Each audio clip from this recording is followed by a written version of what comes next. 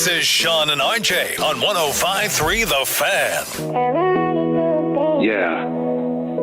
Brian Bratish on the mic, y'all. Been doing this since 1992. Yeah, that's a motherfucking Super Bowl ring you're looking at. You think I'd play? No. Shout out to Braves, Roofs, and Gutters. They're at the Firehouse today, y'all. Let's talk about it. Brought us on the line, yeah, but spitting too easy. Firehouse tour out here hitting like Rossini. See them in DeSoto Station 261. Sean, RJ, Bobby out here having all the fun. When they're on remote, yeah, the boys are running wild. Just a random thought, but picking Sunny Styles. Firehouse tour, come on out, they'll gab with y'all. If you come and see them, then they'll let you grab some balls. And that's word to your mother. AI brought us out. And that is the way we start the Friday edition of Sean and RJ. Thanks to AIBB here on DFW Sports Station 105.3 The Fan. Sean Sharif, RJ Choppy, Cowboys Insider Bobby Bell, 261 East Wintergreen Road, Firehouse 261 in DeSoto with breakfast tacos and golf balls to get you ready for your weekend. Whole bunch of balls over there. Yeah, just come up, grab our balls. Whole bunch of pastries. Whole bunch of breakfast tacos and a giant cooler of coffee. The most important elixir. AI brought us fine with all this? He seems aware? to be. How about aware? Is he aware? No, he's aware. He seems to be. I will say, I had done I clipped a little video, an AI video for it, where he's just like vibing in the studio listening to it. I did decide against last minute, including a clip of him just like, taking a drag off of like a joint and then like breathing it out while he's listening and vibing to it. So that is like where he might have a problem, is if I started doing that. So I did pause myself there. But when we played it on G-Bag played it the other day, the AI brought us defending Rossini. He said he loves it. He said it's his favorite thing is AI brought us. Excellent. So he's in favor of it for Fantastic. now. Brian Bratish gets the Friday show rolling here on your home of the Cowboys and Rangers. Bobby, history, education on DeSoto. I didn't look it up this time. Whoa. Wow. Wow. I know we've done DeSoto before, so I was like, do I need to reset it again? Yeah, you do. All right, I'm going to look it up right now. Shots fired at AI brought us do it. Yeah, man. RJ Choppy, history, education on DeSoto. That parking lot that we're parked in, I've parked in millions of times. Youth baseball, baby, right here. So it's, good football. Really good football down here. Yeah. It is played right here in the great city of DeSoto. It is off the most confusing highway I've ever seen in my life, which is I-20. It's the only interstate I can think of that doesn't go near either of the cities that it passes through. Most interstates go directly through the middle of the downtown. That's 30. 20 is like, you know what? Nah, we're going to bypass Fort Worth, and we're going to bypass Dallas by about 10 miles. And you got police warnings for the Tolos? Yeah, if you were going down 360 this morning, and I got a problem with this one, okay, because I do believe that on the way to work, you should never, ever, ever be ticketed for speeding on the way to work. Give us the grace. I believe you should give truck drivers grace. They should never get pulled over for speeding. They're just doing work. Should it have to be verified, though, that you're going to work? I think it's assumed at 5 a.m. that we're going to work. Sure, but the Tolos coming down here today would just be coming out to see us. That's fair, but that's also probably on their way to work. It's not a lie if it's our work. Right. Yep. So if I'm going to school to pick up my kid, or if I'm going to their game, I could get the ticket for that? Yeah, I think if you're going to an appointment, you should be able to get out of your ticket, too. Yeah. It's only coming home from work that you should be able to. What are you rushing home for? Right? To get nagged? Right. What do you rushing home Dice for? Clay over here. You rushing home so that little hand, that kid's hand reaches under the door while you're just trying to use the bathroom and get some peace, and you see that hand of death from the 2-year-old? Yeah, you should never get ticketed on the way to work. Did you hit up the mayor? I didn't hit up the mayor. I hit up Wikipedia. So, Sean, the area was first settled in 1847, making it one of the oldest communities in North Texas. Post office was established in 1881. That's what really blew things up. Wow. The settlement was named DeSoto in honor of Thomas Hernando DeSoto Stewart, a doctor dedicated to the community. By 1885, DeSoto was home to around 120 really? people. Hang on a second. It wasn't named after the explorer who discovered the Mississippi? That's not what it says here. Now, it does say stunned. the population Did declined. you know that? The population declined to below 50 at one point. In 1930, there were under 100 people living here. Then it blew up after World War II. And as of the last census, Sean, they were at 56,000 people living here in DeSoto. But lots of famous people who have come from here, like Des Bryant, for instance. And was Vaughn from here? Yes. Vaughn was from DeSoto as well. Let's get to the craziest Texas Rangers game of the season that earns them the split. Here's the pitch, and a ground ball up the middle. It's through, a base hit. One run is home. Peterson being waved in. Here's the throw by Clark, the slide, and Peterson is safe. The Rangers lead it 9-6. This is one of those games where I'm lost in my own notes. I don't even know where to begin. It's like a 41-38 football game where you think this is the turning point, this is it, this is game over. This was bonkers with the wind. It had two different game overs for me before even the ninth inning. I was like, oh, crap. Well, the Rangers won it, and then, oh, crap, here comes Oakland after that insane fly ball to left field.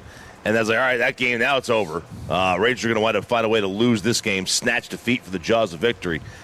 That was some wind that I can't believe exists. That's what they, when they closed the roof a week ago, they said the wind, that's the wind I was expecting that they were talking about. That was bad. How the Josh Young ball got out, I'm trying to figure out how much of that is pure Josh Jungle Cat power versus the wind. I could not believe that ball got out and carried. Both. It's both. Yeah. That is the way the ball used to carry in right field at the old Ranger Stadium. It would get up in the jet stream and stuff that looked like it should have been maybe middle of right field, ends up just kind of carrying over that short fence. 38-degree launch angle. Went 364 feet, 97 miles per hour, and Bassick was having a hard time trying to figure out on the button that he pushed how many parks it would have gone out of. I think it ended up being 21 out of 30. Yeah, with the distance, it would have been that. But, yeah, the way the wind was coming in from left and kind of crossing the outfield, that thing got up there. And I wonder, when that thing went, if you were to sit behind home plate, if that ball looked like it was going more towards center field and then just blew over to the right and then just kept carrying. Because it's like there's no explanation that a launch angle that high is a home run. That's a ball that if he hits it in Arlington, it dies before the warning track. That ball does not get out in Arlington, and that's the sort of thing that you get the benefit of when you're on the road. That's the sort of thing that the Rangers, obviously, like the counter argument would be, well, those are the sort of things that don't burn you when you're in Arlington, as teams aren't able to do those sort of things. And that's why they say everybody's pitching to the same park, just go ahead and play within that context. But yeah, this is what I love seeing is just that's two different times in that game where they fall behind and then they rally back. And last year, the offense never rallied back, whether it was wind-aided and everything else yesterday. The offense would never cover on a bad bullpen day. So Josh hits the home run for the 5-3 lead. Then in the seventh, Tyler Alexander, 2 on, no outs, popped to third. Junis comes in, ends that threat. Were you surprised they brought him in that spot? Junis? Yeah, in that spot. Because it was the seventh inning, right? Right. And then Mike said, hey, with this Ranger bullpen, you don't know who's going to come in at one point in time. Well, I think we've come to believe, at least a little bit early on, that Junis is going to be in the ninth. Yeah, as a closer. And they took the approach, I think, that highest leverage situation, we're going to bring him in. Yeah. And that's a modern look at it. Junis then has the bases loaded against a 3-hitter Kurtz in the eighth. Latz comes in. It's 2 outs. Falls behind 3-0, and then a bloop double clears the bases for the Athletic 6-5 lead. That was insane. Yeah, because a bloop double clearing the bases. It was insane because I don't think anybody expected that ball when it was hitting the air that it wasn't going to be caught for an out, and the left surely not anybody on that team, not anybody on that field. But, I mean, you go up there. I mean, the ball. I mean, Young had a good chance of being able to get that ball. That's how far that thing traveled inward from where they thought it was going to be. You're down 6-5 in the ninth. Berger and Josh single. Higgy then lays down the bunt that is thrown into left field. You got a tie game with first and third, no outs, and right now it's Jock and Josh putting it in my face early on. Jock Peterson with the single, Zeke with the 2-run single that ends it. Quantrill comes in for the save after 3 AAA appearances. So Josh had that really rough start to the season, obviously, where he couldn't get anything going at the plate the first 20 at-bats or whatever. Since then, the last 12 games for him now, he's slashing 375, 444, and then 550. So he's almost a 1,000 OPS over the last 12 games, 4 doubles and a home. And it's really ratcheted up the extra base stuff in the last couple games. Because I think all of his hits were singles up until like 4 games ago. Pepe back in studio, 16th floor Odyssey Radio Tower. Peyton, you were the first to let us know that the Dallas Stars have been locked in for tomorrow. At what time? What are we looking at for game 1? Guys, it's not 8:50. It is 4:30 in the afternoon. My goodness. And all the I believe games 1 and 4 all came out. The schedule was released yesterday by the Stars or late last night. So games 1 and 4 will be a 4:30 start time.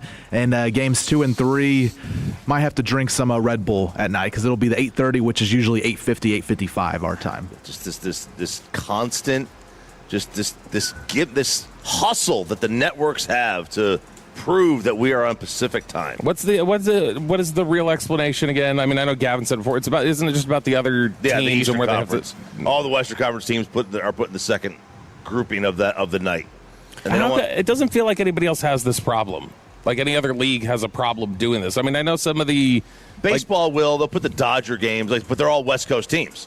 You know, at the end, the NBA does not care about putting games against each other. The NCAA tournament will play stuff super late at times when they shouldn't. Yeah. But I mean, that's it. That's basically it. This will be a chore because especially it feels like not only will these games start late, it also feels like we're going to get probably the first 2 of those late starts will probably be double overtime because that's what always seems to happen with this sort of thing.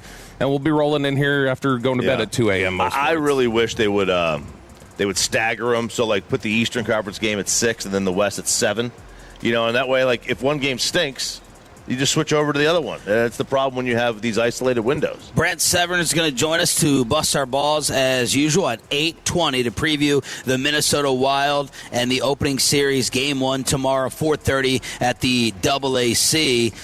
We have a coin flip on Monday to determine where the Dallas Mavericks start off in the lottery. So it's going to be that coin flip for 7 versus 8 to see where you end up drafting as you fall outside the top 6. Yeah, and it's, this is a... 7 spots ahead of the Oklahoma City Thunder. Yeah. That's and that feels right? Like, that feels exactly where the Mavericks are right now at this point. But this is, you're the fact that you're left up to a coin flip because you had to give a damn in too many games down the street. I will say... What are you picking for the coin? Tails. Wait, I'm sorry. Is it flipping? Are you going to catch it and flip? I don't know. Are they going to let it hit the ground? I think they'll probably let it hit the ground. Tails.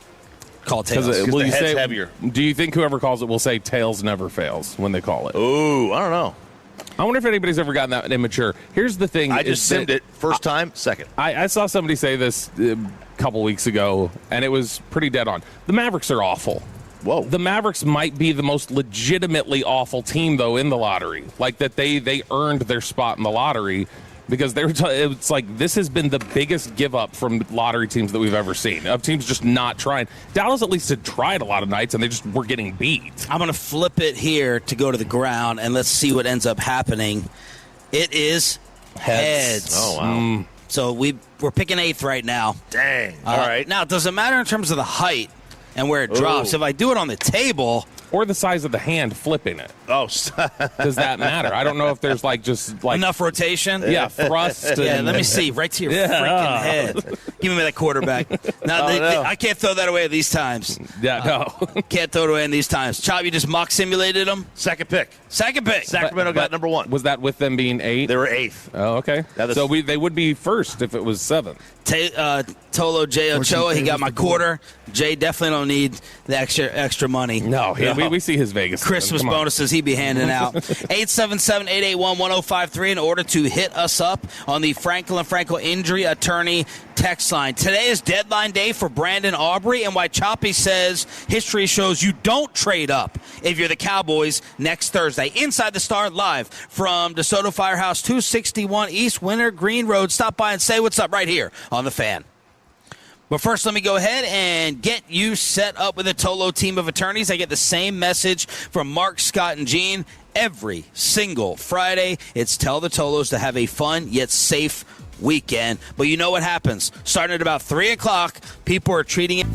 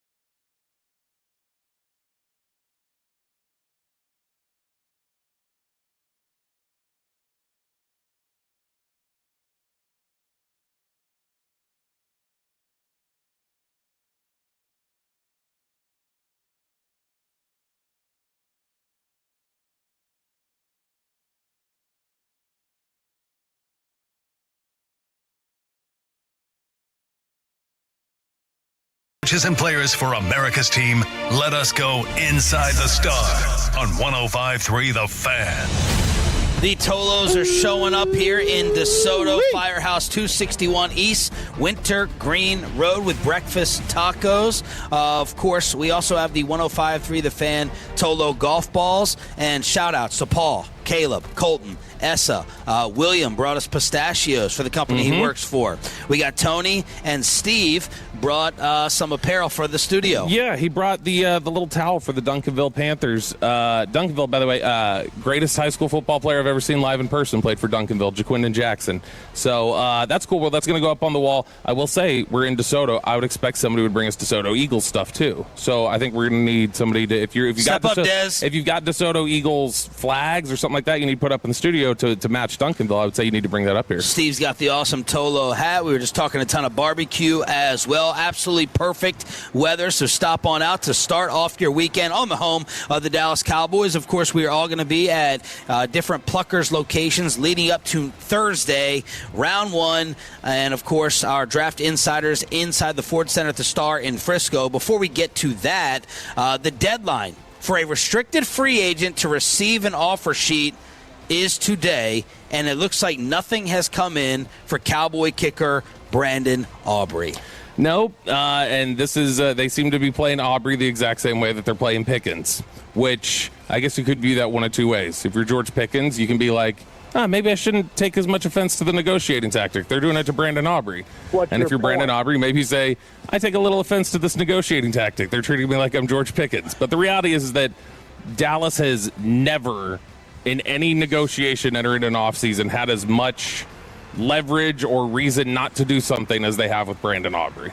They're just where they're at and what they want is so far off base from what Dallas wants and what Dallas can really essentially force him to be on for this year. You think it's likely that Todd France or Mulugeta look at their fishing line not moving whatsoever from any other team trying to come get them? Who is more likely, if either, to call the Cowboys and say, okay, let's sit here and let's talk about a more realistic number? Aubrey. Yeah.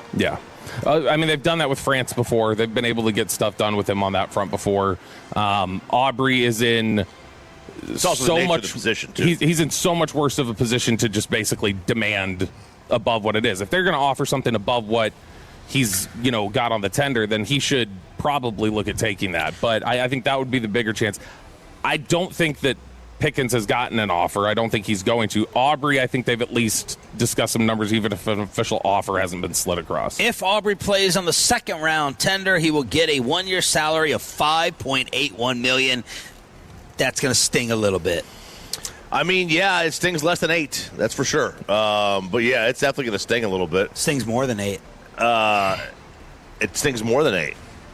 If he got $8 million, it would sting less. He's saying it stings for he said it stings for the Cowboys a little bit. Oh, okay. Yeah. I was saying he's for talking Aubrey. about from Aubrey. No, yeah.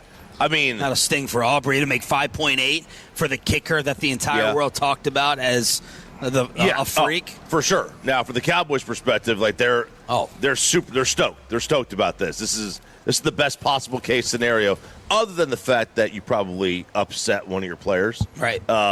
But does that upset them? Or should they realistically look at it as like, you know what, they can make me play on this. They were willing to go above that. We had a line we wanted to get to, and we just expect them to be solid about it. You got to remember the last negotiation they had with France had said, I've got all the leverage. You are going to give me everything. And the Cowboys did. Similarly, I would think France could look at it and go like, yeah, turnabout's fair play. They have all the leverage. They're not going to just hand me something. RJ Choppy with a couple of proclamations for the Dallas Cowboys draft, why they should not move up, and why they have to take an edge in round one. All right, which one do you want? We're edging here? We're going to edge here. Now, so I went and looked, and CBS did a really nice job of putting together some of the non-quarterback deals in the more recent years and how they turned out, and whether or not the Cowboys need to be kind of not wary but careful in what they're doing. So we'll put on our Sonny Weaver hats. Draft day fans out there. Yeah, I had no clue who that was. You didn't know who that was? Nope, never seen it. Oh, it's a neither. Wonderfully bad movie. Yeah, when everyone instantly said, this sucks, this is bad, it's hard to lure me back. Yeah, but it's one of those movies that's bad that you watch over and over again, like Lake Placid. Okay. Lake Placid's a terrible movie that every time it's on. Sounds very much like those are two movies you've seen that I don't know that any of us have. Me and Bill Pullman are just we're kismet here. All right, so if you went back and looked, and Jacksonville last year, they traded 2 firsts to go up and get Travis Hunter from 5 to 2. And he did absolutely nothing for them this year. And that looks like a pretty terrible trade right now. About to be moved to full-time corner, listening to the Jaguars, so they are moving off of the whole receiver angle. I mean, that was a quick move. Yeah. They were a little outside the normal lockstep, though, and also saying he would play some receiver. Most teams did think he'd be a full-time corner. So you got a team that had 13 wins last year. It now has nothing in the first round. They traded away their first-round pick, and they got a little gutted in free agency. So another one. He also got hurt. Another one. Houston traded 2 1s to go up from 12 to 3 and take Will Anderson. Success. Oh, 12 to 3, kind of like this year. Will is awesome. Who went 12 that year? Jahmyr Gibbs. Perfect. So would you rather have Jahmyr Gibbs and a 1 and a 2 still, or just Will Anderson? What team am I? Am I this team? Am I this team? I'd rather have Will Anderson. Yeah, I mean, it depends on who you are. But, you're building a roster. The Eagles traded a 12 and a 3 to go get Devontae Smith. Right? They went up to go get him. Dallas actually really benefited on that trade. They got way over what they should have got for that move up. To go 2 spots up, they added another 3. And that same draft, the Eagles had the 6th pick that year. They traded back with Miami, and they went back to 12 before making the trade with the Cowboys. Miami took Waddle, right? So the Eagles got Smith anyway and moved off of 12. Dallas took Micah, but if they were at 6, they could have still gotten their receiver, but they moved back off it and trading up is Miami. Did Miami get fair value there, getting Waddle? That doesn't mean you don't do it, but, we are seeing all these teams high-five each other when they make these moves. Yeah. Right? Yeah. That's one thing We got our guy. We high-five everybody. And then sometimes they work, like Will Anderson's worked. And then sometimes they don't, right? And obviously that's the tug of war that you're going to have to play. Again, it doesn't mean don't do it, but when you're looking at non-quarterbacks, you're really moving up for somebody that may or may not have the impact that you're hoping for when you're paying that premium. Washington coming out, Adam Peters, the GM, and, of course, all these guys lie and give the same standard company lines. But he's like, as things stand right now, more likely than not that we stick and pick at 7. Now, Washington scares me a little bit in this thing. I know Choppy said the draft turns and starts getting decided at 5. Could be 3 with Arizona. Yeah. But Washington scares me, too, because I'm like, Dan Quinn's not going to sneak in here for Styles. Dan Quinn's not going to sneak in here for Downs.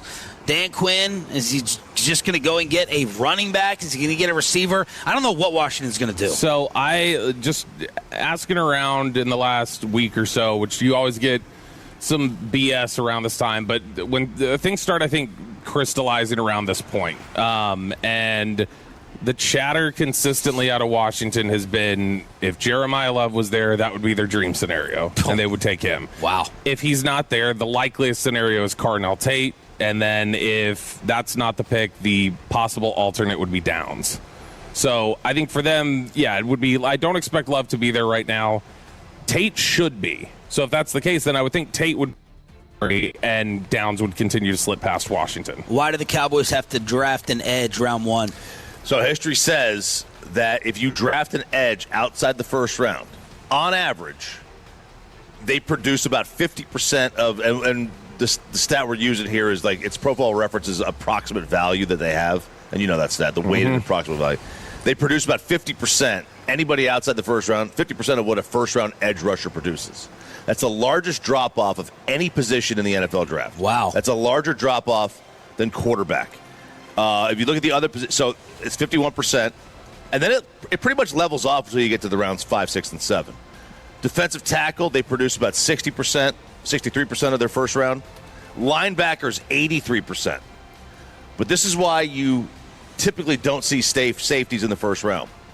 A second-round safety produces about 98% of the approximate value as a first-rounder. And McNeil Warren?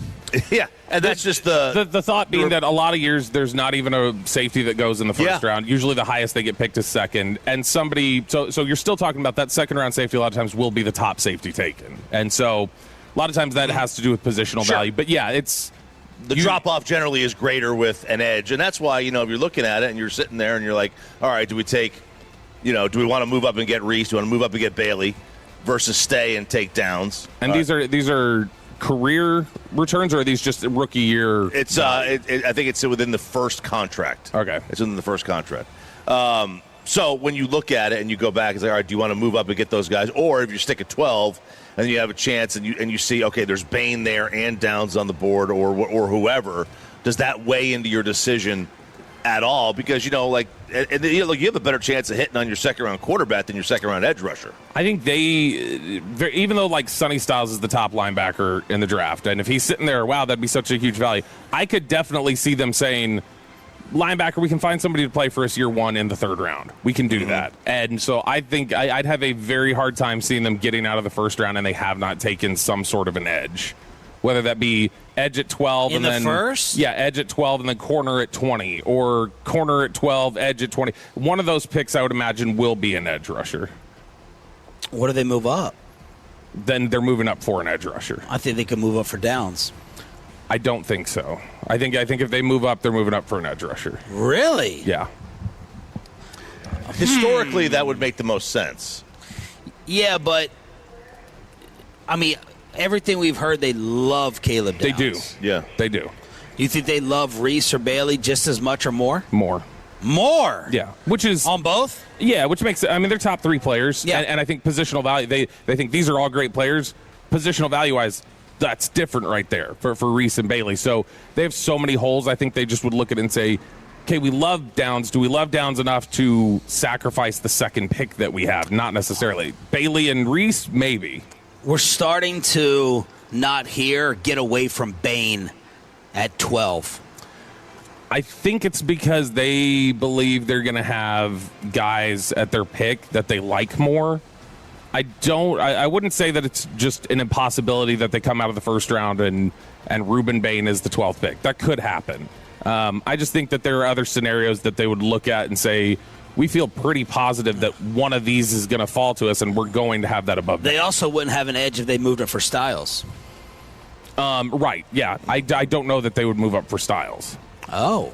I think that their move up would potentially be about an edge rusher if they were going to go up. Inside the Star on the home of the Cowboys, we are live in DeSoto. The Firehouse tour continues here with Sean, RJ, and Roberto. 261 East Winter Green Road. Let us get you filled up with coffee and your breakfast tacos, along with a brand new 105.3 The Fan golf balls.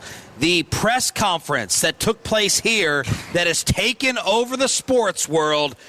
What did you think about it? Next on Sean and RJ, 105.3 The Fan. Coming up in the next G-Bag Nation, countdown to the draft continues in the nation. Krusty's Corner.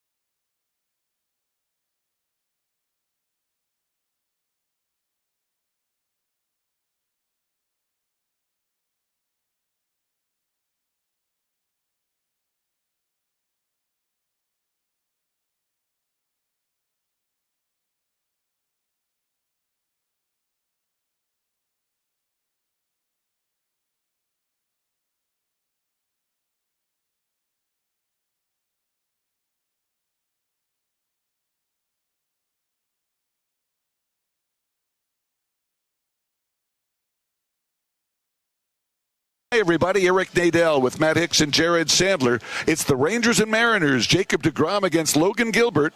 Broadcast time 8 o'clock on the Rangers Radio Network.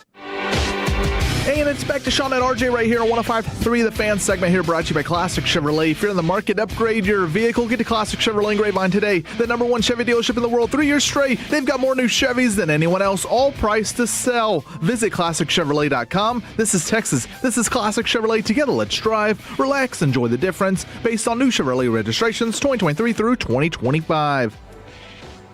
How awesome are these clouds moving like this? Oh, I know. When they get really, really low and they move at what seems to be like 40 miles an hour. Yeah. Rangers. I was worried this morning because the sun right there. We need the cloud. We got the cloud covered. Yeah, the past 3 days, I thought it was just going to pour and rain and keep me from turning on the sprinkler system, but it's held off. It has. Held off each time. Good enough to cancel baseball, though, which is all I care about. All right, Sean, RJ, and Bobby, we are live in DeSoto. Firehouse, 261 East, Winter Green Road. Shout out to all the Tolos that have stopped by so far. We got the breakfast tacos, coffee, and Tolo golf balls to hook you up with.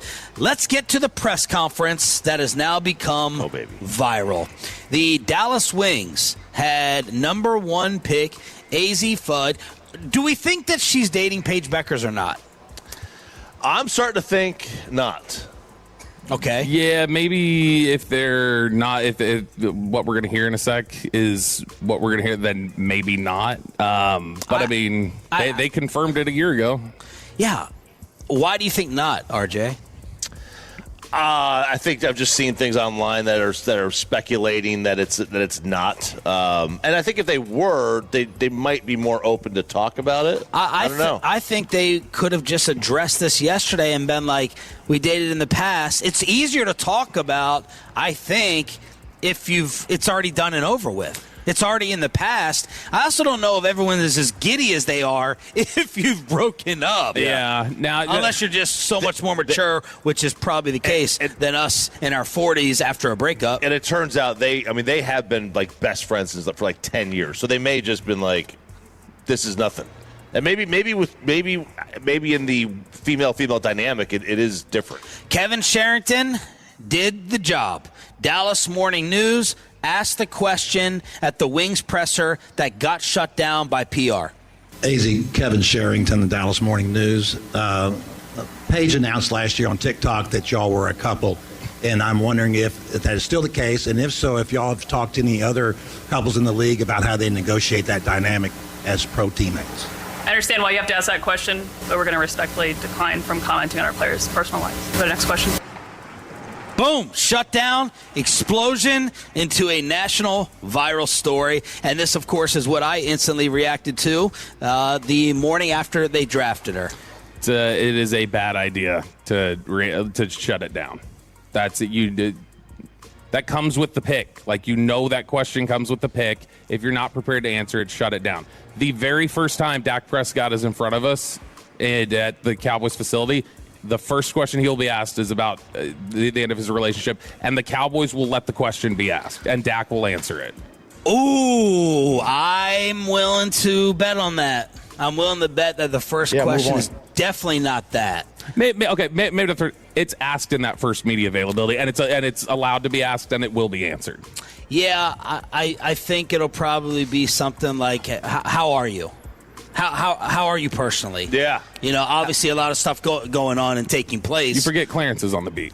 That's right. This one. Why'd you break up? What happened there? It's totally a fair question. There's nothing wrong with that. Oh, there's nothing. The question had to be anyone going after Kevin Sherrington is an idiot. They just don't understand what our job is supposed to be. I think what you have here is an NHL type fan base approach where, when we're talking stars, and Sevy is going to bust our balls at 8:20, yep. But it's kind of like you don't understand, and now you're doing a drive-by to talk about our sport because you have the #1 pick. You don't understand that couples date in this league. You're acting like it's a big thing. You're Johnny-come-lately, so you're having this little tug-of-war over diehard Reggie Atatula, Kevin Gray followers versus us who are covering a story that some WNBA fans are being offended by. Kevin Sherrington, It's not an argument. It's not a debate. He asked the question. You have to ask the number one question that is on the majority of people's minds. He absolutely did his job, and props to him for doing it. The New England Patriots media is soft.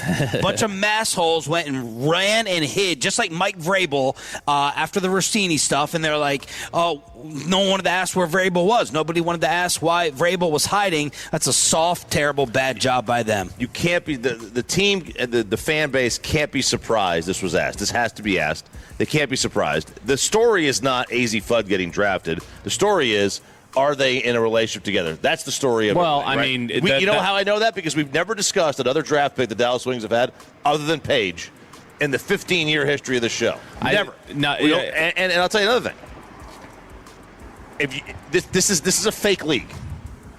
This is a fake league. That's RJ Choppy, fake league. Not me. It's a fake league with a fake fan base. Phil Jackson. Are you going to disclose your unrivaled?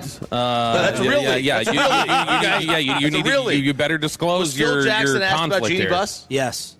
And vice versa. Case closed. And Jeannie for Phil. Case closed. It's a fake league with a fake media PR team. It's BS, Bush League, amateur hour. That's exactly what it is. I will say this. And I hate the media. Believe me, you guys know, I can't stand the media. I think none of this is our business anyway. I hate asking questions. By the way, we have 7820. I hate asking questions of people, but this is absolutely fair game. And if you want to be a real league and be taken seriously, you have to allow this to be asked and answered. I think it's a little bit of an exaggeration to say the story is they're in a relationship. The story isn't that she was drafted. Because I do think that if they're not in a relationship, there is still the discussion point of it's her UConn teammate. She went number one. They're back together. They won together at UConn. That sort of whole thing. But also, Chop. The other aspect of this, though, is the story of them being in a relationship is still because they picked her number one, and like it's the tie into it. So you can't just divorce them from it and just say there's no angle to that. You know, I struggle. I guess I'll be the one to maybe defend the Wings the most here. I'm not totally defending them, but I'm struggling with them having to answer it. Because once you address it once, like how often are you asked about it throughout the season? Is this a one and done shutdown? So many times people are justified in saying that's my personal life. I'm not getting into my personal life. I'm not getting into this divorce drama. I'm not getting into the tabloid TMZ stuff unless I'm arrested for some type of accusation. So where do we draw the line of it being personal? For the Wings fans who are saying it's nobody's business, it is your business because it could have an effect on the basketball team. Their relationship could have an effect. It just could. More of an effect than the Genie Bus Phil Jackson thing. They're working together every single day of practice and on the floor and in the locker room with the team dynamic. Again, people keep bringing this up. If the Dallas Cowboys draft someone who is last year's draft pick's boyfriend, that's not a story. That's not being asked about. Choppy is trying to do the math. I was trying to do the math. Yeah. Look, I mean, if it'd be a gay cowboy. Then let AZ shut it down. Fair. The problem. What would your policy? Let's just say you're the PR person and you told her you're going to answer this. Do you do a one and done? I would say. How do you shut it down throughout the season? You give as much as you're comfortable giving. Whatever you want to give, you give, but you got to give something. And that something could be, I'm not going to talk about my personal life. And that's fair. Because now you've magnified this. Yeah, because my problem is not with the question, and I don't have a problem with AZ. If she wanted to say, I'm not talking about my personal life, fine. Don't give the impression that the team is shutting it down. The team stay out of it. Let her say, I'm not talking about Dawson. it. And if she says that, then, hey, listen. Question was asked, and I'm fine with that. Sir, she didn't have to tell me. Dawson, I thought yesterday, I was listening to the end of G-Bag. I thought he nailed it of how they should have responded to it. If they wanted to interrupt, that's fine. But to say this league has existed for 30 years, like you just referenced in your question, this sort of thing has existed on other basketball teams. I imagine it'll be navigated similarly. Outside of that and our navigation of it, they're not going to talk about their personal lives this season, but it'll be navigated the way it is every other team in the league where these sort of things exist and have existed, and teams this has never been an issue in another team before. And I think that's probably the way to answer. If they want to interrupt, I don't even have a problem with them doing that. Just interrupting and saying, hey, they're going to be fine. We're answering in an official capacity. This is the answer. After this answer right here, which we're giving you, don't ask them about their personal life. And if I was AZ and I was in the relationship, which again, it leads me to believe that they are. Otherwise, this is a simple that we dated, we tried it out, it didn't work. We're excited to play with each other. Story's done and over with.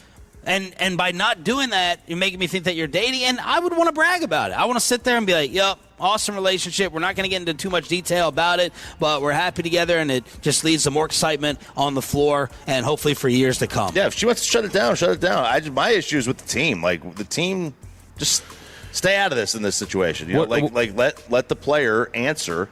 Now, it's possible the player said for them to step in. I would still like the player just to say, I'm not talking about my personal life. Because if she says that, then you got to back off. So what are you naming the couple, though? Since you're always big on, like, Swelsey and, is it Fudbeckers? Oh, that's good. Oh, that's really good. That's really good. Are those still operating? I don't think so. I think they're out. There's one in, like, Midland, I think.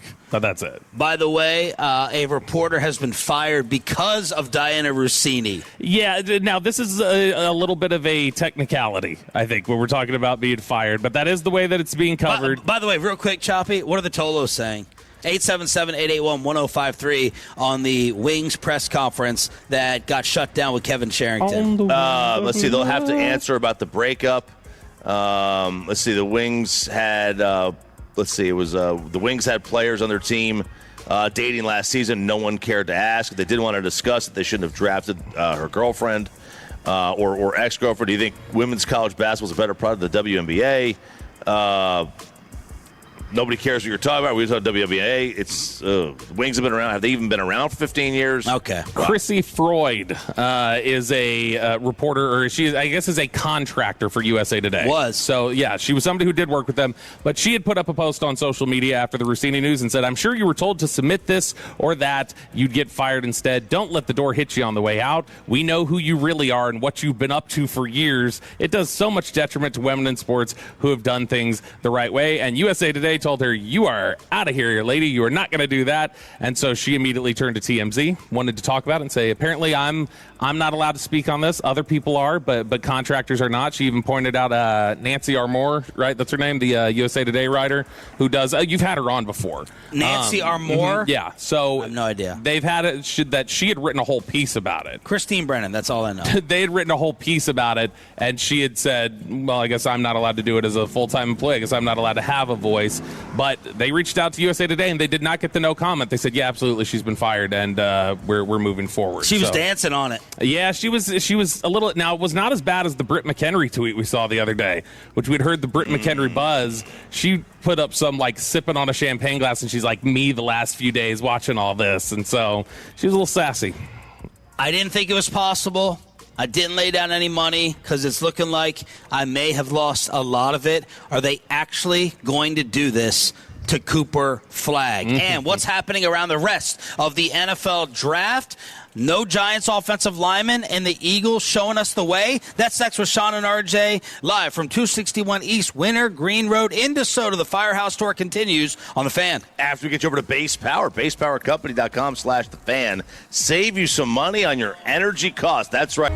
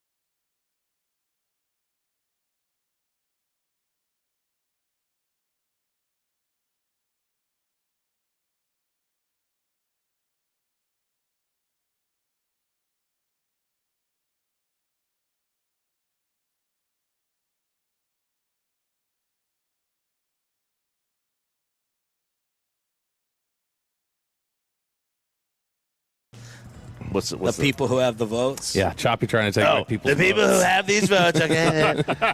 How does Chris Russo... We need a big Trump tirade if Coop loses this. Big time, because it's going to be, these votes came in at 2 a.m., okay?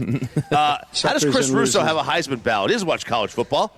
You know, I have problems left and right. Chris who? Russo, Mad Dog. How does he have a Heisman ballot? Because Chris Broussard voted for Coop. I was going to say. Basketball guy. Does that, but given some of the Chris Broussard takes in recent years, doesn't that cause you to give a little pause and make you think maybe Con Knippel was the Rookie of the Year if Chris Broussard voted for Flag? Your boy, Bill Simmons, stabbing us in the back, saying it's Con. Bobby. If you voted for Con, you're a nerd. That's how it is. You're a nerd. Well, you're a dork. You've been an advocate of the nerds. I am. I'm a big used advocate. to use all those stats you read off the other day and say that should be the decision. All the advanced stuff. I still use them. What happened? Well, here's what happened. We became too powerful.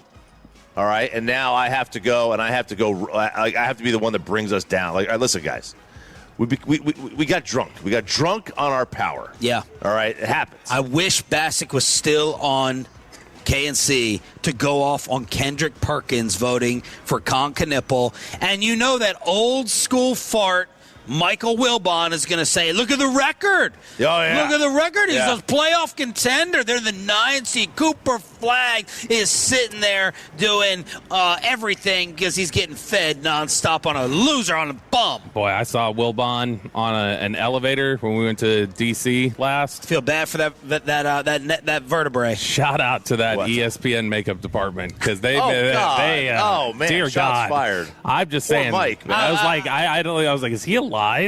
He did not look right. I like Mr. Wilbon. He's always been cool in terms of either coming on or respectfully saying no. But Coop is down 8-6 according to Donnie's latest list of confirmed voters. What have how many votes are on it? 50? 53, I think. I don't know. This right now is 14. I thought there's 53 voters. This is just confirmed votes that Pat put out. I'm sure there's more. But it gives you at least like how many do we need to swing the remainder of the way? It's 100. So it's 100 ballots. So 14, that's just a little early. It definitely says that it's probably going to be 50-50. I was really hoping that he was going to show us a list, though, that had like a third name on there for us to really freak out about. The NBA has made a decision I agree with, and Bobby and Choppy don't. They reverse the ruling on award eligibility for Luka Doncic and Cade Cunningham. Yeah, so this was both by the NBA and the NBPA, which is the Players Association, and they say that both Luka and Cade are eligible for the annual awards. Cade played in 63 games. Need to get to 65. Yep, and he missed 12 games as a result of a collapsed lung. Luka played in 64 games, missing 2 games to attend the birth of his daughter in Slovenia. So they took those into account, and the totality of the circumstances that each player qualified for the award. I have much less of an issue with Luka qualifying because if his daughter wasn't born during the season, theoretically he would have played in one of those 2 games. Yeah. And he would have made the 65. You know, Cade, I mean, injuries happen, man. Like, I think injuries are part of this. Bobby, go ahead before I tell you both how you're wrong. These are my 2 favorite players in the NBA right now. Yeah. Luka Doncic and Cade Cunningham. I love both of them. If you make the rule, you need to enforce the rule. And it's not like I would sit there and say, like, all right, well, that sucks that the circumstance happened here or there or whatever else happened. But it's just another – he's commissioner 2.5. This is the way the league operates. If they're going to be able to overwrite rules that they've set in place that were like, these are hard lines that we're going to sit here and we're going to enforce here, it's like, all right, well, that should be for everything. Because I would imagine every guy is eventually going to be able to come up and say, well, why wasn't my injury enough? Why didn't my injury count as an extreme circumstance? I'm so sorry. It's okay. I mean, it is a collapse lung. That's kind of a big deal. But I'm just saying, when do they start looking at, like, how serious do we find your health matter? We're going to start making judgments on that. Of course it's a big deal, but that's the point, right? It's like the whole point. No, the point is for the rest maintenance people to be put the load management. The load management to be put to an end. The Kawhi Leonards of the world. The Greg Popovich originally back in the day. That was the point of it. This is a tech being reversed, extenuating circumstances, a birth in another country, and a collapsed lung. If this was a hamstring, if this is a groin pull, if this is a ligament, if this is a strain, they're not going to reverse it. I agree with the. You don't think they're going to reverse it if it's a? So you think it? So you think if he collapsed lung is like way out there on the injury list of not being normal. Do you think that the better solution then, because I heard Blake suggest this during crosstalk last night with G-Bag, which is Wemby played more games than Luka and Cade. Cade and Luka played significantly more minutes this season. And so Wembanyama's going to be able to, I don't know actually if Wemby qualifies, but it's one of those things where Wemby would potentially, if he had gotten the extra game, he qualifies with 400 less minutes than guys who had played that. So is a better solution, hey, to really check on the load management thing, we should have a minutes limit instead of a games limit. No, I love Blake, our newly formed friendship. I have to question that idea unless you give me the amount of minutes. I can't punish you. Wemby played less than 30 minutes a game this year. Yeah, I got to know how many of those. I think that is BS. I don't think you should qualify for I got to know how much were you blowing teams out? Yeah, there's nuance. Were you on the bench? Yeah. Were you sat out in the fourth quarters? I don't know. Was it garbage time? I don't know. They were the 2 seed. So I got to get that stat. I wonder if anybody other than Spurs players over the last 20 years have ever made an all-NBA team playing fewer than 30 minutes a game. I don't think so. So that's the awards being reversed, and you think the league hates Luka Doncic? They do. Just like Kendrick Perkins? Yeah, absolutely, because Chris Mannix put out a poll for all the MVPs, right? And part of the MVP debate is, surprise. That's one of it, right? It's stats, obviously. It's impact. But he did this poll of a handful of voters, and Shea is number 1, and Wemby is number 2, and Joker is number 3, and then Luka and Jaylen Brown are number 4 and number 5. And look, if you got to take all these things into consideration, right? The surprise element, which there's games played. There's nobody that comes in with the surprise element, right? Impact, moments, stats. They all have great stats. Every single one of these guys has great stats. Their impact on their team, they all have a great impact. Nobody is a surprise candidate here. Yeah. They've all been around. So it comes down to moments. And Lucas had more moments than all these guys this year. All of them.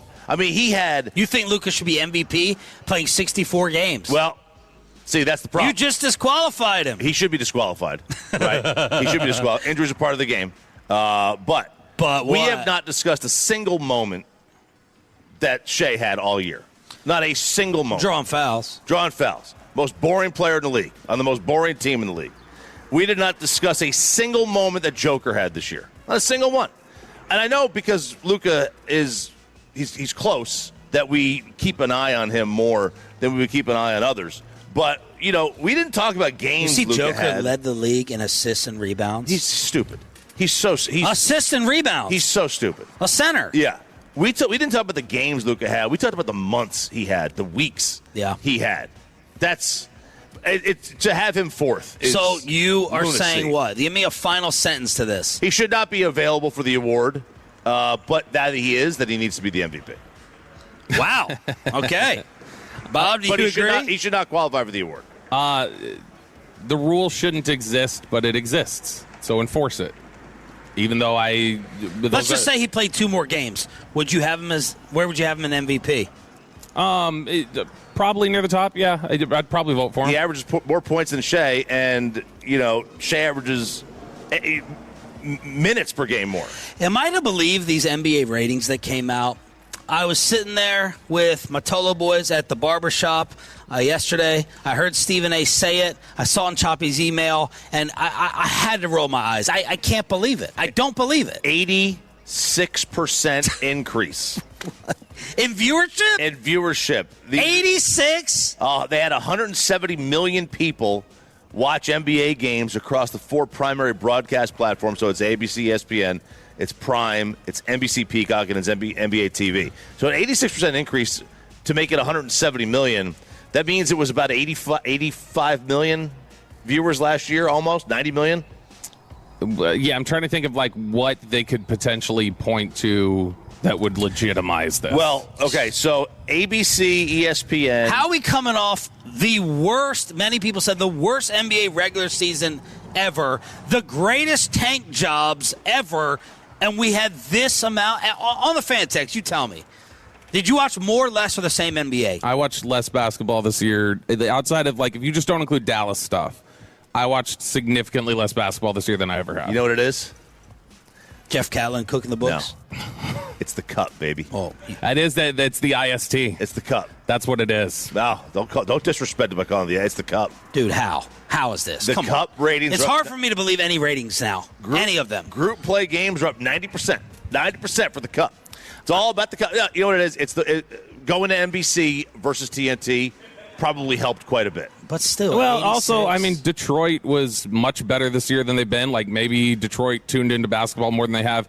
The entire city of Dallas stopped watching basketball the second half of last year, so maybe them watching some flag games. Like, these are some things that you cobble together, but this feels like whenever somebody like releases a tax plan in politics, and then it's like, yeah, we're gonna have to verify this actually is like some funny math here. That's what this feels like. Because I mean, who's gonna check them anyway? Let's go commercial free in the expressway with the junk drawer at 740 here from Firehouse 261 East Winter Green Road in DeSoto.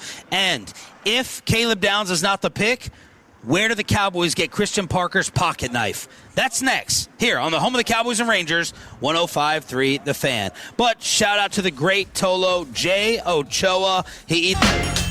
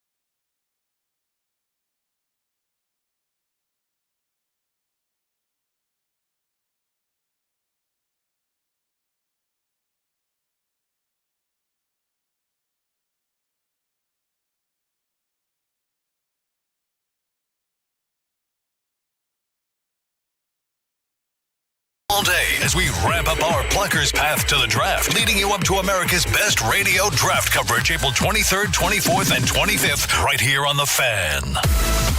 And it's back to Sean and RJ right here on 105.3 The Fan. It is the Expressway right now on The Fan, and it's brought to you by the On Time Experts. Man, this weather's perfect. This is my dream setup. Dark, cloudy, Seattle-y, Portland-y. Choppy hates it. Oh. It's cool. There's a breeze. It's absolutely fantastic. Your coffee tastes better as we're out here in DeSoto, 261 East Wintergreen Road for the Firehouse tour. Sounded a little emo of you there. It is very. My buddy's in Oregon right now building fences. Wow. He drove up there to build fences, and he sent me photos. And in one day, it rained. It was sunny. It was 70. It was 20. Yeah. And it snowed. And this is all within the last 24 hours. I watched the Jailblazers on Netflix, and they're just showing the Portland weather, and it's like, whoa. That could affect your mood. Oh, my gosh. I can see that. I can see it. The weather to me would affect my mood more than I think anything. More than anything. See, I think, and maybe it's just as the change. But I definitely have all of us, during the week, it's not close, spending the most time. Be careful running out there in the driveway. Golf balls is rolling downhill. Be careful. Can he stop it? No, it made it to the sidewalk. Oh. But I definitely spend the most time in the house during the course of the week. I love it. Love it. My Jeep is a 2011, and I have 90,000 miles on it, and that's the number one thing that blows people away. I have 94,000 miles on that Altima that's from 22 next to you. 2011, 92,000 miles on it, because when I'm home, I'm home. But weekend, I'm out. Not Sunday. Yeah, but you don't drive then. Right, Uber. Yeah. Uber, Lyft, or the wife's car. Never. I can't wait to throw my kids, start being the parent that has their kids pop out with the kids in the Uber at the bar. Like, I'm just waiting to shock everyone. When I get in, I throw my two little kids in the back of the Lyft and Uber and become a talk radio segment of taking the kids to the bar. And then the Uber comes to pick us up, and I throw the kids in the back. When you guys go out now and you bring the kids with you, you just take the car? I take my wife's car. Yeah. Yeah. But you're not taking an Uber with the kids now? No. Okay. I mean, no. A cave is too small. I was going to say. Yeah, you got to choose car seat. Ollie, really, technically, like, I got in a fight with a guy at BWI Airport when we landed. Miserable Ava travel ban, and I guess they had they tried to drop the weight or age limit on me. And they're like, either 85 pounds or something, or got to be over this or that. And I had to, like, squeeze him in this little car seat versus just putting him in the back. You know, here in Texas, I'll throw him in the back to go get the mail. Yeah. If I got to go down the street, he's 6. He's about to be 6. Yeah, he's fine. Grew up without seatbelts and that kind of thing. That's the era that you came from. A lot of people grew up without my seat in my grandparents' car was above the back seat, between the back seat and the window. Like that little ledge, that's where I would. You did not. Yes, when I was a kid. No way. That's where you would sleep. You would sleep up top there. Of what? He'd say that he would sleep where, like, the back windshield is, like where the speakers and everything are behind the seats. That he would go sleep grandparents' back car there. was the old Oldsmobile Cutlass Sierra. Like the above the seat? Above the like seat, the that back ledge. seat, how you got that little ledge behind it. He's saying he slept up there. I that's all. I guarantee. How much space is that? I mean, when I was a kid, I was tiny. Not much. I mean, it's less than this. If you're small enough to sit up there, I feel like you're small enough to be restrained somewhere. Is what you is like. Yeah. I feel like you probably should be strapped in. somewhere. I should have absolutely been strapped in. There was some car seats. Shout out to Tolo's Josh and Cody stopping by after their hospital shift with Total Care, and then the whole family came out from Cedar Hill with Chris, Andrew, Rael, and Cade. So thank you for turning it on, leaving it on. We are commercial free in the Expressway with breakfast, tacos, and the coffee here in DeSoto. By the way, this is now, we already got the Duncanville little towel here. We also got the offensive coordinator, Jonathan Allen from Lancaster High, who said, y'all need to come out and come watch a game at some point. So we need, like, actual, like, that's the one. We need some DeSoto presence, because right now, like, the other schools around here are showing up, but DeSoto itself, not a lot of DeSoto High School yet. All right, if Caleb Downs is not there, and Jonathan Jones, CBS NFL Insider, had something to say about that, how do we get Christian Parker his pocket knife? Yeah, so there's a total right now. The big question is, a lot of people want Caleb Downs to get down to the Cowboys. Can you get Caleb Downs down to the Cowboys? And if you're not, how are you then addressing this nickel position? So I'm curious, real quick, you've been a fan of Downs, and that's kind of become your dream at this point after watching some of these players. So I'm more of a fan of Downs, and I say this about I said this about the dating world. Mm-hmm. I'm more of a fan because of his mind than his body. Oh, did you say that in the dating world? Holy cow. I'm a fan of his brains. I'm not looking at him going, oh, my God, that's a heat-seeking missile. Oh, my God, that's Sean Taylor. Oh, my God, that's Steve Atwater. Oh, my God, that's Ed Reed or Troy Polamalu. I am a little bit worried of how small he is, but if he can organize the defense, his anticipation makes up for anything lacking physically. I'm in love with his smarts. Look at that. If it's not, same with Styles, really. If it's not him, even though Styles is like the physically imposing 9.5 that's supposed to be walking. Yeah, into the bar. but like Bratish has said, he should go in the 5th round. I think is what Brian has said consistently about Sonny Styles. Is that a position that you think you have to go get if you don't get Downs? Am I getting Styles? No, let's just say you end up with Delane at 12. Whatever. Do you think you need to get somebody to play safety nickel hybrid for you? Or do you think they signed Jalen Thompson and they got guys who can kind of do this? Yeah, I don't think you have to. Okay. Chop, would you say that that's a priority to you right now for them? Corner's my top priority. I could do without it. I mean, look, obviously it's a position that you do need. There's no doubt about it. And if you get somebody that can play the position as well as he can, great. I mean, the Cowboys have really treated it like you don't really need they have treated it which they have shifted a little bit, it seems like, this offseason. They talked about how they missed Jordan Lewis, who played the nickel position. They went out and signed a safety, spent a lot of money on a safety. So, I mean, they are at least showing you that they have interest in that position. And Ted Wynn wrote about this. He said, in the era of two deep defenses influenced by Vic Fangio and Mike McDonald, I'm moving away from the terms post safeties and strong safeties and categorizing safeties as deep safeties, big nickels, and do-it-all safeties who can do both and more. And so he says that deep safeties are safeties you trust to play deep. They're less viable than the rangy post safety such as Earl Thomas, but defensive coordinators need to have two who won't give up explosives. The big nickels are safeties who play in the slot but have a multitude of responsibilities. Playing deep, things unfold more slowly and they have more time to react, but playing closer to the line of scrimmage, they have to react quicker, so the skills are much different. That's where a lot of people would feel like Caleb Downs is a nickel player, is because he can be safety and base defense, but then when you're in the nickel, line of scrimmage reaction, the processing, you want to see somebody who can... Choppy, if I told you that Downs was going to play more nickel than safety, would that alter your thinking about taking him?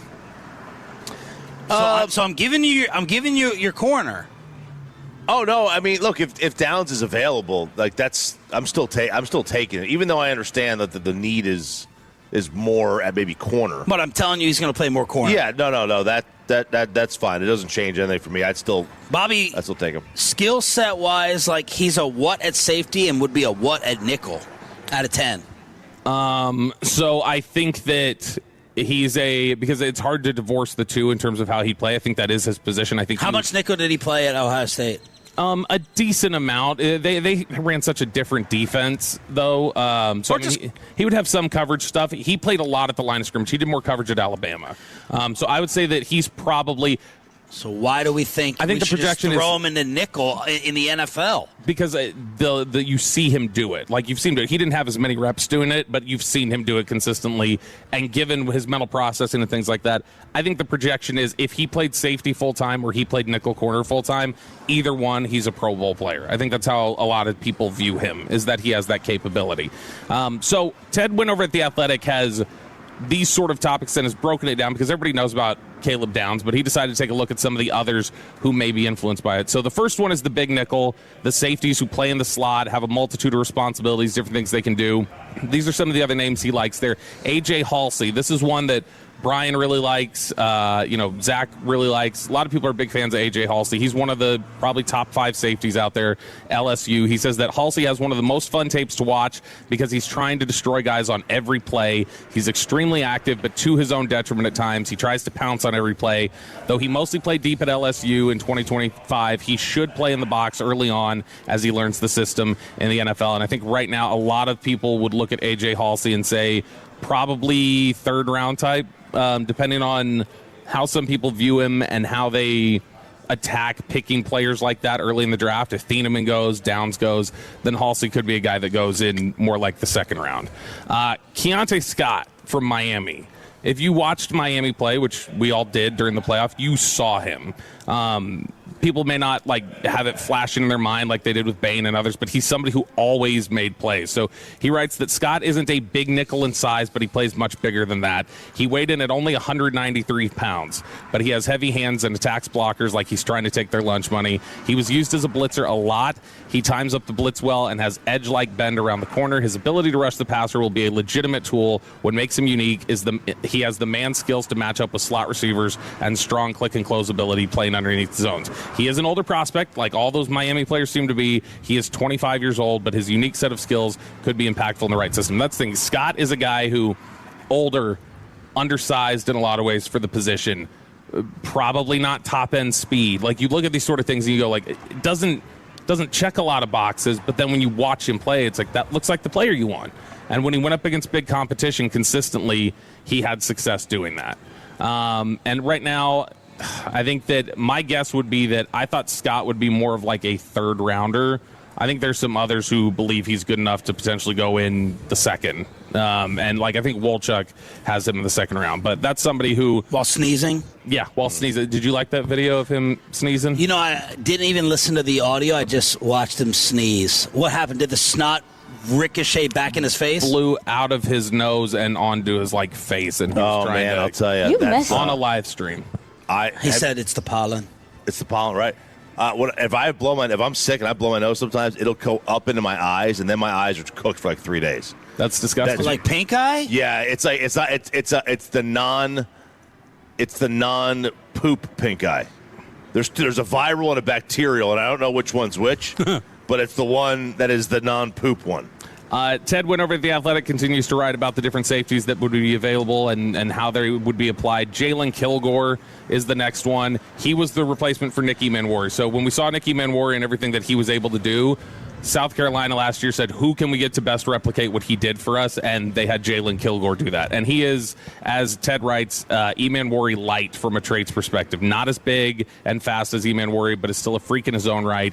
He's not nearly as natural in man coverage as Manwari was. He's too impatient and often bites on the first move. But the traits are there. People think really highly of him. Again, second, third round probably is what you're looking at. And then this is interesting that he put this guy here.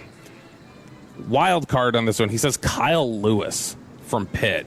And I'm fascinated by this one because Kyle Lewis is a tweener. Like, we're talking about, his last name is spelled like that. Louis. I would have guessed Lewis, the last name, would have a W.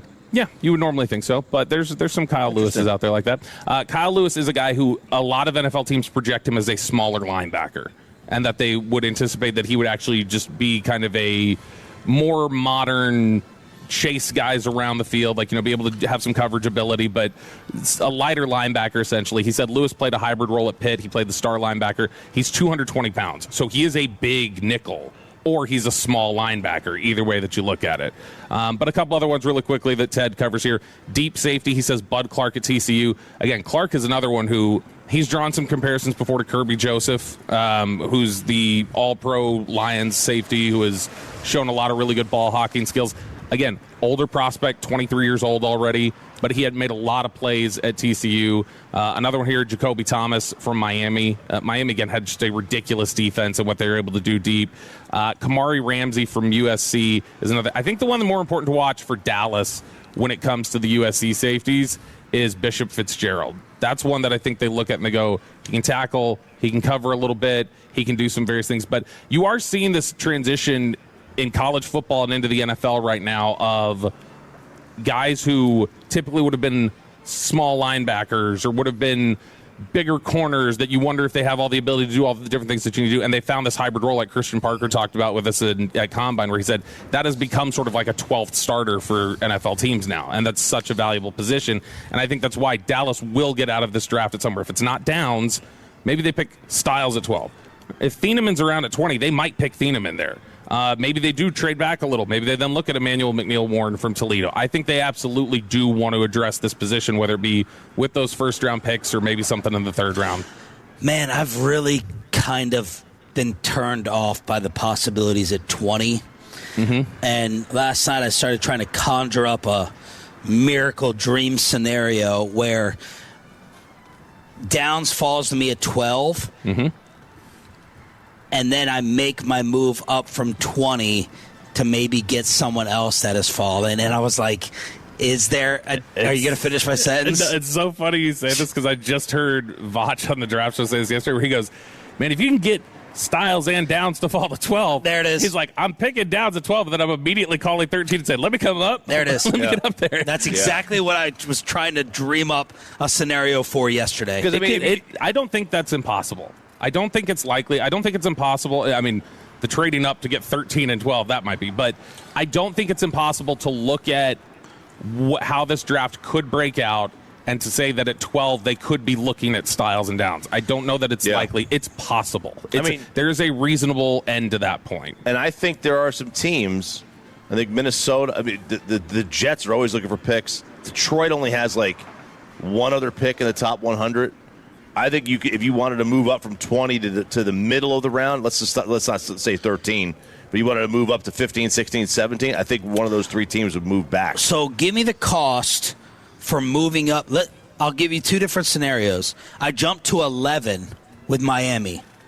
All right? Mm-hmm. So you're 12 I'm staying at 12. You're staying at 12. So I'm going 20 to 11. Okay. And I'm going 20 to 13. Now, let's also take into account the teams here for realistic. Miami at 11, and at 13 is the Rams. So I'm going.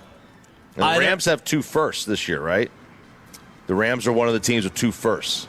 Did they give one up for Kansas City? Yeah, no, they don't. Kansas City's got Kansas that City took it. Kansas City. It was the Trent McDuffie deal. So the Rams have the Falcons, I think. So I'm moving up either to 11 or 13 from 20 to get Downs and Styles back to back. 400-point difference going to 11 from your 20 pick.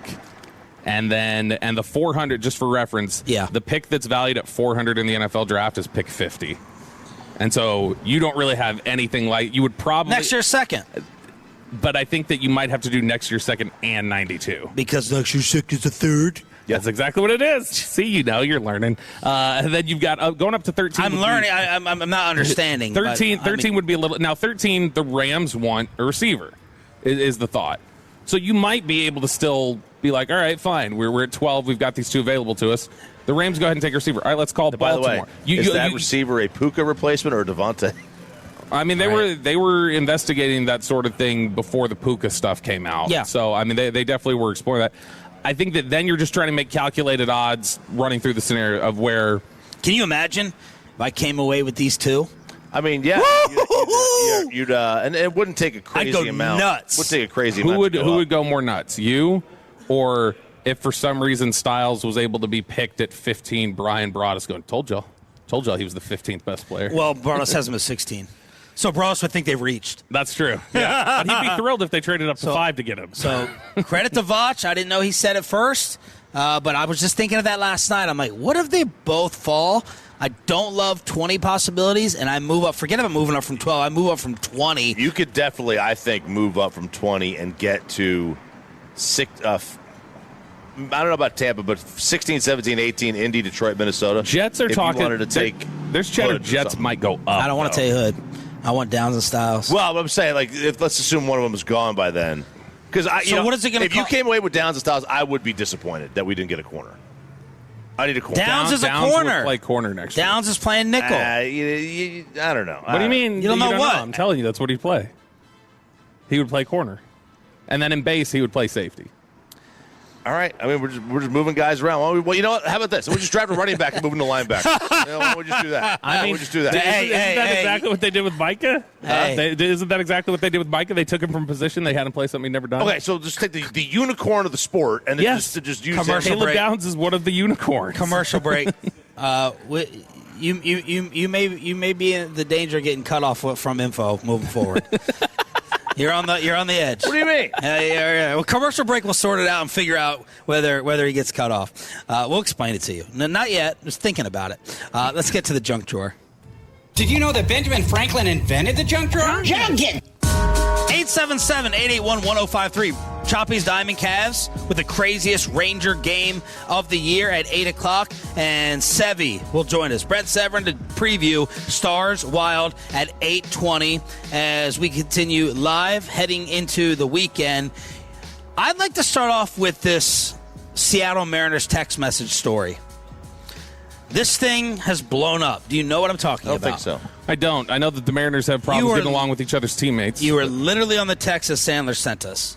Oh, that's a specific one. I thought I was thinking of it when you said Seattle Mariners text. I'm thinking of like Mariners players, like their texts getting publicized. That's what I thought you were saying. That's why I had not heard it. Is that another story I missed? No, that's what I'm saying. When you say, "Are you aware of this?" I was not aware of a story where Mariners players were texting, which is what I thought you were inferring. And there's not a story of that. I know, which is why I was like, I was not aware of it because it doesn't exist. This is a horrible defense by you. Yeah. Horrible. Like Jared sent us the story. At least my argument is you know I was aware of the story because we talked about it. We talked about it during the break yesterday. But at least my out is I'm not on the text chain. That's right. So this Seattle Mariners reporter got caught with a zoom in from behind, texting, asking AI, what are some good questions for a baseball team after a tough loss? Yeah. This thing has gone viral and blown up. She's getting annihilated by those saying, you're not qualified. Like, it is a big week for sexists out there. Yeah. Big victory, big week for sexists, as our female Tolo staring at me. I'm not supporting it, young lady. I'm not supporting it, but it's a big victory week for the sexists with Rossini and this. Because people are like, oh, she's not qualified. You know, how you have to sit there and ask Gemini to do all your work for you, AI to do all your work for you. This has been two-sided. So she has gotten a lot of criticism, but the person who took the video and posted it got ripped a ton as well. Yeah, your boy Softy went off on him. Oh, really? And they're saying, stop being so softy. I think I would agree with Softy on this, but no, I think that when it seemed pretty split, the reaction. It's just all of the people reacting to her were in her mentions, and all of the people reacting to that guy were in his. There wasn't a whole lot of defense in either one of theirs. But yeah, I mean, this is something where it's been talked about that she had a stroke not long ago, and so some other people were trying to give her some grace of she's returning back to work from. Barstool took down their post because of that. Yeah, which is, to me, I know there was there would be people who would say, oh, I can't believe Barstool walked away from that. I think that's pretty in line with how Portnoy would typically handle something like that, where he'd be like, guys, she's got something wrong with her. What the hell's wrong with you? You know, F-wads or whatever. Like, I could absolutely see him talk like that. But this is, to me... Her name, by the way, is Angie Mentik. I just think Mentink, and it should be known. I think this is very important. She's worked on the Mariners broadcast since 1997. Yeah, I don't... That's going to be my closing argument. I hate the, zoom in on her stuff and then tag her and try and blow up her spot. It's just let it That's go. So Bobby. No, it's not. It's so Bobby. All you do is with brag a friend. about With a friend, I would never do that to just a stranger. I don't know. I would do it to a friend. Unless it's someone you hated. Yeah, Mike Leslie. Yeah. Wow, but God, shots fired. Hey, he's competing with KNC now, I guess. Yeah. What do you term competing? 1 hour talk show or something? Yeah. Yeah. Doing something with that. Yeah. But yeah, she got zoomed in. Yeah. I wouldn't say they're competition just because they have a show. I mean, look. I mean, I don't. Do you really want to see how the sausage is made? That's what they always say, right? How's the sausage made? I think every media member has asked some other media member, "Hey, what would you ask in this scenario?" Absolutely. It's happened to everybody. It's all happened. So I don't know. I don't have a major issue with this. I mean, she could have had just a mental block. You know, she could have been doing what she could. Or she could have been curious. If you view my AI, she could have had diarrhea during the 6th inning when they scored 5 runs, and she wanted to know what happened. AI curious, and if you went in my AI, the stuff that I feel like AI is like my confidant. I want to go incognito on AI. I don't want anybody knowing. There was this TikTok the other day of this my guy. private friend. He goes, It's like this guy that's all these captions, and it's like, let me see your phone, let me check your text. And he hands it over and goes, let me see your phone, I want to check your Google history. And he hands it over and goes, let me see your phone, I want to check your Chat GPT. And he throws the phone out. Exactly. That's me. Yeah. I would never show you my AI stuff. Like the amount of stuff where I'm like too embarrassed to ask a friend about. I ask Bobby a lot of it. A lot of it is like religious stuff. Because I am AI. Trying to better. Yeah. Trying to better myself on it. But yeah, this happens. It happens. Who cares? Yeah. Like, she's worked since. Maybe the criticism of me could be warranted if she was brand new, her first year on it, and she'd been asking some ridiculous questions throughout the season so far. And it's like, why are you hired? How are you qualified? Yeah. She's been doing it since 1997. She did the work for 26 years without it. She did it for 26 years without it. And it's 162 games, too. Yeah. I imagine you're kind of like at game like 127 go like, is there a different way to ask this question? And this is the... Hey, you haven't played the drop yet of It's Not Your Night? This is the. I think I've overused it this week. This is the best one. If you're not using AI in your workplace anyway, you need to adapt. Everybody in every walk of life is already using AI. How you use it matters, though.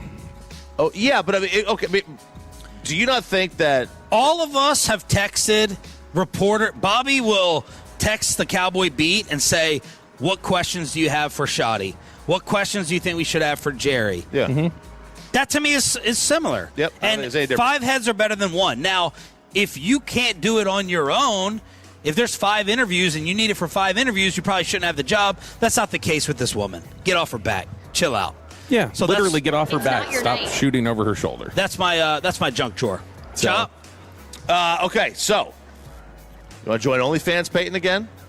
Again, yes. What do you mean again? Didn't you join it once before? Subscribing and joining are not the same. Shannon Elizabeth, Nadia from American Pie. She recently split from her husband, Simon, and she is joining OnlyFans. And my first thought was, no thanks. You put it out there already one time. Been there, done that. And back in the 90s or the early 2000s. Yeah. But the divorce is fresh. She is 52. She looks fantastic. Oh, boy, does she look fantastic. Does she? Yeah, I think she does. Okay. If you wanted to go and you wanted to see what Nadia is working with now, you can join her OnlyFans. I don't have as much interest in this as I do. By the way, is that like a top 10? Everyone talks about the top 10 scene, like movie scene? Yeah, that movie had a lot of top 10 for scenes. that genre? Yeah. For that category?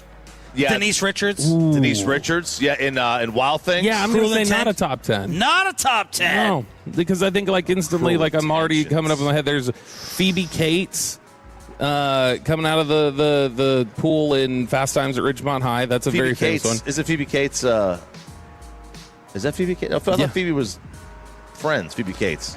No, That's not Phoebe is the name of the character. That's Phoebe Buffet. Oh, Buffet. Yeah, you're struggling right now. No, there's that. There's the Wedding Crashers montage at the beginning. Like I start instantly thinking of like several others that I don't think that will come to mind. So I was not as interested in Shannon Elizabeth as the debate that broke out because of Cameron Diaz. That'll light up the text message. All right, so here we go. Cameron Diaz is, to me, an all-time. There's no kids or young ladies here, right? There's a young lady, but I mean, so. yeah, okay. Cameron Diaz is an all-time. Well, she said that at her peak, she was hotter than Sydney Sweeney. Woo! Yeah, right. Dropping the ultimate 90s versus 2000s debate.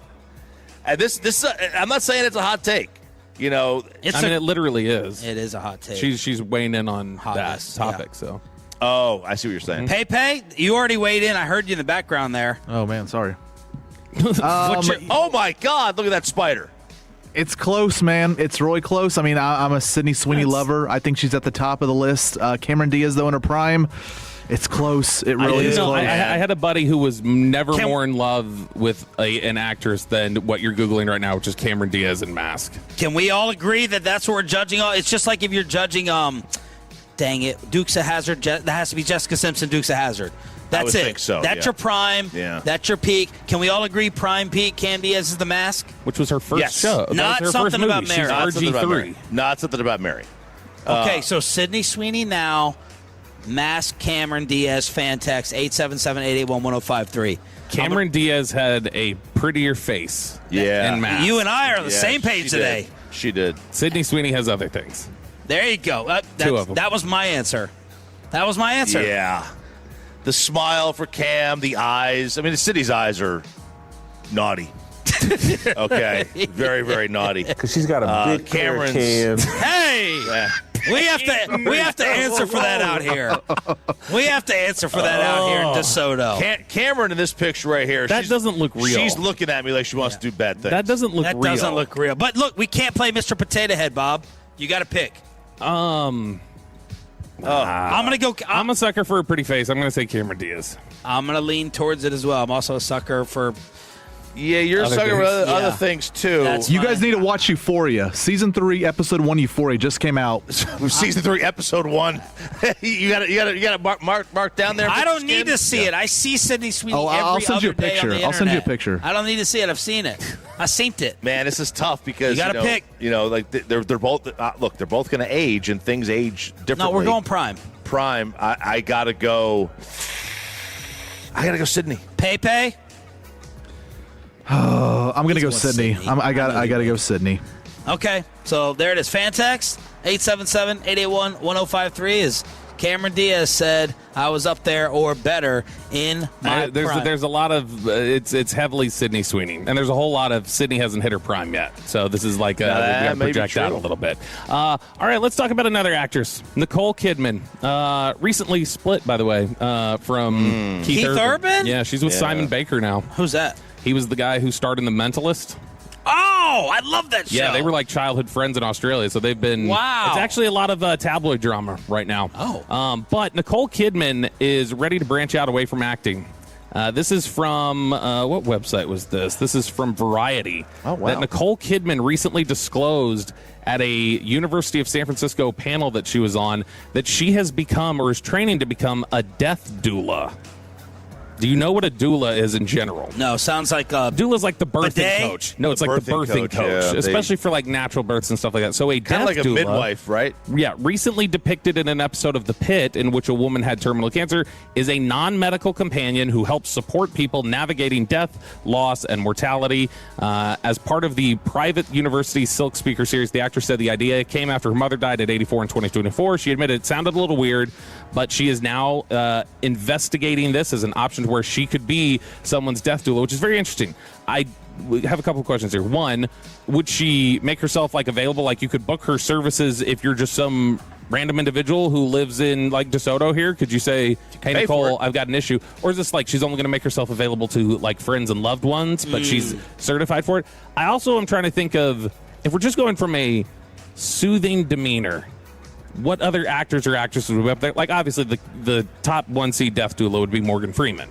But outside of that, I think that Nicole Kidman, when I watch those AMC videos where she's like, we come here to blah, blah, blah. I always feel so soothed and like just comfortable. I agree. I think that Nicole Kidman would be good at this, actually. I agree. I have confidence in her ability to do this. I need a foreign female accent. A foreign female accent. Yep. What region? Would Australia be the one? Yeah, I think so. Australia's the one? Yeah.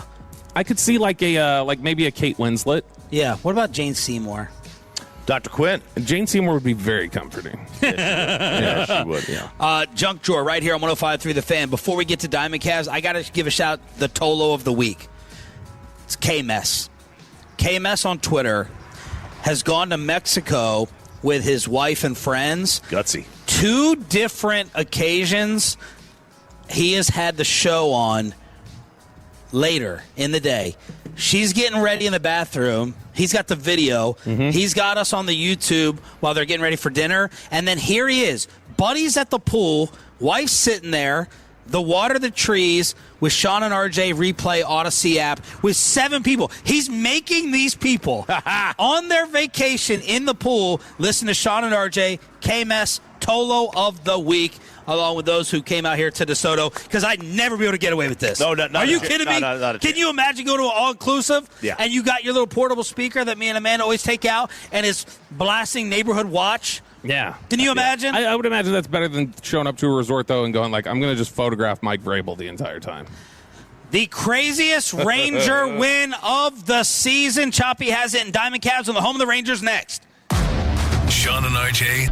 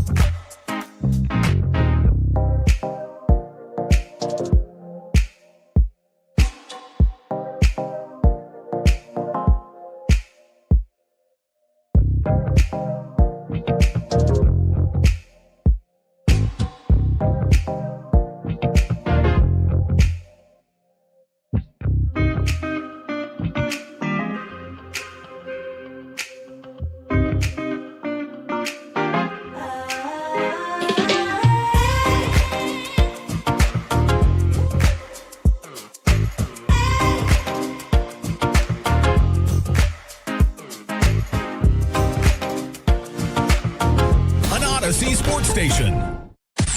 Driven by our D&M Leasing Studios, this is Sean and RJ on 105.3 The Fan.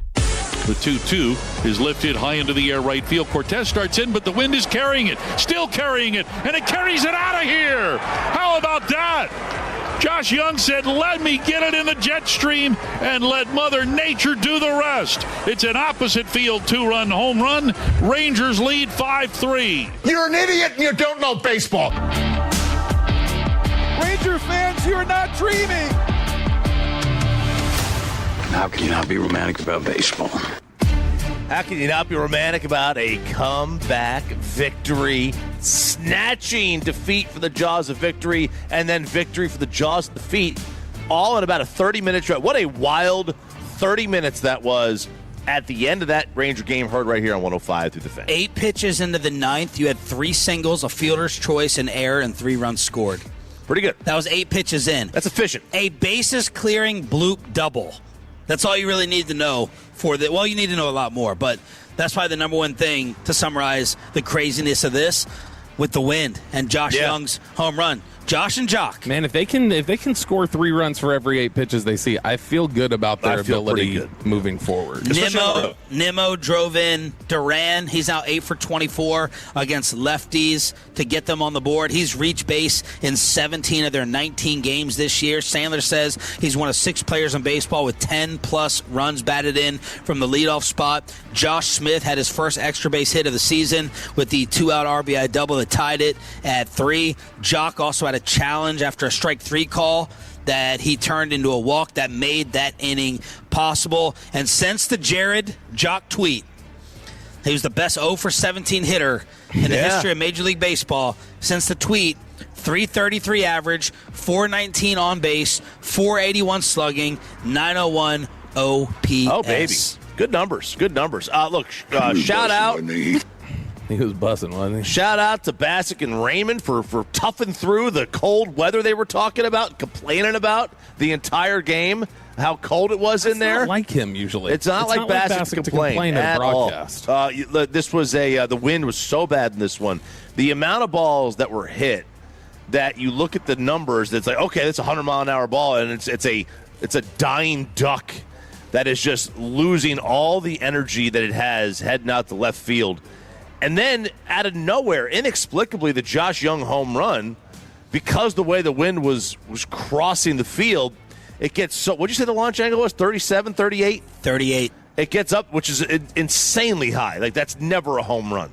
And it gets up in the jet stream, and it carries, and all of a sudden, you've got a go-ahead home run in a game where, at the time, runs were still at a premium. So Jack Leiter – he goes 5 2/3, 7 hits, 3 earned runs, striking out only 3, and then the 3 walks. So he didn't have the great strikeout stuff that you love to see from him yesterday, but I mean he still did go deep enough into the game so you don't kill the bullpen. Yeah, this is a couple back-to-back starts that haven't been great for Jack. That I don't know if it like raises alarm bells yet, but I mean he is over the this is 2 consecutive starts. He had a 1-to-1 strikeout to walk. Yeah, now I will say this. The A's are a very good hitting team. Mm-hmm. And the team before that was the Dodgers. Yeah, the A's can rake. And the Dodgers obviously can hit well, too. The A's problem is they can't pitch. And that's going to be what keeps them ultimately out of the postseason. This is big, though, because this is like they don't win games like this last year. No. They would never, ever pick the pitching up. The pitching was great, and when the pitching had problems, they never picked them up offensively. And yesterday they managed to do that. Were you guys surprised they brought Junis in that early in the game? Only from the sense that I thought we all figured he only pitched in the 9th at this point. Yeah, because it was. What was it in the? It was in the top 7 that they brought him in, which it's a little surprising, right? Yeah. It might be a little surprising. Then they took him out for lats. They took him out for lats, and that's when the bloop happened. A few pitches later, I think Kurtz was the hitter when that bloop happened.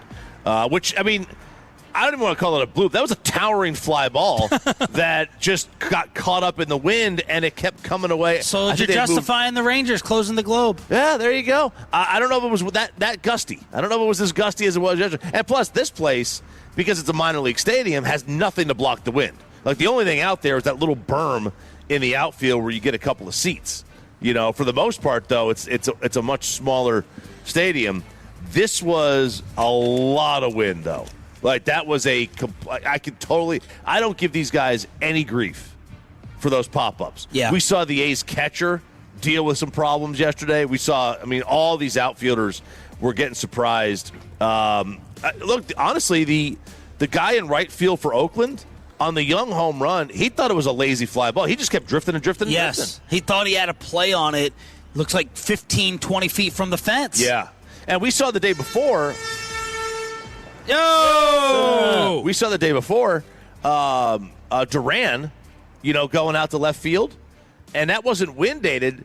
Bassett was talking about how that was their warning track is bigger. They have such a much bigger warning track that he didn't really know where exactly he was on the field. But Rangers get a nice victory yesterday. And you're facing the bums, according to Bobby, tonight. That's still right. Brett Boone's future AL West champs, the Seattle Mariners, who have lost 3 straight, 4th in the West. DeGrom against Gilbert.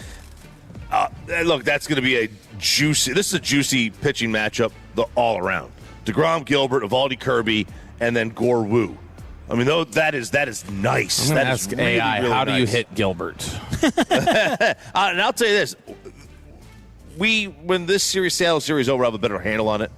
But if they had lost that game, they would have been 2-5 on this 10-game road trip. That's a tough way to start a road trip, especially when you're going to go play a team and you're going to face 3 really good pitchers. You're going to have your top 3 on the hill, but you're going to face 3 really, really good pitchers, and you could have been 2-5 on this road trip. But thankfully, they get the win, and they're 3-4. But now they got a chance to have a winning trip. So now that we've seen it in action, would you rather play in the sandbox like the A's are playing in right now, or would you rather play in the cavernous globe? Oh, in terms of a ball that could fly out? Yeah, like where you're giving up Josh Young home runs versus like you could strike the ball just perfect and it's like, it's a nice fly out to the warning track. Man, it's just tough of trying to weigh whether I want to benefit my offense or pitching more. The pitching is my matters strength. Year to year who you got. Like, what am I boosting more? How much am I boosting my offense at the harm of my pitching? This team's pitching should be good enough. Yeah, I agree. So I'd probably rather this. I agree. Not the globe, but rather the sandbox or the bandbox, if it were, that they're playing in. Now, we mentioned Leiter a second ago. The Athletic says he is one of the most unlucky pitchers in the sport, along with his teammate, Nathan Evaldi. What? Is this too Sandlery? It's not too Sandlery. Okay. I'm just like, is there any? First off, is it justified? And what other sport do we talk about luck as much? What would be the number 2 sport? I understand why, because you have 9 people defend, but the luck rate in another sport, what comes close to baseball? Of the 4 majors? Yes. Because I think golf does. If you hit a tree, you kick out in the fairway. That's lucky, right? Yeah. But don't hit the ball there. Hockey probably would be nice because you get a shot, the same shot. One guy blocks a goalie the right way, and that thing sneaks through. You get a redirect, you get a rebound, right? I think hockey. You could fail the most in baseball and feel the best about it because of these numbers. Yeah, in hockey, how many times do we talk about money puck here, right? But you have 20 more shots on goal than the other team. You're dominating time of possession. You still might very well lose by 3 goals, right? You would never see that in football. Yeah, you would never see in football. You turn it over 4 times, the other team doesn't turn it over, and the other team dominates time of possession, and you win by. There's just nothing that exists like the setup in baseball, where it's like, well, there's 11 defenders in football. Right. But I mean, like, it's 11. It's you versus 9 people at a time. Whereas in football, it's like 11 on 11, and you get these matchups and different things that you can read. Yeah. Whereas like you could hit the ball hard every single time directly to somebody standing in center field. So the Athletic has got this stat they're working on, and it's basically it's strikeouts minus walks in a predictive power, right? Strikeouts minus walks. That is new. Right? It's not. You usually see strikeouts to walk ratio, right? This is they're calling it strikeouts minus walks, but the way it's and that's just what they're calling it. Like there's a methodology to it. But of all the pitchers that they've got here, like Jack Leiter, he's got a really high percentage, but a high ERA. So what they're talking about here is guys who's got a good strikeout minus walk rate, but a bad result, bad ERA. So a bad ERA for Eovaldi's 5.4. For Jack, it's 4.9. For Luzardo with Philadelphia, his is in the 6s. Isn't the way to like really judge luck or like good or bad luck as a pitcher? Hasn't that always been FIP? I think so. Which is for those that Fielder don't. independent pitching. Yeah, it's fielding independent pitching. It basically is just a calculation based off home runs, walks, strikeouts, a bunch of other things, and then like league average ERA to figure out what your peripheral statistics say you should be. So, for instance, Jack Leiter right now, his FIP is 4.20, and his ERA is, what, 4.87? So he's been about a half a run unlucky so far this year. And when you look at, where their strikeout numbers are compared to where they should be, if your strikeout numbers are here and you're still allowing a ton of runs, the thought is that will even out over the course of the year. Eovaldi's FIP this year is 4.28. His ERA is 5.4. So he's more than a run worse than what the peripherals say he roughly should be at his ERA. And they rank second and third as the most unlucky pitchers so far, according to this stat. Who's the most unlucky? Luzardo. Jesus Luzardo. Again, so Eovaldi at 20%, Jack at 24%, and again, however that's calculated. But I think looking back at it, when you get there, what? Luzardo, his ERA is 7.94. His FIP is under 3. So he's getting 4 runs, Doc? He's getting 4 runs extra per 9 innings. Oh, my gosh. Or 5 more extra per 9 innings than he should be. Diamond Cavs here on Sean and RJ on 105.3 The Fan.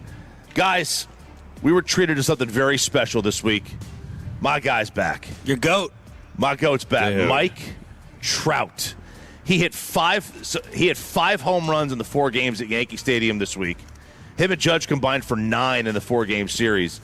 But he is doing amazing things. I heard the radio call. We couldn't find it. Well, it was the guy said that ball is Trout here. Man, good thing we couldn't find it. Yeah, thank God. But that's going in worst take though. He's hitting over. Like we're talking about. He's moving up the home run ranks now to 3rd. He's first in runs scored. He's 7th in RBIs. He's first in walks. And when he was at his peak, he walked a ton. And Jeff Passan says, first time in baseball history opposing players homered 4 consecutive days at Yankee Stadium. I mean, he's on a tear. He is on a tear. We just got to get him out of Anaheim. Yes. Got to get him the hell out of there. Because we have now listen, he's probably going to get hurt, and he'll miss 50 games. I was going to say, he's on a tear, and then he's about to probably tear his hamstring. Yeah, he's on a tear, and then he'll be torn. Yeah. 34. He's 34 years old. And that's, he's that young? I know. He started like playing he's like 40. 20. I know. I remember when he came up, but it feels like he should be 40 at this point. He probably should have 2 more MVPs. He got hosed by a couple, but you can't give him every year. He came up to the majors the same year y'all started. So basically, the entire run of the show has been Trout's Has been Mike Trout. And he's Angels back. should be on the phone right now. Yeah. And listen, the Angels are they're actually a fun team. They're a fun team to watch. Their bullpen's a mess, and that's going to keep them out. But, Neto is good. Obviously, Trout. They're a fun team to watch right now, and if Mike Trout's going to play like this, hey, listen, buy your tickets for when the Angels play. Actually, don't buy them. Wait till the day of. Yep. Because you never know when this guy's going to get hurt. Diamond Cavs on the home of the Rangers. Rangers back in action tonight in the West against Seattle right here on this station. All right, it's our annual ball busting. He's going to come on here and crack all of our heads to preview the Dallas Stars playoff series in Game 1 tomorrow. The great Brent Severin next on Sean and RJ.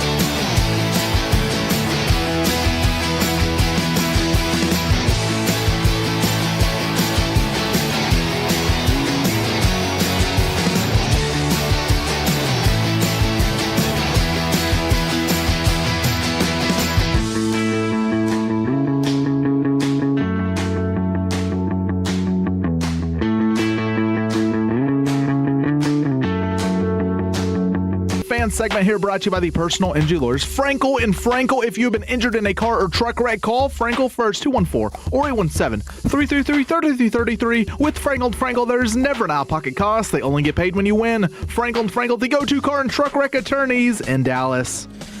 It is our annual rite of passage. He busts our balls for it, justifiably so. I think he may do it again as the time is set for Game 1 tomorrow. Stars, Wild, 4:30 at the AAC. And joining us here on Sean and RJ is the great Brent Severin here on DFW Sports Station. Good morning, Sevy. Happy anniversary. Oh, good. Yeah, you guys know there's 82 games during a regular season, right? That you could 84, right? Jeez. Well, yeah. You were busy. I'm not busting your ball. Yeah, I'm busy. Yeah, we put in weekly requests. Busy. Yeah. Oh, well, my PR person never said anything about it. Well, we knew you were going to crack our heads together. It's much deserved, but we had to get you on first and foremost before this kicks off tomorrow. Sevy, how different is this Stars team right now versus the one that started the playoffs last year? Right from the get-go in training camp, Glenn Gulletson, the new coach for the Stars, he wanted to implement like a process where everybody elevates their game by 1%. So if you've been following the Stars, that's been the mantra right from the beginning. And what that means is if it's a face-off, if it's a battle along the boards, goal scoring, fighting for the puck, power play, penalty kill, if everybody steps up just 1%, it's going to elevate the entire team. And they've really put a focus on physical play and battling. They want to make sure, they did want to make sure throughout the 82 games that you did not talk to me, that the Stars were going to be a little bit more stronger. The Stars are going to be a little bit more stronger as they head into playoffs and be a little bit more battle ready, if you will. And we've seen that. I think everybody from Jason Robertson to Wyatt Johnston, they've played a little bit more meatier game, I think, overall, and following on the lines of Mikko Rantanen, who's a big, strong body that does that game in, game out. I think that's going to help the Stars. So you think they've answered like that physicality question that's been there attached to them a little bit? Yeah. Well, here's what Minnesota, last game they came into town, they really tried to take it to the Stars physically. And throughout the series, I think during the series this season, when you look at just hits alone, the Minnesota Wild were much stronger in that area of going out and trying to lay the body. So that's going to be a mindset for them when they come into the game. Game 1. They want to try to wear down the Stars because, again, that's kind of been the MO of this team. Maybe not soft, but just a team that maybe can't battle the way they have to. And Gulletson, right from the get-go, has said, we're not going to be a team that gets pushed around. And whether you're talking about high danger areas in front of the net or along the boards, they have to be stronger because Minnesota is going to come in and try to get the edge in that area. Sevy, how healthy is Miro going to be, and how different is this team without Hintz in the lineup? So, quite honestly, I think nothing against Hintz, but I think the Stars, with the lineup that they have, can manage without him. You know, Johnson down the middle, Matt Duchene, Justin Ritzkovian, who the young rookies come in, done a great job, Radek Faksa. So we have some big bodies down the middle of the ice. Yes, would it be great to have them? Absolutely. But if you're missing Miro Heiskanen, that is a big one because on the other side of it, for the Minnesota Wild, they have this guy named Quinn Hughes. You guys remember this guy from some sort of Olympics? Whatever. Yeah, whatever. I don't want to hear it. He beat us Canadians, so I think we should just run him every time. But he is an elite puck-moving defenseman, right? He has changed the way this Minnesota Wild team comes out of their zone. So on the other side of the ledger for the Dallas Stars, they need Miro because that's what he does. He plays big minutes all across the ice, 5-on-5, penalty kill. He is the guy that you want to have the puck and get it out of your zone. And he does that effectively game in and game out. Because Quinn Hughes on the other side of it, not only that, he's got 53 points, so he's one of the top-tiered defensemen for scoring offensively. So Stars are going to have to slow him down. And with Miro out of the lineup, I think the Stars would spend a little bit too much time in their own zone if he's not able to play game 1. All right, you mentioned Quinn. Brent Severin here joining us on 105 through the Fan. Boldy and Kaprizov, are they all healthy? And who's the most dangerous of the three? Yeah, Kirill Kaprizov is probably the most dangerous, man. He is all over the ice for sure. And, of course, Quinn Hughes coming up through the middle of the ice will be a bear. The biggest thing that the Stars talked about as well from the beginning of the season is rush chances. That's chances from all the way from Minnesota's end, kind of unabated through the neutral zone, and then attacking and getting shots on goal. That's where the Stars put their emphasis on defending. And one of the best at doing that is Quinn Hughes. And then he's feeding Kaprizov, and you talk about Matt Boldy. Matt Boldy has got 42 goals this season. He's a young player. He's kind of along the lines of Johnston. So he's only 25 years old, and, man, he has really lit up the goal scoring. He went from 27 goals last year to 42 this year. So he's kind of a dark horse that Stars fans have not heard about. So Matt Boldy, Kaprizov, Zuccarello, Quinn Hughes, these are guys that you're going to really have to pay attention to in the lineup. So I'm really looking forward. When you look around the National Hockey League and you look at the other series, I think this could be and will be one of the best. I'm anxious to see this. Minnesota's going to put up a heck of a fight. I want to see if all this work that the Stars have done throughout the year is going to come to fruition and they're able to execute properly. Sevy, a lot of talk and some complaints about the format. Is this matchup too early? How do you feel about them trying to, pour some fire on some of these rivalries or division matchups? Yeah, no, I think when you talk to everybody, every fan, I think Gary Bettman, the commissioner, he's the only guy that really wants this. Yeah. And what he wants is to have that premier matchup in the first round for TV to get it more exciting, right? And what that really hurts, though, when you have the Stars and the Wild, who have worked so hard during the season to be pitted against each other and then gassed, one of them is going to be gone, and that's wrong. All of us feel the same way, so you guys are right on the money with that one. And there's other, we all think it's got to be changed, but we don't have a real say in it. It's way above my pay grade. Sevy, I was taking a look at some of the stuff that the Wild have been saying over there, leading up to this series so far. And one of the things they talked about is how good Dallas has been in the first period at kind of shutting things down all season, and how it's going to be important for them to get off to fast starts. Is this a series where, whoever wins the first period consistently is going to be, you feel like, is going to win this series? It's part of it. In the National Hockey League, it's always the setup period, right? For the Dallas Stars, though, they've been one of the best teams when you're down and coming back. They're excellent at it. And because of the strong defensive capabilities they have and the offensive ability that they have, or that they can generate if need be, basically through the power play as well. Yeah, it's going to be vital. We're going to see as the series wears on how hard it is to come back, because in the playoffs it's much different. Everybody's digging in a little bit more. But the Stars have been good at coming back. They are fourth best in the National Hockey League when you look at teams coming back.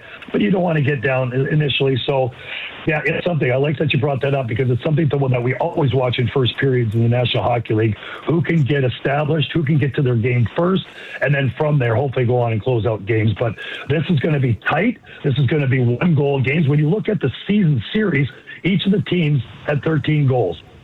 There was three games by one, or two games by one goal, and then there was 2 games where the team won 5-2. So pretty much the same when they came in, and it's going to be a homer series. The Stars have really worked hard to get home ice advantage, and each team this season has won on home ice. So we're going to see if that becomes a factor. So if you're going to go to the game, we got to hear you. Do you guys get to go to the games?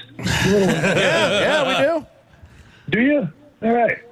Well, good. Well, you have to come by and say hi one day. I'm up in the perch. I'm way up in the perch. Come see me. Come say hi. You have ropes around you. We can't get to you. I've tried. Can't get to you. Hollywood. And two bodyguards too, which are real tough. So yeah, you may not be able to get past the young lady who's about 4'2". Brent Severn joining us. How are you going to do it? Brent Severn joining us here to preview Stars Wild here on 105.3 The Fan. One of the very rare complaints, because it was another 50-win season, was about Oettinger. And some Stars fans would say, that's our weakness, and it would go up and down throughout the year. Goalie is going to be what costs us. Where do you stand on Jake Oettinger today and heading into this thing? Yeah, it's probably the biggest thing. It's goaltending overall, right? But when you look at it over the past 5 seasons, 30-plus wins, right? Only Connor Hellebuck and Andrei Vasilevsky have more wins over that span. So he is an elite goaltender. But yes, every goaltender has weaknesses. So he's got to be able to elevate his game. He's got to be able to make key saves, and he can't let any softies in. And that's just the way playoffs end. And if you go all the way back to last season, remember he was yanked in the last game. DeBoer had some comments from him. So we're going to see what his mindset is. Do you know what I mean? He's got to be mentally ready to go because he took a beating last year. He really did. And he knows that we're all thinking of it. He's put the pressure on himself. That's why you never want to play goaltender. It's the craziest position. You're always the last line of defense. You're the one who's going to take the abuse in wins or losses. Well, losses for sure, not so much wins a lot of times. So he is the most significant impact player for the Dallas Stars, and he's going to have to bring his game. So what he's done in the past no longer matters. Moving forward, he has to make those key saves. And for two teams that have great power plays, the way both these teams do, goaltending is going to be a factor on the penalty kill. So, like I said, there's so many storylines in this one. It's going to be a great series, guys. And get out of your perch and come on down and watch the game, you two. Sevy, you mentioned Pete DeBoer there, and obviously they had the 3 straight conference finals appearances as they head into this postseason. Glenn Gulletson being here meant to kind of take them up to another level. What would you say, reflecting on the previous 3 years and the previous 3 teams, how this team is functionally different and where they're looking for a Gulletson advantage into the postseason? Yeah, that's a great question because the fact is it's experience. I was very fortunate to be around this 98-99 Stanley Cup winning team. Well. And the guy... Oh, thank you. And then you're the only one who's ever picked up on that. No one hears it. No one hears it. So the thing is, laugh. experience drives teams. And the biggest thing about the Dallas Stars team and that when they won the Cup is their ability to overcome adversity. No matter what the situation, no matter how difficult, up, down, even, tied, go late in the third, whatever it was, they were able to clamp down. And it was great just to sit there and watch these guys come together. That team just started to slowly, right from the beginning of the year, get tighter and stronger and meaner and tougher. And then when they hit the playoffs, it's this big, massive ball of experience, hard work, dedication, execution, and whatever happened, these guys were ready to adjust. And it's amazing how the leaders stepped up in the room, how everybody was elevated from the top guys to the bottom, and it's squeezed together. And it was such a tight group. And that's the biggest thing. If the Stars, anybody who wins the Stanley Cup has to do that. You've seen the Florida Panthers over the past couple of years do that. And that involves a lot. So when you look at teams and what they do and how they start, it really doesn't matter because a team like the LA Kings, who are last now, and they're going to play the Colorado Avalanche. If they start to do that, as they did several years ago when they won the Cup, you never know where they could end up. So the Stars have the talent, they have the coaching, they hopefully will have the goaltending, they have everything they need to make a strong run, but now it's up to them to be able to put that together, because if it doesn't happen, it just doesn't happen. It is a thing of beauty, and only one team gets to do it every single year. What's your pick? There you pick? Go. That's my speech. What about your pick? Excuse me? What about besides the Dallas Stars? Yeah. When's the last time you picked against them?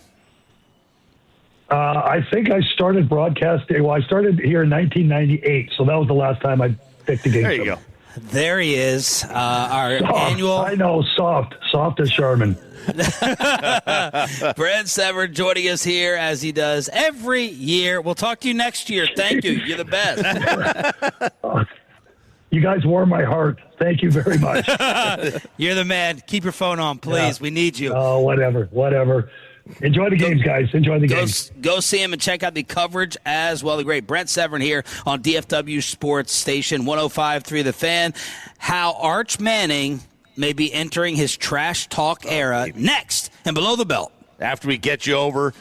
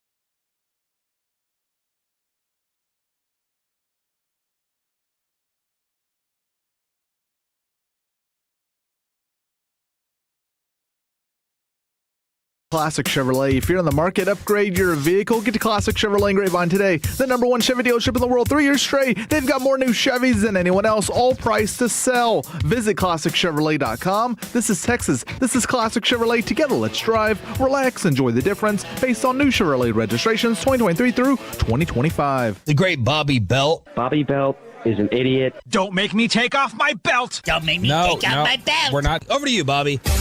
Arch Manning.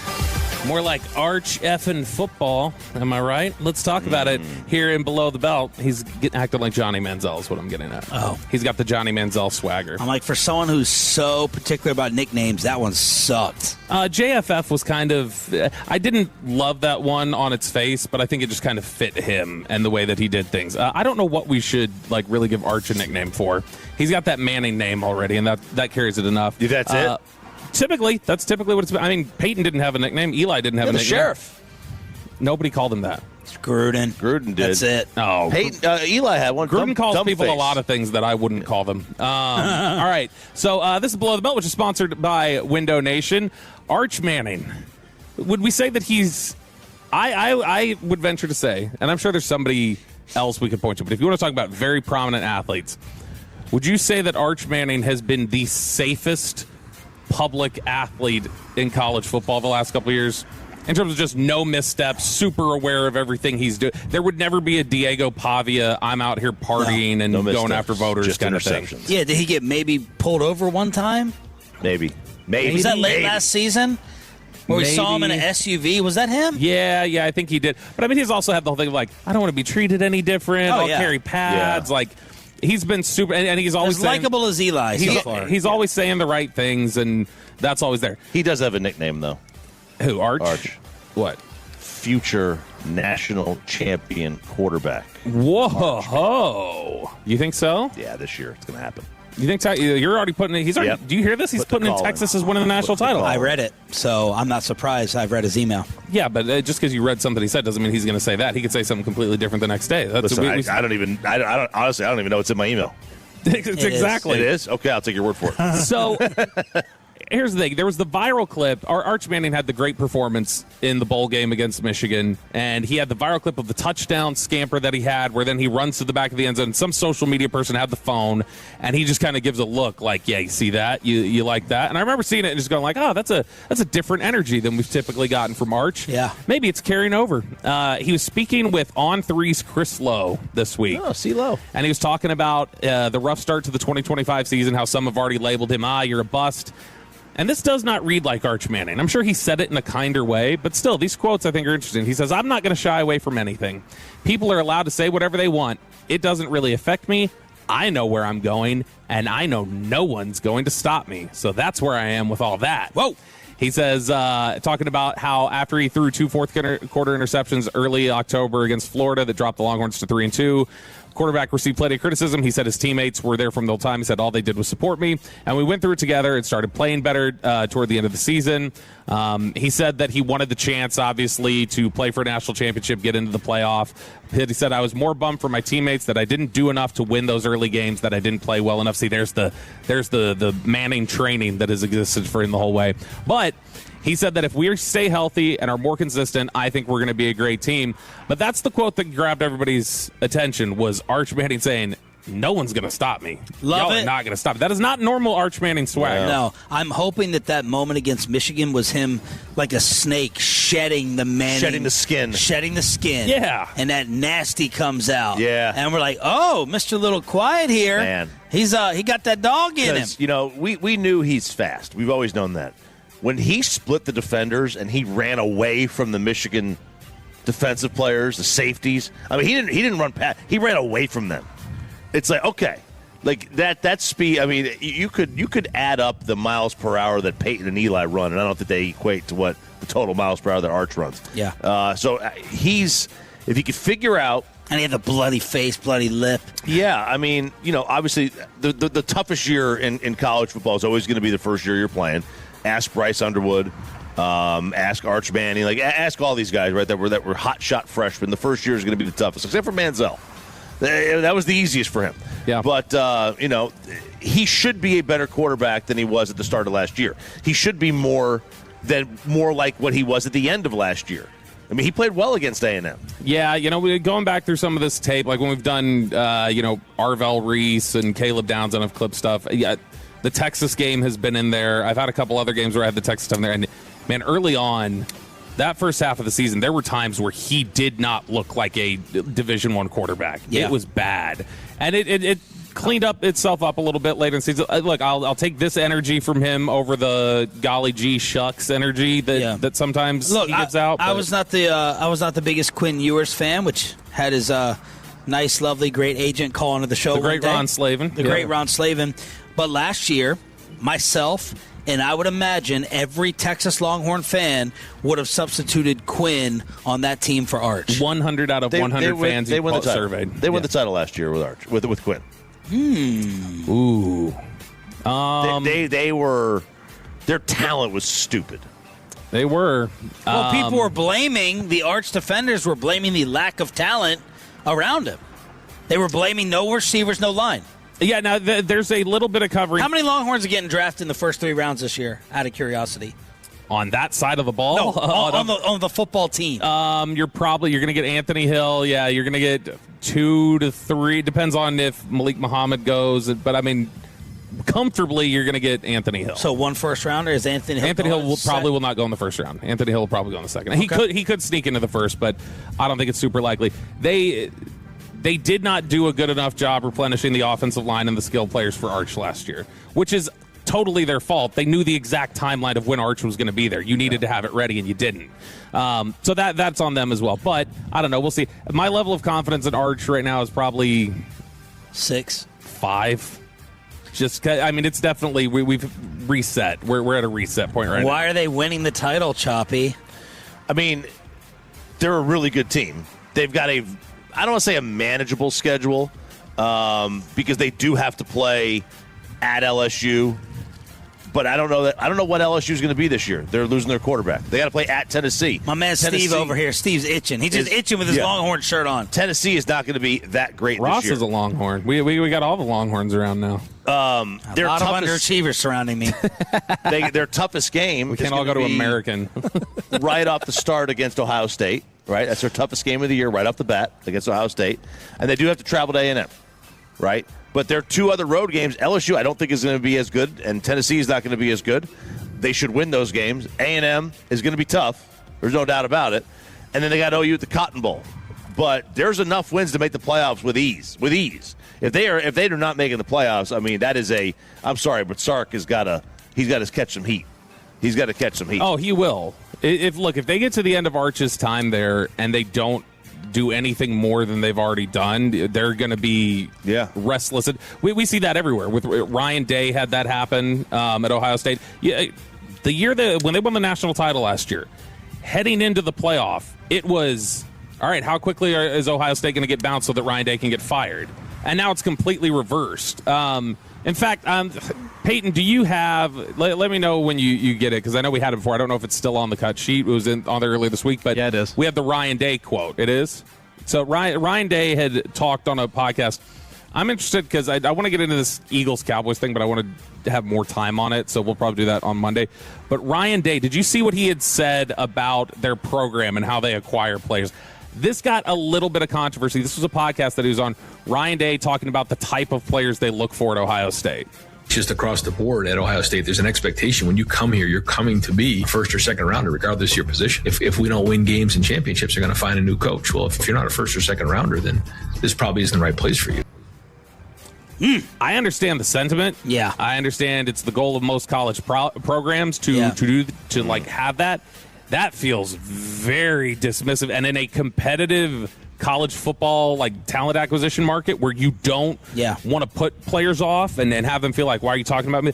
A lot of those players who arrive at Ohio State are not considered first or second round picks. I'd like to know where Lou Holtz is right now. That's a team you won a national title in with. the ground. That's the rest in peace. Yes, he is. I've got the. Now, they lost Hartline, right? Ohio State, and he was the one that brought all those receivers there. He's considered the receiver guru. Yeah. Now I will say he's that South Florida, I think. I'm going to look up something right now. So when you look at Ohio State and the type of talent they're putting out there this year, I'm going to go ahead and count and see how many players I've seen that there's an assumption that they're considered. We'll just even go to day 3. I won't even bother with the third round. I'll say let's give them a pass and say the third round. I think on day 3 players, they've probably got half a dozen, maybe more that could be where they go this year, and so it feels really risky. Now, the only cover he could potentially get here, and that I'm curious if this is more what he meant, is he just saying like, no, that's come here to be that. Yeah. We're going to turn you into it. Yeah. We're not saying we're not going to accept you here. We're going to say we know what you can be, and we're going to make you into that. Yeah. And that's the level of expectation. Yeah. I'm stunned that somebody in this day and age, with the way that they all are very much cater to players. You know, there's not a coach that really steps out of bounds talking about a player anymore. You don't have the Saban personality anymore that really talks about this guy needs to step up or this guy needs to do this, other than Brian Kelly, who got fired in the process. I'm surprised that he would be that dismissive of what made up a large chunk of their roster to begin with. Below the belt, the home of the Cowboys, 105.3 The Fan. Worst Take is coming up with your nominees and biggest loser at 9. What a loser. Yeah, that's so many losers. That's exactly what it is. Jonathan Jones, really quick. I got a couple notes from him, CBS Sports. We've talked about the trade-up possibility and how Charles Robinson kind of threw some cold water on that.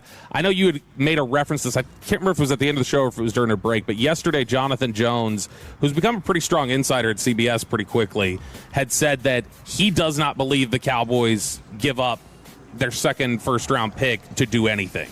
So maybe that could also mean they go up to Kansas City or something like that, but he says he believes Tallis picks twice in the first round on Thursday, and that's what it'll be. But I did find it interesting. This is another one. He seems to believe that Caleb Downs is going to fall out of the top 10 from Ohio State. He said that, look, he's a great player, but you got to remember positional value matters to these guys. And he said that just remember that when next week you see him falling out of the top 10. And so if that's the case, now you're talking about one minefield, which is Miami. They're at 11, or a trade up to 11. If he's right about that, then Caleb Downs may be staring you in the face at 12, which I think for the Cowboys would be their dream scenario, as he would play nickel corner next year, Chop. That's where he would play. I'm not. I mean, you could say it, and he might, but that's. Oh, we didn't talk to him. No. Oh, we didn't talk to him in the break. Yeah. All right, we need to talk to him in this break. Yeah, we got to have a come to Jesus meeting, Chop. Mm-hmm. I have no idea what you guys are talking about. I think it's going to be productive. It's going to be positive. Productive. Oh, well.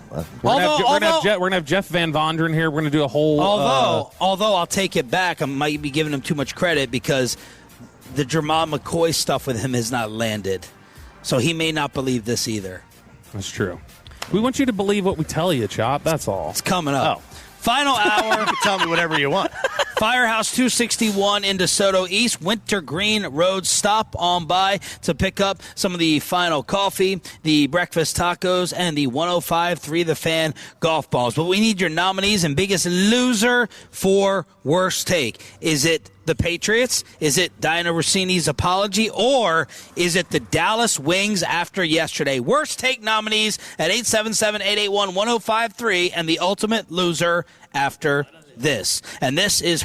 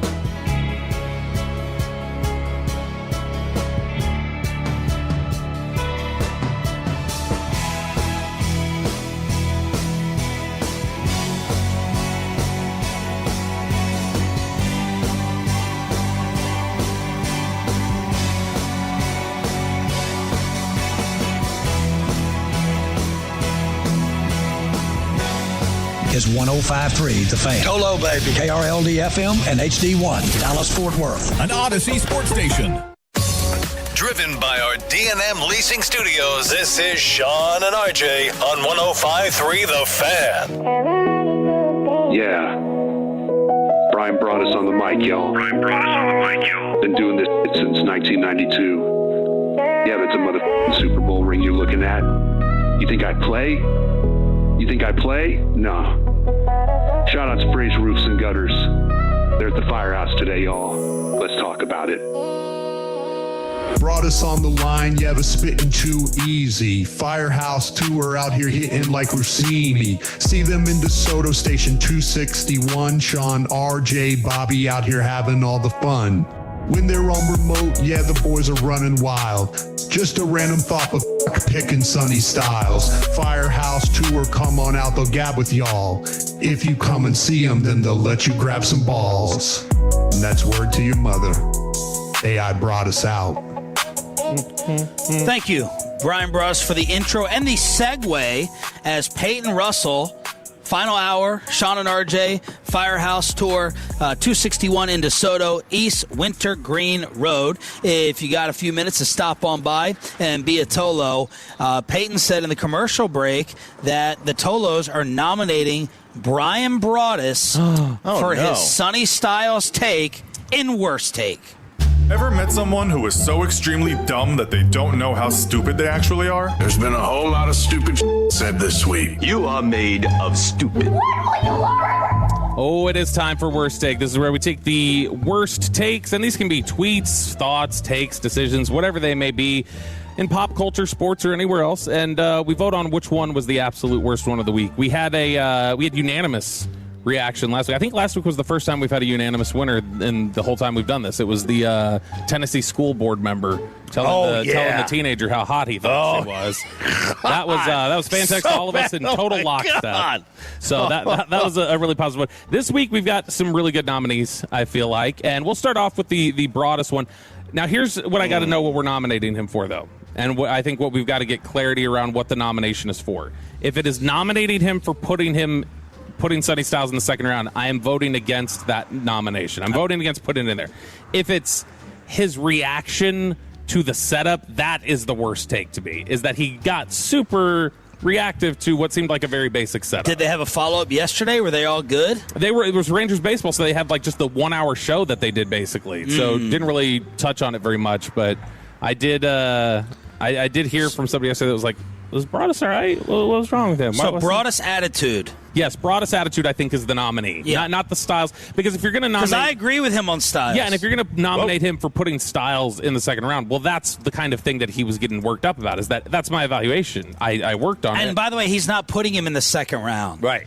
He's put him in the middle of the first round. Yes. He would draft him in the first round. He graded him as a second-round player. Yes. Yeah. Which still is the dumbest thing. Of all the dumb things that happen in the NFL draft, the fact that they grade out players like that, where you only have, it was only the 15 first rounders. No, actually, I hate that. Don't we do that? Where you don't we do that? Like when I say, I think they should change the name. She's a 7, but she's a Jacksonville 9. Like we all say that. Yeah, I get what you're saying, but I think we need to call it something differently. Call it Tier 1, Tier 2, Tier 3. Just rename it. I think they call that round 1, round 2, round 3. But round 1 is technically different. Move on. All right, we're moving on now. Before I get into the other nominations that I have, I know Choppy's got a couple. Chop, would you like to take on your worst take nominees here? Yeah, this is Cut 10 Peyton. This is Madeline Hill and Charlotte Wilder. No relation to Gene, I don't think. But they were on a podcast, the Gossip Pod, talking about Diana Rossini and comparing it to another person in the media. My question with the whole coverage of this is, how is Diana Rossini interlocking fingers with Mike Vrabel different from Adam Schefter sending an email to a former team president with a full draft of an unpublished story and saying, Mr. Editor, are there any changes you'd like me to make? Right.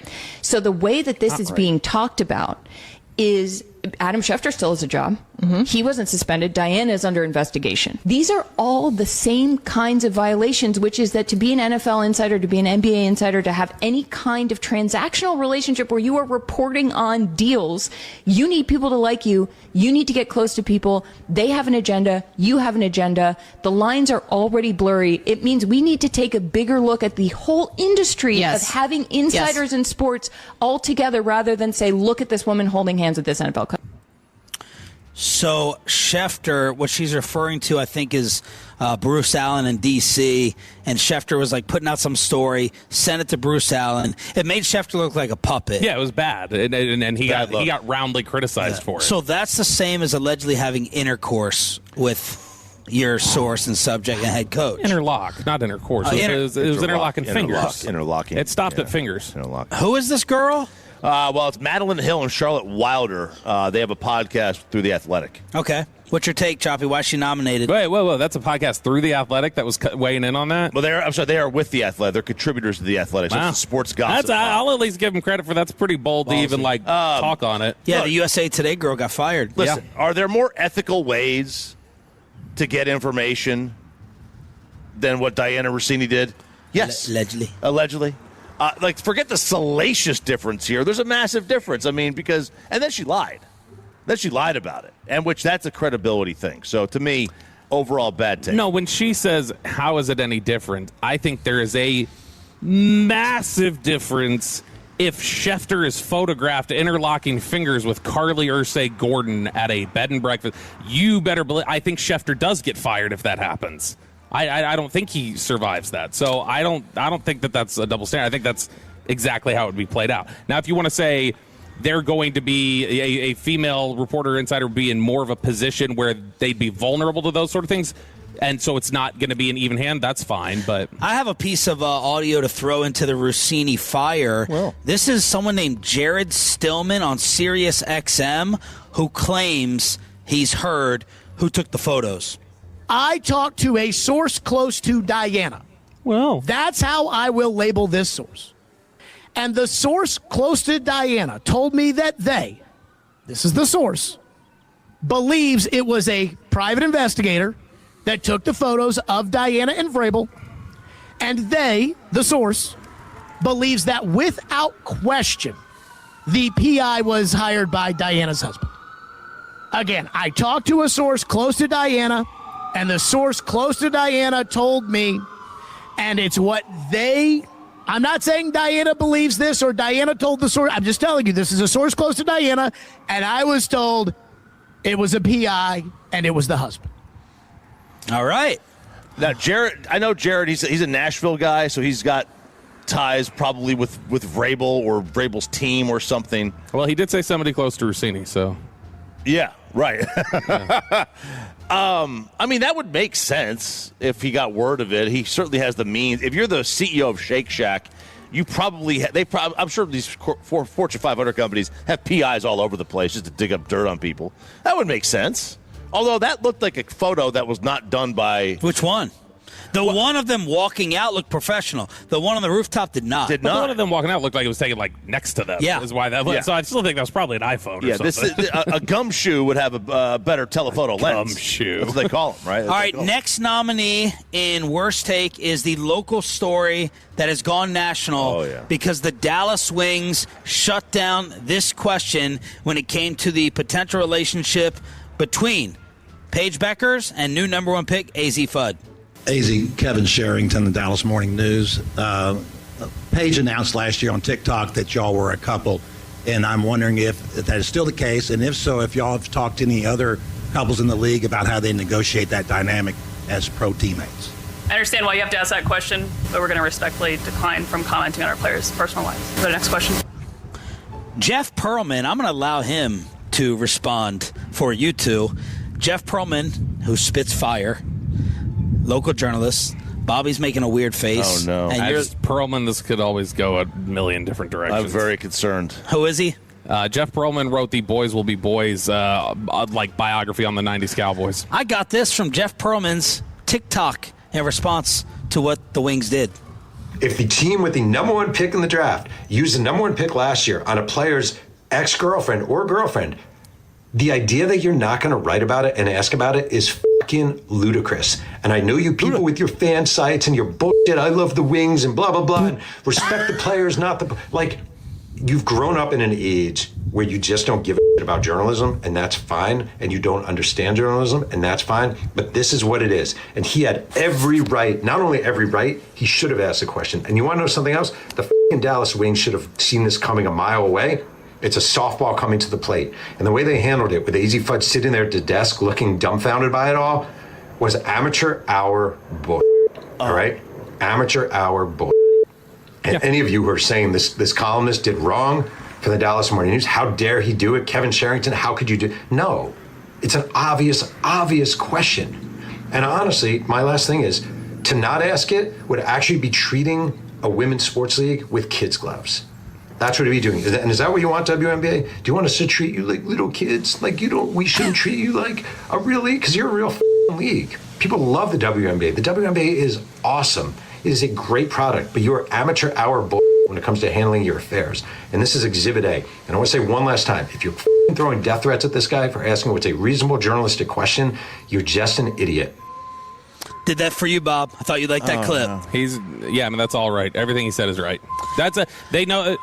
They know it's coming. See, it's like he said they acted like they didn't know it was coming. No, they acted like they knew it was coming and that this was going to be their style. That's what's even worse, is that they plan to just go, nope, we're not going to address it. There's 10 million better ways to answer it than that way. All right, other nominees for worst take? Let's close up with we've got two Rossini related nominations. First off, the Rossini resignation letter, which I think would be high up the list for you. Yes. I was pretty disgusted over it. It was a lot of... It pissed me off. It triggered me. There's a way to defend yourself, and there's a way to say, I'm not admitting culpability, and still, offer up I shouldn't have done things this way, or I should have done that. There's a way to still... You don't have to give a pound of flesh, but maybe a nibble. Not one... All Diana Rossini... Well, maybe not all. Maybe not, doesn't save her marriage. But not one friend came forward... We haven't gotten one other friend to say, I was there, here's my reservation, here are our photos.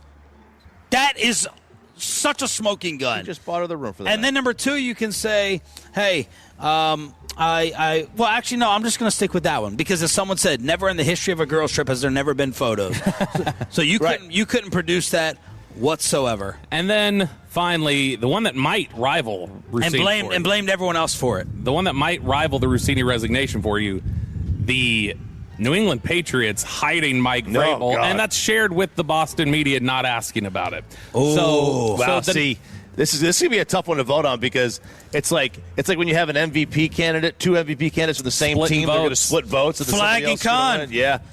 I think... All right, so we got Broadus's attitude towards Zach, the Dallas Wings, the Rossini apology, or the Patriots and Vrabel, along with the Boston media. I'm voting for them. And the girls on the podcast who were saying Schefter's the same thing. That analogy is so weird. I can't even wrap my brain around it. I can't even process it. Listen, I can't vote. I'm flummoxed still. I had an opinion that was very similar to Jeff Pearlman on something. And I can't wrap my head around this. I'm voting for the mass holes in New England. Rossini's close. I'm voting for the Dallas Wings. I'm voting for the Dallas Wings. You can't do that. The Patriots routinely try to cover for their people. Rossini being indignant. You guys are totally not given any type of pass for not addressing personal life relationships for the Wings. I'm giving more. Like, I give AZ the pass. I don't give the the organization's got to say something. The team just says, listen, we can't do this for you. You can go out there and say, I'm not talking about my personal life. So if she said that, you'd be fine. I'd be fine with it. Bobby? You can answer without answering instead of just basically like we're shutting you down. That was stupid. Fantex 877-881-1053. How they vote in PayPay? Man, it's super close. It's almost 50-50 between Broadus and Sonny Styles and the Dallas Wings PR. Oh. I'm going to go Wings PR as well. Oh! 3-1. Wow. Now I will say on the fan text, I would say that the majority is probably slightly Broadus on the text. The Scouts picked the first round on Thursday. Red Zone Football Fix on the home of the Cowboys next. After we get you over to Platinum Full.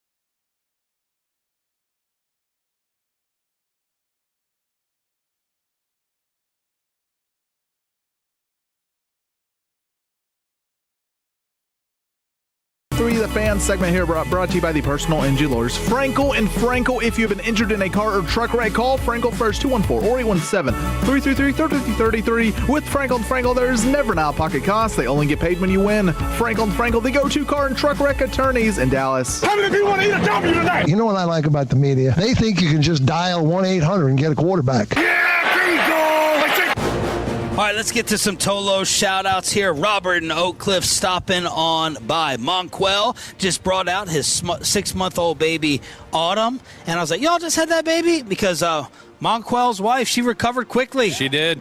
I was like, no way you just had a child. Very impressive. Looks great. Very impressive. And then my boy Cedric, I smelled him. I smelled him in the air. And he brought out some of the smell, some of the cologne. Smells good. Yeah, right here. My car is going to be smelling fantastic. That's where I got the blue Tolo jacket that I'll wear that people ask He's just asked about it, and he's making rugby shirts. Yeah. Tolo rugby shirts. And the way I know Cedric, man, he came to the pool parties, and he's a big foodie like I am. So Cadillac Grease with the catering on Instagram. Cadillac Grease for my boy Ced. These are the roll-ons. So you don't use too much. Yeah. Right? With the spray, you get spray happy. Yeah. And it goes all. This is the roll-on. You only use what you use. Red Zone, your football fix, as we are at Firehouse 261 East Wintergreen Road in DeSoto. Here with Sean, RJ, and Bobby. We got Ross running things, Pepe, and Aiden back 16th floor Odyssey Radio Tower. So I like this. Everyone's trying to figure out a way to kick out draft material. Matt Miller got scouts and executives to predict the top 10. Scouts, unaffiliated with the teams that they were assigned. I think unaffiliated too with the divisions. Like I think they were from. I think they were from separate divisions. Yep. So I like that. The scouts are anonymous. They did not allow any trades. So we're going to go from the top on down, see if anything particularly jumps out about what they have to say about the player, as the scouts say. Fernando, Raiders 1. Someone said he's a lot like Matt Ryan was coming out of college, Boston College. Super accurate, super poised, does not get rattled, got better every week, it seemed like. Arvell Reese to the Jets. The Jets canceled their David Bailey visit, which to me should shift all the Vegas odds to Reese at 2. They're trying to say, oh, we know enough. BS.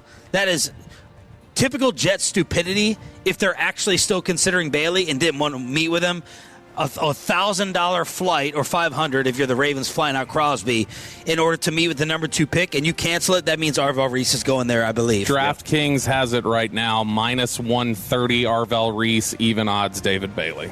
Wow, -130. Okay. Scouts have David Bailey to the Cardinals at 3. NFC GM said, can I trade this pick? Can I trade it? With the Dallas Cowboys potentially willing to make a splash. Number 4, Jeremiah Love, Titans. Love, done deal. Happily will take the best offensive weapon in the class to take the pressure off of Ward. Send an NFC West area scout. I consider Caleb Downs. He's a blue chip, but don't overthink it. Love's the guy to take this offense to new levels. So that sounds like when he's saying I consider Downs, take the blue chip, that almost sounds like, at least for that guy, he's doing it from like, what would I do if I was the GM of this team? Like I wonder if he's just approaching it from like, how would I draft this team? 5, Carnell Tate to the New York Giants. AFC scouting director made that selection. Love is off the board, but the Giants have every receiver and offensive lineman available to them. And RJ Choppy, you are predicting a New York Giant hot take with what they won't do. Yeah. So you go back. Now, I talked, my Seahawks guy told me a lot about the inner workings of the Giants. Okay. And I want Tolos to text if they know what that reference is. I want to test your Toloism. All right, so I'll tell you this: they are not taking an offensive lineman with their first pick with the Giants. In the 18 years that Harbs was in Baltimore, they drafted Michael Orr, okay, and then Ronnie Stanley. All right, Stanley, yeah. What did I say? Stanley. Stanley. They drafted 1 or 2, I should say. So. Other than, and Orr was in his second draft.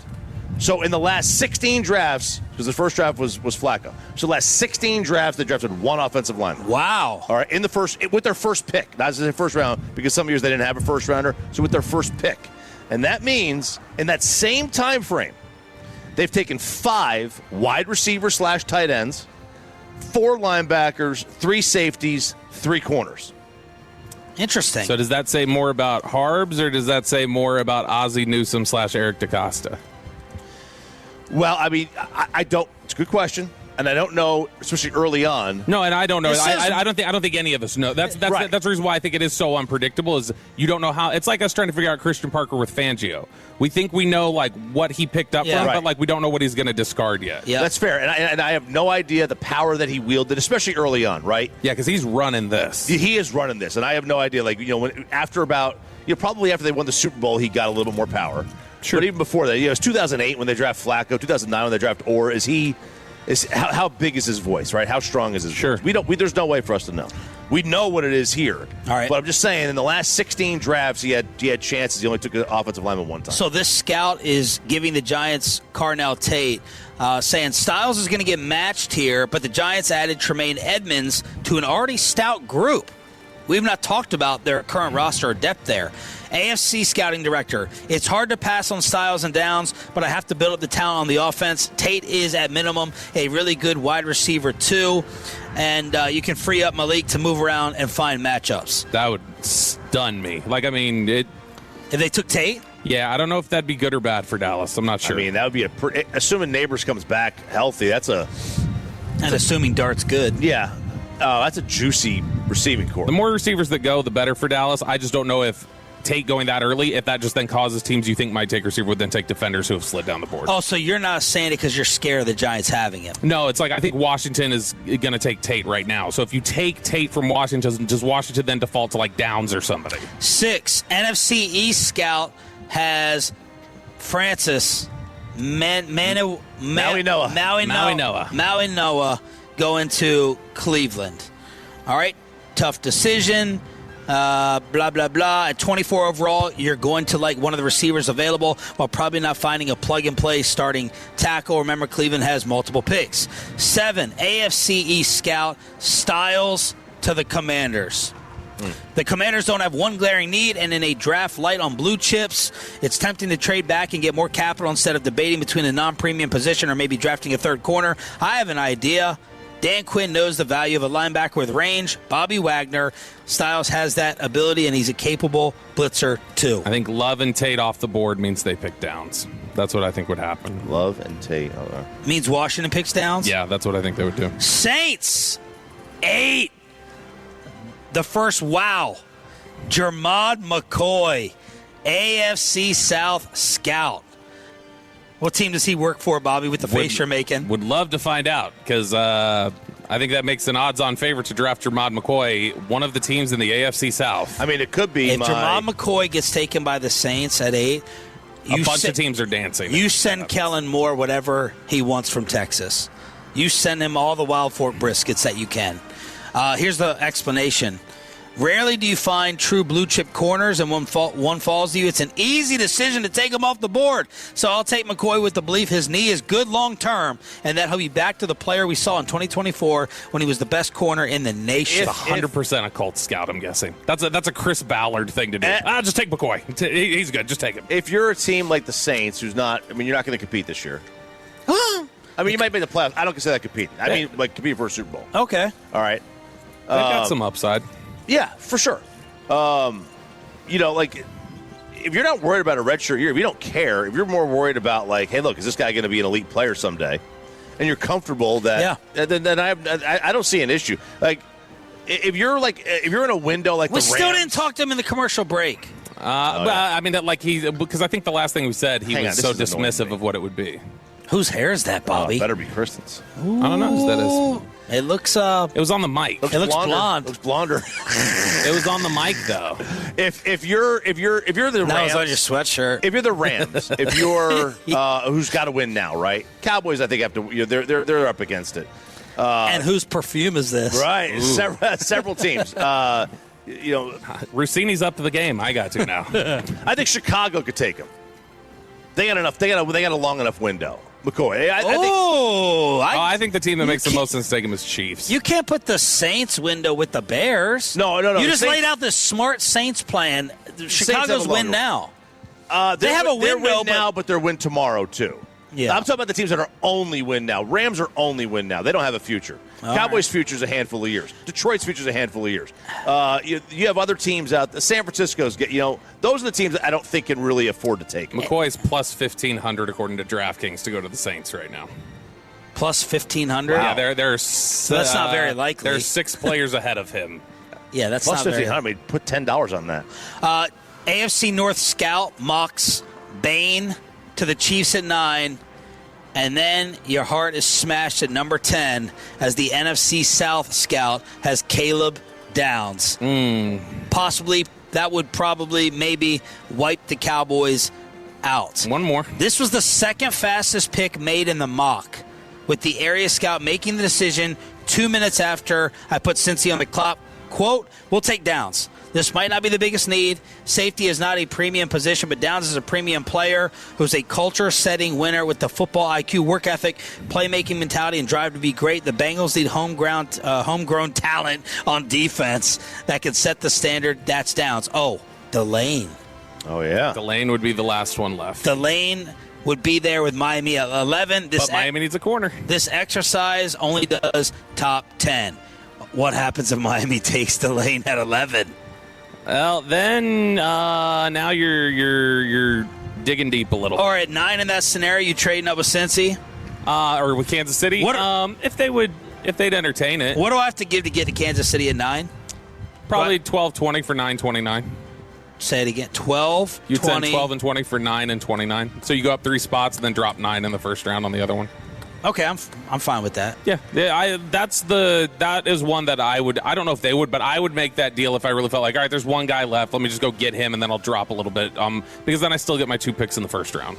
All right, so there it is. The scouts, the Brian Bratish friends, picking top 10 of the NFL Draft Thursday. Ford Center, the Star in Frisco, and all of us at your local Pluckers locations. Let's crosstalk with the KNC Masterpiece next. Oh, but I got my latest grilling project.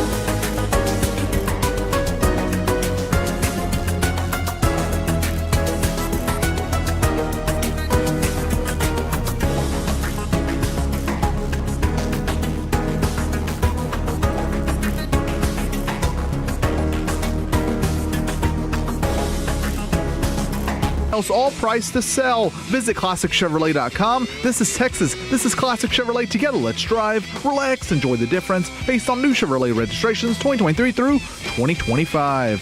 And here's the pitch. A swing on a line drive, center field, base hit. In to score the go-ahead run is Josh Young. Higashioka stops at second. It is 7-6 Rangers, still nobody out in the ninth. Craziest Ranger game and win of the year. They're back at it tonight after getting the split with the Athletics. They are in Seattle. You'll hear it on this station. It's Sean, RJ, and Bobby with some background noise here in DeSoto at the Firehouse. Kevin Hagelin is on the Fan Cam, Twitch, and YouTube. Where's Corey? He's here, and I just want you to know that I opened my laptop just so you could see my smiling face this morning. Oh, look at that. Yay. You no longer have the crappiest laptop at the station after Bobby. Yeah, I'm hoping for the best with Bobby there. That does look tough. So what did you end up getting as the replacement? This was from the Super Bowl. You had the problem. Yeah. Yes, and I have just now been using the company laptop, which, as we've told you guys numerous times, you should just go ask for. Okay. Well, I'm not going to. Is that all you guys have said about it? Oh, yeah, there was definitely a time when it was pissing me off, and I thought it was too slow, but I think we have rectified those problems. Bobby, why don't you just use theirs for the studio?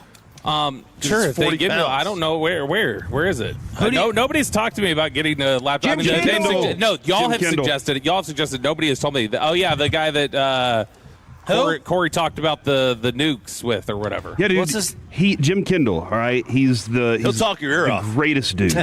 But I learned a long time ago about him that he was in the war, I believe.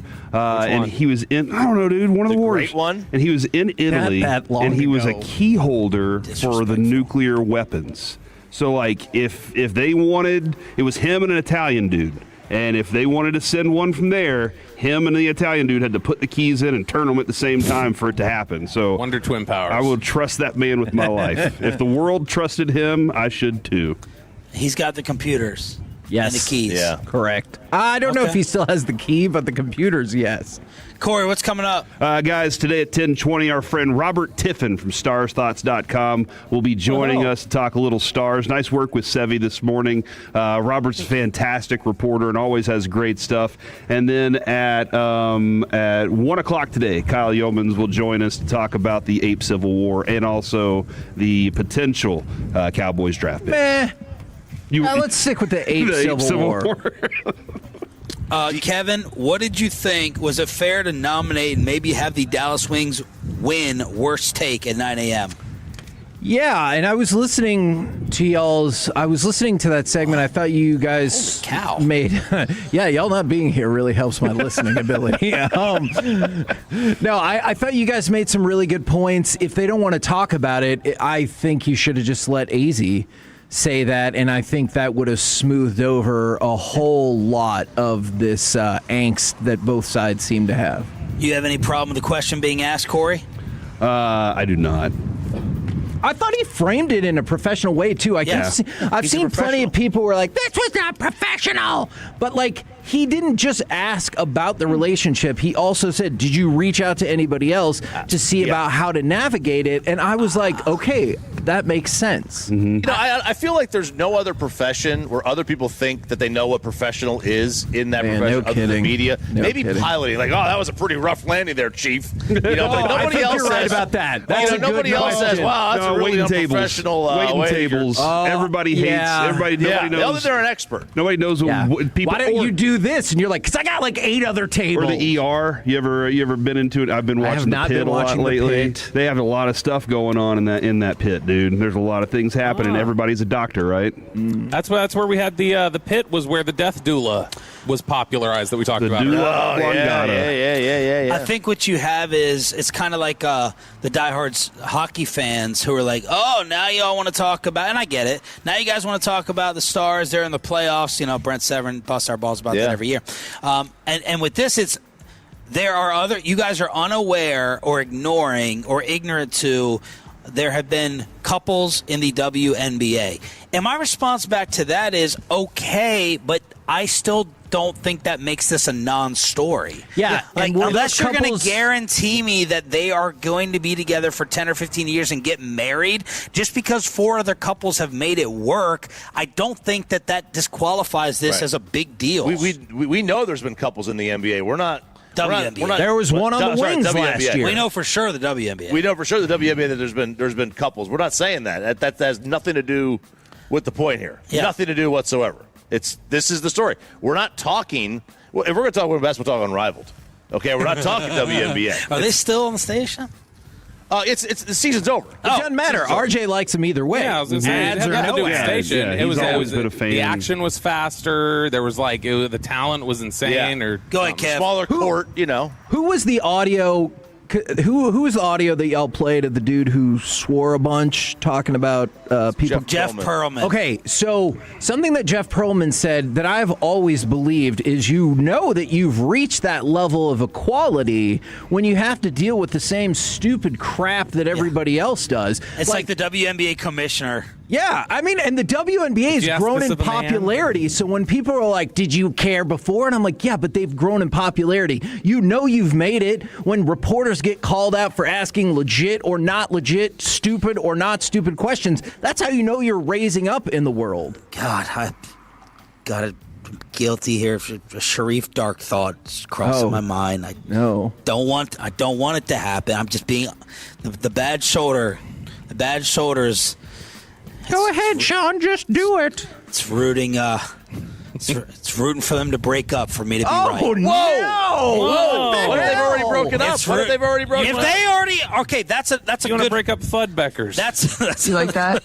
Oh, that's hazy. That's a good follow up. Okay, so I'll ask you guys, Kevin and Corey. Do you believe that they're a couple? Yes. Or broken up? I believe they are a couple. I agree with you. Why do you think that? Wouldn't it have been much easier yesterday to say, guys, we love each other, we tried it, it's over and done with? That's a dead story. Yeah, we're great friends, always have been, and will continue to be, and we're going to play great basketball And together. that could be the case. They've just been together for a while, even before the TikTok, the People article, and all of that stuff. So the Grim Sharifer on my left shoulder, is it the left or right shoulder, Bob? The bad one. Well, Choppy would say the left. I would say the left. So would my kindergarten teacher. So I'm rooting for the breakup and a team implosion, and one of them demands a trade just to be right. Why don't you root for love? It's about love. Well, that wouldn't prove me right. That this could be an issue. So Okay. that's not what I want to happen overall. I want the This Wings song's about. to win a championship and three-peat and everything. But the bad side of me is I want them to have a humongous fight and break up to be right. Should their theme song for the season be the song "On the Wings of Love"? On the wings of love, up and above the clouds. Nobody knows the words beyond only that one. way Exactly. to fly Ooh, is on the wings of love. That's a great song. That could be a fun segment. What is the most popular song that people know the least lyrics to? Oh, like what's the song that everybody knows like 2 lines? I feel like I like One big headlight. butts and you can't outlie. I know one. I know. Na, na, na, na, na, in the middle. Yeah, that's what they'll do. That was in King of Staten Island. That was the thing that nobody knew the lyrics except for that part. Didn't see it. I'm going to AI this. Which popular song do people not know? That's a RJ and very hard Bobby, you can question to talk ask. while he does that. There's also there's a bathroom on the right. Excuse me while I kiss this guy. Oh yeah, Jimi Hendrix. Yeah. It would have to be something where just people know like. I got no job, but I'm an opera fan. No, that is not how that song goes. No, we know that. Star Spangled Banner came Star out. Spangled Banner. Oh man, It's true because Frosty the Snowman? Oh, Frosty the Snowman. Yep, that's it. Give me the That's all I know. second. I No don't one know. knows it? I don't had know. a holly Had jolly a very soul. happy soul. No, he didn't have a happy soul. With a corn cob He's soulless. pipe and a But butt. man of Nose and 2 eyes Yeah, made out of coal. Amazing Grace? How How sweet sweet the the sound. everybody sings the same No, wrong words to that. there's Many, like 3 verses, and that people just know. I think like 6 seconds. of it. Toils and snares I have already come. Yeah. By the way, Yellow how many, Ledbetter. Nobody knows the words of that song. I know what it is. Yeah, the answer is Pearl Jam in general. No. The answer is just Pearl Jam. Peyton, if you can find it really fast, Louie Louie by the Kingsmen is the answer. What about We Will Everybody Rock knows You? the sound of that song, and then you hear the lyrics, and nobody knows what they're saying. What about We Will Rock You? Which one, Kevin? We Will Rock You. My man over here with the press pass, whatever he's got, he walked up in this segment, and he's getting his money's worth. Yeah. He filmed us doing the first sing, which is... Oh, man, look at my life. I don't know that song. It's Neil Young. I don't know it. I think people just know old man. All right. You guys have Kyle Yeomans, right? Kyle. Yeah, Kyle Yeomans. I'll help tease this ahead as Kyle... There's Louie Louie. Yeah. We'll go backwards again. Go ahead. We're gonna go. The verses are unintelligible. He is singing gibberish in the verses. That's why nobody knows the He lyrics. says we gotta go, right? Or, Listen to it. Yeah. It's nonsense. I think this is a song that made a bunch of latchkey kids lose it. I used to have the 45 of this. I grew up with Pharaoh. Whoa, Hey, baby, you know what a let 45 my people is? go. that's a drink, right? Or a gun? No, I had the 45 of this guy, and Peyton has no idea what that means. It's a record. I hate crosstalks on the road. Because he's not in control. It's power to the people, and he hates Yeah, it. he doesn't like talking over. Old Sean Maduro That's over the here. new way of radio, baby. Talk over. I feel like this is the new wave is talk over. Yeah, is that why you've been doing it all week? Yep. I was wondering. I was like, so, and who's creating that wave? Where's that coming from? Probably Drake Congress. Toll. He's Drake Toll. The ocean. Who's Drake Toll talk over? Himself. Yeah, he All literally the time. made a point and then he interrupted himself to say, "Did he cook? Did he Yeah, cook?" he does. He just interrupts himself all the time. Anyway, I'll try it for the third time because I know Kevin Hagelin's radar is probably going off like mine. Kyle said real quick, there's a few things I believe could be true about this draft. Options at 12 because of good luck 1 through 11. That could be Downs falling. If not, Downs, Bailey, trade-up scenarios, he believes. Colton Hood interest at 12? I have not heard anyone say that. Few things I think are false. Falk at 12, more likely at 20 or trade back. I do not think they would take Falk at 12. Yeah, I don't Because that either. seems to be a lot of Cowboys fans' number one concern, right? That At 12. Yeah. They're fine with 20, but not at 12. Sure. Kyle's not buying into Ruben Bain disinterest in the first round, and any linebacker interest in the first after Styles.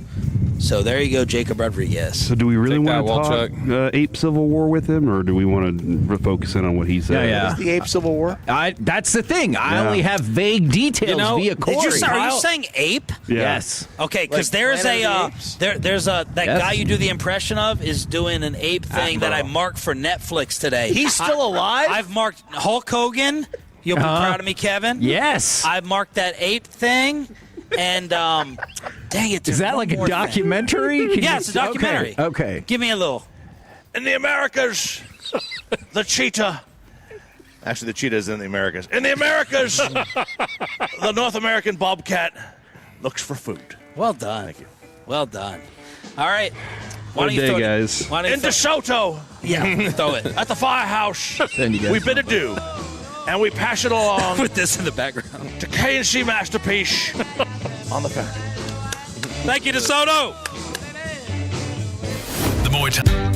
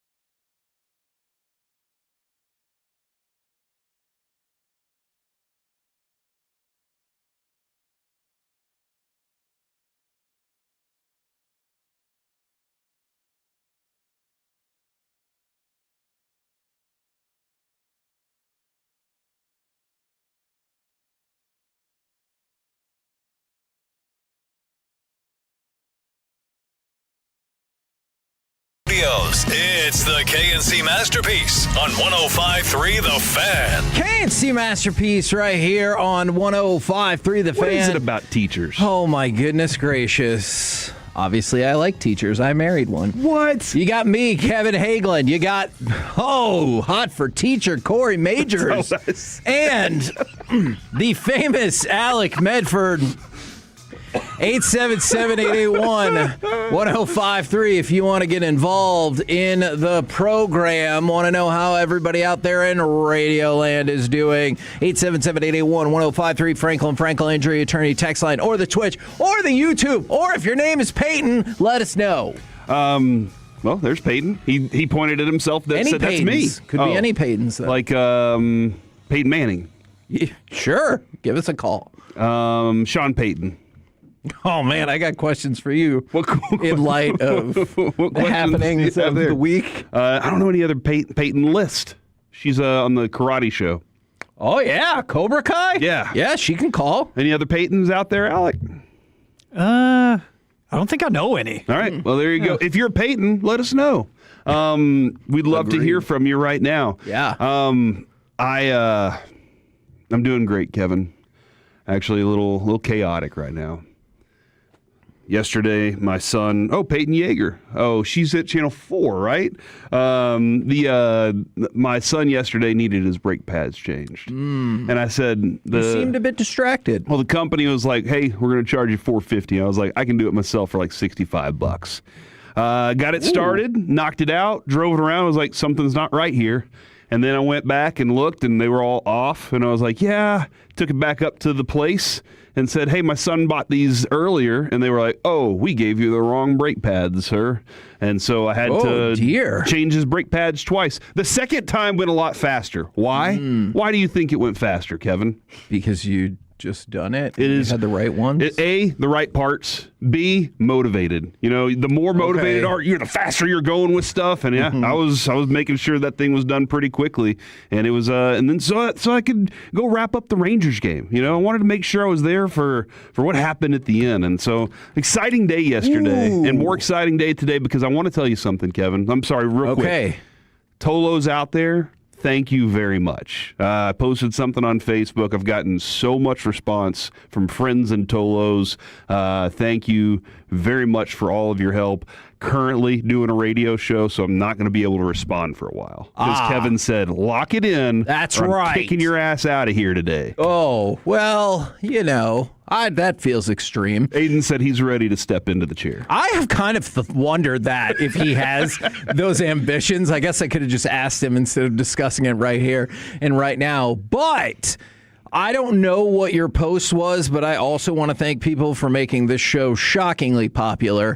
I feel like I've been very upfront. This show, I don't care for it. Not your favorite. But yeah, it's not my favorite. But apparently a lot of you guys do. So you're a big G-Bag guy. Yes, absolutely. Oh my God, G-Bag's so much better than this show. I get it. So I appreciate you guys listening nonetheless. Thank you very, very much for that. That should be the KNC Masterpiece's new slogan. Shockingly popular. And because it's like, agreed. Even we're shocked at times. Oh my God, yes. But appreciative. And I think that's the humble nature of this show. Yes. Has always kind of put us in this thank you very much for sticking around with us. What has been more adventurous, your day yesterday with the breaks or the Rangers and A's dealing with the wind? Rangers and A's dealing with the wind. And even Mike was like, I screwed up today. I only checked the temperature. I did not check the wind. Yes.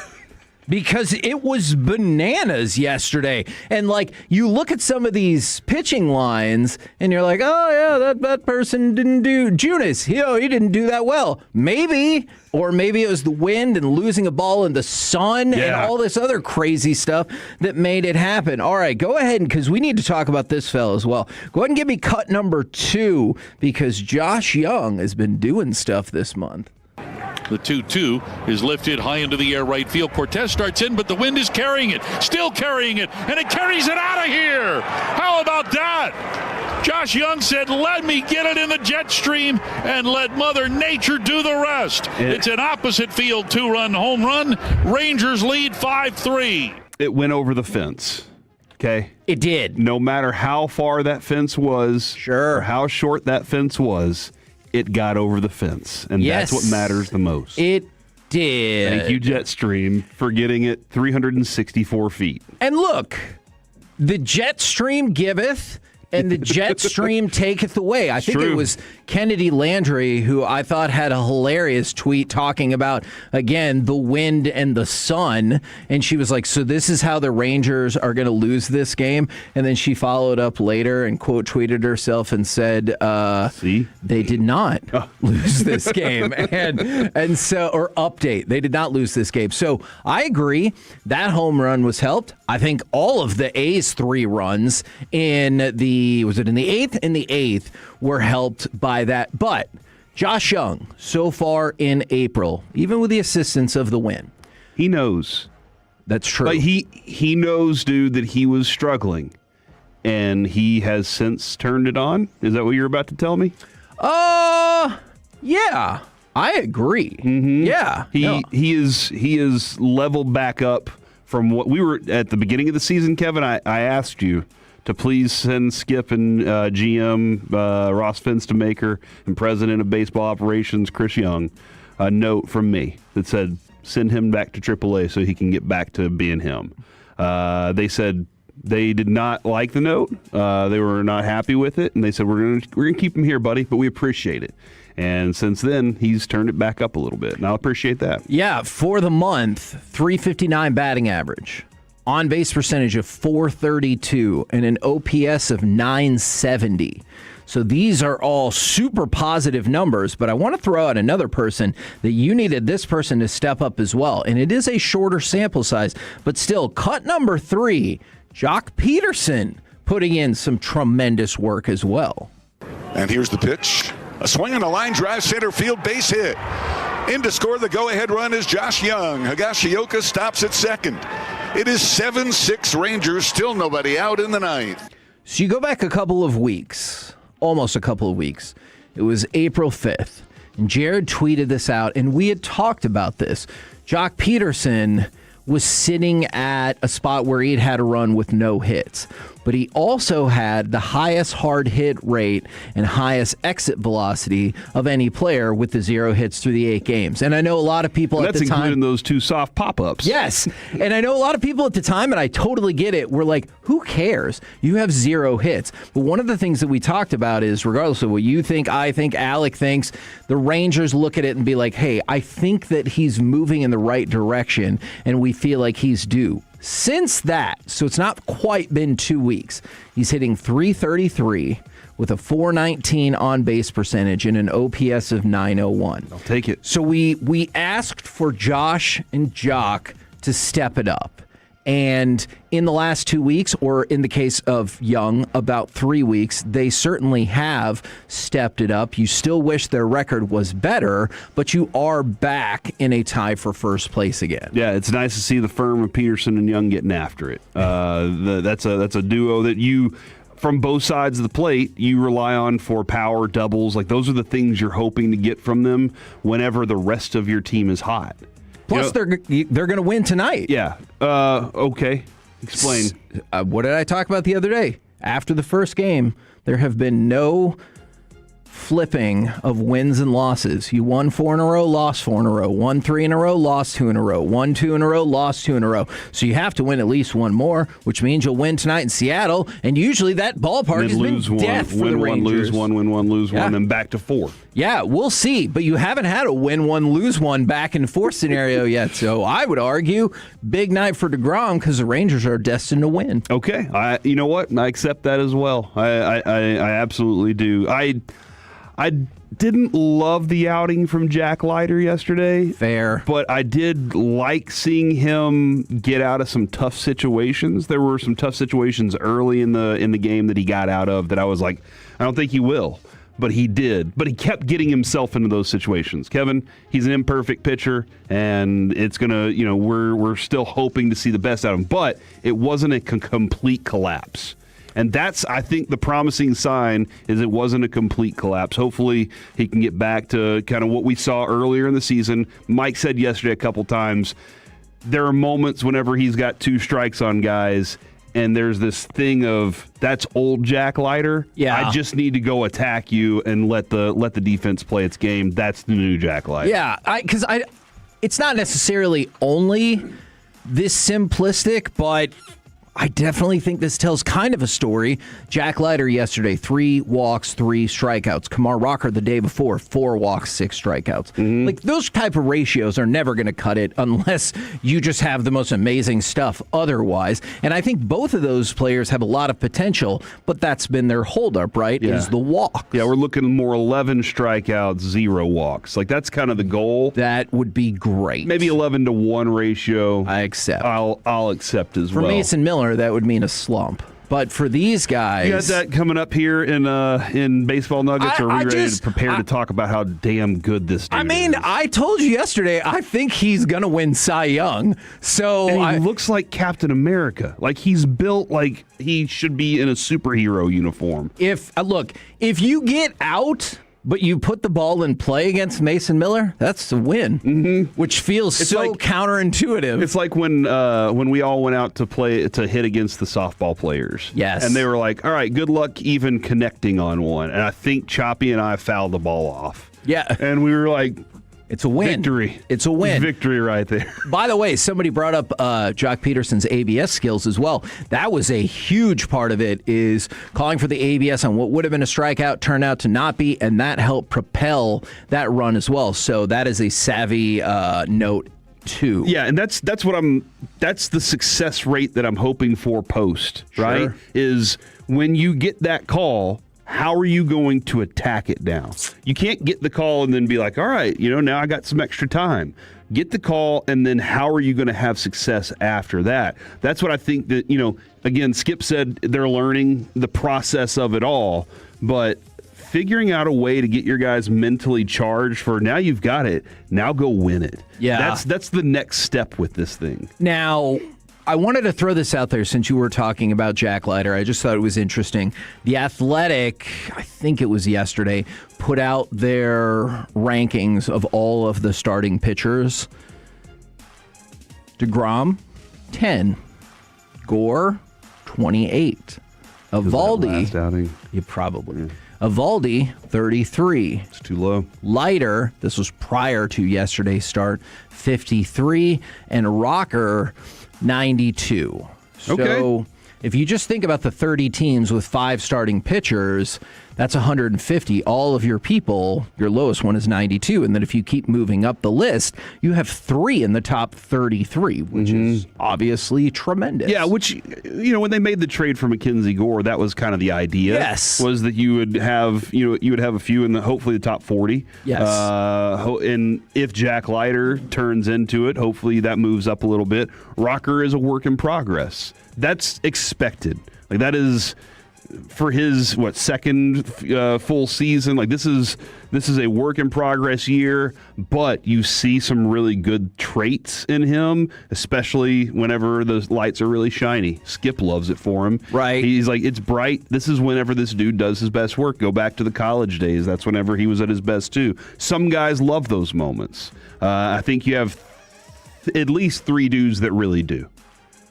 I don't know enough about Mackenzie Gore yet to know how he responds whenever he's on Yankees bump. Sure. And he's like, okay, everybody's watching on a Sunday night. Let's roll. But I feel like DeGrom and Evaldi are like, let's take it up to the next notch. And Kumar Rocker, while he still has things that he's working on, he's not there.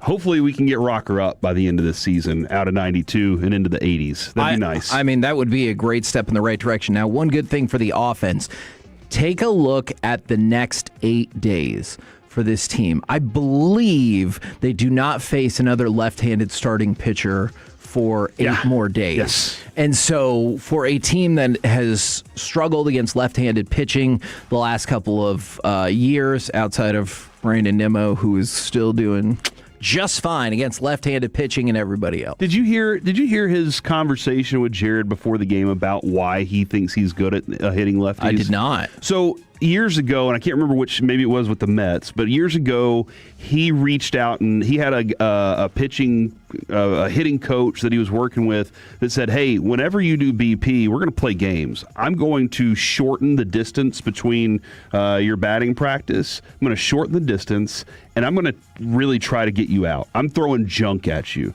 I'm throwing like competitive stuff at you. We're not just going up there and I'm throwing right-handed and you're just going to hit the ball and you got your timing down. Right. No, I'm doing things that lefties are going to do to try and F you up. And he said, like, this is like what Tiger's dad would do to him. You bat at these shots? These are the shots we're working on. Instead of saying, hey, go out there and hit righties, everything will be fine. What I don't know, and I wanted to ask Skip, I just didn't the other day. Maybe I'll ask him in the next round. Are the other lefties doing that? Because that's why Nemo's hitting well against lefties. Because he practices hitting well against lefties. Yeah. Also, Kevin, somebody texted in and said, my son who had the intestine and liver transplant is a Peyton. So to go back to the beginning of the segment, there are lots of Peytons listening right now. I feel like you got to probably put that person up at the top of the list. My favorite Peyton right now. I think it'd be cool if we bumped Peyton Manning for that Peyton. But what about Peyton Manning? Yeah, and then he changed it, and he's like, motivating me. No, I don't approve what are we doing, of that. bro? We're the Kansas City Masterpiece right here on 105.3 The Fan. Coming up next, it's time for Breakfast at Tiffin's with Stars reporter and the purveyor of StarsThoughts.com, Robert Tiffin, right here on The Fan.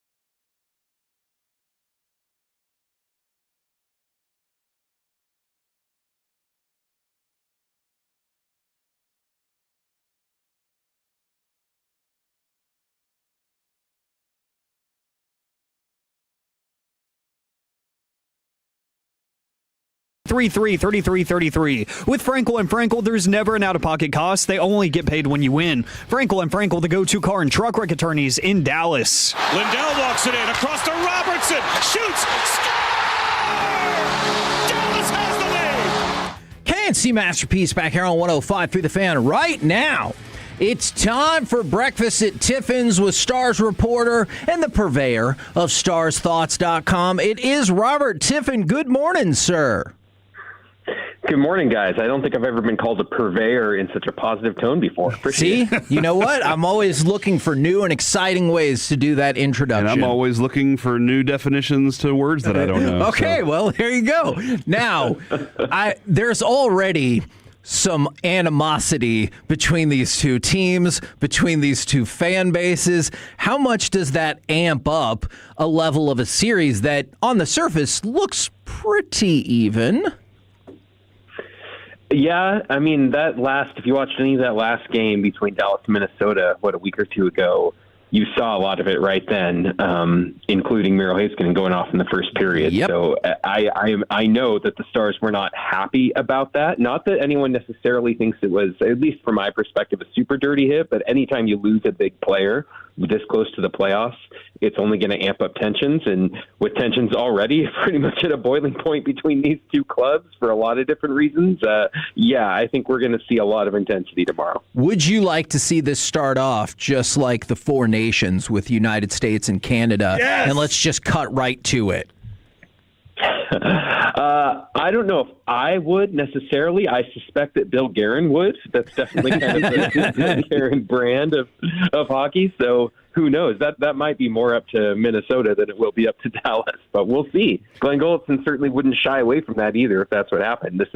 This is a very different Stars team, as we've talked about, than the one under Pete DeBoer, even if a lot of the names are the same. Oh, man, that's actually – I have so many questions right now, but you mentioned Pete DeBoer and Gulletson. It always felt like DeBoer had this – he played a chess game that I just thought he played beautifully within a series. And he would gain information in game one and then attack you in game two. And it always just felt – I almost felt like I could predict the series a lot of times with him. And then games 6 and 7 were kind of okay, he's going to figure something out by then. With Glenn Gulletson, what kind of feel are you getting from how he plays the chess game? Because obviously this is the first round with him. Yeah, there's been a lot of adjustments that Gulletson has made throughout this year, like in-game adjustments from period to period, some of which he's been open about, others of which he's been cagier about, as you can understand. Yeah. I'd expect him to be only cagier as the playoffs go on, but that's our job, right? Is we're supposed to, dummies like me are supposed to actually look at this stuff and try to figure out what's happening. So that's why you're here. Yeah, but Gulletson, from what I've seen, look, the way the Stars went out last year, Jake Ottinger was in all the headlines, but if you watch those last 4 games against Edmonton, it was not a fair fight from a coaching standpoint. The Stars just couldn't find solutions to what the Oilers were doing, both in the forecheck and in the neutral zone, and they just couldn't score. They couldn't generate much. They couldn't possess the puck, and Edmonton just kept coming at them over and over. And that frustrated a lot of people. There were a couple players last year that I talked to who felt like they just didn't have really a plan B or plan C in a lot of ways, that the Oilers were kind of exploiting them. And Glenn Gulletson this year, I mean, we'll see, right? The playoffs are definitely where it all gets proven one way or the other. But so far this year, Glenn Gulletson has seemed more willing to adapt in-game, where I think you said it exactly right. Pete DeBoer was great at adapting maybe from game to game in a lot of those series. Edmonton accepted. But Glenn Gulletson seems more willing to adapt in-game, and the way he's talked about, the phrase he uses, I think we've even talked about in the show before, road hockey. He wants his players to be able to make changes and even to be able to adapt themselves. It's a less rigid structure in a lot of ways than under DeBoer. And that means that if you have elite talent, and the Stars certainly have a lot of that, then they should be able to do a lot of that problem solving themselves, and that'll be the goal. It has been 7 years since the Dallas Stars won their first playoff game to start the first round.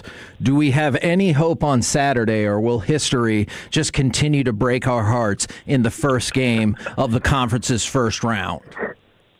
Well, in a weird way, Stars fans kind of have it good either way. Because if they lose, you can just say, yeah, well, that's okay. They do that all the time. Right.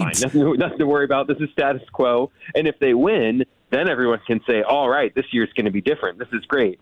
Then again, I would caution you because last year they did win game 1 at home against Edmonton, and then they lost the next 4 in a row. So, yes, it's better to win game 1 than to lose it. It's better to win any game in a series than to lose it. That's the deep hockey insight you get. That's why. That's why we had you on. I change it. That is why we had you on. Now, but it's going to be a long series. I think everyone expects. So you can't get too high or too low after any single game. It's more about how you respond than how you start. And this is one of the things going into the playoffs. I appreciate that this feels like a big deal, getting to 50 wins in the regular season and doing that 3 years in a row. But does that matter? To me, it honestly does. Wins are different, post-lockout when we have shootouts and stuff like that. There aren't ties like there used to be back when the 99 team was playing and stuff. So I always try to kind of take wins with a little bit of a grain of salt. But doing it 3 years in a row, I mean, we've said it over and over, I know, but how many teams go from winning 6 playoff series in 3 years, getting to the conference finals 3 years in a row, fire their coach, bring in a new coach who hasn't coached in, the better part of a decade, been a head coach at least in the better part of a decade, and then you get right back to 50 wins again. You do it for a third year in a row and get to 50 wins. It's crazy. There's every reason in the world to think that Jim Nill would have come under heavy scrutiny if things hadn't gone well this year, and with all the injuries the Stars had, there are a lot of reasons things could have gone pretty badly. Instead, Glenn Golitson's group, both to his credit and to a lot of the players' credit too, they found a way to be a really high-floor team.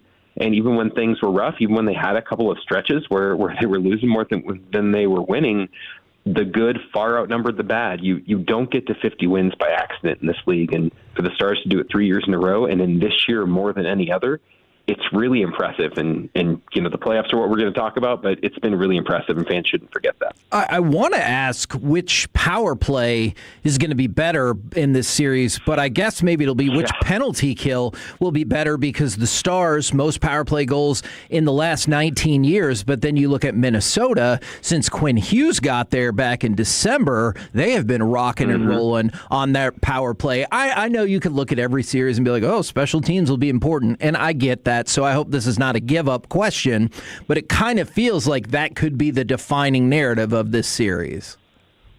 I really think so. I mean, we saw it 3 years ago when the Stars faced Minnesota, and the Stars' power play was what won that series for him. Sagan had 4 power play goals. Rope Hintz had his best playoff series ever. He had 12 points in those 6 games against Minnesota 3 years ago. So obviously his absence to start is going to hurt, and even though the power play is continued to score without Hintz, it's better with him on it. So I do think, and when you look at the numbers too, like you mentioned, after Quinn Hughes arrived, and I think I saw since January or February last time I looked, the Wild's power play has actually been a tick better than the Stars. Not by much.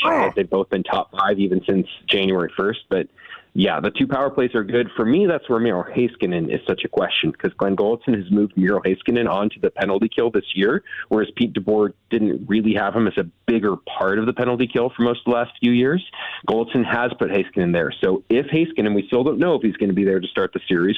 This team says they hope he'll be there.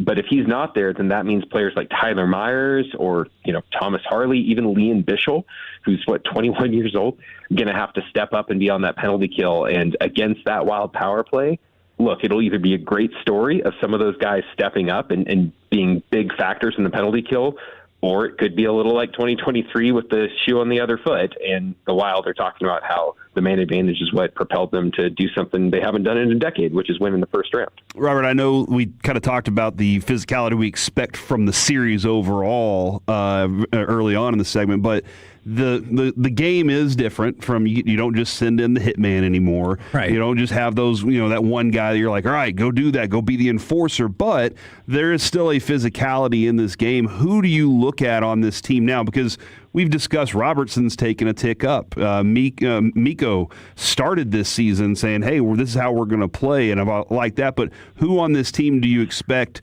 kind of does set that physical tone for this team?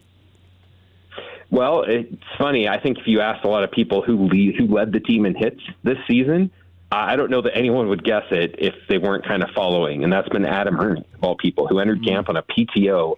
I didn't even personally expect him to make the team when I first heard he was coming to camp on a PTO, but then a lot of things happened. Jamie Benn obviously suffered a collapsed lung, and opportunity happened because of all the injuries the Stars have had, and Ernie seized it and kind of I revived his career might be a little hyperbolic, but not by much. He was playing in the AHL a lot of last year and then had the same hip surgery Tyler Seguin did. And then he led the team in hits this year, even though he only played in, I think, 45 or 50 games. So when you see a player down the lineup like Adam Ernie leading the team in hits, when you see players like Maverick Bourque in his second full year becoming a more physical player, when you even see players like Jason Robertson laying some hits, and whether it's a big reversal hit like he had a couple weeks ago, he's just been more physical in general. And Mikko Rantanen, for me, I mean, we saw it at the end of that Wild game with Rantanen basically jumping on top of Quinn Hughes after he was kind of holding him up along the boards as Rantanen was trying to go for the empty net. I think when it's flowing from the top of your lineup, I mean, Jamie Benn is always going to be Jamie Benn, but he's not, a top-line player anymore. He'll step up when they need him. We saw him drop the gloves. We'll see him do it again, I'm sure. But when you have skilled players like Mikko Rantanen and Jason Robertson complementing the physicality of your bottom six players, that's when I think it really starts to become part of your identity. The phrase Goldson used, it's in the fabric of our jersey now. And it really feels like when the Stars have been at their best this year, that's been the case. You've been able to see it. They've been wearing that physicality in every shift. It doesn't mean running around trying to chase guys down like Minnesota was doing 3 years ago, but it does mean not backing down and responding when they're challenged. And I think that can do a lot of good things for a team's psyche, especially in the postseason in any sport. You can see when players start to get in their head, right? Whether it's in basketball where a player goes cold, or in baseball where a player suddenly, there's a hole in their swing they can't figure out. You can see it when a player loses a little bit of confidence, and I think having that physicality as part of your identity can give everyone confidence because everyone can be physical. Even if you're not necessarily shooting your best, you can feel like, you know what, we're doing this right now, we're playing this kind of game, we can do it. And when you have that sort of confidence, I think it bleeds into a lot of the rest of your game too. And honestly, I believe that's been a big part of the Stars' success this season. Breakfast at Tiffin's is giving me chills right now. I'm getting so excited for tomorrow's game. Thank you for this part of it. Now, Kevin's tried selling me that Otter's still great, and I'm going to believe Otter's still great. There are a lot we see a lot of. This is his series, Corey. See a lot of fan texts that have questions about it though, and I know, Robert, we talked earlier this year about kind of the strategy that Gulletson had for him to give him a little more rest heading into the playoffs, and I think that's one of the things I love about Gulletson coming into this, just with such an intelligent perspective on how to treat this team a little bit differently.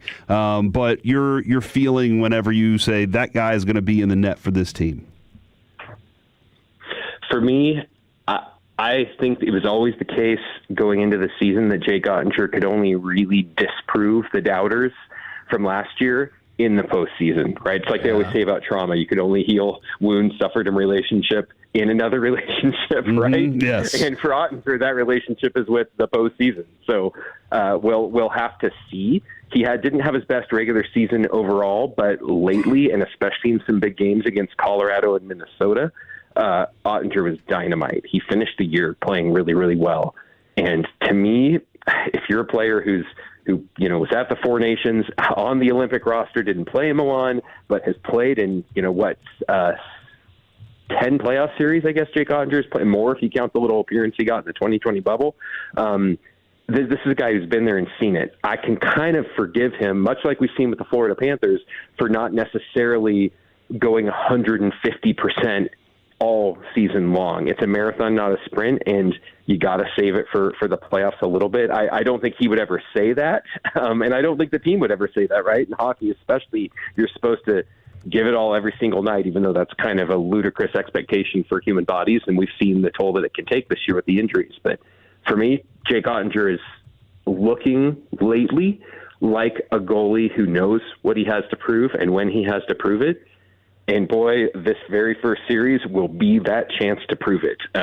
If he's the better goalie, there's good goalies in this series. Honestly, all four goalies for both teams, any one of those four could actually end up being a big factor. But Jake Ottinger for me is the biggest one, because if he plays as well as he can, there's every reason to think he'll be in the Minnesota Wild's heads as he's been in the past. and that could get them off their game quickly and give the Stars an advantage that they don't let go of. Because Jake Ottinger owns the Minnesota Wild, and I don't want people to forget that. But you just mentioned all 4 goalies. On the surface, it feels like Wallstedt had a better season for the Minnesota Wild. Is it possible you could see different starters for them in this series? It's very possible. In fact, they didn't even admit yesterday. I think Coach John Hines at Minnesota was asked which goalie they were going with, and he hasn't committed yet. He's kind of like, are you going to do a rotation? Who's starting? Kind of the prevailing thought going, in the last couple weeks of the season was Philip Gustafsson was going to be the guy. But remember back in 2023 when the Stars and Wild played in the first round, the Gustafsson was the young goalie and Marc-Andre Fleury was the veteran. And they made the wrong choice. And they made the wrong choice. They stuck with their rotation. Minnesota won in game 1. The Joe Pavelski, Matt Dumba hit, and then double overtime. And Gustafsson was incredible. The Stars should have won it in overtime, but Minnesota ended up winning game 1. Then you go into game 2, and Minnesota has a chance to grab a 2-0 lead in the series, but they stuck with their rotation and put Marc-Andre Fleury in instead. And I think the Stars won 7-3. So he didn't start another game. That was the last playoff game Fleury started in his career, actually. But Gustafsson was the young goalie who they were like, you know what, they probably should have stuck with him and rolled with him. This year, Gustafsson's the older player, and Wallstedt's the rookie who a lot of people are saying, Wallstedt's been playing better lately. Maybe they should go with him. So given all the history, it's a fascinating decision for Minnesota because on the one hand, Wallstedt doesn't necessarily have that playoff experience. So some people put a lot of stock in that, and there's risk. And okay, what if you go with a young guy? He's overwhelmed a little bit or doesn't look good for whatever reason in game 1. Then you try to go back to the veteran, but the veteran knows that he has a shorter leash and he's in his head. What if he doesn't? It can spiral really quickly. So it'll be an interesting decision for Minnesota. It's something that's a big luxury in the regular season of having 2 great starting goalies can suddenly be a little bit of a problem in the playoffs. And as much as you'd say it's a good problem to have, there's also a lot of ways it could go wrong. So, hey, that's why the coaches get paid the big bucks too, right? Yeah, and here's to me rooting for it to go wrong. I hope the Minnesota Wild pick poorly. I'll just go ahead and say that. All right, real quick, prediction for the series. What do you got?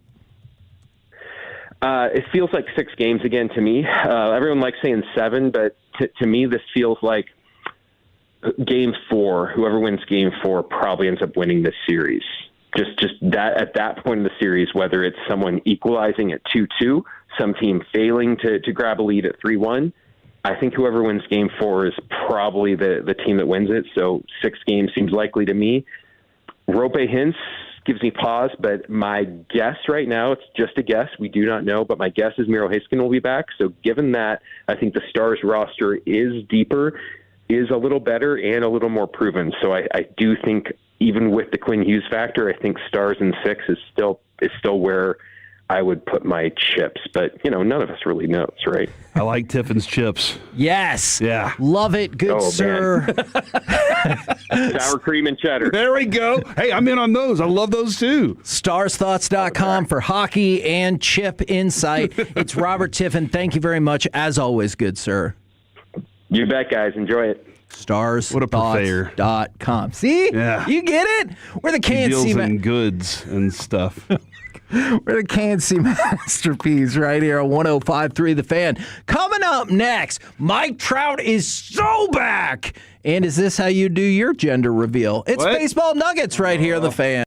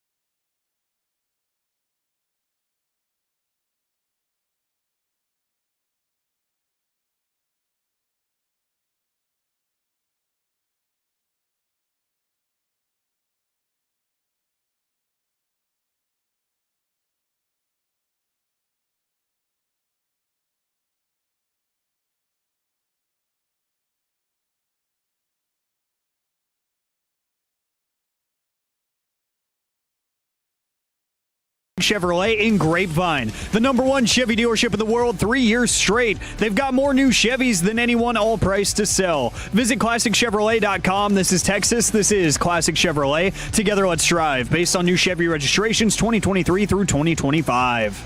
There's a rocket. Mike Trout blasts off for the Bronx one more time. Oh, look how far that went. 446 feet. Trout. Judge is looking out there. Is this possible? It is, because it happened. KNC Masterpiece. Wow. Right here on 105.3 The Fan. And right now, brought to you by Reliant Air Conditioning. It's time for some baseball nuggets. Mike Trout. We talked about it. Been 13 years since an opposing player had hit home runs in 3 straight games at Yankee Stadium. Now, Mike Trout becomes the first player ever to hit home runs in 4 straight games at Yankee Stadium in a single series. Unbelievable. He is now on pace for 57 home runs, 130 RBIs, a .416 on-base percentage, and an OPS of 1.010. Is that good? That would be incredible. And he has equaled his WAR from last year when he played 130 games. Would that be his best season? If he did all those things, or would he still be short? Just WAR-wise? Mm-hmm. I think it might barely be the best. And that's just for people who have forgotten how effing good Mike Trout was. That would just barely be his best WAR. That's insane. Surpassing his 2nd, 3rd, 5th, 6th, and 8th season, which were all incredible. And for a dude that's been in the league for about 80 years, it would be impressive that he does it, one last time. That's all I'm looking for. I still ask you, based on the place that he did, because if he leaves and doesn't do that anywhere else for the rest of the year, my question is, does he hate the Yankees or does he want to be a Yankee? Shoot, man, I would trade for them. I would trade for him immediately if I was the Yankees and you saw that. Yeah. And then I'd be like, well, clearly. Aaron Judge, Mike Trout straight up. No, probably not. I'll do it. No. Thank you, Alec, for joining in on the conversation there. Not that one. Strong support. All right. Do you want to go to almost no hitters or gender reveals? Let's go almost no hitters. All right. Patrick Messick had his no-hitter end in the 9th inning yesterday.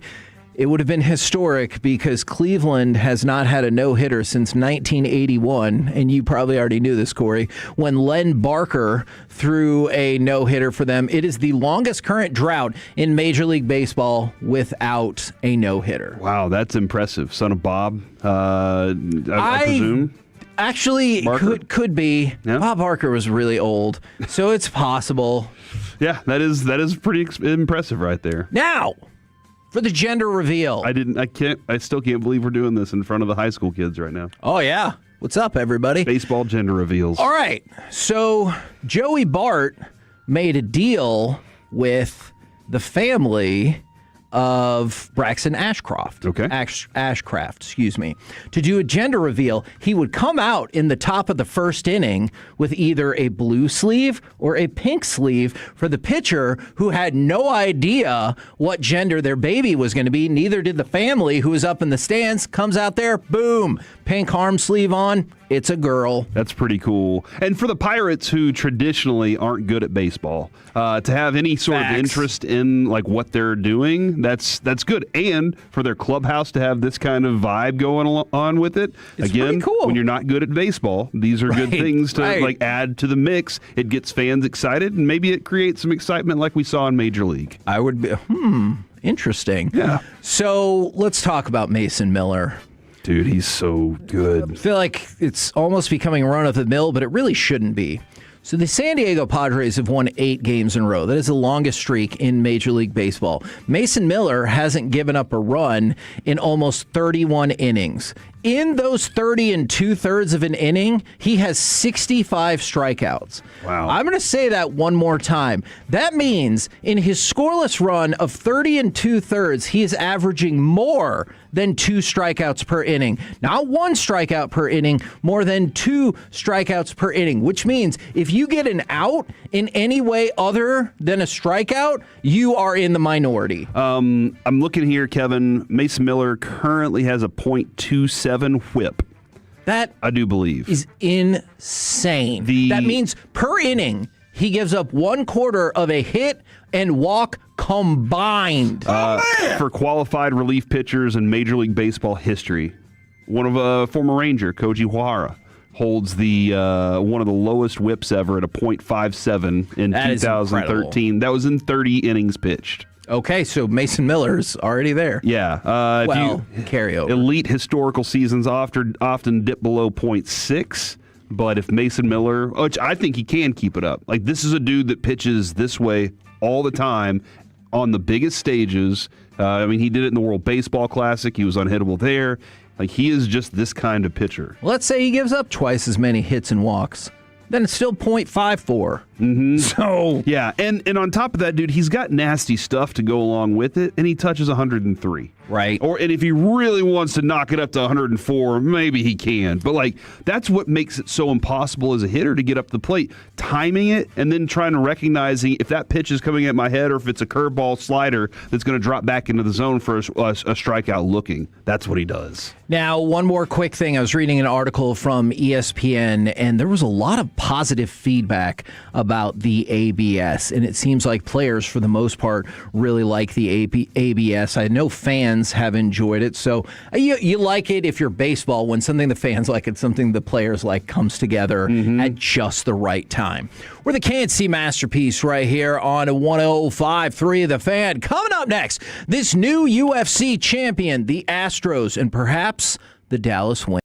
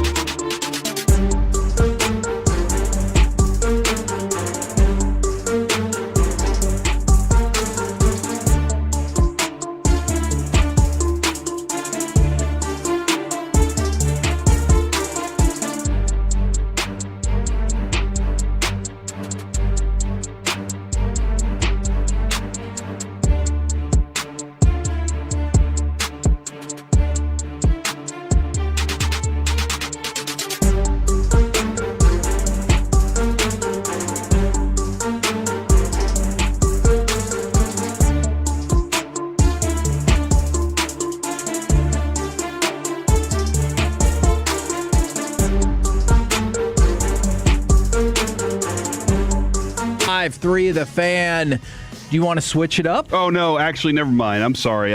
Kevin, I accidentally closed the run sheet a minute ago. We can use Bobby's insight here if you want, or tell him to sit on the beanbag chair. I love to use Bobby All right. in a variety of ways. We're changing it up.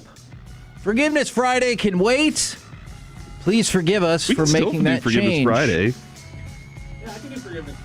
Your mic's not on. I can do Forgiveness Friday. I don't know if I trust him anymore. Okay, let's do Forgiveness Friday then. What a whirlwind that was. 877-881-1053. Do you need to ask somebody for forgiveness? Does somebody need to ask you for forgiveness? Let's start with Carlos Ulberg. He, over the weekend, won a UFC light heavyweight championship. Congratulations to him. On Monday... Can I say how much I hate that term, by the way? Light heavyweight. I get you. I just don't like it. Okay. It sends mixed signals that I don't like. I understand. I understand what you're saying. So, Ulberg has already lost the belt. 2 days after he won it, he was asked about it. He goes, I don't exactly know where it is. Initially, after winning, the plan was to not have a drink. But you know how these things go, right? First, someone gives you champagne to celebrate. Then one thing leads to another. You're doing shots, so it's okay. I'll have another and another and another. And then he lost the belt. Mm-hmm. Does he need to ask for forgiveness for losing that belt, or did he make somebody's day and they can just create a new one? That's what I think. Dude, create a new belt. I mean, they can. Yeah. Remember that one time that one wrestler left the belt at the airport? That was the $1 million belt. And Ted DiBiase was like, Virgil, you better go get that belt. How much do we think these belts cost in general? Ooh, with the way they make it? Like, and yeah, do they have just like a bunch of them on hand? Or I believe they have started making backup belts because back in the day, some people would get their... Somebody may lose weight. They need a little bit of a smaller one. Not necessarily, no. But they would pack it with their luggage. With Soza. And their luggage, that's right. See, I get what you're saying. And they would lose their luggage or something like that. There was a day where Seth Rollins came in. He had the real belt, and he said I could hold it, and I wish I would have brought my replica and tried to swap it out. That would have been a good idea. Is that illegal? No. Well, it's not. But it's also not real, Alec. I mean, it's precious metal. Shut. That's real. What kind of metal? Oh, my goodness. An official UFC championship belt is valued at over $300,000. That's for the story. That's like the if you're going to resell it, right? That's not how much it costs them to make it, right? Man, I'm looking. It's like a pizza. Pizzas cost, 38 cents to make, but then they sell it. How much am I willing to $5. pay for it? Yeah. Holy moly. They did say the BMF For one slice, belt you can pay $25. was closer to $50,000. So maybe it's closer to that. All right, let's go to the Astros. Did you see, this is the dumbest story, what one Astros player, via his translator, has blamed for some of his injuries? Tatsuya Ime. Was it a bad tattoo? Did he blame that on it? No. He went on the injured list after just 3 starts. And this is what an interpreter said. He was just not able to adjust to the American lifestyle, baseball and outside of baseball. That's probably the reason for his arm fatigue. For example, the travel is different from Japan. The timing when players eat. In Japan, they get back to the hotel, eat their dinner there.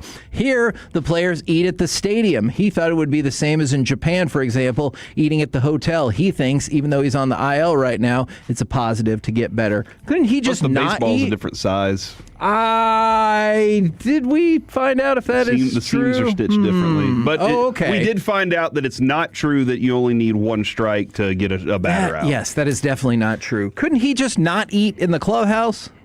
You could do that. I'm more concerned with if these sort of things have been such massive hangups for him.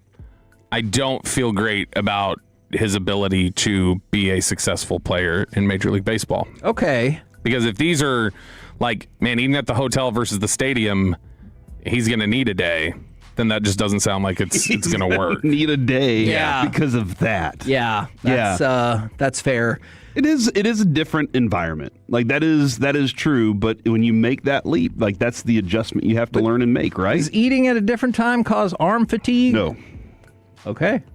Now, Bobby, there are a lot of people who just say, like, you need to come over here, you need to assimilate, you need to. I'm talking about baseball, like, just you need to learn to eat at the stadium, and just it's a different world. It depends on, though, the motion that he is using with the fork, or how he's holding the burger. Those maybe that is affecting the shoulder. That's where the phrase "it's the motion of the ocean" came from. Always said that. I don't think that is correct. Kevin from the 817. My daughter has a ballet recital this Saturday. Please forgive me because I plan to crop dust a fellow ballerina that was rude to my daughter. Oh, no. I will execute my plan at the dinner beginning held afterwards. They are in 11th grade. Man, there's a movie on Prime Video. I'm not telling you it's good, but it stars Uma Thurman and a bunch of kick-ass ballerinas. The back half of that movie is really fun. Okay, I saw that, and I was like, should I watch it? It's entertaining. It's not going to win any awards, but it's very entertaining. You don't have to say what it is, but if somebody hurt your kid or bullied your kid or whatever else, what you would legitimately be willing to do to get even, would you be able to say it into a microphone, do you think? No. That's probably fair. You think you could or you could not? No. I could not say it into a either. microphone. Yeah. And I would end up in prison. Oh, you know what? Actually, speaking of that, you would end up in prison for just bullying? Not like... Oh. Yeah, I'm just talking about like that. Like when he says he's going to crop dust, he's comfortable enough to say that. Yeah. So I'm saying, what is like the highest level of I'm getting even with this kid? Do you think you could comfortably say it into a microphone, or do you think you'd be like, that might scare some people, so I shouldn't say that? See, I think I might say it in a microphone because we'll see how the scenario plays out. But if you run a hospital and you cut my 3-year-old's arm twice, hypothetically while trying to take off his cast, and then say, well, he's fine. Don't worry about it, then I might just need to discuss that further on air. Yeah, or in court documents. Yeah. I had a real life situation like that happen. Did you? That got extremely serious, and it took a lot of restraint. So I'll just put it to you that way. Okay. I like it. You saw. Intriguing. Yeah. I know. What did you do, Kevin? It wasn't me. It definitely wasn't me. Now, Bobby, I hope this is okay to ask. You seem like somebody who runs afoul of a lot of people. Sure. Do you need to ask anybody for forgiveness this week? Ooh. Sean said you overtalked folks. Who did? Sean. I think he was saying that about Choppy. I mean, I think he was saying in general. But at that moment, he was talking about Choppy and Choppy saying, well, that's the new style, which I don't understand. Maybe I need to ask forgiveness for intentionally trying to troll Broadus the rest of the week about Sonny Styles when I found out how much it upset him. Oh, it really upsets him that much? Yeah, so 10 years ago, people just were jumping down his neck about Joey Bosa.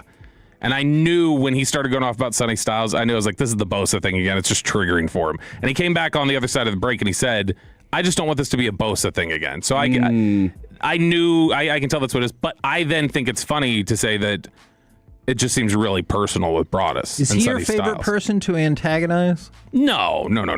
Who's your favorite person to antagonize that's not in your family? Yeah, Sean. Oh, I think it's Hellman. Yeah, it used to be Hellman. Honestly, it just kind of rotates. Who's giving me the best reaction at the time? Okay. So if they didn't sell it, you'd be like, I'm going to move on. Yeah, honestly, when they're Kevin. like, they want to get a reaction out of you. That's legitimately what I want. If you don't give me the reaction, I then just go, crap. Okay, I guess I'll move on to something else. Okay. And that's why our show, we just intelligently play along with Bob. I don't know that I've ever... Like, I haven't been able to lean into any bits or, like, really troll aggressively on anything with y'all because you guys always greet it with, like, that's a good point. Or, like... Well, from the 617, you can be mad at Bobby all you like, but he's literally always right.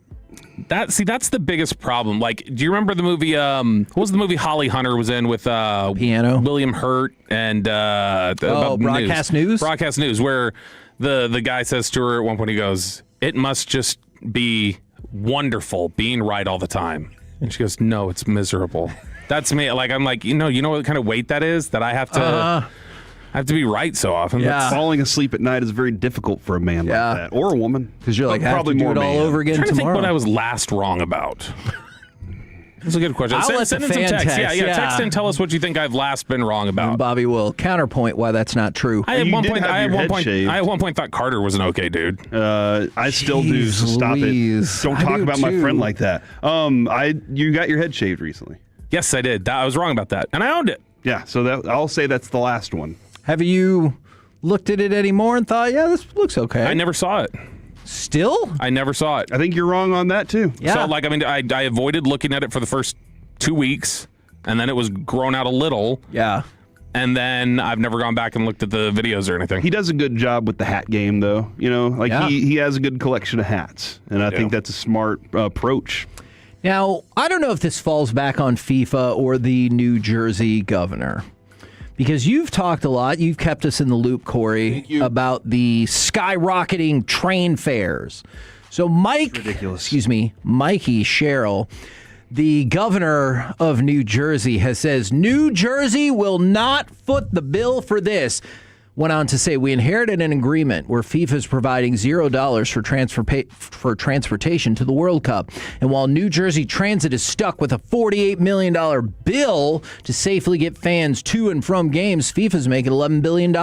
I'm not going to stick New Jersey commuters with the tab for that for years to come. FIFA should pay for the rides. But if they don't, I'm not going to let New Jersey get taken on this one. Except he kind of is if you ride the shuttle in New Jersey or the train, because he's approved the rate hike from $12.90 to $100. Oh! So that makes the assumption that literally nobody from New Jersey is going to take the train.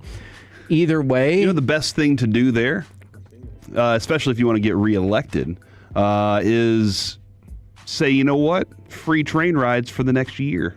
Just give everybody in New Jersey free train rides for a year and say, we're going to take the $100 for this, but for your day-to-day commute, we're taking care of you. You shut your mouth, Bobby. I heard what you said to nobody else did, to though. Alec. I know. That's why I just want to caution right here. Now, from the 214, I feel like Jock Peterson's owed an apology from a few Rangers fans that wanted him gone. He's been pretty good lately. He's talking about you. I don't agree. Oh, I mean, he has been good lately. Yeah, you can get better and still have the take. Like, the take was correct when it was said he was not playing good. Well, he needed to keep doing this, and maybe I'll apologize later. Yeah. And does he need to have a really good season to make up for last year's historically bad season and then opting in? Okay. I think he can be good this. If he's good this season, I didn't think he was going to be good this season. So if he's good this season, then that's enough to just be like, all right, clean slate. I thought we had seen a complete decline from you. We can't undo how bad you were last year, but you came in ready to play baseball this year. Now, I don't remember this take, but for the 901, I saw them text this in the other day, too. What about when Bobby said Pollard was better than Christian McCaffrey? See, this dude says this all the time. I don't remember saying this. Okay. If I said it, I don't remember believing this. If I said it, then I'm guessing there's a couple things that occurred here. Smart approach with the I don't remember. I'm misremembering. Oh, here. Yeah, you could be in Congress. Yeah. I was talking about, like, just he's better for whatever the Cowboys want to do. I don't know. I'm legitimately, I don't remember saying this. So he's better for what the Cowboys want to do, maybe. B, I was talking about until McCaffrey can show he's available and not hurt all the time, then I wouldn't take McCaffrey over Pollard. I may have said that at some point, where if like McCaffrey's hurt all the time, I would take Pollard, not because Pollard's got a better skill set, but because he'll actually play. Or C, we were playing the 49ers, and I was aggressively trolling. I don't know which one it was, if I said it. Okay. But this is the only person that ever tells me I said it. I've never heard it from anybody else that I've said it. So okay. I don't recall saying it. Yeah, there you go. What about you? What about Alec? Do you have anybody who needs to ask you for forgiveness, or do you need to ask anybody for forgiveness? I have an idea here. I think that Kevin Sherrington needs to ask for forgiveness. Did I say Mikey was a male? I'm sorry. I might have said he said. My apologies. No. She's a lady. Kevin Sherrington needs to ask for forgiveness. Do you want to play the question? Yeah, go ahead. Cut number 7, please. AZ, Kevin Sherrington, the Dallas Morning News. Paige announced last year on TikTok that y'all were a couple, and I'm wondering if that is still the case, and if so, if y'all have talked to any other couples in the league about how they negotiate that dynamic as pro teammates. I understand why you have to ask that question, but we're going to respectfully decline from commenting on our players' personal lives. Go to the next question. I have no problem with the question. I think it is a significant story, and it would be a significant story if it was any male players in sports as well.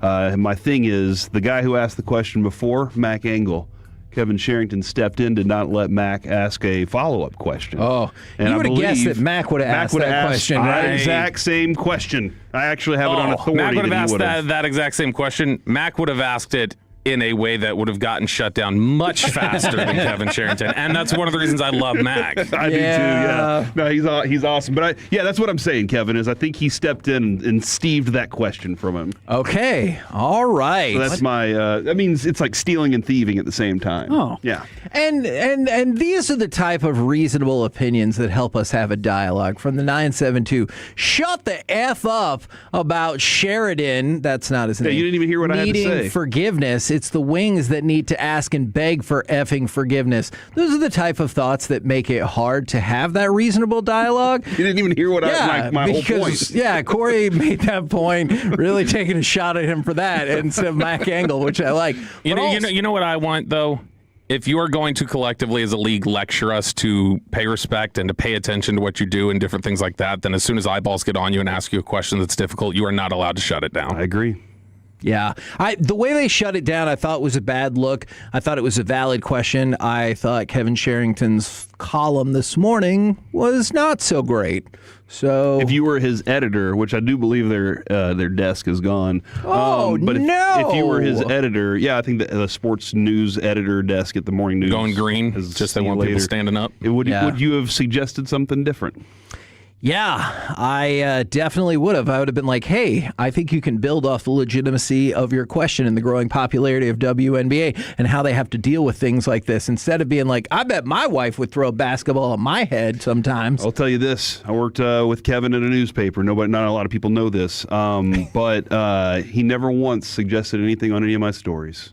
Because he never read them. He did change one of my headlines once. Okay, that's true, and I screwed it up. Is that the one about the poll question y'all had out there about people smoking? No, that was a different thing. That was the news department, and that absolutely ran in our newspaper. We're the KNC Masterpiece. Thank you very much, Bobby. Thanks, Bobby. Coming up next, it's time for AM on the FM. We got the question of the day, plus pro wrestling is art. Next on the Fan. When your friends say, hey, did you...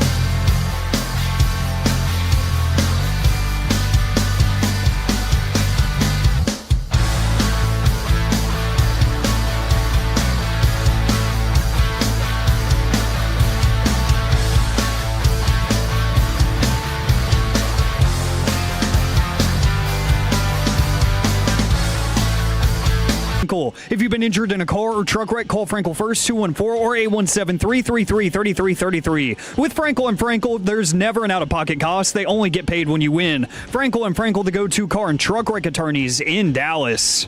KNC Masterpiece back here on 105 through the Fan. We got sad news right as we were going to break. We're just looking to confirm it, but the Los Angeles Angels tweeted out the passing of Garrett Anderson. He was only 53 or 54, so young. Yeah, most everything I've seen is all the reporters reporting what the Angels have reported. Yeah, so that is sad. And like one of the nicest dudes you've ever seen play the game. And like when I watched him play, I was always jealous that he got to play with Vlad Guerrero, right? Because I loved both of those guys, and I was always jealous that he was also on the Angels because he was such a really good dude. Yeah. Right now, sorry for that awkward transition. Let's give it a second. We'll play the intro. We'll all cheer up. It's time for this. What does this button do? Please, please, do not push the button. You have no idea what it... Alec, you be quiet. Alec, that was awful. 1 for Alec, 0 for Peyton. Don't you dare touch that dial. Don't you dare do it. It is time for AM on the FM. My name is Alec Medford, the man that they call the pride of Mansfield, Texas, and the mayor of the Medfordplex. 877-881-1053. That is the Frankel & Frankel Injury Attorneys text line to answer today's question of the day, plus how pro wrestling is art in honor of WrestleMania weekend. And I finally went back and watched Dynamite last night. That was super fun. Yeah, it was a interesting watch, to say the least. Good moment. Oh, yes, very much so. And just on the topic of pro wrestling real quick, since Corey has found a newfound love for this man, I did see a special rating of the First Take set happen this morning. By Danhausen? Danhausen showed up, and he cursed Stephen A. Smith. Good. So, I mean, whoa. Sean loves Stephen A. Smith. Like, man, he does. And I get it because, like, Stephen A. Smith is a very powerful person in the world of media. Do we always agree with him? No. And his takes on things are fun. It's fun, but you have to know what you're getting with Stephen A. Smith, and it's just it's not for me. Can I ask a tiny question of the day to both of y'all? Do you think the ESPN WWE synergy has gone too far? Because I know there's some people out there who's like, it's too much.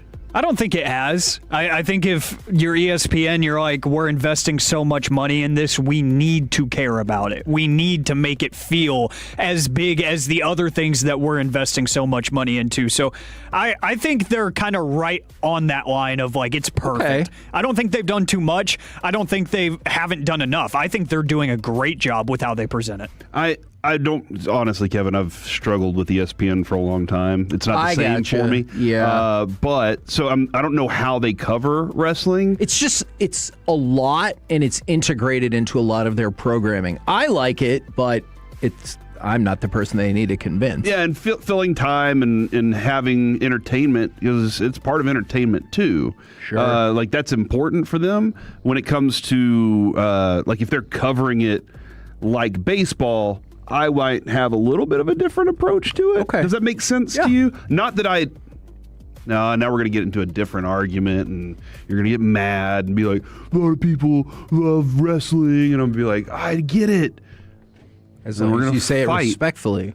Was that not respectful? It was. Oh, you're saying I'm not respectful. That was not. Oh, okay. That's called a shoot, brother. Guys, the question of the day, we go to the National Day calendar, and we see that today is National High Five Day. Oh. And a big day. It's sad that we have a West Coast Rangers game. It would be a big day for Fred Davis. It's also National Haiku Day. Oh, yeah. So it would have been a huge day for him. But today is National High Five Day. So simply put, 877-881-1053, Twitch and YouTube want to hear from you. Who is the coolest person or people that you've high-fived before? Ooh. Hey, Adams. Oh. That's going to be tough to beat. I mean, and Did you say coolest or hottest? I mean, I thought she was pretty cool. Did you think she was pretty hot? I'm not going to answer that question.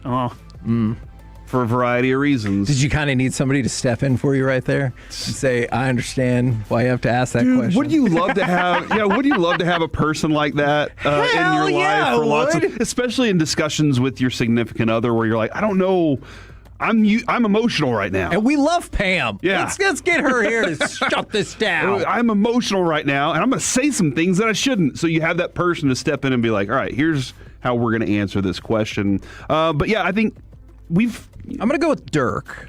Oh, my kid got to high five Dirk. Yeah. Have I told you that story? I don't think so. At the parade, when he's singing "We Are the Champions," when he left and went through that door and came back down, he was going down. He walks through, and me and Avery are standing there because Adrian's company had a suite. And I had Avery on my shoulders, and Dirk walks by and high fives Avery. Nice. After he sings "We Are the Champions," and I was just like, oh my gosh, that was the coolest thing ever. And Avery's like looking at me. He's like 3 or 4 years old. He was so pumped. It was so cool. Oh, man, there's some really cool answers on here. Danny Trejo, that would be sweet. Whoa. Tiger Woods, whoa! That's awesome. That's some big-time one. That's some right star there. power. I was going to say, or the combination of Tony Dorsett and Earl Campbell. That was pretty cool. That was cool. awesome. Yeah. That was one of my favorite, childhood books. I told you. Mickey Mantle, Willie Mays, and then Earl Campbell and Tony Dorsett were the books I got all the time. Yeah. Let's see. There's some great answers coming in from the 469. John Cena with a selfie last year at Dickies Arena. I'm a vendor over there. Was behind the scenes before SmackDown went on the air. Okay, that's awesome. That might be the one seed now. From the 903, random, but I love it. Gary Busey. I'm Gary Busey. That's a pretty solid impression. From the 214, Dennis Rodman, maybe at the Dallas Card Show. Oh, yeah. He frequents that now, which is awesome. Trinity is the face of soccer right now. I just learned over the weekend, one of my nieces, her favorite soccer player is Trinity Rodman. She plays, she's amazing. She's really fun to watch, the intensity she plays with. That's amazing to see that, too. See, from the 469, Kyrie Irving when I sat courtside, thanks to Cuban. Whoa.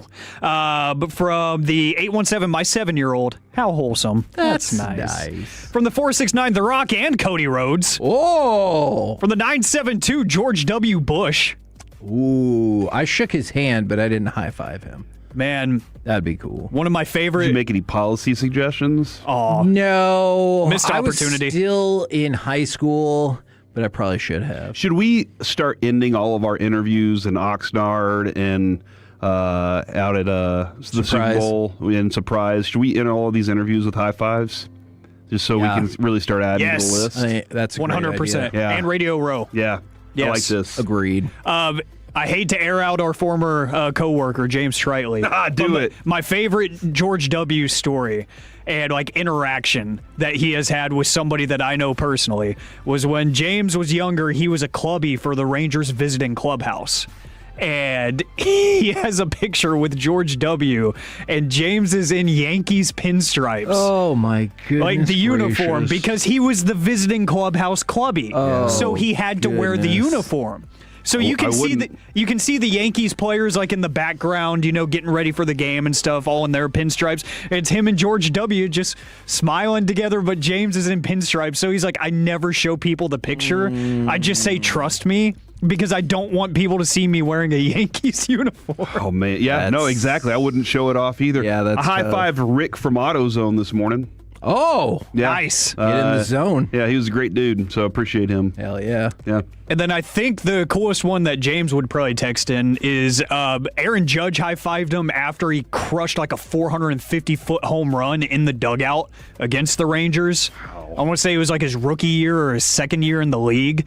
He crushed a monster home run, and you can see it on the video when he's clapping it up in the dugout. James is just kind of standing there. He's like, give me one. That's awesome. So random. So we spent an hour at a dive bar one night trying to find the footage of that game so we could pull it up. And he was like, I swear it happened. And we did find the footage. It was amazing. For me, I would probably say John Cena is high up there. I was just front row at a house show back in 2013, I want to say. Oh, wow. And I think he was fighting the Big Show in a street fight that night. and he was champion back then with the scratch title. Oh, yeah, I like that one. Yeah, I love that title. When he had the T-shirt that said the champ is here and it had the print of that title belt around the waist. It was that era. Most random match ever. It made no sense, and it was really just to send everybody home happy. The Big Show got put through a table. That's what they do, man. Exactly, and I miss the days of house shows being a regular thing. Yeah. I really do. I could get on a soapbox about that. You can insult our local sports teams at the house shows. That's right. I still remember when you can do that? I mean, that's what they love to do. It's like, the only thing dumber than my opponent is Dallas Cowboys fan. People are like, boo. I still remember it. This wasn't even a house show. It was a live episode of Monday Night Raw. It was when Ebola was a big thing and people were scared. Bo Dallas came out. Your friends. And Ebola. Yes, and he was like, this city is disgusting, because we had one of the only cases of Ebola in the United States at the time. So he's like, I'm changing my name to Bo Canada. And everybody booed the hell out of him. It was the dumbest thing ever, and then he got squashed. But guys, pro wrestling is art. We're going to hear from Trick Williams. He was on the Pivot podcast. And Channing asks a very good question, a very respectful question of a pro wrestler. I left it in here because I thought it was a great question. But Trick's response is just why I love pro wrestling. When things are, scripted or whatever you want to call it, you almost know what's going to happen. Like, what's the competitive drive? What's them 14 people doing for you? Because you already know the outcome. I play for the outcome. I want to get stats. I want to win games. There was an outcome that was undetermined. When it's already determined, is it a different competitiveness that comes in you? Yeah, I agree. I play for the outcome, but my outcome looks different now. Yeah. You know what I mean? It's not about winning or losing. It's about, I need to hear them people. You know what I mean? That's what is the difference now. It's the same thing even in football. I mean, we have meetings, we have a playbook, it's a script. You go out there and you run your play.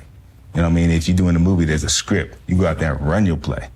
The beauty is not in the script. Like, if it was that, anybody can get the play and then... It's in the execution. It's in the execution. The beauty's in the execution. And Trick Williams is the best executor. You know what I'm saying? Yeah. You know what I'm saying? I thought that was lovely, and the work that Trick Williams has done. And if you have the time this weekend, listen to that interview on the Pivot podcast, because he thought he was going to be an NFL player. He had a very short stint with the Philadelphia Eagles. He played college football under Steve Spurrier. That's a popular name here in Dallas these days. I've heard of him. Yeah, heard of him a few times thanks to Shoddy. But yeah, this is a guy that turned his life around because he got cut by the Eagles. He was a substitute teacher for a while. And he said that it was his pastor at church that convinced him to be a pro wrestler. And he went along that path, and now he's in a title match at WrestleMania this weekend. So it's a great, super insightful, really personal interview. But that's why we love it. We get it. We get it. It's scripted. But it's about the execution of the story. Dude, also, these people are super fit. Wrestlers, that is. That's right. Have you ever noticed that, Kevin? Yes. When it comes to the wrestlers and their bodies? Yes. Like Bobby Lashley. Yeah. That is a mountain of Bobby human. Lashley? There's no way. I think Bobby is up to no good out there. That doesn't shock me. The 9/11 thing?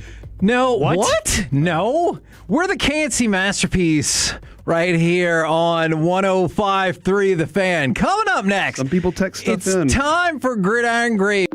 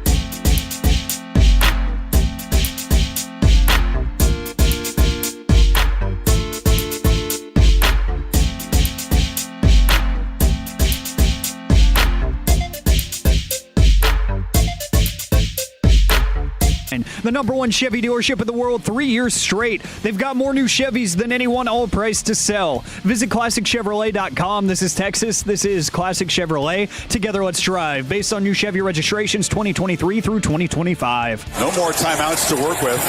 So they're looking to throw. And Mendoza flips it. Easy pitch and catch. There's Omar Cooper Jr. And Indiana stretches the lead before halftime. KNC Masterpiece back here on 105.3 The Fan. I want to go through some early NFL draft positional prop bets, but we got a lot of stuff going on, so let's see how it goes. Let's go to, well, the Ravens. So Zay Flowers said the reason why the Ravens had a lot of injuries is because, do you have good news? I have good news, Kevin. Okay. Is it about Miro? Yeah, go ahead. No, I'm asking.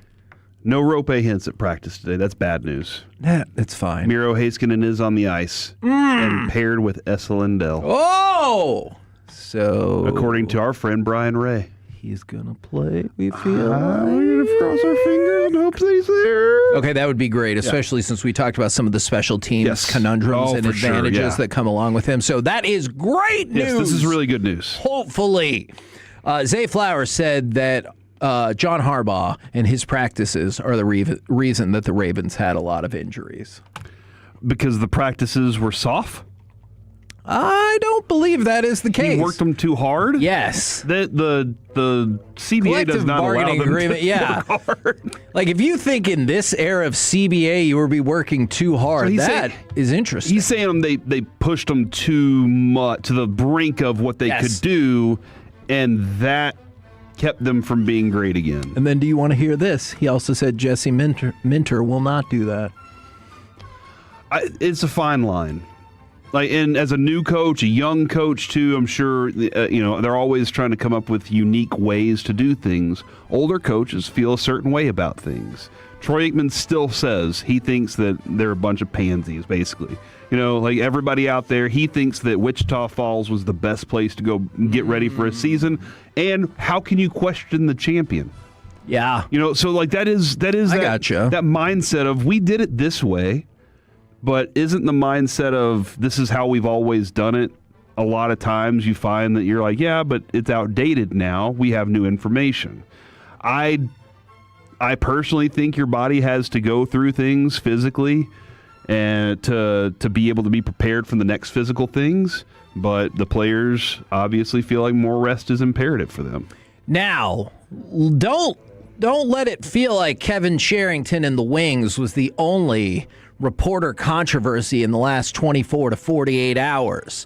Let's start with fallout from the Diana Russini resignation. So Chrissy Floyd was fired from the USA.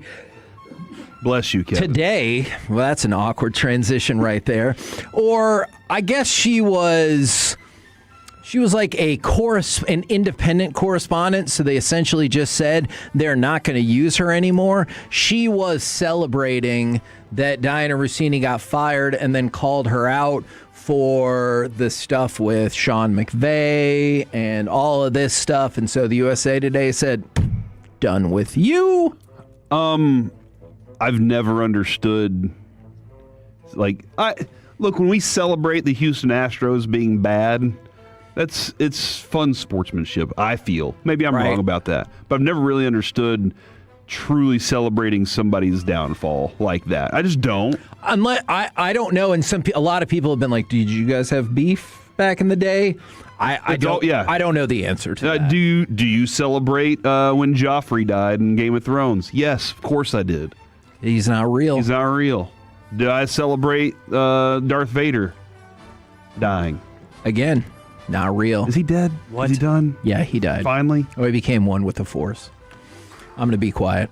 It was like the one time I think Corey was like, I need to stop texting him things. He was like, hey, what was that planet with all the Ewoks? And I go, actually, it was a forest moon of Endor. And I think he didn't respond because he's like, okay, whatever, dude. Just answer my freaking question. I turned into a hockey fan in that moment. Actually, it's pronounced like this. Then we go to Todd McShay, who called Ollie Connolly a scumbag for reporting about Reuben Bain Jr.'s car accident. I think that's a weird take. But Todd McShay said multiple reporters had this information and they chose to just not use it. And then Todd McShay is like, oh, he's a fine young man. And this other fella, he's a scumbag. He's like, look at me, click on my article. Do you not think there's relevant news value in a potential top 10 pick having been in a car accident that nobody knew about? Well, like the public didn't know about 2 years ago that killed somebody? That feels newsworthy.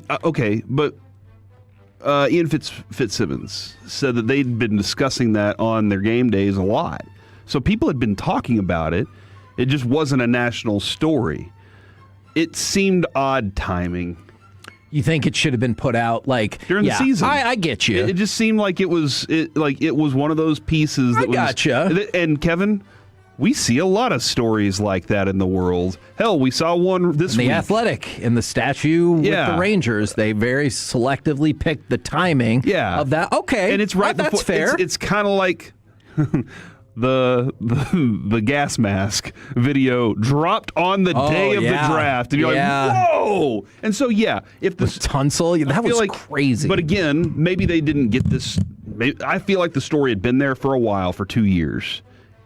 It just felt like weird timing. But I'm not going to say scumbag for it. Yeah, I thought that felt... Because if I got a story and I didn't know anything about it already, I would probably report it as if, hey, this is news to me right now. Is it news to y'all too? Yeah, I thought that felt a little harsh. All right, let's talk about the Dallas Cowboys. They scheduled a virtual meeting with Memphis offensive tackle Travis Burke. He's a rising prospect, 6'8", 325-pound offensive tackle. The Cowboys also have representatives at the Jordan Tyson workout, though to be fair, about 2/3 of the teams in the NFL have representatives at that workout. Estimate is around 21, 24, somewhere in that range. So I would expect the Cowboys to be there. Sure. Do your due diligence. Agreed. I'm not expecting a CeeDee Lamb moment, but I want them to be prepared. There's nothing more that I don't want than the Cowboys to be like, oh man, we didn't even take a look at this guy. Yeah, that is fair. Now let's talk about media rights.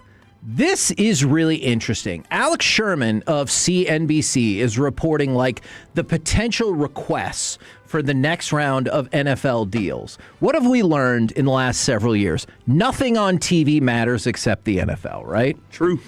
So out of 100 things, 2 of them are something else? 2 of them, I think like 4 of them were non-sports. Or the top 50. And they were only annual events. Yeah. Like the Grammys. And so you can't just be like, coming up next, Grammys 2.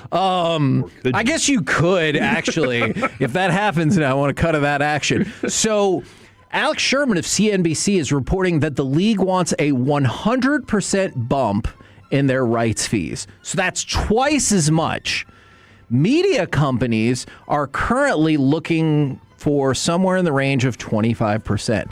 That is a massive gap. Okay. And that expense is going to get passed to us. Yes. It infuriates me because, Kevin, you one day said, look, you're not a real fan if you don't buy this. And I'm like, but I want it in the package that it was already in before. I get it. That's my hope and desire is that they go back to being like, you know what? Let's repackage that back with whatever it was and make it easy on the fan. Hey, but guess like, what, no. fans? Y'all decided you didn't like this system. When it comes to this, I'm trying to figure out where the leverage is. The NFL knows that everybody wants it, but their leverage is against all the other companies. Yeah. And all the other companies are like, this is how we're going to make our money. So they screw themselves by upbidding it. If they all just banded together and said we're not doing it, then the NFL would have to say, well, we'll just do it ourselves. Is that the scale that it goes to? So I think what they're angling for here is ever you were going to do this, now is the time. All right, because we've seen mergers between some of these streamers. And we always talked about not all of these streamers were ever going to survive.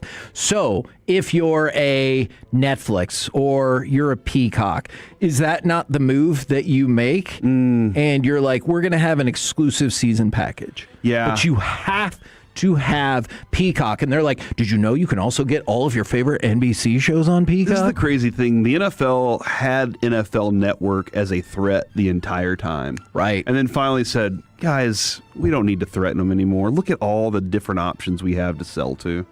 They're all going to fight themselves out of this. So let's just go ahead and sell NFL Network to ESPN and move on with our lives. It's just, if ever there was a time they were going to pull this off, I think now might be it. And I went back and double-checked to make sure this was a real quote, because y'all talked about how much the Cardinals situation sucks at quarterback. Their GM came out and said, we're not really naming anybody as starting quarterback right now. What?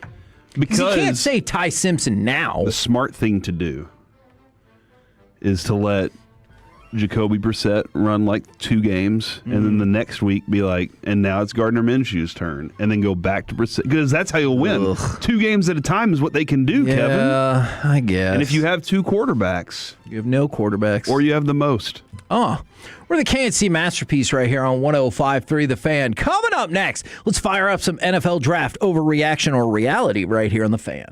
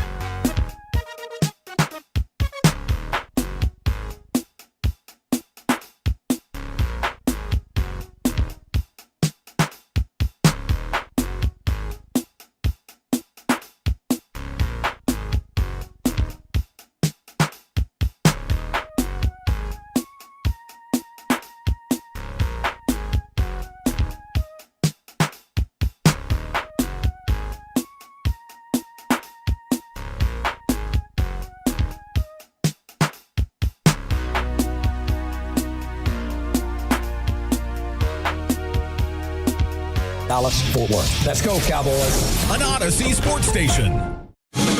Driven by our D&M Leasing Studios, it's the KNC Masterpiece on 105.3 The Fan. KNC Masterpiece right here on 105.3 The Fan. Right now, it's time for NFL overreaction or reality, and I can give you the list for this very first statement that you have to rule on. Oh, I'm on the list? I'm on your list? You are not on the list. That guy. Yet. Overreaction or reality? If they stay put, the Cowboys' first pick in this draft will be at least the second best number 12 pick in franchise history. Here's the list. Danny Noonan. The guy from Caddyshack? I think that's a different, but yes, from 1987. How much of our audience do you think has seen Caddyshack? 30%. Aiden, you ever seen Caddy? You've seen it, all right. Alec, do you know what Caddyshack is? I've seen it. Young buddy, all right. Oh, 50%. Okay. I'm upping it. 1991, they took Alvin Harper. 2021, they took Micah Parsons. And last year, they took Tyler Booker. So, overreaction or reality, if they stay at pick 12, that pick will be at least the second best number 12 pick in franchise history. You just made the list! Who do you have as one? Micah. And then Alvin Harper. And then Tyler Booker. And then Danny Noonan. For now. How many Super Bowls does Alvin Harper have? He won 2 with us? How many is he the reason for? Maybe one of them. Dude, he had 2 of the greatest catches. Man, he did. And the one that he plucked off the face mask. He did. Like, those are amazing moments in football history. And to find out that Michael Irvin was supposed to run the slant. And he switched because they never threw the ball his way. It's a genius play call because of that. You think Booker has a chance to be better than Micah? Yes, with the Cowboys. Yeah. Just because, I think Micah will continue on and be really, really good, but, his greatness is just confined to those 5 years with the Cowboys? Yeah. And I still feel like that Micah's not complete, but very good at what he does. That's how I feel. Jordan Tyson, the second best. I said whoever they take at 12. Oh, yeah, that's what I'm. But I feel like it could happen. Third. I'll say third. Ooh, okay. Alec? We're going to put out a gas mask video of Arvell Reese, and that's going to be a reality. No. I'm being dead serious. If they take Caleb Downs, couldn't you see him being the best? Yes, and I don't believe the whole Giants Caleb Downs thing. Yeah. I don't. So I seriously do think he has a good chance of being there at 12. So in this theory, I'm going to assume that's the pick. Reality. I do think so. But they're going to have some talented players available there still. I think that a lot of the newest smoke that you're hearing about what's going to happen in the top 10 is just smoke, and that's it. Oh. So I think some of the stuff you heard 2 weeks ago and stuff like that, that's a little bit closer to what might actually happen. Sorry, I posted something and somebody said this is a made-up problem. Women can't drive. Oh my goodness! Saving that. Damn it! I was thinking of Jordan Tyson alone for some reason. I didn't think of Caleb said Downs. whoever. I'm sorry, Kevin. I said whoever. No, I think whoever it is could be the first. I think I'm with Alec on this one. I also am going to go ahead and make this claim now. After further review, I would take Arvell Reese over David Bailey. Okay. For my team specifically, because he can stop the run. He can do more. He can do. I think David Bailey can stop the run too. I just feel like I can move Reese around more. Okay. And that's the thing. You have to have a coordinator that's not like this guy stands here. You have to have a coordinator that goes, I have 2 guys. I think Overshone can move on different areas of the field too. And I think a lot of those guys can do a variety of things, and that's what I would do with him. NFL draft overreaction or reality, at least 2 teams will trade out of the top 10. Because the Cardinals want to get out of there. Yeah, reality. I think that's a reality, which could make the night longer. That's true. But I'll tell you what, guys, any night that you spend at Pluckers on draft night is going to be a night worth your time. So I'm with you on that. I'll be an Allen. Here's what I would like. If you sign up for picks 23 through 32, be there. Do you sign those people up early? Yeah, and that's probably a mistake because sometimes you get paired with somebody who gets really antsy if the sheet's not filled up when the draft starts. But I think, you know what, you might be right. Maybe this year we'll do the top 20. And we'll see. I always tell my people, I'm like, hey, just be patient. We'll work this thing out. Yeah. Alec, at least 2 teams trade out of the top 10. Reality, I think it'll be Arizona, and I think it'll be Cleveland at 6. I think 3 and 6 will be different teams picking. I don't know who takes those spots. I might tell you later on in the show in the Expressway what happens with pick number 6.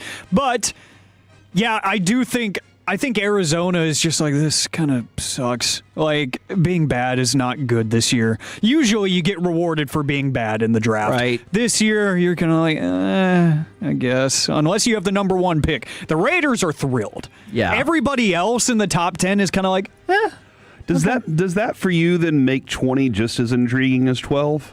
Yes, because depending on the slide of Caleb Downs, I think the difference between the players' level of talent is going to be non-existent. Yeah. I do. So I think that's a really interesting point that he has there. If Downs is there at 12, then the talent disparity is going to be massive. Yeah, if you didn't get one of these dudes we've kind of talked about at 12 and you kind of got something else, you're going to be like, dang, I could have picked this dude at 16. Yes.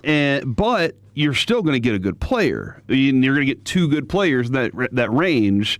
But I feel like it's intriguing that the Cowboys have 20 still, and we keep kind of putting it off like it's, and whoever else is there. Yeah. It's still a very important player whenever 20 comes around. Absolutely. And that, Kevin, is going to make your Pluckers night even more interesting. See, and that's my only fear about the trade up. Unless they did the thing with the Chiefs, then it was 9 and 29, I'd be like, okay, we're set. But if they were like, hey, let's just trade up to 3, I'm like, ooh. All right, overreaction or reality? Reality. Even including the draft picks, Christian Parker will be the number 1 acquisition by the Cowboys this offseason. Reality. Woo! You said that so fast. Yeah. Because it was that bad last year. And I think, again, he still hasn't called his defensive plays for this team yet. So that's where he really will make his bread and butter. Right now, he's just building the structure or the infrastructure for it. But what happens whenever you get into the weeds and he's calling plays and now he's in the quicksand and all those things are happening? What happens then? How does he respond? I think he's going to respond in a great way. Okay. And I think he's going to have I'm hoping that he gets the right guys to have the right culture built in that locker room. I think he's the right dude for the job. Mr. Medford? Reality, because to paint the picture, somewhere buried deep in my closet, I have a chess set. I have no idea how to play chess. I've never played it in my life. So I can give the guy all the assets possible. If he doesn't know how to use those pieces, I can give him Caleb Downs, who you can literally do no wrong with because he can play at any spot on the field for you. But if you don't maximize that, it's not going to matter. It's the same with Arvell Reese. If a team takes him and they're like, you're going to be a pure pass rusher, you're going to be an edge rusher, and that is it, you are misusing him because he is talented in so many different ways. So I think just based off of what everybody said and who he comes from, the tree that he comes from, I think the concepts are going to outweigh some of the talent that he has on this team. And I just think the timing and the execution of stuff might overshadow a lack of talent that you're going to have on this team, even with a really good draft. Overreaction or reality? At least two former Pro Bowlers will get traded during the draft. Now, you might think that's Dexter Lawrence and A.J. Brown, or you might think it's who the hell else ever.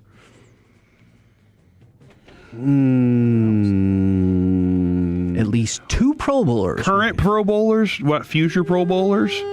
Pro Bowlers within the last 3 years. Okay. Will get traded during the draft. I think it's an overreaction, but this is a fair question. I don't think this is out of the realm of possibility. Yes. This is what Kevin does to us, isn't it? He puts us really close to the line. There's some of them that were just like, come on, dude, dunk. I told Alec the other day, I was like, you have to have at least one preposterous one in there, or else what are we doing? Yeah, this one's tough because, it's just very rare to see players traded in these times. It's usually picks that are involved. But because of where the Dexter Lawrence situation is, I think he's kind of hinting at and questioning the George Pickens situation as well. That's a potential there. And I mean, he thinks he should be a first-team All-Pro. So yeah. But yeah, I could see something like that. But I'm going to say overreaction for now. Ooh. Just imagine draft day, Dexter Lawrence and Joe Flacco getting traded. This is going to be a scene. No. Man, by the way, did you see Flacco's like, what's next if we do 18 games? 20? 22 games? Yeah, he seems angry about just everything. Man, he does. He's a grumpy old man now, and I kind of like it. Quarterbacks suck. They should have picked me. Yeah, it gives him character. I kind of like it. But I'm going to say overreaction. I think one. I think one of A.J. Brown or Dexter Lawrence, just because especially for Dexter's case, if you wait, the price goes down. You have to make it happen now. A.J. Brown, if he does get dealt, I don't even think it includes a pick this year. I think it's for a first next year because the Patriots are going to be like, oh, we could take an offensive lineman there at the back end of the first. We really need that pick. So they can talk Howie into a first next year, which is inevitably going to work for Howie because next year is a way better class.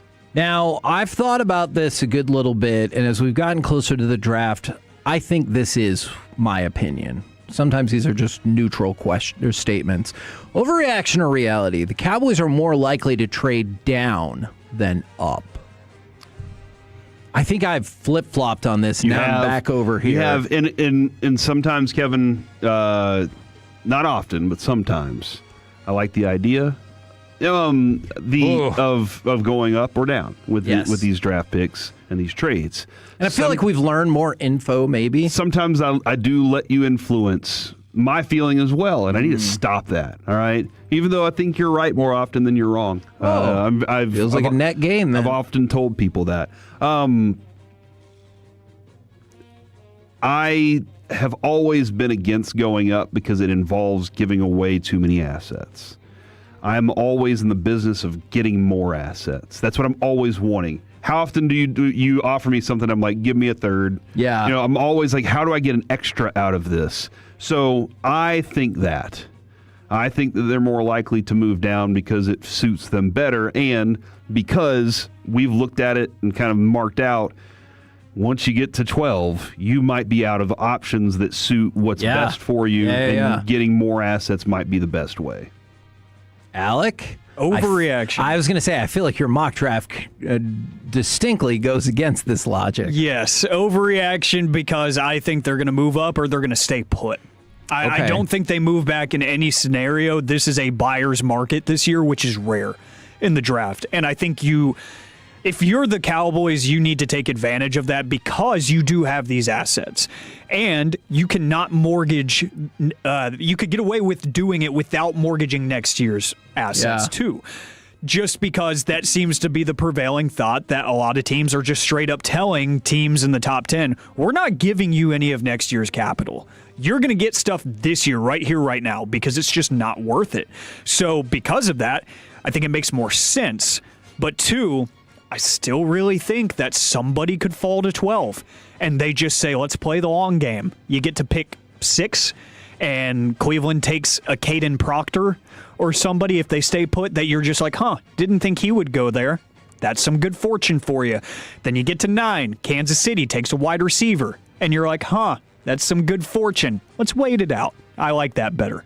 Okay, very interesting. By the way, Alec, if you can wrangle up all of the money, the WWE has just put up an auction for the casket used in the WrestleMania 36 Boneyard match, and it's autographed by both The Undertaker and AJ Styles from Undertaker's last match ever. Starting bid, $10,000.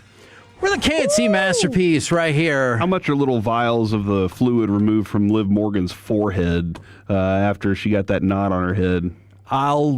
I need to stop watching Pray The to Pit. God that's not a thing, and I'll look into it. Coming up next. Don't look at me like that, Aiden. You should. It's time for the Expressway, and we will kick it off with the Combo Platter Meeting Edition. Give us a sports opinion, and then what specific meeting or appointment do you always dread the most. I thought you were going to say the Boston wants to have a meeting with me now. No. Plus, we'll break down Keontae Scott and get AM on the FM's mock draft. Woo! Next on The Fan.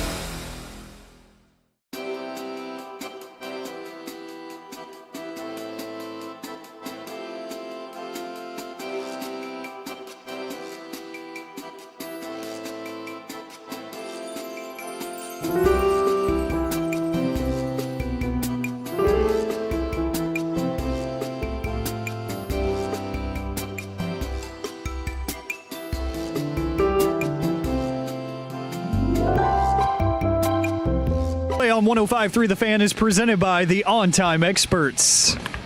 There's a ball pulled to the right side. McNeil falls to his left. The ball goes off of his glove into right field. Duran running hard all the way, scores easily, and the Rangers are up 1-0.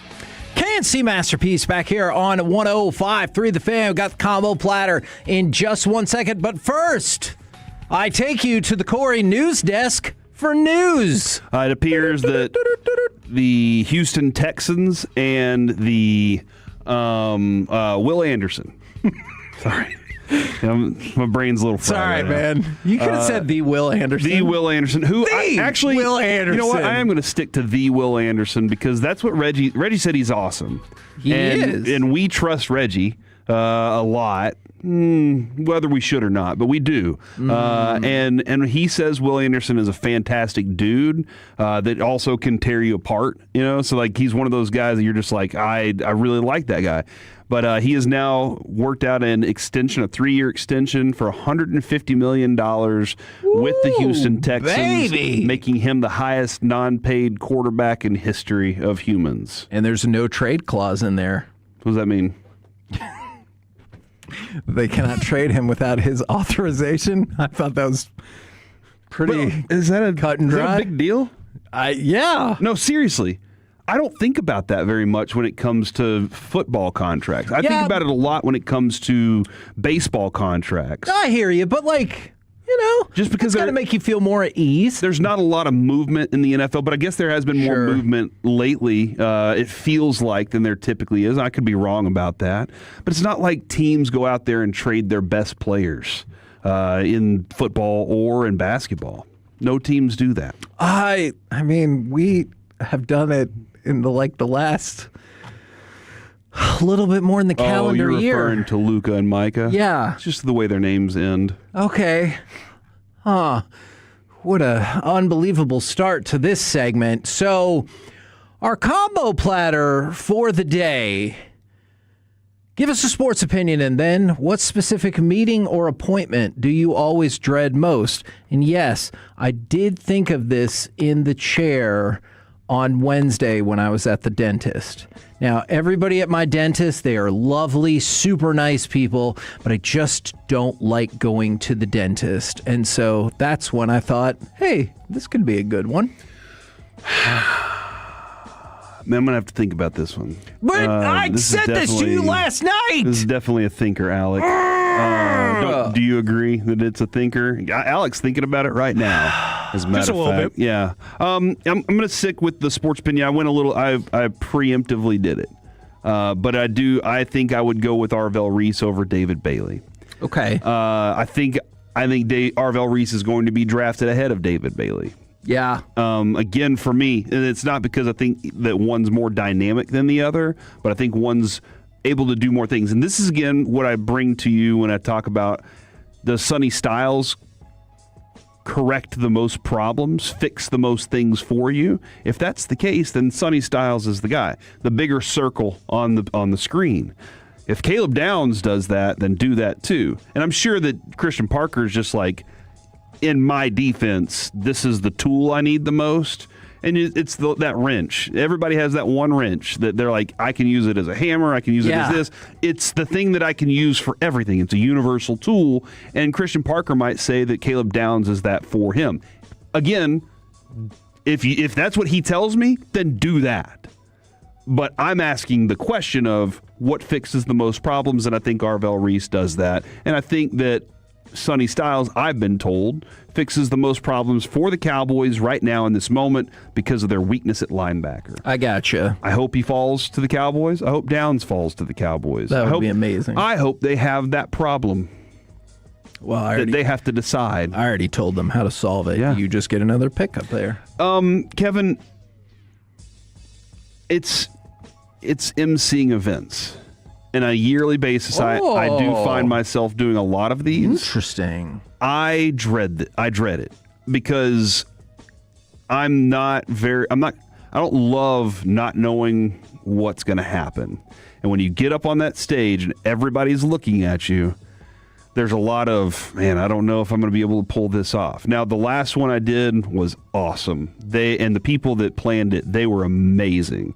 But I get anxious. I get anxiety from it, and it makes me very nervous. That's what it is that it makes me very nervous. Okay. Because of the build up to it. Usually, once I do it, I'm like, man, that was great.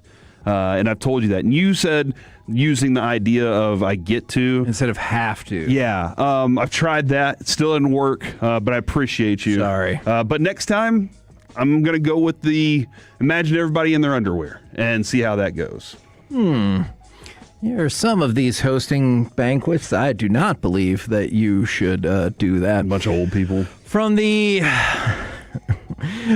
817, damn it, I'm not reading that. They have a non-Angel Reese sports opinion. And then they said it's the meeting that starts with, you need to come see me after this. Dude. I can definitely see that. Why don't you need to come see me after this because we need to discuss this. Yeah. And that way at least I can start working on something. Yeah. In my brain of, hold on, why?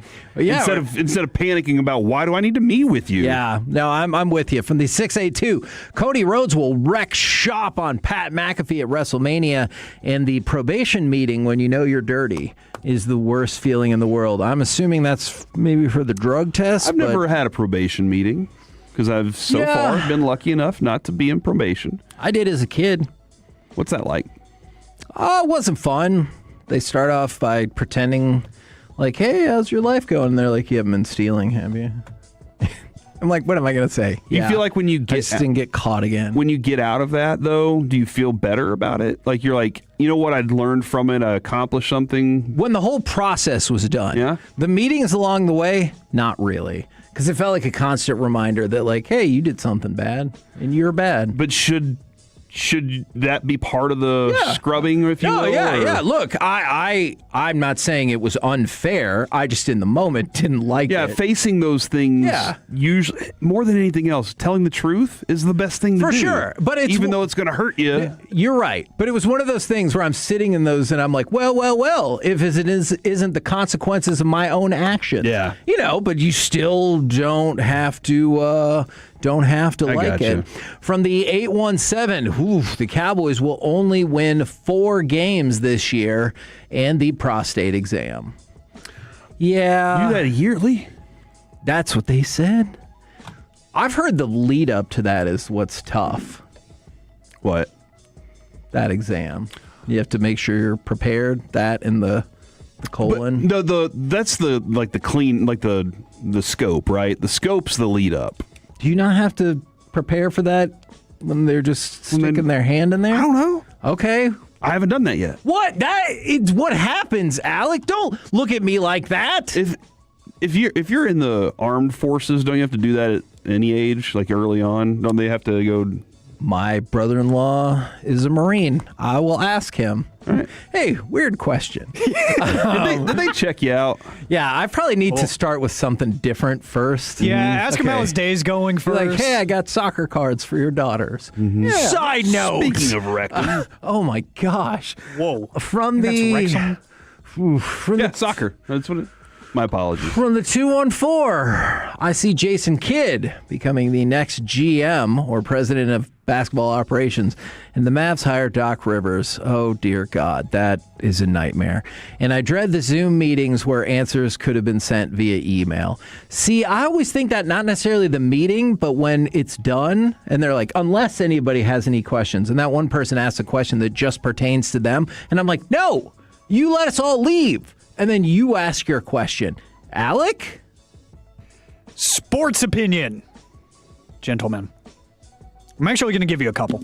Because one, people are going to argue is a sport or not. One for WrestleMania weekend.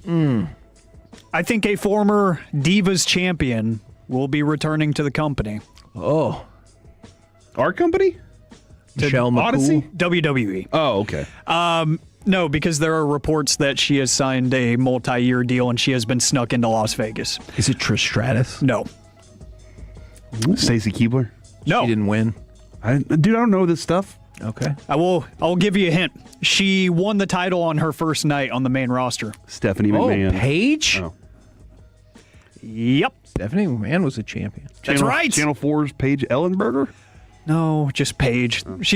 It was the phase. It was the Vince McMahon phase where he didn't want anybody to have two names, and then towards the end of his time running the company, everybody needed two names. That was so weird. They would just take away people's first or last name, and they're like, "Nope." Yeah. Now they're just this. Exactly. And she's the one that was in the movie.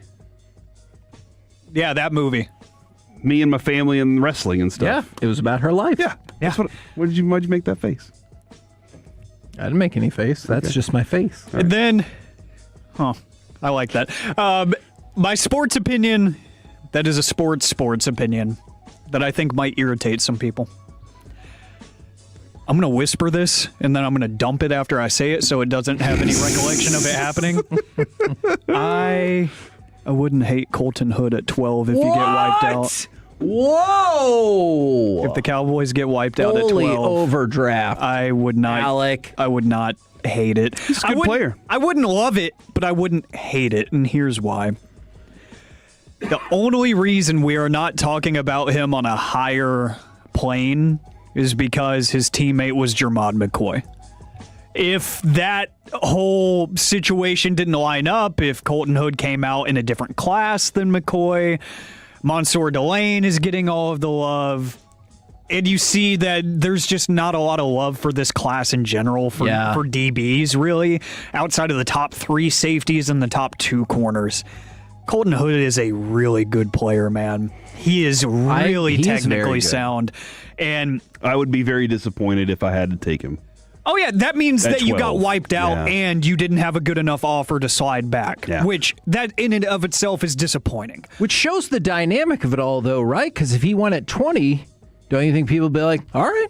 Yes. I think people would be more than fine with taking him at 20. And if they stay at 12 and 20, I would put money on him being the pick at 20. I would. Yeah. But I think him and Mansour Delane, their skill sets are the most NFL ready.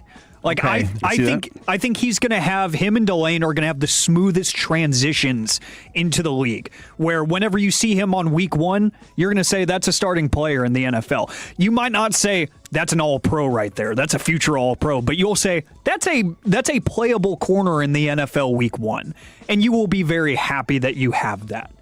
So I'm going to whisper it again. I wouldn't be mad if you get wiped out at 12 and you take Colton Hood. Okay. Just saying. You can fry me for it later on Twitter. And then the appointment or meeting that I always hate. I would say the appointment that I hate the most is anything involving the car. Any trip going to cost. Any trip to the mechanic. 1, because it's going to cost. And 2, most shops that I go to, because if I'm in a hurry, if I'm in a time crunch, I usually go to a commercial place. They're trying to upsell the hell out of me. And they act like I'm dumb. They act like I don't know what parts on a car are. Yeah.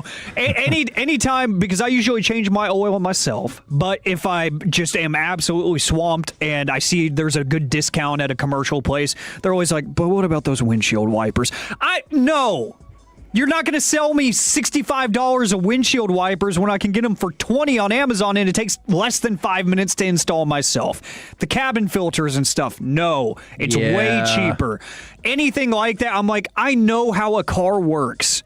I change my brakes. I do all of that. I know the ins and outs of a car. I don't need you to try to upsell me. Save yourself the breath. I know you're trying to make some extra money and everything. I get it.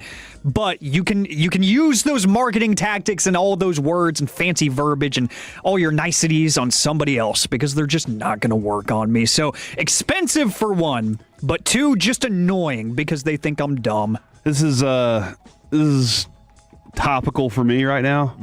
I did post something on Facebook about my wife's car that we're dealing with, and was it bad? $7,000. So yes. And I will say this is what I thanked the Tolos this morning and my friends on Facebook and Twitter. a lot of people have been like, I can get you a better quote than that by far. And a lot of people are like, here's the place you need to thank you so much. I have not looked at it since this morning because there were so many good people trying to help. Yeah. But I will be looking at it later. But you're right, man. It just seems like I think the biggest fear there is who can I trust? Yeah. You know, and not knowing who you can is the big concern. So I always do say shop around. Yeah. But Alex, right, man. Like, you go into that going, they're going to try, and I'm going to have to argue with them or just say no and move on with my life and take the gamble? Yeah. Is what you're thinking? Am I going to take a gamble, or is it going to be fine? From the 817, the Spurs will win the NBA championship. And then they said they hate DMV appointments. Now, a lot of these have been, kind of more lighthearted. But from the 214, Stars make it to the Stanley Cup final, and then the monthly CT scan to monitor a past severe brain bleed is rough. Well, that obviously feels way more real than a lot of these meetings. So I'll give you a fun one. Do women like going in for the tune-up? I don't know. Like to the mechanic? No. Oh, to the OBGYN? Mm-hmm. I don't know. Like, do you think? I don't think I've ever heard it called that either. Oh. I have never. Is that, if you're a woman, let us know. Is that something you do or do not look forward to? I mean, because obviously you're hoping you get, if you walk out of there with good news, sure, you're like, great, what a great day today is. But I'm always kind of curious, like, okay, well, seems painful. Oh my goodness, we'll find out. From the 817, Jake Berger will have 30 plus home runs and 100 plus RBIs this season, and I dread the constant check-in meetings. Nothing has changed since yesterday. I really like that one. All right, can you go ahead and give me cut number 9? There's plenty more answers, and I want to try to get to more of them in a minute, but we have other draft business to get to. Third down, interception tossed. Keontae Scott looking for the pylon. It's a pick six. So we're going to continue the breakdown of these Cowboys visitors with Keontae Scott, and then I know we're also going to get to Alec Medford's mock draft. All right, so Kevin, this might be it for us. I know next week we have a lot of draft stuff to get into. And we do have Sean Merriman join us via Zoom next week, by the way. He's going to do one of the draft picks. Yeah. He will be on day 2. What? On day 2 for the Chargers. Yeah, that'll be awesome for him. On the call. That's why he won't do Friday with us. That makes sense. You got to get ready. Can you do Friday? And he was like, I got to get ready. Bro. But I think we've run out of players that we would look at for this draft that have been in the top 30 visits. Taylor Green is the only one that I have not really gone and done a deep dive on, Kevin. Okay. As far as players that could be drafted, not undrafted free agents. So we've kind of gotten to the end of the road, as the Boys to Men once said. Keontae Scott is somebody we've discussed, but never really dove deeply into. And so it was one of those, all right, this is the last one for us. Keontae Scott projected to be a second to third, maybe an early fourth if you're lucky kind of guy. Here's the thing that would put him in the early fourth, his tackling. He watches highlights, watch some of the film on him, and whenever some of the big moments happen, it's because he did not wrap up and bring a person down, but was somehow the play. He was there, and then the next person forced a fumble, and he was something like that usually ends up happening with him. But it would be his lack of wrap up and tackling skill, in my opinion, that would force him a little further down. Because Kevin, quite honestly, you can't do that in the NFL.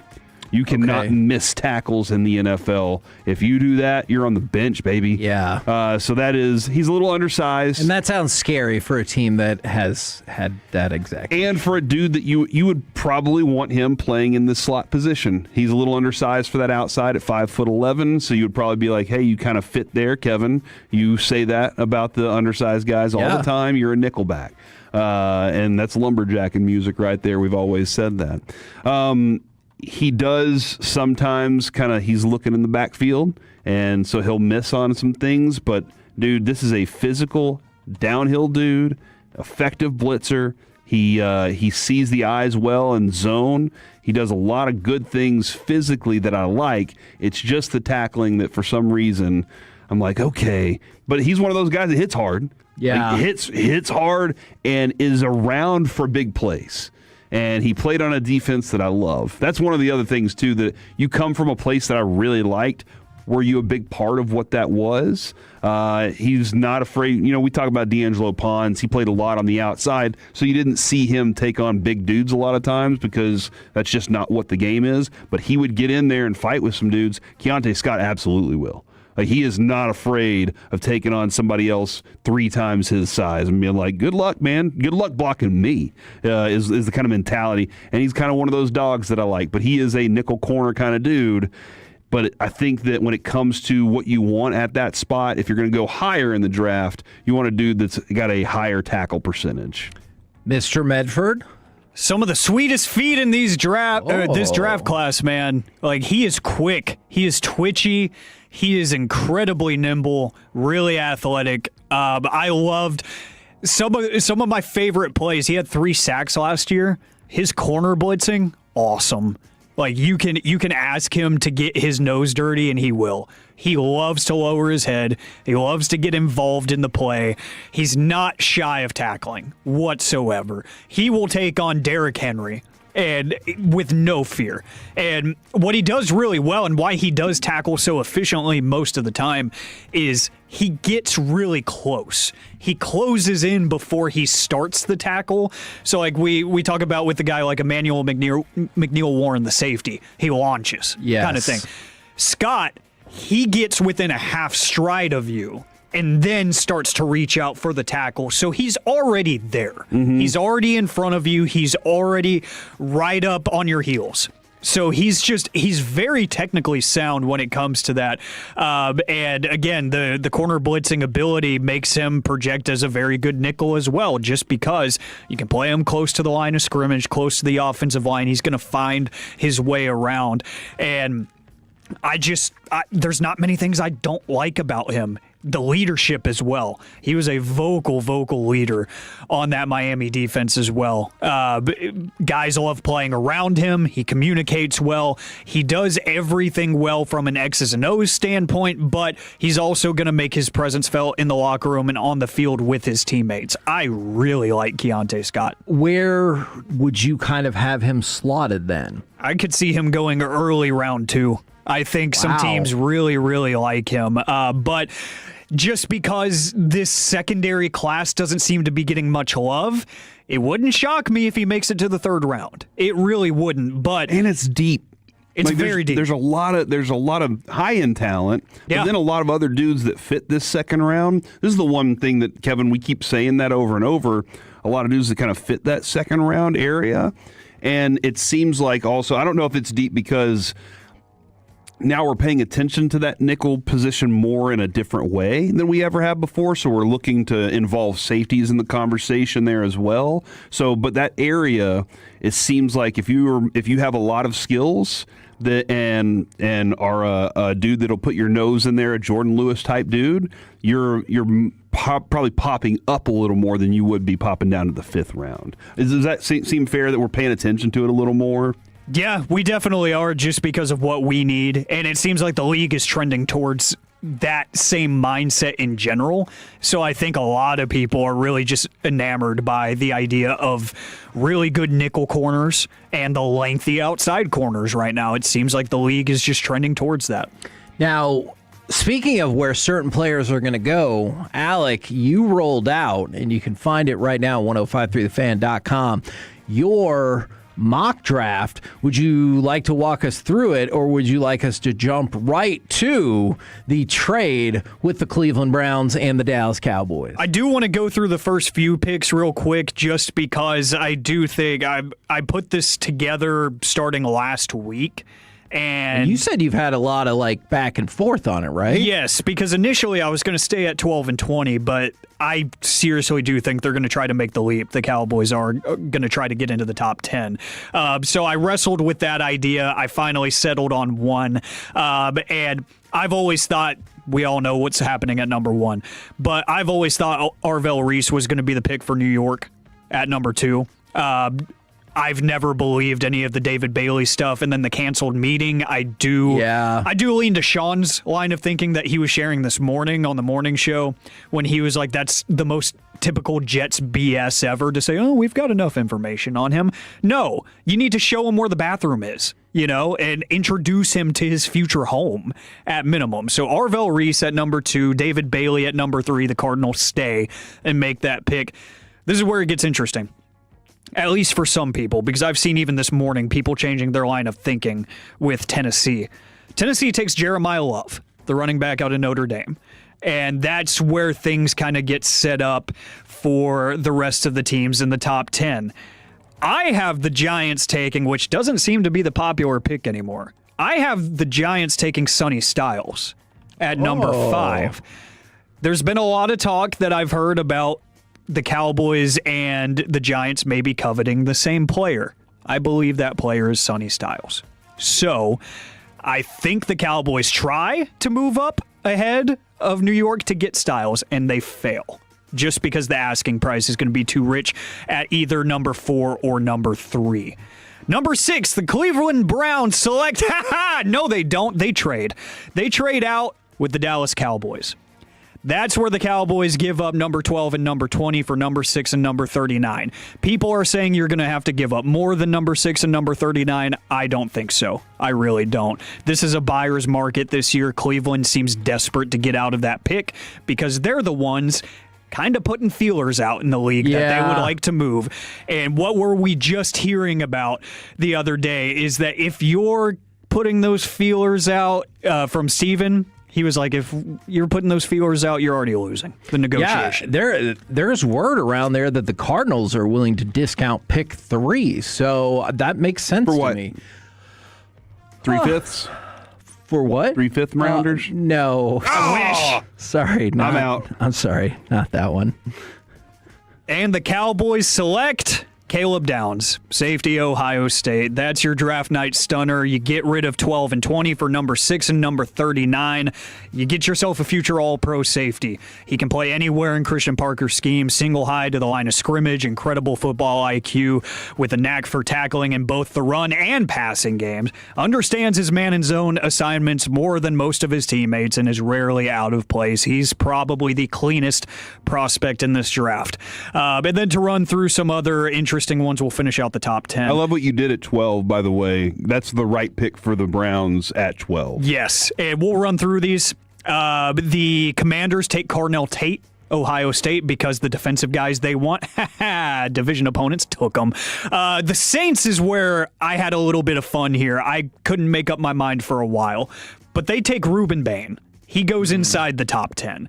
And I think that's a home run of a pick for them. Kansas City goes Jordan Tyson at number 9, the wide receiver that we've been talking about at length lately, and he is working out for scouts and GMs today. Mansour Delane at number 10, the cornerback at LSU to the Bengals. Miami Dolphins take Francis Malinois, the offensive tackle out of Miami, because they think Malik Willis is that guy, I guess. They do. Which is odd. And then, Corey, the pick that you liked, Cleveland now at 12 in this trade with Dallas, Caden Proctor, offensive tackle, Alabama.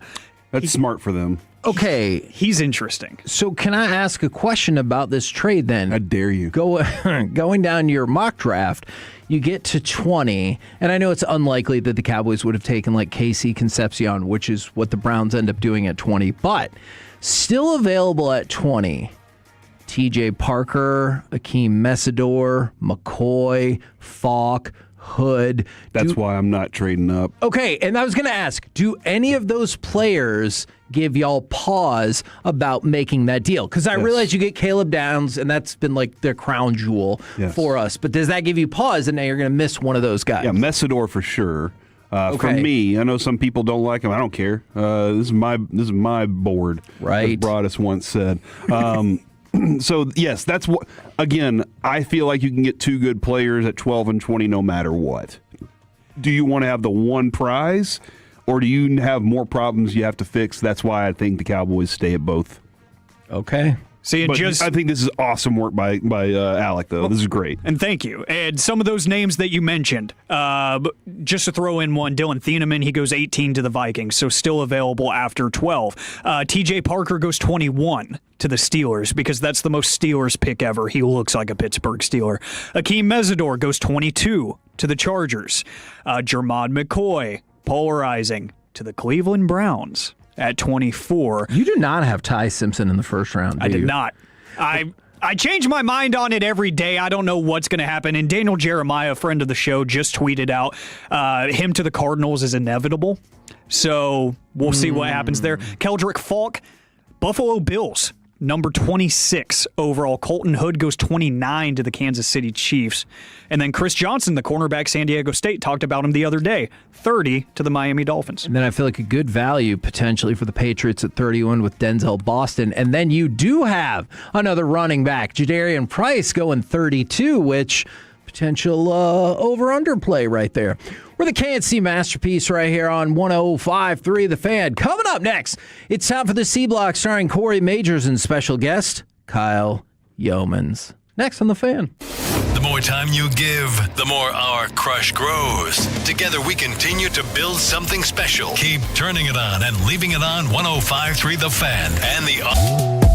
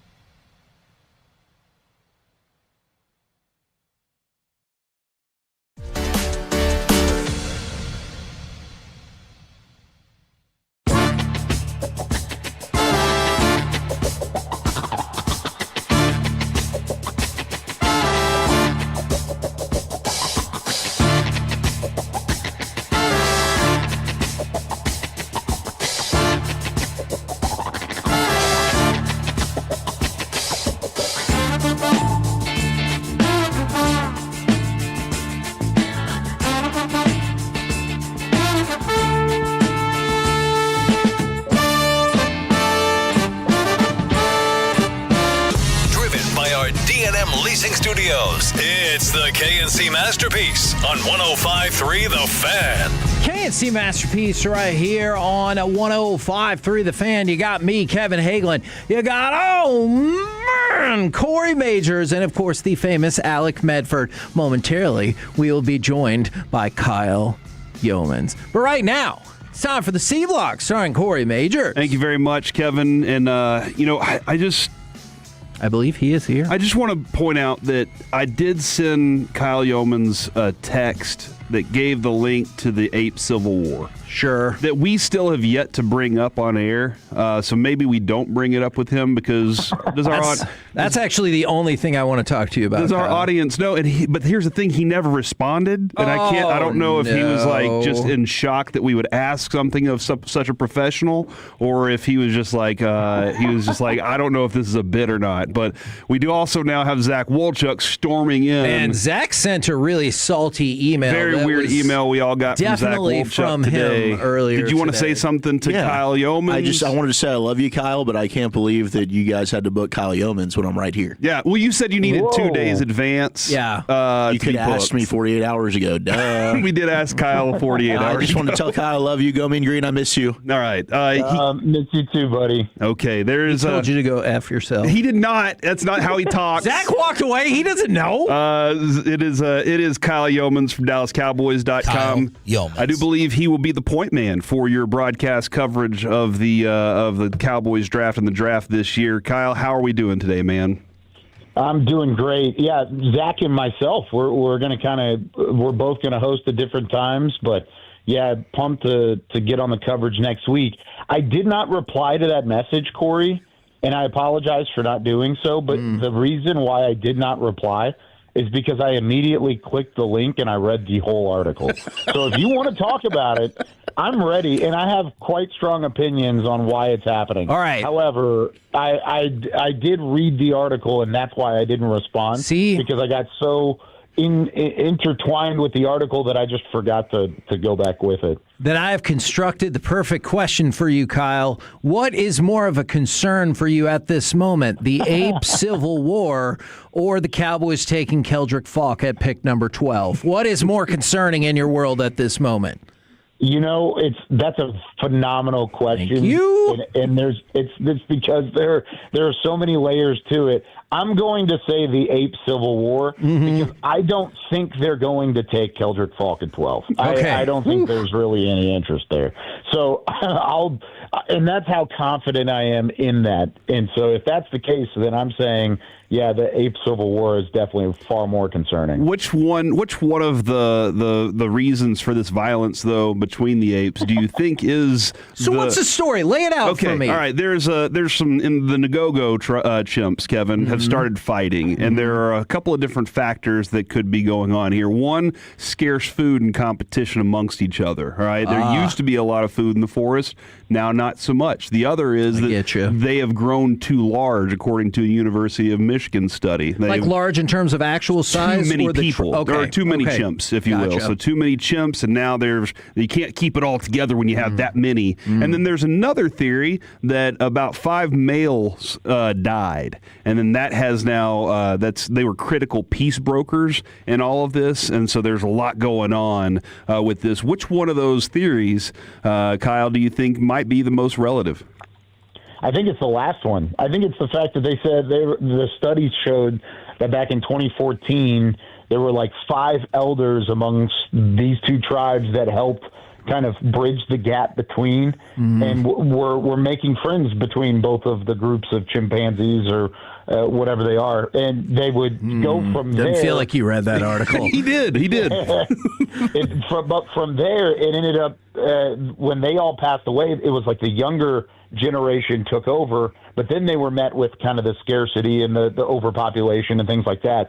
So I think it's a combination of the both, but I think the initial spark happened when those peace brokers kind of moved along. Yeah, good times can create weak chimps, Kevin, and weak chimps create hard times. So unfortunately, us as humans sometimes have the tendency to interfere where we're not needed. Is that going to happen in this situation? Because we need the apes to figure it out for themselves, right? Yeah, I think that's kind of what the study ended up saying. It didn't say it at the end of the article or anything, but it kind of said there's nothing you can do about it. It's going to happen. They're going to just let them fight it out and see what happens and let nature kind of run its course, which is probably the best way to do it. Are you nervous at all that, within the last 15 years, we've had a plethora of films that show that the apes come out stronger because of this, and they eventually overthrow our way of living? Nah, I'm more at this point. I'm more worried that the Cowboys would take Keldrick Falk at 12 than that. Okay. See, this is why he had three kids. This is why he had 3 kids, Kevin, so the humans could continue to overpopulate or I'm trying to build numbers here, right? I gotcha. There's power in numbers. All right. Would Keldrick Falk be in play at 20? You think, or they just don't love that player? I think he would be more in play, but I don't think he's at the top of the list at either spot, to be completely honest. I think Keldrick Falk, to me, he's a good football player, and he's my number 4 edge rusher on my board. But when you look at the fit that people are trying to pigeonhole him into is the fact that he played that 4-eye, 5 technique spot at Auburn. And that's been a big part of the conversation this offseason with Christian Parker. He's going to need somebody that's athletic and long and has some pass rush ability to play that 4-eye spot. But really, Dallas wants a bigger body there. They want somebody that's more like 290, 295, as opposed to Keldrick Falk, who listed at 276 at the NFL Combine. So he would need to put on about 15 pounds for him to be a true fit at that 4-eye spot. Doesn't mean he can't do that. It just means he's not as good of a fit as people are kind of leading on to putting him in there. At the other side of things, if you wanted to move him outside, maybe make him stand up outside linebacker, edge rusher, then they would want him more like 260, 265. So he'd have to lose 10 or 15 pounds. So with all of the conversation and the rumors and the floating it out there that I've seen over the last week, I just don't know if it's as great of a fit that it's worth taking over other players that are also out there that fit you from a board standpoint and from a scheme standpoint. I think Keldrick Falk's a little bit further down their board, and I think he's a little bit outside of their scheme. Doesn't mean he's not interesting to Dallas or that Dallas wouldn't take him. I just think there are a bevy of other names before him at both 12 and 20. All right, so we've probably talked 12 and 20 as much as we possibly can overall. And everybody, again, those are 2 exciting picks for the Cowboys. That's going to be night 1 for sure. But when it comes to further, the Cowboys have further draft picks to work with here, and they need to use them all correctly. Let's look at their third round pick. What kind of players do you see there that you like, and how much of an impact do you think that player needs to make that early? Because we feel like these first 2 picks probably need to be starters and probably need to make an impact pretty early in the season. Yeah, and you want 92 to 112 to also have that same possibility, right? Yeah. You want them to still have immediate impact.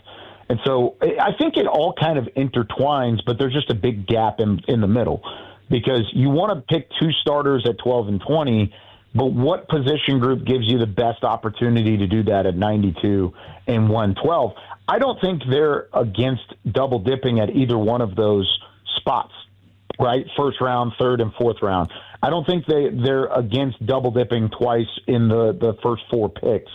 Now, I think slot corner, the nickel spot, I think you can find a starting caliber nickel at 92. We talked about that a little bit on the draft show this week with guys like Chandler Rivers out of Duke and Keontae Scott out of Miami. I mean, there are multiple guys at 92 that might be there. Would Rivers be there?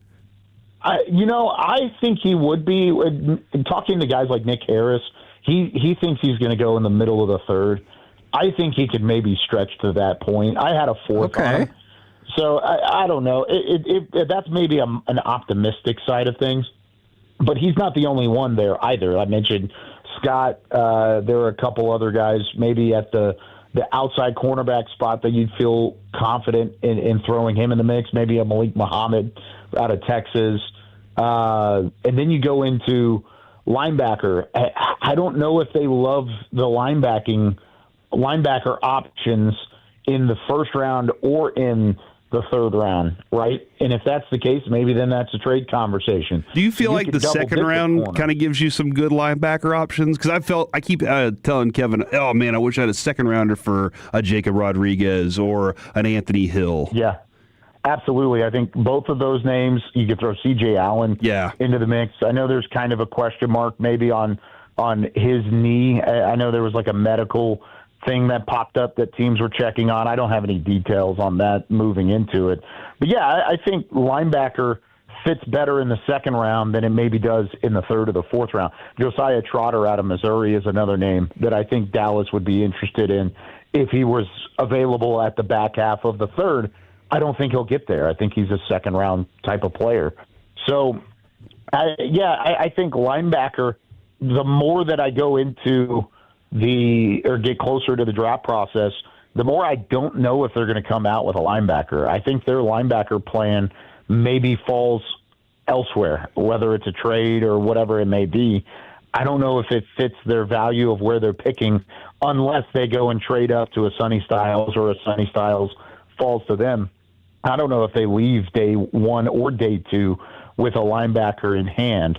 Now, I do like the options at safety a little bit later. I like some options at edge rusher a little later. Guys like Romello Height out of Texas Tech or Zion Young out of Missouri. I mean, those guys are great, and they could maybe fall a little bit. Kieron Crawford out of Auburn. So there are options at those spots, but it depends on who you end up picking at 12 and 22. Okay, I asked this of Wolchuk, and I asked this of Broadus, and I screwed up by saying position because it got into the positional value conversation, but I'm trying to avoid that. What player solves the most problems for the Cowboys at 12? And why is it Caleb Downs? It probably is Caleb Downs, and the reason being is the Swiss Army knife of Christian Parker's scheme is the nickel. And that's going to be the case. If you can play a guy there that is going to be possibly a generational type of talent at that position, because people are talking about Caleb Downs in the same light as they did about Kyle Hamilton. You take that type of player and you throw him into a spot that's highlighted so significantly in this defense, it's going to make everybody else better. It's going to make everybody else a high-end it makes everybody else kind of fall into what they need to do in this system. So if you throw Caleb Downs into the mix, you throw him at that safety/nickel, then all of a sudden, and they're going to play nickel maybe 70% of the time, a 4-2-5 possibility. If that's the case, then I really like Caleb Downs in that spot.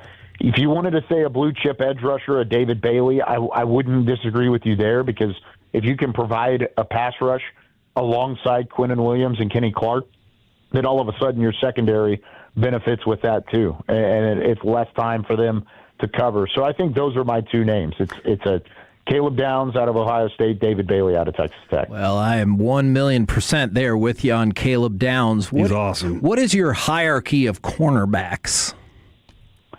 On my board, or what do you think? On your Dallas board. is looking at. Yeah, I've got Mansour Delane and Jabbar McCoy. Those are my two first-round guys. I have Delane first, mostly because of the injury and whatever McCoy has been going through. I still think McCoy's 2024 tape is incredible. Yeah. And then I've got Colton Hood right at the top of the second round. He's my third corner. Chris Johnson follows that. Avion Terrell is right after that, and then Brandon Cisse. So 1 through 6 there. And I mean, Dallas has formally met with all 6 of those guys, Delane, McCoy, Hood, Johnson, Terrell, and Cisse. And so if they've tipped their hand at all about where they could be looking, they're shopping the cornerback position pretty hard. Well, I think you just displayed not only your knowledge of the draft, but your versatility with your ability to sway between the chimp Civil War and the mock drafts and your scouting reports. Thank you very much, sir. This is why you called me instead of Zach Wolchuk, who has his own show on this station starting at 2:00. Man, it's a long show too, so I get you. He's got 5 hours worth of coverage coming up, and he would have never read that article. There's no way he would have ever done that. He would have skimmed it, but you're right. He wouldn't have had any depth there, when it comes to Wolchuk. But we appreciate you, man. Thank you very much, Kyle. Yeah, I appreciate you guys. Talk to you next week. There you go, Kyle Yeomans, who I think he was saying also that McCoy was second after Delane. Kevin, he said that Delane was first. Understood there, and he is going to be heading up, or a huge part of the draft coverage right here on 105.3 The Fan. It's going to be one of those situations where you have two geniuses battling over who's the smarter one with every one of their takes. And then the third genius just sits back and lets them Oh, yeah. We're the KNC Masterpiece right here on 105.3 The Fan. Coming up next, it's time. Give us your official Stars Wild prediction and how far will Dallas go in the Stanley Cup playoffs. Plus, Masterpiece of the Week. It is a jam-packed segment. Good news for you. It's up next right here on The Fan.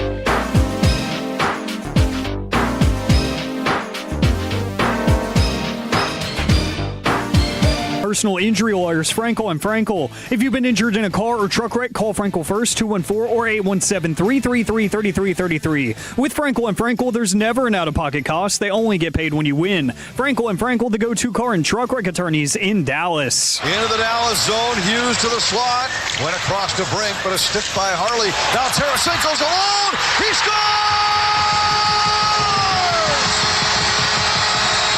It's a win for the Wild in overtime.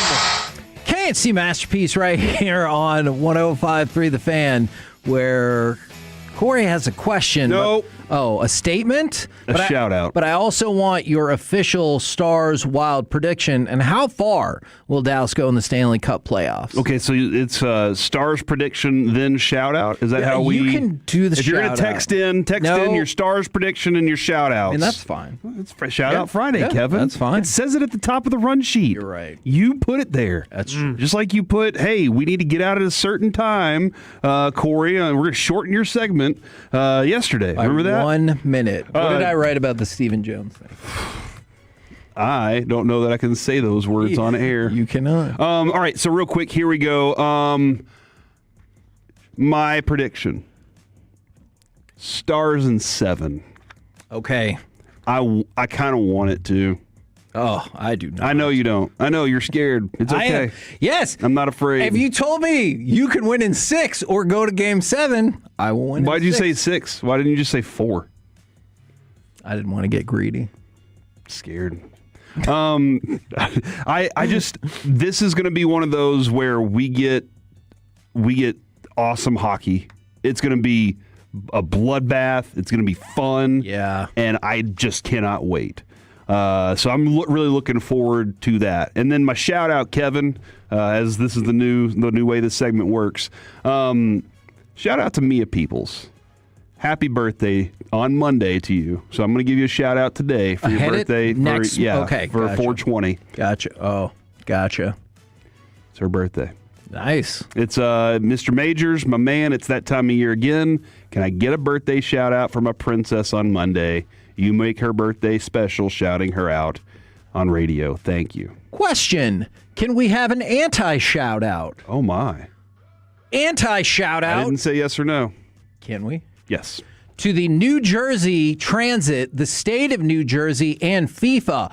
Update from a story earlier today. Not only did they approve $100 for that round-trip fare for each match to the World Cup, it is $150 now. It has gone up from the usual fare of $12.90 for the 15-minute 9-mile ride to $150. And if you're like, well, you can just park there, I believe parking will at that stadium will be at least $175. To the New Jersey Transit president and CEO said this isn't price gouging. We're literally trying to recoup our costs.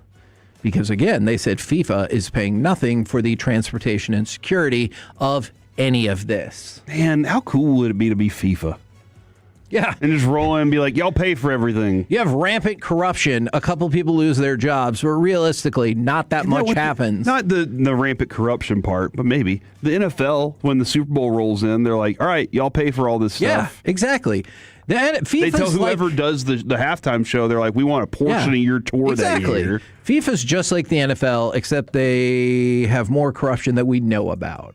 I'm not here to tell you that the NFL does not have any corruption. From the 214, this seems to be pretty popular. From the 214, the Stars in 6. From the 210, also the Stars in 6. But from the 940, every year I pick the Stars and say it's their year.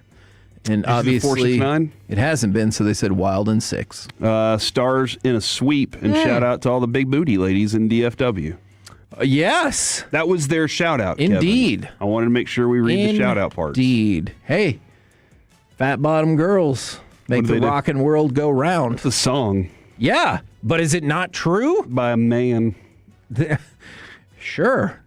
Unless he didn't write that song. Who wrote it? Probably him. He's amazing. Would it change your mind if a woman wrote that song? Yeah. No, I wouldn't. No, it would change my mind because then I don't feel like you should be able to get upset about it. And I'd be like, hey, I didn't write it. It's true. A lady wrote it.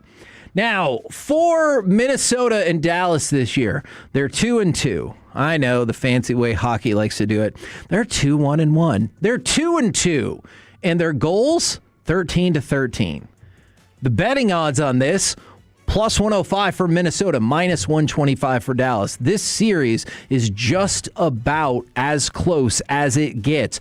The Stars have tied for the third most points in the regular season in franchise history. The two teams ahead of them both went to the Western Conference Finals, with the number one team being the Stars, and they won being the 99ers, and they won the Cup. Don't ask me what happened to the team they tied with. What happened to the team they tied with? I told you not to ask. The last team that also had 112 points for the Stars was in 05-06, and they lost to Colorado in the first round in 5 games. That was a tough one. That was a tough one. I remember that one. Do you? Yep. Okay. It was tough, man. Okay. I almost never watched hockey again after that one. From the 817. But here we are. Stars in 5. From Tovash, they also say Stars in 5. Man, that would be phenomenal. And that feels like that would be a big statement. Because remember, for the Stars, they have the third best record in hockey. They start against team number 7. And if they win, they overwhelmingly likely have to play team 1. And then they would have home ice again for the Western Conference Finals if they make it back there. We're the KNC Masterpiece. Did you do the Jacoby Brissett thing earlier today? I'm sorry if you did it. Oh, yeah. Alec told me off air he's not showing up because, well, I think it's partially because, maybe, but also because their GM's like, yeah, we're not naming a starter. And everybody knows this can be Ty Simpson anyway. He wants an extension. Why? I get it. Well, good luck with that. What's he going to, what are the Cardinals, what if they say no? What's he going to go do? Wreak havoc with some other team and take them to the playoffs? Yeah. Don't think so. Right now, it's time for Masterpiece of the Week. She said, list this. Gentlemen, happy Friday. I don't feel like this one's going to be gentle. It's really not. I feel At like least those middle school kids, her high school kids aren't around. Yeah, hopefully they aren't. At least it's not as abrasive as last week's, but it's pretty close. It's time for Masterpiece of the Week. We're going to revisit the wild, wacky, odd, and oftentimes very concerning things said on this very program, and we are starting off hot because we have a tradition of picking on people who are not here to defend themselves, except this said person I think is probably like 20 feet away. His name is Eric Chiafalo. And I hate that I got dragged into this. But it happened anyways. Okay, so that's what gets you, because I like the upper holes where it's like a little bit more airflow, you know? Like the top side, you know what I'm saying over there, Medford? He did just kind of reach over there and pull Medford into the conversation on that. I just want to point out for the record, this was the back and forth that I asked Alec if I could tell the joke that he's vetoed. So hold on, that's referring to like a dolphin, right? And their blowhole. I don't know. I don't know exactly what the conversation remember, was. Dolphins are sexual predators. Yes, they are. They are awful animals. Oh, Lord. Eric Chiafalo is walking in, and... I mean, you called him out. It's only fair. You guys have holes in your crock, too. Oh, that's right, Crocs. That's what it was. Croc conversation. Everyone's Croc's the same. Yeah. Okay? And I've never seen a holeless Croc. Me neither. I don't have any Crocs. You live in a Croc-free world? Yeah. Does that surprise you, given my take on other things? I feel like Crocs would be up your alley. It's easy. It's simple. It's like, what? I look at Crocs as like shoes. walking around in the Tennis yard shoes. You know, Crocs are good walking around in the yard shoes. Yeah, I'm not wearing shorts, and I like. Yeah, if I'm not wearing shorts, do you really think I'm wearing Crocs out there? That's probably a fair point. Kevin's not cool with shorties. Airflow, boys. Airflow. Yeah. Okay, that's what you call it. I actually have an entry from today. We have video cameras on us, so I can't. Oh, you're evil. I got an entry in my email from Bobby Belt about an hour ago, and he texted me and said, check your email, LOL. And this is what was inside of the email. First, someone gives you champagne to celebrate, then one thing leads to another. You're doing shots, so it's okay. Oh, wow. Oh, That was about Uhlberg. One thing leads to the another. light heavyweight UFC champion who lost his belt. Uh-huh. What a loser that guy is. Yeah. And what did we come to? Like $50,000 or so to replace that? At least $50K. Jeez. All right. Well, Corey, you said this. Here's the booty. Y'all take it. Yeah. Somebody gave up the booty the other day, and I don't remember who it was, but they basically were just like, here, just giving it away. Sounds like you were the one giving it away. You were encouraging all of us to take Do it. I have a name for your establishment that I'll keep myself? I've told it to everyone off air. But do I have a name for your establishment? Harry Hines. I didn't say anything.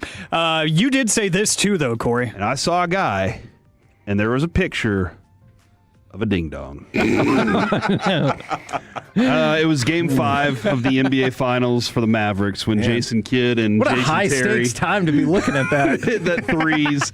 It was actually right before the game started. Creature of habit, man. I'm walking to the restroom and I look Celtics over. win 2 games already. He was just looking at his phone and he was just like, "Oh crap!" I think somebody sent him one. It's a serious sports or question. he realized there were some people behind him. You accidentally go to the wrong website on your phone right before the Cowboys wild card game, and they win, and it's just a dong. Do you do that again for the divisional round game? Beatspin.com? Yeah.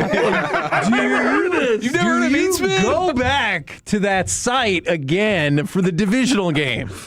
You got it, right? I think you have to, man. You do the exact same thing every day if your team wins? Yes. All the same thing. Hashtag do your part, bro. My team's never even been to the game to get to the game. That's the actual championship But you just game. said you accidentally went there, so don't you kind of have to accidentally go there again? Or what, you're going there on purpose, now you're forcing the issue. I do like that as a retort. Yeah, the hockey and meat gods are going to be upset about this. But isn't all superstition forcing it again? It's hard to be like, whoa, don't touch the line by accident. Yeah, that's a good point. Yeah. Then you just don't know how to walk right. Jeez. You guys should have been on the debate team, man. You guys are, I don't know who to choose right now. Have you not man. heard my debate story? Oh, be careful. The last time you told it. He's a master at this. You cursed. I've heard that. Oh, yeah. Yeah. That was a different one. What? That was mock trial. In debate, I made a girl run out of the room crying, which I thought was the clearest sign that you'd won the debate. Did you Louis C.K. No, Jesus Louise. Oh my God. I'm sorry. No. I'm like sorry. behind a plant. No. But it was student judges, and 2 of the 3 judges I'd already defeated in our tournament, and they voted for the girl. Oh. I was like, she ran out of the room crying. And then my debate coach took me outside and was like, hey, sometimes you can be too aggressive. And I was like, I do not respect your coaching. That wasn't the first time you'd heard that, huh? No, definitely not. I've been the way I am for a long time, Was people. his name Obi-Wan Kenobi and you were young Anakin? No. Well, never mind. Go on. It was a different role play. Well, Kevin. Giving you Jeez, fire Eric today. just doesn't give a damn. It's like the Friday, crosstalk Look, y'all I did know- at the Super Bowl. Look, I know what Masterpiece of the Week's all about. Yeah, guys. Kevin, there is one thing that you haven't been your entire life, and you finally saw the light this week. Why are you not talking about Angel Reese? You're furious about That that. was like a week and a half, people. Can I tell you guys that we've gotten, like, I would say at least 10% of texts that come in on G-Bag over the course of the last 10 plus days have been about, like, Angel Reese. Like, when are you guys going to talk And now about her? they incorporate it into the other things. They're like, yeah, you're talking about the Cowboys trading up. Would you have made a similar trade up for the Wings to get Angel? Now I'm like, no! So they're even like incorporating what we're talking about in the moment and then corrupting We get a lot of, hey, G-Bag hasn't discussed this enough. Would y'all mind, would y'all consider talking about it? Oh, my goodness. Big trade, man. Corey has some breaking news. Kevin, you know humans. See, Place Alex, to stop talking. you talk about your subcategories. Over the years, one of my favorite subcategories is Corey just saying basic things in I a have fun seen way. 2 birds. Yeah, and somebody was like, you said you had a friend who sat on a toilet, and you just said it like so excitedly. Yes. It reminds me of this gem from Reggie. I once saw a seagull. When he said that, I said, Reggie, you have to mark yourself because I need more of that in the future. And he was like, I don't think it's that funny. And then he listened. And he was like, actually, you're right. It's pretty funny. It's pretty funny. So is this, Corey. I don't know. Johnson could go higher, but I look at a Johnson. That is regarding Chris Johnson. Oh. That was in crosstalk, wasn't it? Yes. I looked at Medford in that moment. I'm like, we instantly locked eyes and we're like, yep, that's getting saved. That is Wolchuk's favorite Johnson of them all, right? yeah, that's his 1 seed. Yeah. On the Johnson top 10s. Speaking, Corey has more to say about Johnson. Why are they trying to take my mans? This is CeeDee Lamb said on Kay Adams' show regarding George Pickens and other receivers trying to recruit him. That's what CeeDee Lamb said. Why are they trying to take my mans? All right, I got 2 more. I'll be quick, I promise. This is me when I'm talking about Terabithia. Who wants to hear a story about a bridge? Favorite setup. I love that setup right there. We're just talking about like the beatdowns of. All right, I think I executed that well. At least, really good. Yeah. And then this one is a tough listen. Corey, you said this. Taught her how to do it the right way, dude. She was like, if you're gonna do it the right way, not backwards. Man, you know, combine that with what Eric said to kick it off, and man, I just tough day right here, man. This is a lot of really good nominees. Yeah, I love the energy too. Great job. Great job, Medford. I'm proud of you, dude. I want to. I'm going with Kevin in the Angel Reese trade. Yes. It just isn't talked about enough on any of the shows, honestly. Why are you not talking about Angel Reese? Okay, hold on. Just real quick. Can you play that one and then the bridge one so I can show my voice versatility? You got range, there. bro. Okay. So here's Angel Reese. Why are you not talking about Angel Reese? And then here's the bridge. Who wants to hear a story about a bridge? I would totally listen to your audiobook, bro. I would listen to your audiobook any day. Okay, just because Tell me about the fits- shoes to Ingrid Just because it's my favorite subcategory, I'm going to go with Corey. He knows humans. He's Kevin, just like you the know rest. humans. Hold on, one more time. Kevin, you know humans. Humans. I was challenged, man. It's like either the humans or the bridge for me, and it's such a coin flip. I feel like that's for next week, right there. What are you, a troll? Yeah. It's the humans of the bridge. Eric's going to make you answer some riddles over here. Watch out. Oh, man. Well, this is tough. You know what? I'm going to vote for Chiafalo, so we'll leave it up to the Tolos. Okay, so that's what gets you, because I like the upper holes where it's like a little bit more airflow, you know? No more kids like for you. The top side, you know what I'm saying, over there, Bedford? Why'd you drag me into it, man? I'm proud of that one. What a day. Yeah. All right. What was your official vote? I'm going to go with the bridge. Okay. Who wants to hear a story about a bridge? I do. Right now, I'm like, you know what? Strong consideration for me. I want to hear it. All right. Those are your nominees. Man, that was super, super fun. Coming up next, we will chit-chat for a minute with those fellas from the G-Bag Nation right here on 105.3 The Fan.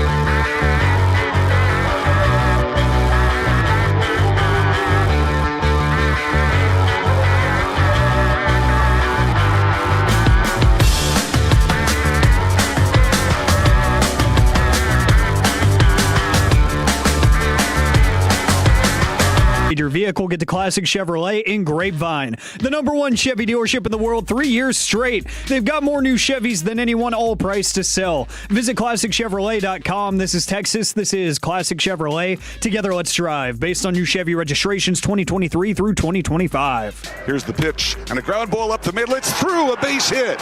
One run is home. Peterson being waved in. Here's the throw by Clark, the slide, and Peterson is safe. The Rangers lead it 9-6. K&C Masterpiece right here on 105.3 The Fan right now. Courtesy of D&M Leasing, it is time for our Chit Chat with the fellas from the G-Bag Nation. Gentlemen, how is you today? Amazing. Hagee, how are you? Well, I was doing really well, and I know Corey was too, until we got an inflammatory email from one Zach Wolchuk. Hey, broskies. Happy Friday. I know many of you are struggling to competently cover the draft on your shows, but I have a solution for you, me. I just wanted y'all to know I'm available for any draft analysis your struggling shows may need.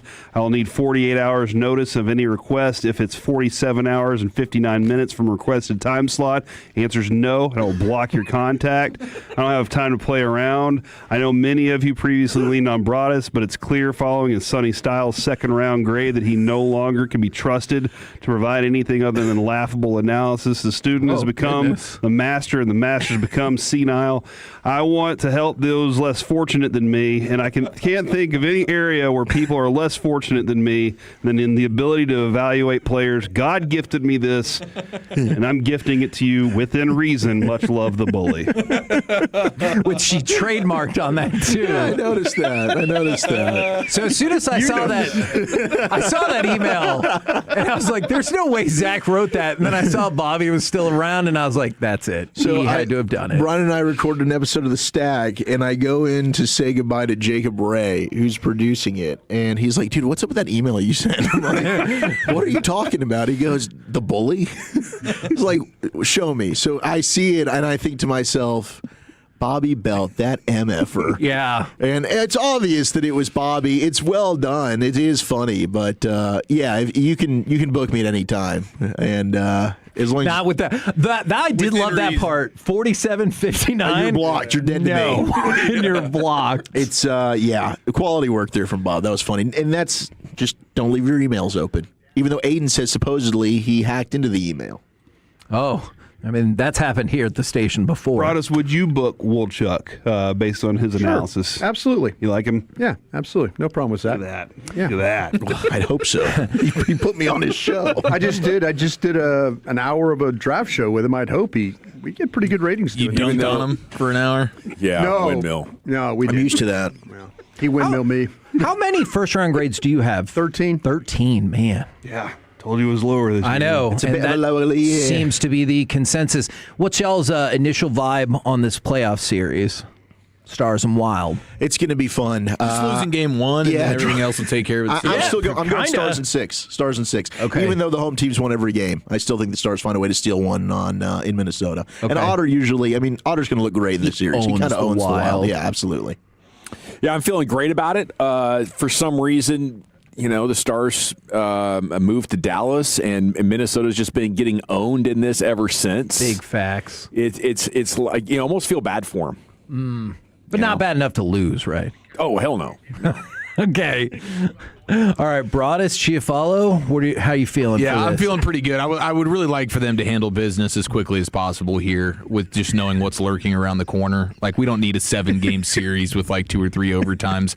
Bratish had a phone in his pocket that was doing some talking. I'm like, whose computer is talking? Audio coming from what is going on? It was Bratish's pocket, man.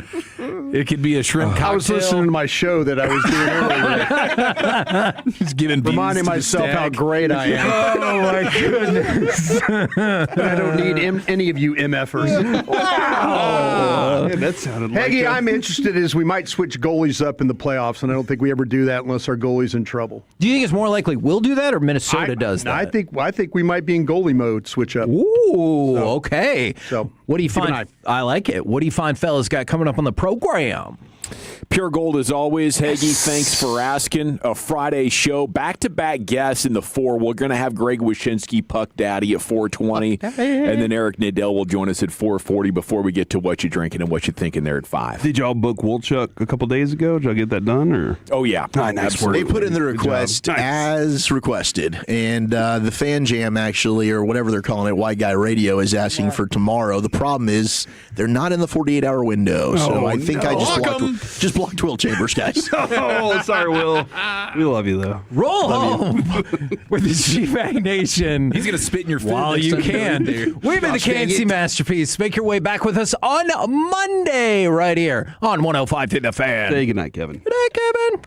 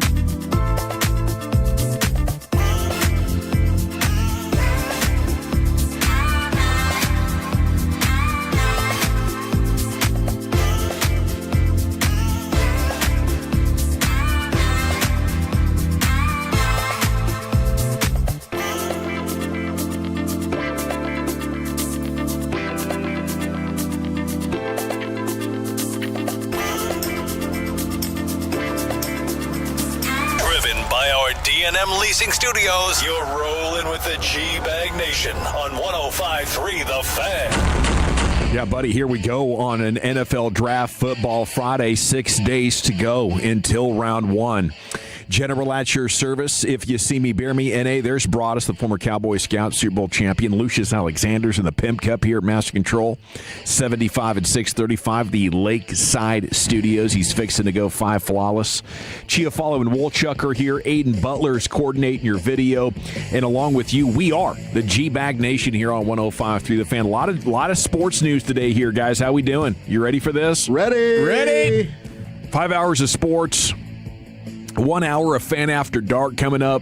Then Rangers pregame at 8 o'clock. We'll tell you more about them. Riding a little bit of a wave after last night's big ninth inning in Sacramento. But NFL free agency or NFL contract business, actually the top story right now across your world of sports as the Texans and Will Anderson finalized that contract. 3 years, $150 million. He is the new highest paid non-quarterback in the history of the league. It includes $134 million in guaranteed cash. And it passes Micah Parsons' deal, $50 million. Is this good business? You want to give $50 million to a pass rusher, Brian? Sure. Wasn't that good, I would. Let's go. It's only the cap and stuff is only going to go up, and the way he affects the game is so impressive. Sure. I'm on board with this type of a player. Hell of a combo down there with Houston, and obviously coming off a great season. Now, if they could just get C.J. Stroud to play as good as he did as a rookie, they might be able to go on and win more than one playoff game. Maybe they get somebody that helps that defense. That'd be nice. Yeah. I mean, they have a great defense, don't they? They absolutely have one of the best defenses. Yeah, they absolutely do. Yeah, all righty. Browns GM Andrew Berry updated thoughts on what they are going to do with the 6th pick, which has captured the attention of Cowboys Nation. Would you say that's the hottest thing smoking right now with Cowboys? Yeah. What Cleveland's going to do with the 6th pick? Is he kind of going to the mode of like, well, listen, guys, I know I talked about trading this pick, but I'm not going to give it away, okay? Let's not act like I'm going to give it away, all right? Basically. Okay. He's throwing chum out there. He says, I love how everybody last year thought we weren't trading down, and everybody this year assumes we are. So don't assume we're trading up, even though I've given quotes that are more strongly leaning in that direction than pretty much any GM in the history of the league. He says, I'd say this. Every year is unique because the players change, your pick location changes, demand may change. So the general answer to your question is yes, the dynamics are different. But even if we were picking 2 again this year, I'd give you the same answer. But he says, our mindset going into this draft where their most valuable asset isn't about, hey, just trade it away. It's maximizing the asset, and that can at different times take different forms. If they're trading up, what do you guys want? Well, I think that the edge, whether it's Reese or Bailey, that'd be awesome. Otherwise, Caleb Downs. Like, those would be my top 3 options. And then we can talk about Delane and Styles. But I think it starts with the 2 edges and then the best player in the draft, in my opinion, Caleb Downs. So, maybe the Cowboys just say, hey, we're going to let this thing ride, and it'll create for a lot of anxiety, but it'll kind of make it fun, I suppose. Like, ooh, can you do it? Can one of these guys get to 12? But now these general managers are trying to just generate, hey, can we try and get more value for these picks? Because as Albert Breer's discussed, it does seem like it's definitely a buyer's market. I think Arizona would love to bail at 3.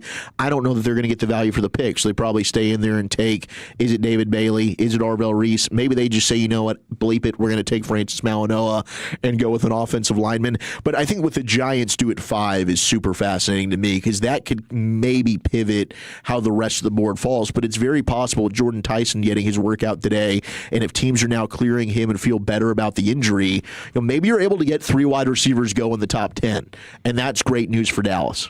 Yeah, that would be exciting. Doesn't the business they did at safety, keeping Hooker, let's start with that, bringing in Locke, bringing in Thompson, doesn't that make it a surprise if they would? Doesn't it kind of look like they said, okay, we're bringing in 2 new safeties, we're not going to pick Downs?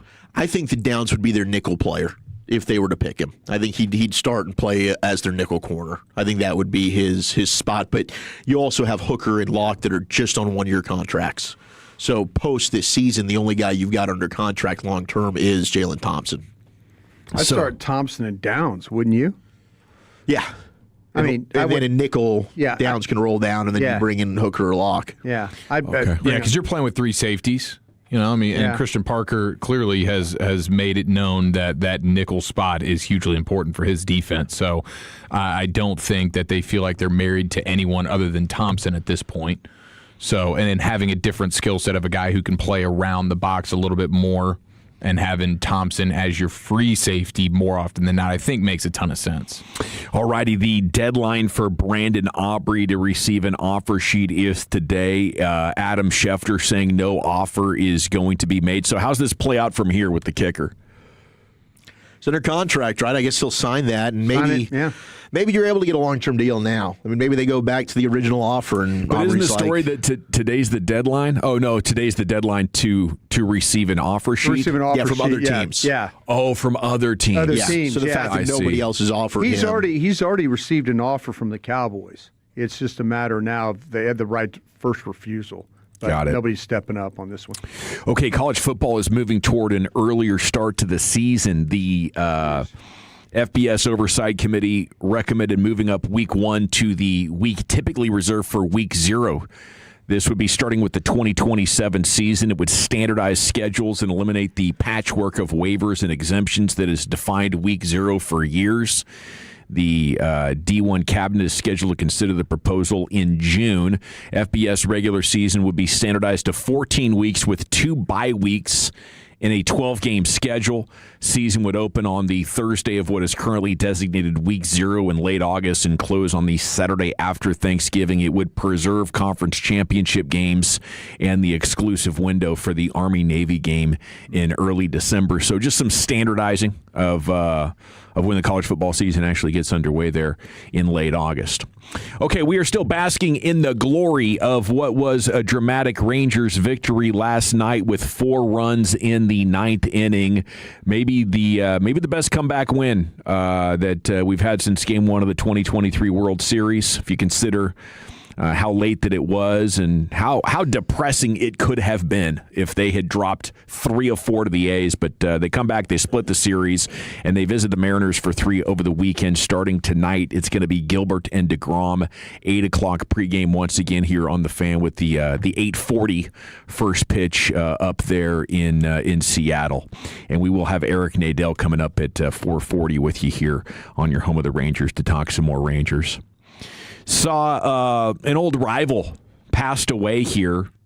No cause of death given, but Garrett Anderson, the outfielder who became the Angels' career hits leader and led the way to their only World Series title in 2002, has died at the age of 53. Team announcing today.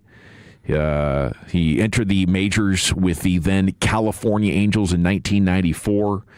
He was drafted in the 4th round of 1990, played 15 of his 17 major league seasons there, and was a huge part of them just constantly being awesome in the 90s and the early 2000s. Him and Tim Salmon, Vlad Guerrero. Yeah.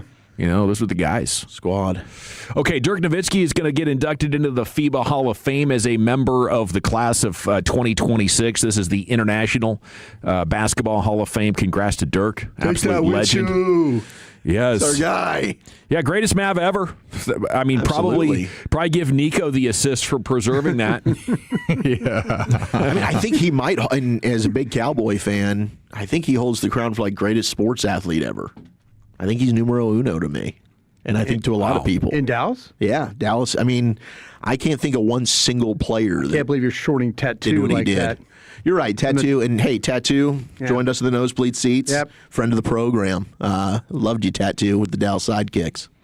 At 877-881-1053. It's a good reference. Thank you. Is Wooly Bully right there? Is Dirk number 1? Because, I mean, you're going to fight for a bunch of different Cowboys. Like, everyone's going to have their own. But I think Dirk is unanimous. Yeah, I mean, you only got the 1 championship, the 2 trips to the finals. You're looking at It's your only championship. You're looking at Raj with 2. You're looking at Troy with 3. You're looking at your guy Emmett, all-time rushing leader. Yeah, but you mentioned 3 different Cowboys. Must be there. something on this side of the room with the bad opinions. Incredible sportsman. Maybe. Hey, if I'm wrong, I'm wrong, but I'm going to stand on that one. I think Dirk's numero uno. I think that's a good take. Maybe 20 years with the franchise. Yeah. Yeah, being the lifer. Yeah, that's like bringing the only title. Yeah. It's a Cowboys town, though. It's a Cowboys town. I don't know. I'd like to doing your Insta poll things and see. Yeah. Put some see what the jump onto @GBag Nation. Yeah, I'd be interested in that because there's a lot. I mean, I've never heard anybody say anything bad about Dirk. I think he's like unanimously loved, and I mean with the Cowboys, there's a lot. I mean, I think some people would argue Roger. Yeah. Some might argue Mr. Cowboy Bob Lilly. I love Emmett. Others might go Troy or Michael. See, I can identify with Bob Lilly. Nobody else can. Yeah, I mean Randy that's White. what I'm saying. That's you guys would. I think people would identify today's audience. I think would identify more with the Troy, Michael, that group. You know? I mean 817. I think it says a lot that I'm not picking Emmett. I think number one's Dirk. I can't think of anybody with like one single team that did more, like one individual player. Yeah, I agree with you. I think Dirk would be that guy. How many DFW athletes have the statue? Him and Madonna. Like and Madonna would be in the mix there. Nolan Ryan's up there. Nolan and Pudge. I mean, I guess the Cowboys don't really have that in terms of players. Just like Ring of Honor. 972 playoffs, Dirk did sweep the Lakers, and I always appreciated that. Have to disagree, Wooly says a different 972. 817, Roger Staubach, greatest athlete and maybe American ever. Yeah. I mean, with his exploits in the Navy. Absolutely. And be the quarterback of America's team. Win a couple. Dirk is the best. Roger would be number 2. The 682-214 says playmaker. I mean, Michael Irvin is the closest thing you'll ever have to a super fan who is also a Hall of Fame player for you. Yeah. He might be my favorite. I think, do people identify more with Michael because of the off-the-field stuff? Certainly some do. That's what I'm saying. Do you identify with Michael because he's kind of crazy like we are? He's like one of us. He's one of us. I think so. People gobble one of us. Yeah, as long as people are willing to admit they're flawed. I mean, that's not everybody. It's hard to identify with Roger Staubach, I hear you. I like having sex as much as the next person. I just did it with one woman. Yeah. Service Academy and all that, different era. I'd also say Dirk's a hell of a broadcaster. I wasn't sure how that would go. Mm-hmm. True. But he is doing a tremendous job. He's not pulling punches. There's some Troy Aikman to his game where he's like, I'm doing this job, and sure, I could play it safe and be like Wayne Gretzky up here. Just, I'm not going to try to offend anybody. I'm going to try to, do the boring, safe thing because I'm a GOAT and people are going to let me get away with that. But Dirk's like, I'm going to give you strong opinions. And I think there's even more in the making, like the take that with you line, the stuff that he used to do with Followell and the personality stuff. Like, I think he could give you some Kenny and Charles type of joking around too. Mm-hmm. As maybe he gets more comfortable at the desk. Yeah, and you've seen some elements of that too. I mean, alongside Blake Griffin and just the squad that they've put together, the dynamic that they're trying to kind of garner up, and it's only year one in it. But yeah, I think he's got a super bright future. Magic and Hornets tonight for the 8 seed. LaMelo in. League did not suspend, even though they said it would have been worthy of an ejection. It was not worthy of a suspension. Should be pretty clear to me. If you do something that would get you ejected and the officials missed it, seems like a suspension to me. But I guess the NBA doesn't have that strong of a rule when it comes to those things. In the West, the Suns are going to host the Warriors. You can get the Steph Curry show while you can. He is 38 years old and, still shooting the hell out of the ball. 40% from 3 this year, 27 points per game. How many great years do you think Steph Curry has left in him? I mean, I'm kind of surprised he's still doing it. Yeah, man, I don't know. You guys are telling me he bulked up, huh? Put more body armor and not bad weight, right? No. He had the bad sprained ankles. Yeah. Early in his career, and they got a hold of some trainer who sold him on the idea of being an absolute weight room beast. And he became like the strongest guy in the Warriors locker room at one point with all the different weights and stuff, obviously for his body weight. But But yeah, that's pretty much how he managed to stay healthy, and maybe that's going to give him durability and longevity in his career that maybe we didn't anticipate. Stars and Wild tomorrow at 4:30. One cool thing about this schedule, it might help the Stars get healthy a little bit. There are two different 2 nights off in this stretch, I believe, after games 3 and after game 4. And then the other cool thing is there is no game on Thursday night of the draft. So you're going to be able to enjoy all of your Stars hockey and your NFL draft in its entirety, at least the first round. All right, we got the champ on the other side. Then Wolchuk's Top 10, buddy. Where are you taking us today? Well, today I would call National Broadest Day. It's National Crawfish Day. All right. And we've got the top 10 because you believe you can beat Joey Jaws in a crawfish peel and eat contest. I can. The top 10 Joey Jaws eating records. 877-881-1053. Give me your eating claim to flame. That's next. Or fame, not flame. Next to the nation. Looking forward to that, but before we get there...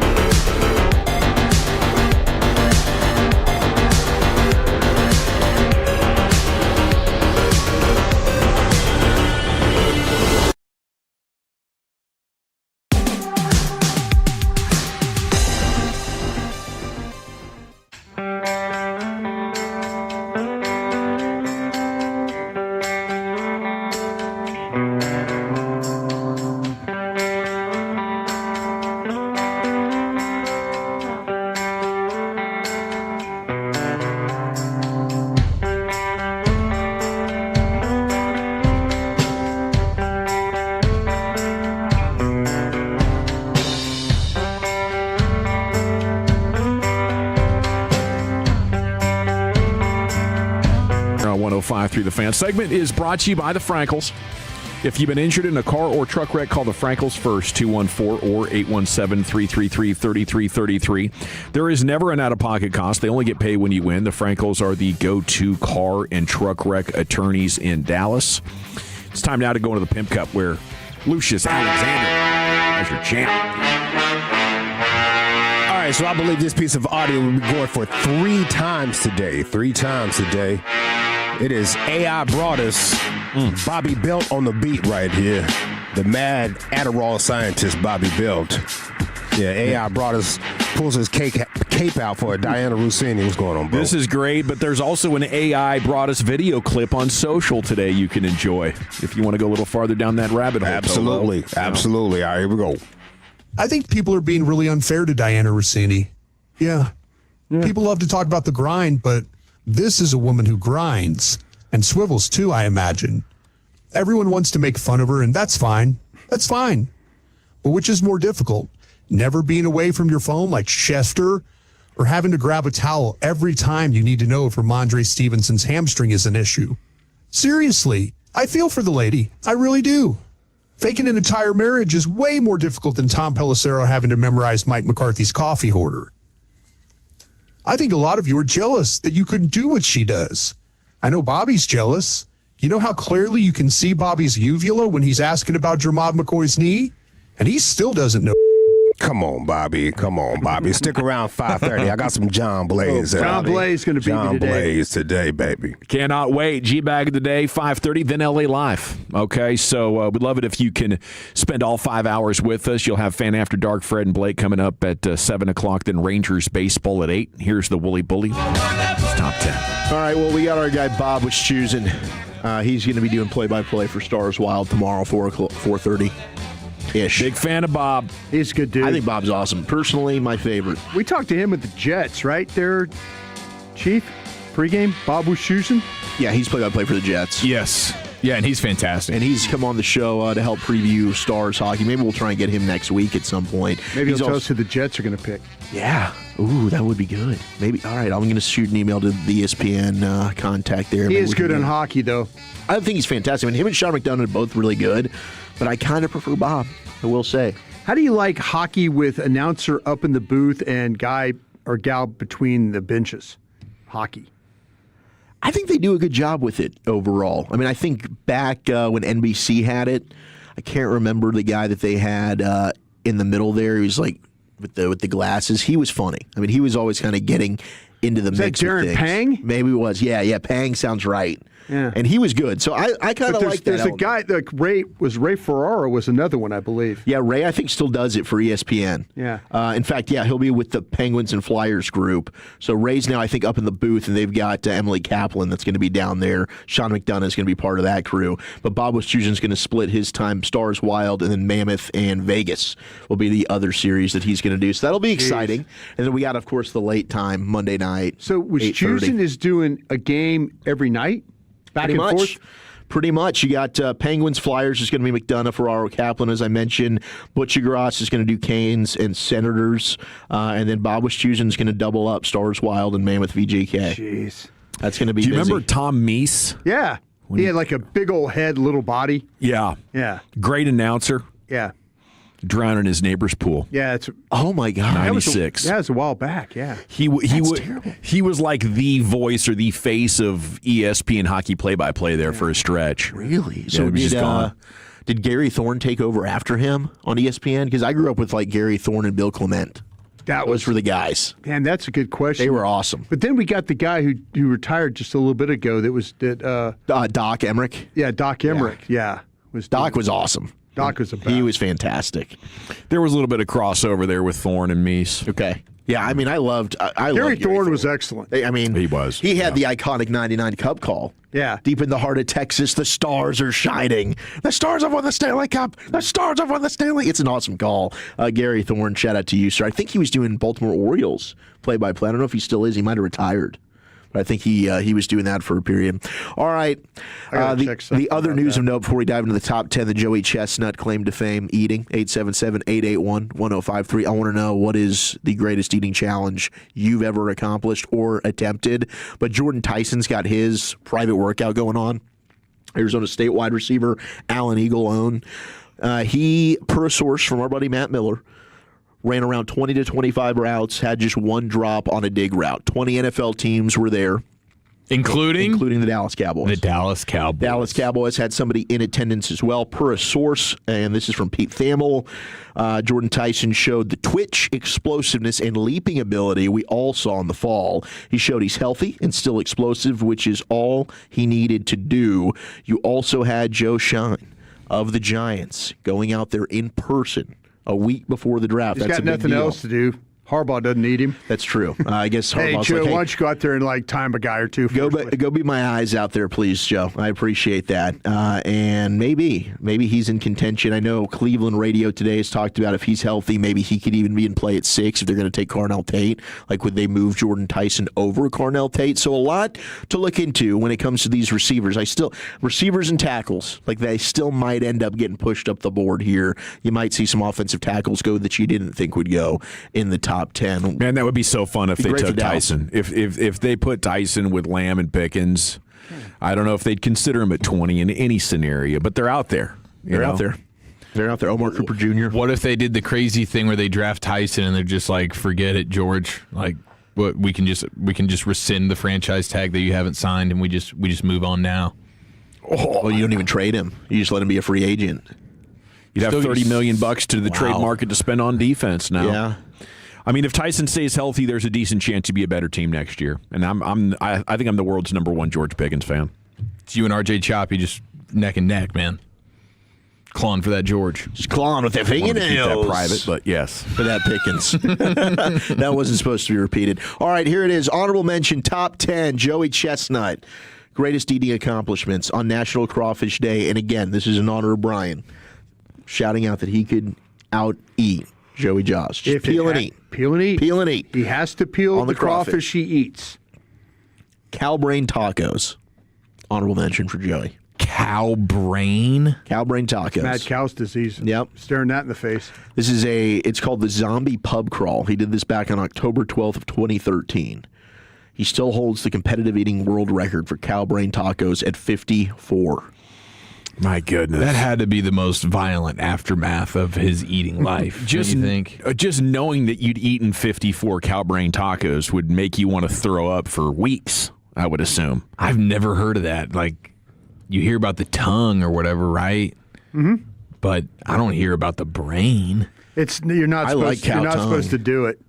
Seriously, mad cow's disease. Is that where that comes from? Yeah. You can't cook the madness out? There's some countries overseas that still do it as a delicacy, but the World Health Organization says it's a terrible idea to do this. That's awful. I guess there is nutritional value, but you're right. You could definitely get... you get sick bad. It's like a prescription drug, dude. There's going to be some benefits, but stay for the end of the commercial. Yeah, I mean, if you end up with the mad cow disease, woohoo! Look out now. 972 said they did the skillet challenge at a barbecue joint, ate 5 out of 6 pounds of food. Came second closest to doing it in about 30 attempted challengers. What was the 1 pound that they left? They said 3 pounds were potatoes. Oh, wow. And then they didn't touch anything with potatoes for a year. That's heavy. That starch will get you like that. Oh, my gosh. Yeah. My guy, not from the 940 in college, ate 5 Big Macs in 7 minutes and 41 seconds. Amazing. That's a really good time. That's incredible. What was your single Big Mac time? It was like 64 seconds, 64 seconds, yeah. 5 and 7:41. So you have the pace through one Big Mac. I did have the pace through one big, but I can only imagine what type of toll that takes on you by the time you're on Mac 5. Why do I kind of feel like you could do it? We could try. Yeah. I've put down 4 before. I just remember being it's so bready, like the dryness, the dryness in the mouth factor, like all of that. You'd have to get you'd have to really take a page out of Joey's book and do the dip. Start dipping. I think those things are Big Mac's kind of messy. They're always hard to they're always falling all over the place. Yeah, they are messy. You'd almost want to get extra sauce on that thing just to sort of lather it up a little bit. Yeah, just to make it go down a little easier. Yeah. And 972 says you don't get sick from 972 says it's called cabeza, and they're delicious, guys. I've heard cabeza. That's okay, head, yeah. Right? That is... Pause. That is... It directly translates to head, yes. So and maybe that's what I'm saying. When we were at that place in Surprise, did they have cabeza? I think they did. Okay, I just didn't realize that meant brain. I figured there was another sort of head meat that they were going for. Well, if they call it brain, you're not going to eat it. What would the other type of meat they were going for? I don't know. I just wasn't thinking brain when I read cabeza tacos. I didn't realize that was going to be the. Yeah, I don't even know. Like somewhere in the forehead, like a meaty forehead kind of cow. It's like the cheek. Yeah, well, the cheek, but the cheek is its own thing. I think I got the beef cheek when we went to La Taqueria.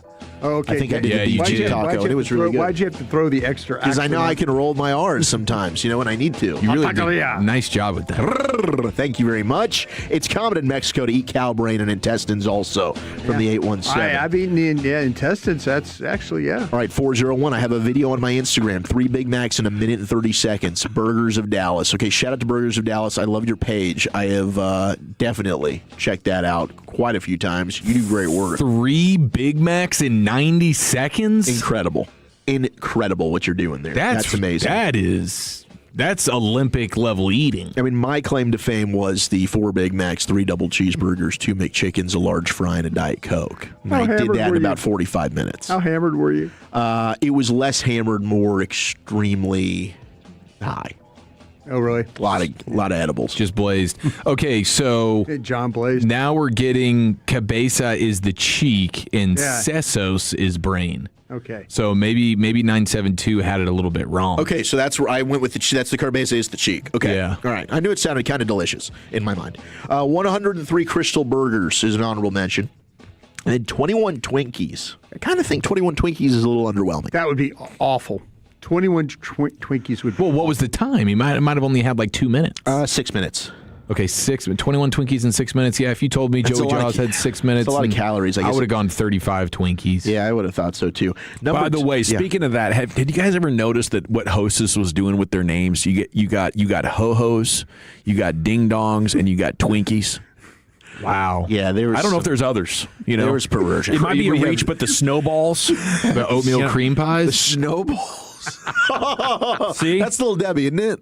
The oatmeal cream pies are Little Debbie's, but I was tripping about that the other day. Dude, you're right. Yeah, it's kind of like Disney when you go back in the old videos and there's like weird innuendos and stuff, and the clouds and the Lion King. And there's a bunch of people sitting around laughing their ass off. It's like, gosh, she's watch what we're about to do here. What the hell are we doing? Yeah. Number 10 is 53 Taco Bell soft beef tacos. Did that in 10 minutes. Okay, Joey Jaws, top 10 eating accomplishments. 9, smoked pulled pork, 9 pounds and 6 ounces. Oh, my God. That's a whole one. 9 pounds, 6 ounces of smoked pulled pork in 10 full-on minutes. Boston butt. Yeah, that's what I'm saying. It's Gosh, a full one. he is a butt eater, that guy. He loved the pork butt. Cheesesteak rolls, that sounds good. 46 cheesesteak rolls, 8 minutes. Number 7. Has anybody ever done a record for those little bagel bites for the pizza thing? You know what? I think you could crush that. Oh, I absolutely could. You're good at that. The bagel bites? The bagel bites. I could crush I tried to do a pizza rolls one. I put down 50 of them. Pizza rolls are easy to eat. They are.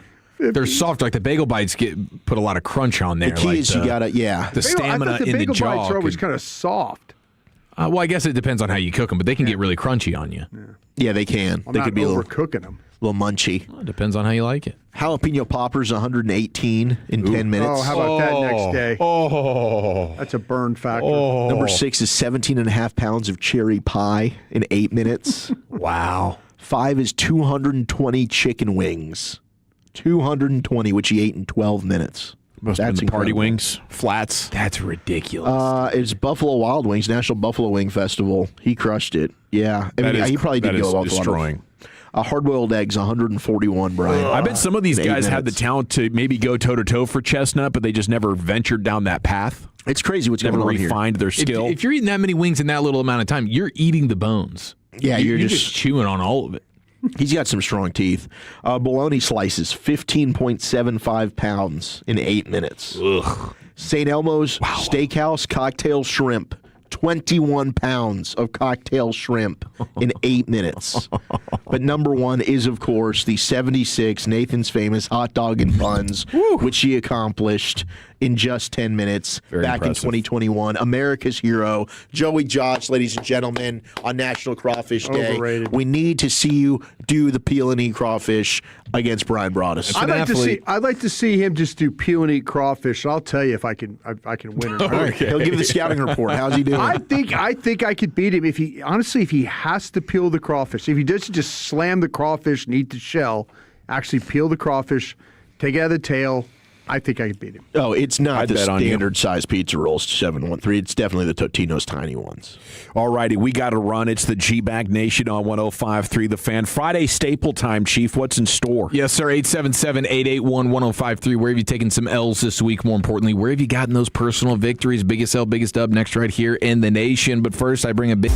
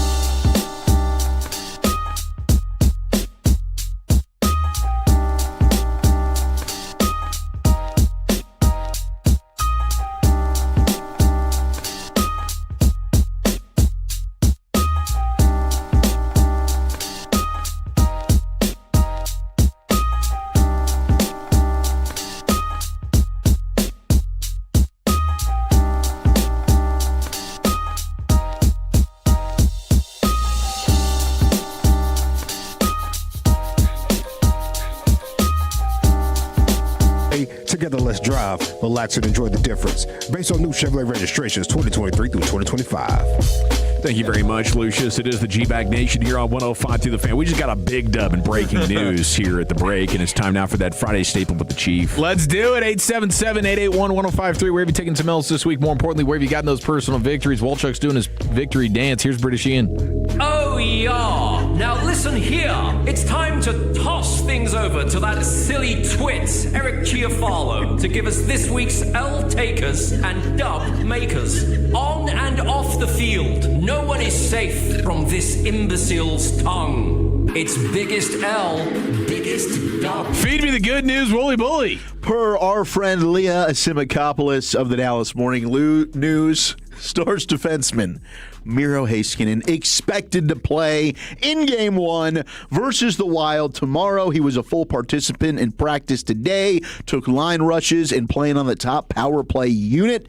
So, boom, baby. Let's go, Miro. Let's party. Wow. Great news. That is really good news. So no Rope, but everyone else is good to go. And now we're going to go kick the Wild's ass. Might be a sweep. Is there a part of you that feels like, hey, we always lose the first game of the playoffs, at least in our last 7 tries? Should we just rest him and rest everyone?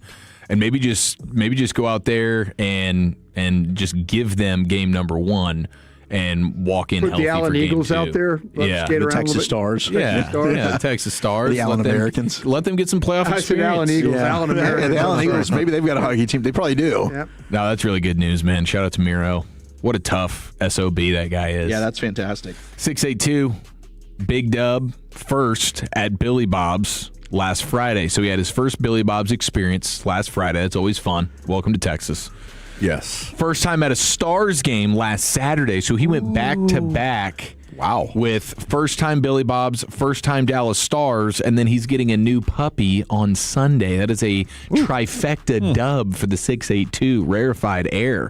Congratulations, my friend. I mean, getting a puppy can be kind of a crapshoot. Yeah, that's you hope for the best. I was going to ask you, Chief, would you like to talk about your experience with the 2 puppies? Well, it sounds like this is a guy who has the American freedom to make the decision himself, and it's not being forced upon him. Okay. Like some individuals in our country have suffered from in the last 7 to 8 months. Yeah. So it seems like he's wrapping his arms around this idea. He's probably planned for it. He's probably mature and responsible, and he's taking ownership of the fact that he wants a dog and he will be willing to take care of it. I know a lot of people out there will be like, oh, I like the idea of a dog. I want to do nothing in terms of taking care of it. Okay, and that's where I have a problem with certain individuals. Can you and maybe they're 3, 4, and 5 years old in my house right now. Could you please explain the escape plan for this for the dog? Yeah, well, the good thing about dogs is they do have a likability factor around your neighborhood. You can just walk around with a halfway decent looking dog. Somebody will take that thing from you, okay? And oftentimes they'll spend some money for it, but if you're really in a desperation mode, which maybe I've been there before, you can take this thing free of charge, okay? I actually got a kennel and a couple other more, bottom-of-the-barrel food items for you. Have it all. Please take it all. Take it away. It's all yours, Do the kids bro. see the dog in the neighborhood? No. Fortunately, we went outside the walls of our community. Like 2 or 3 streets over? Go ahead and make sure. Reached out. We're not going to have Muffin. We're not going to have Muffin run up on our doorstep anytime soon, okay? I know they're around here somewhere. So I can smell them. Muffin! I can smell the triple patty burgers. I know. Where is that? Do you stand out in the front yard and yell for Muffin? Muffin, where are you? And the kids Where'd you go? The kids all look down and all sad. Honey, she's gone. She's gone. That would have been hilarious if I played it that way, but I had to own up to the fact that they were irresponsible and it was their fault that we had to get rid of that dog. Did you call them irresponsible, your kids? not in so many words, but I let them know. it all the time. You're really irresponsible. Yeah, like at some point, Thanks, Dad. You got to take ownership. Man, I love it. This is the long game because the next time you guys get a pet, they are actually going to be locked. That's exactly what my plan on is. The Scantron for fall. At least my oldest. Like it really hurt the oldest. Still, every once in a while, I'll just go in her room and be like, hey, you're kind of being quiet. Like, what's going on? She's just laying down, daydreaming about Muffin. Hey, sweetheart, aren't we all? We know how your family feels about animals. Listen, man, if the raccoon's going to steal the food from the turkeys and not allow us to do the turkey hunt, that raccoon's getting capped. Okay? Sorry about it. I'm just telling you, the Chiafalo household, the women in that household don't like animals. Surprisingly like Chief. I am surprised. They can't stand me a lot of the time. Oh my gosh, what's that smell? It's Daddy. Cocky? Now's not the time to be anywhere in my vicinity. 940, biggest L, cold and flu. Started Sunday, lasted until Wednesday. Still don't feel great. Big dub, though. How about this guy? I think that's that norovirus, actually. Dude, that norovirus is freaking no joke. It's legit. Oh, my God. Be on the lookout for That'll tear you up for days. What did Nora do? I have nothing else to throw up, but Nora's like, yes, you do. Nora's like, yeah, you do got more. Watch this. God. It's bad. Yeah, people having to go to the hospital with it because of the dehydration. Yeah, you got to get an IV. But this guy, Gene in Fort Worth, what a battler this guy is. He's down with the flu. He's struggling. He's got a pet. He sold $235,000 in gas compression equipment from his bed. Oh, what a stud. Yeah. That's getting it done, Shut bro. it down. It starts to make you think, should I ever go into the office again? No. Could we just make this kind of the new cubicle? Okay, Whatever right here under you the did. covers? Can you Whatever tell me you what a did. gas impression unit is? I cannot tell you anything about what it is he sold. On but it, gas impression clearly unit. This Hank Hill? It's important. Propane and propane Gosh, accessories. I I think you're dictating to the boss at this point what your schedule is. 100%. Yeah. Yeah, like watch what I just did. What if I'm he out sick did and I'm 250? What if he's like the guy that's last? What if there's other ones that are better than him? okay, well that's a What if he's just kind of like half-ass? maybe he wouldn't be chalking it up to as much of a He's dub sick. as he is right now. Yeah, he's sick because he couldn't sell anything. Shout out to our guy Woody in the 214, biggest dub for this week, getting even more into my faith. Great job, Woody. Good job, Wood. I wonder what that faith is. Let us know. And he's still going clean off the benzos and the opiates. I think the faith is probably assisting in that. So tip of the cap. Big L got to eat crow with Wooly after OU lost to the Lady Pokes on Monday. Oh, yeah, he was trolling Tech about OU being number one. And, hey, I hope OU and Tech get to play each other in the World Softball Classic of Softball Championships, or whatever they're calling it. It's going to be exciting, man. I'm very plugged in. 972, biggest dub. What a play by me. I'm headed to Japan in the morning. Gosh, I'm jealous of that guy. The sushi. That sounds fun. Japan That's a long-ass flight. It is a long flight, yes. Okay, but when you get there, you're spending pennies on the dollar for high-quality food. Like I think it would be a food experience for the ages. And go into a every time they hand you that bill, you go, really? That's it? And you feel like you're getting away with murder. I think those pink flowers are in bloom, too. Yes, and those are You're awesome. acting like you're eating at the Waffle House over there. That Well, ain't it's the true. case. You go into a 7-Eleven, it's like heaven over there. It is, dude. You're eating It is. sandwiches of The blessed food's- egg food's salad. cheap. and Yeah. There's no smells. It's just Yeah, there's amazing. no trash on the floor. You can't litter. You can't even find a garbage bin out there in Japan. No, they're nowhere to be found. But They're there's hidden. also no trash anywhere. No, it's it's amazing how beautiful. they get it done. 817. This is going to be the biggest dub of the week. 1 year checkup after surgery. I am cancer free. Hey, congratulations. That is a big dub. Heck yes, 817. Heck Congrats. yes. Would you say that's in remission, Eric? Would that be a win? Yeah, that's gonna be a real surefire victory right there. Plus the positivity, it's a double win. Exactly, man. Sprinkle some of that positivity on Dickie V right now.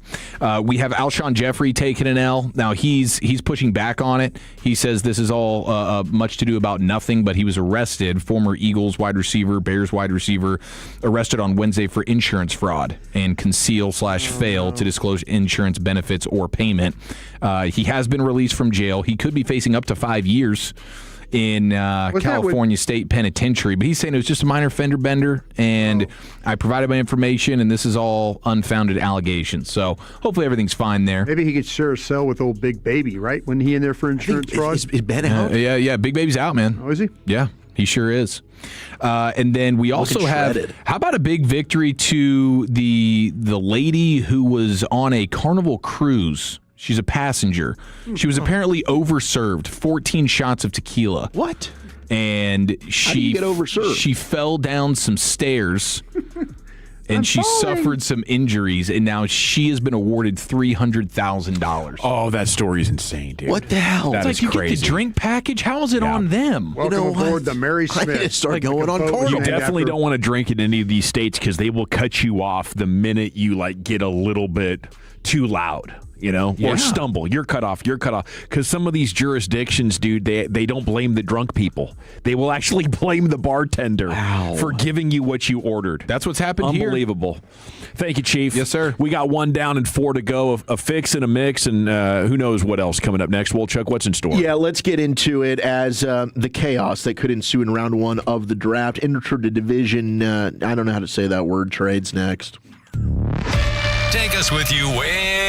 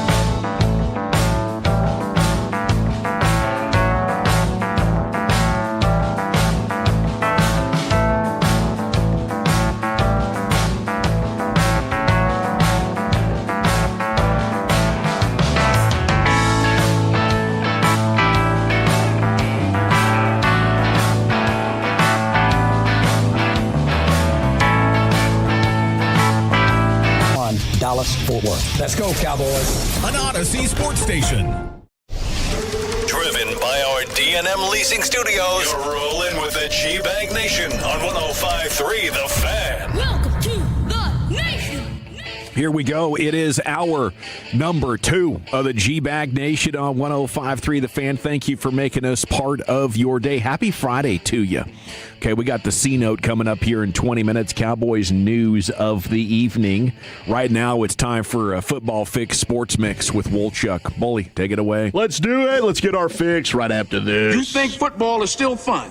Yes. Sir. Wrong side. Left side. Wrong side. Left side. I use these for acid indigestion. So what are we going to use these for? Intimidation. You know I got to get my fix, man. My goodness gracious, we are so close. Just a week from today, it's going to be day 2. We got rounds 2 and 3 of the NFL draft. All the rumors are swirling right now. And last night, Texas Tech's Jacob Rodriguez, he was honored as the latest Jason Witten Man of the Year. My guy J-Rod taking to the podium. And who else? None other than the Texas Longhorn himself, Clarence Hill Chill, asking J-Rod about his meeting with our Dallas Cowboys. You've been linked with the Cowboys to the draft process. Can you talk about that? Talk about your conversation with them and what would be like being drafted there? Yeah, I was fortunate enough to have a visit with them at the Combine, a formal interview with them, and I had a great time. I really loved Coach and everything that we were talking about in that room, and then as the process has gone along, they actually got to come out to Lubbock for our pro day, so we got to sit down and have dinner with them. And I think the biggest thing is they're just great people.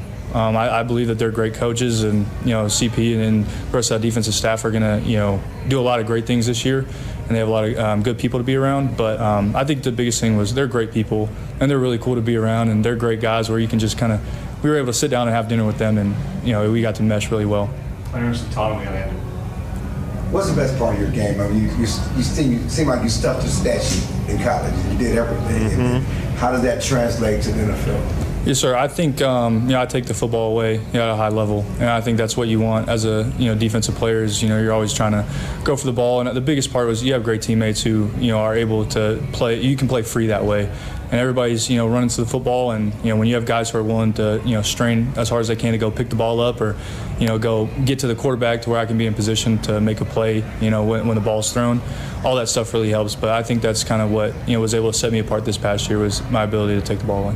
When you walked in here today, was any part of you that said, I wouldn't mind being here in a couple weeks to call this my future home?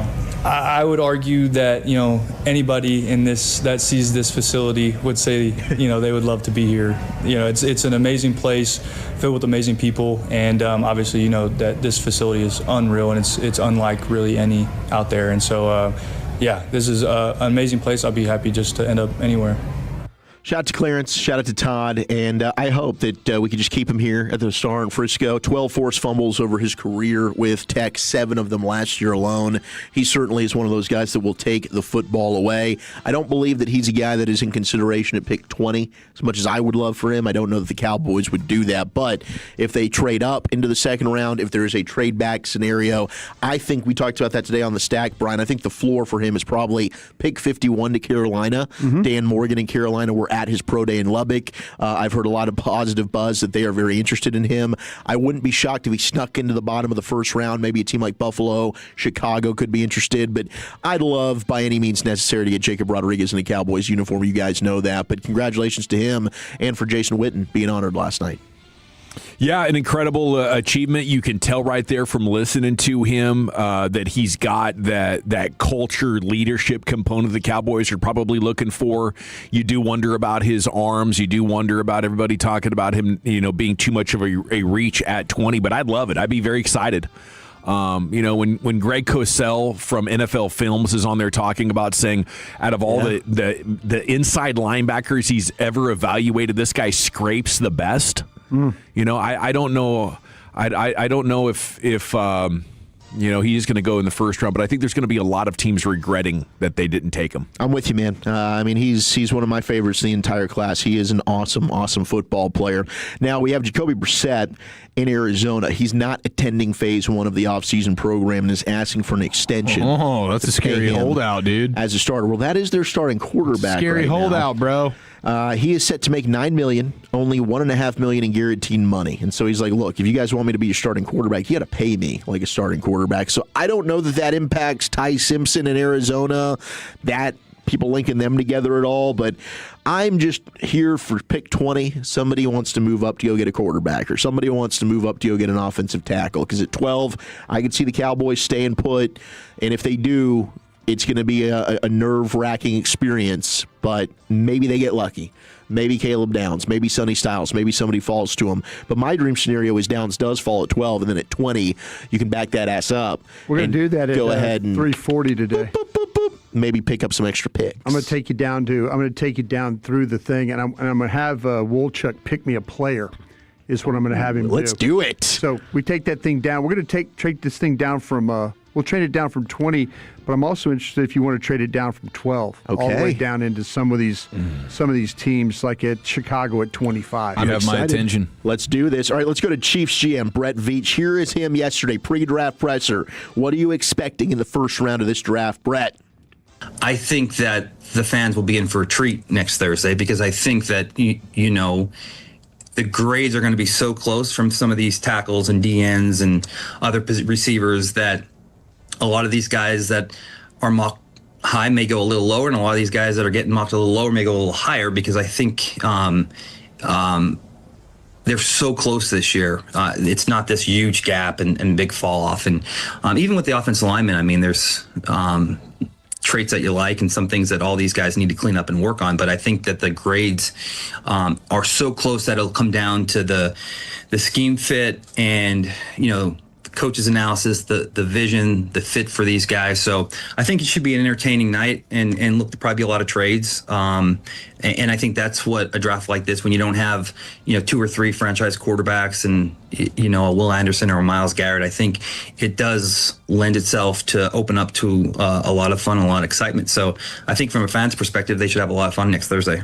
I'm ready for it. I'm ready for the chaos. I hope it happens. You don't want to get too excited that we're going to get a bunch of trades in the top 10 and then you get none. This could be Shams Charania all over again. This is going to be the craziest NBA offseason of all time. And then everybody just stays in picks. And you get no trades whatsoever. Heck, that could easily happen. I know you pivoted and went to that, and I thought it was great that Charles Robinson afterwards was like, yeah, man, I don't see the Cowboys moving up. I think they want to keep 12 and 20. I think they want 2 starters there. Maybe that ends up happening. Now, ESPN's Matt Miller was talking to scouts around the league. They mocked the top 10. They did not allow any trades. They did go Mendoza 1. Arvell Reese went 2 to the Jets, the edge from Ohio State.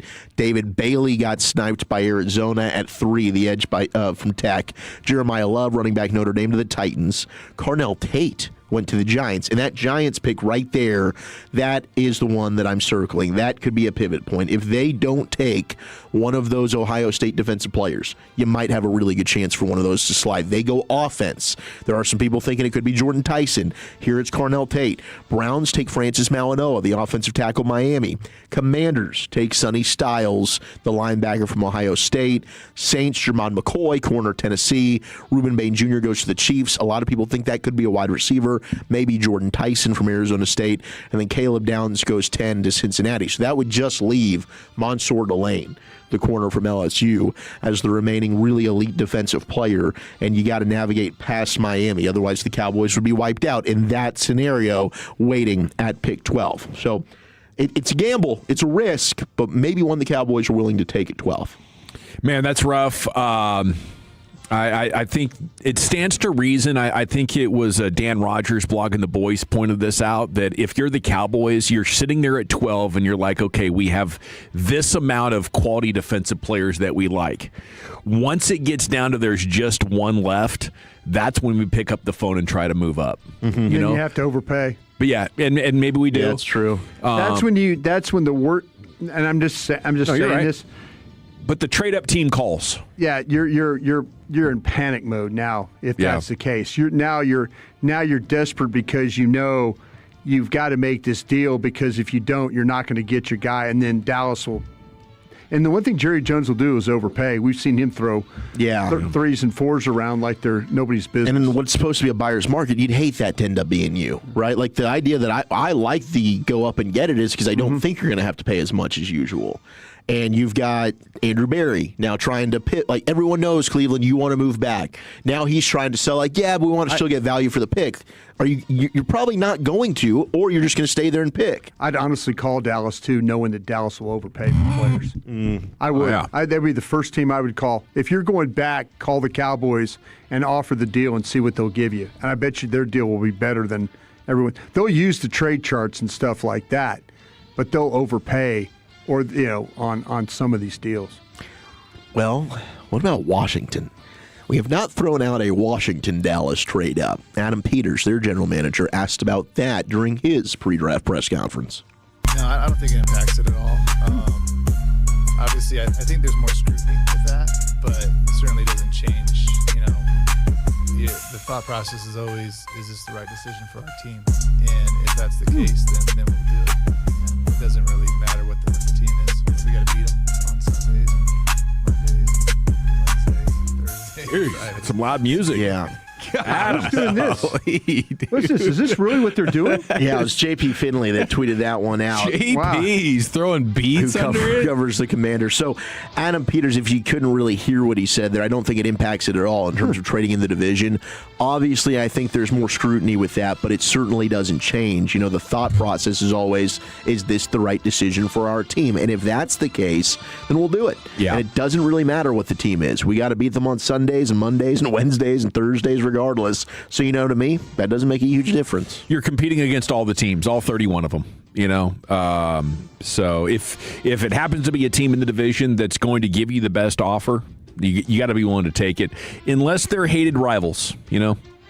And yeah, I like what the Cowboys did last year with that Micah Parsons poison pill and the deal they did with Green Bay. I would say there's going to be a team, but right now Washington isn't on that level. Maybe they were in like 1993. Maybe Washington was that rival back then that you wouldn't want to deal with. But right now, I'd love to get a deal with whoever is offering the best package. Speaking of deals, I was really hoping the Steelers would be nibbling around that one Ty Simpson, and then maybe a team would move up to 20 to jump the Steelers for Ty Simpson. Well, ESPN's Brooke Pryor reported that even though the Steelers have done their homework on Ty Simpson and other quarterbacks in the class, quote, it doesn't appear they will address the position with the 21st overall pick. So I'm hoping that's just a smokescreen and the rest of the NFL doesn't believe it. Because if the Steelers aren't in, I don't know who the heck would be willing to trade with you at pick 20, unless there's just a run on tackles, there's a run on receivers, and somebody's getting antsy, getting nervous. You got to move up to go get Caleb Lomu from Utah or Max Inachor from Arizona State, whatever it might be. But that's the whole thing. The idea of the trade back is great. But who are teams trading up for? The quarterback always is a player that would be dangled as a nice carrot to trade up for. But if the Steelers are out on Ty Simpson and Arizona doesn't think anybody's going to take him until they are on the clock at the top of the second round, maybe you're not going to have a trade partner at pick 20. Yeah, I wouldn't expect it. I just think the difference between Ty Simpson, who only started, 11 games, and Nussmeier and then Drew Aller. Like, watching all three of those guys, there's not a reason to say we got to have Ty Simpson as compared to these other two dudes. He's more accurate, but the other guys have traits that you'd prefer over him. Yeah, 100%. And if you're Pittsburgh, you're like, we still have Will Howard. Like, we have a guy we're developing. We don't have to just rush into this. We did it with Kenny Pickett all those years ago. Do we really want to double down? No. Gosh, no. They need offensive linemen so bad, and the way that the strength of this draft is lining up. At 21, you're in a great spot to take a guard or they absolutely a tackle who's really a guard. Jordan Renan, who has nailed the Giants' picks the last few years, what is he hearing about the Giants' plans at number 5? In an ideal world, the Giants would like to move back a few spots, add more picks, and draft a player like Ohio State safety Caleb Downs. But that's easier said than done.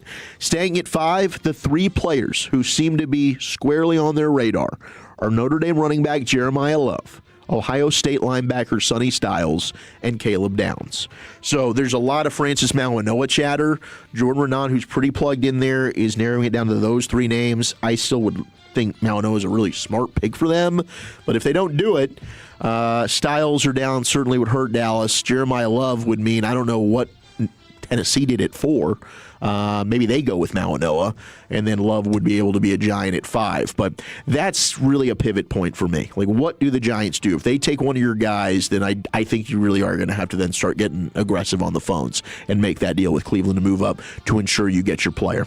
Last thing here, we go to former TCU Horned Frog Quentin Johnston. Trade rumors.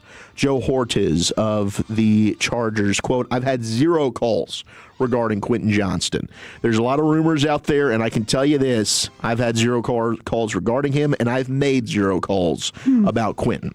So I don't know if that's chum in the water, like, hey, if you do want him, call me. Otherwise, he's going to be an LA Supercharger for next year. Shout out to Quentin, because he did actually have a pretty good season finally last year. Good bounce back for sure. He did. Shout out to Wolchuk. Football Fix is in the books here, as you got it. Okay, we're coming back with a C-Note. Cowboys news of the evening here from Caleb Downs on why his versatility is so important. It's coming up next year, G-Bag Nation, the fan. Let's talk Trajan Wealth. Speaking of versatility, they're going to go ahead and get your future in order for you. I'm feeling way better about it thanks to meeting with Trajan Wealth, my guy Steve Shelby there at their Frisco location. And I think you should do the same thing that Eric and I did, and that's call them and set up an absolutely free consultation. Okay, so what you need to do, call right now. Number is 469-890-0098. That's 469-890-0098. They're going to set you up in one of their amazing DFW facilities, whether it's in Frisco, that's my spot. They're also in Arlington, they're in Fort Worth, they're in McKinney, and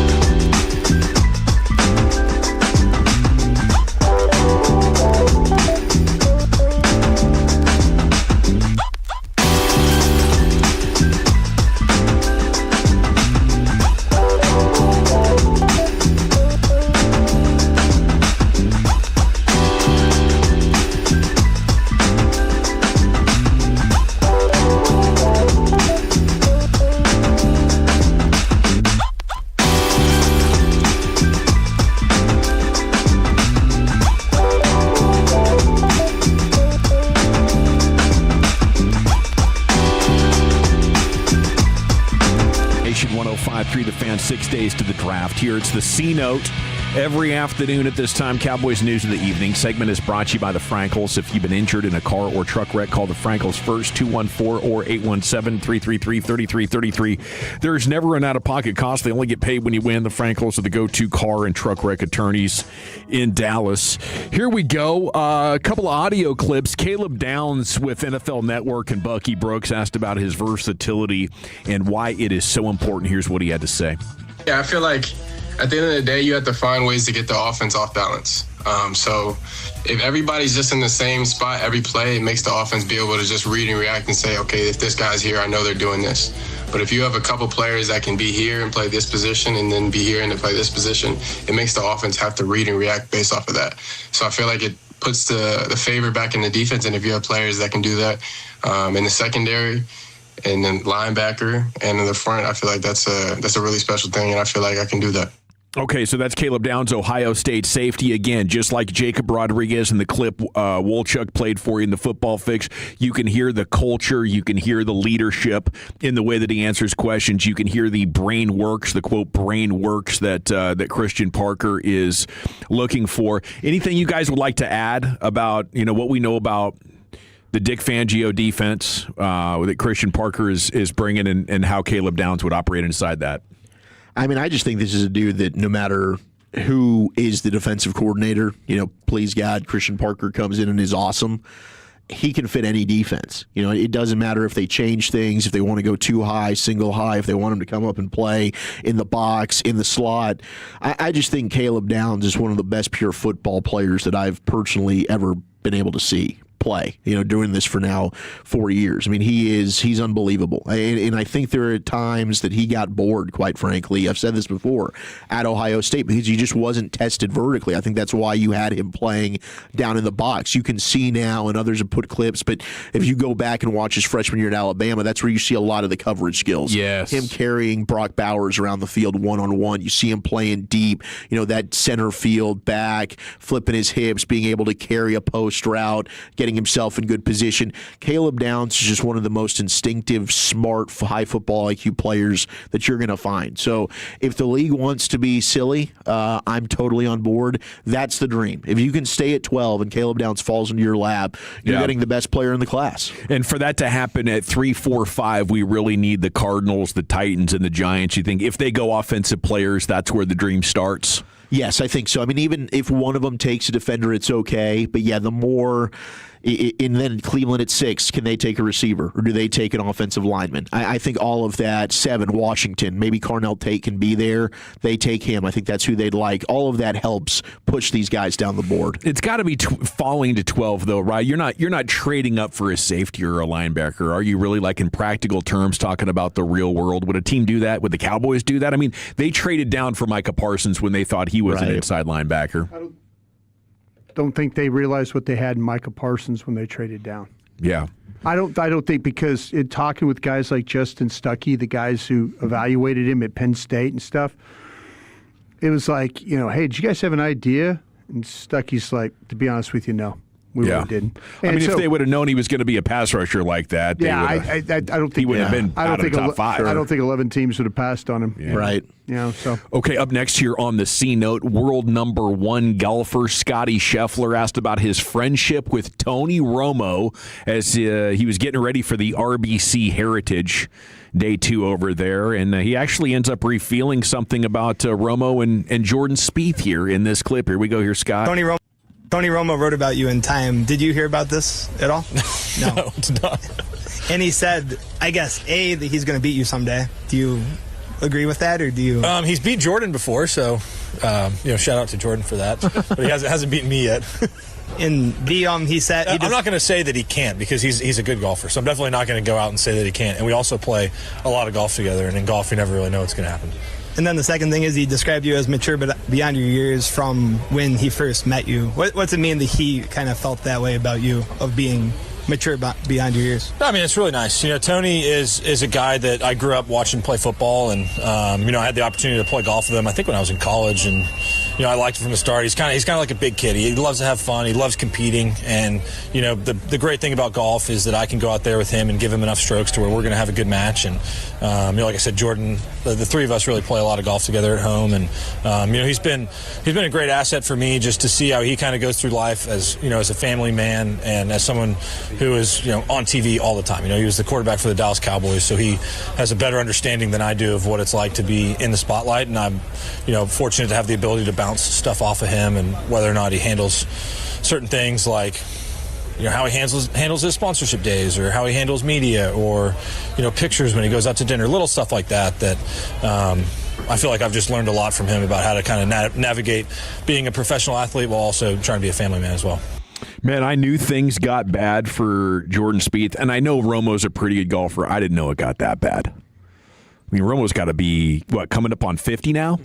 I don't know. Let's see.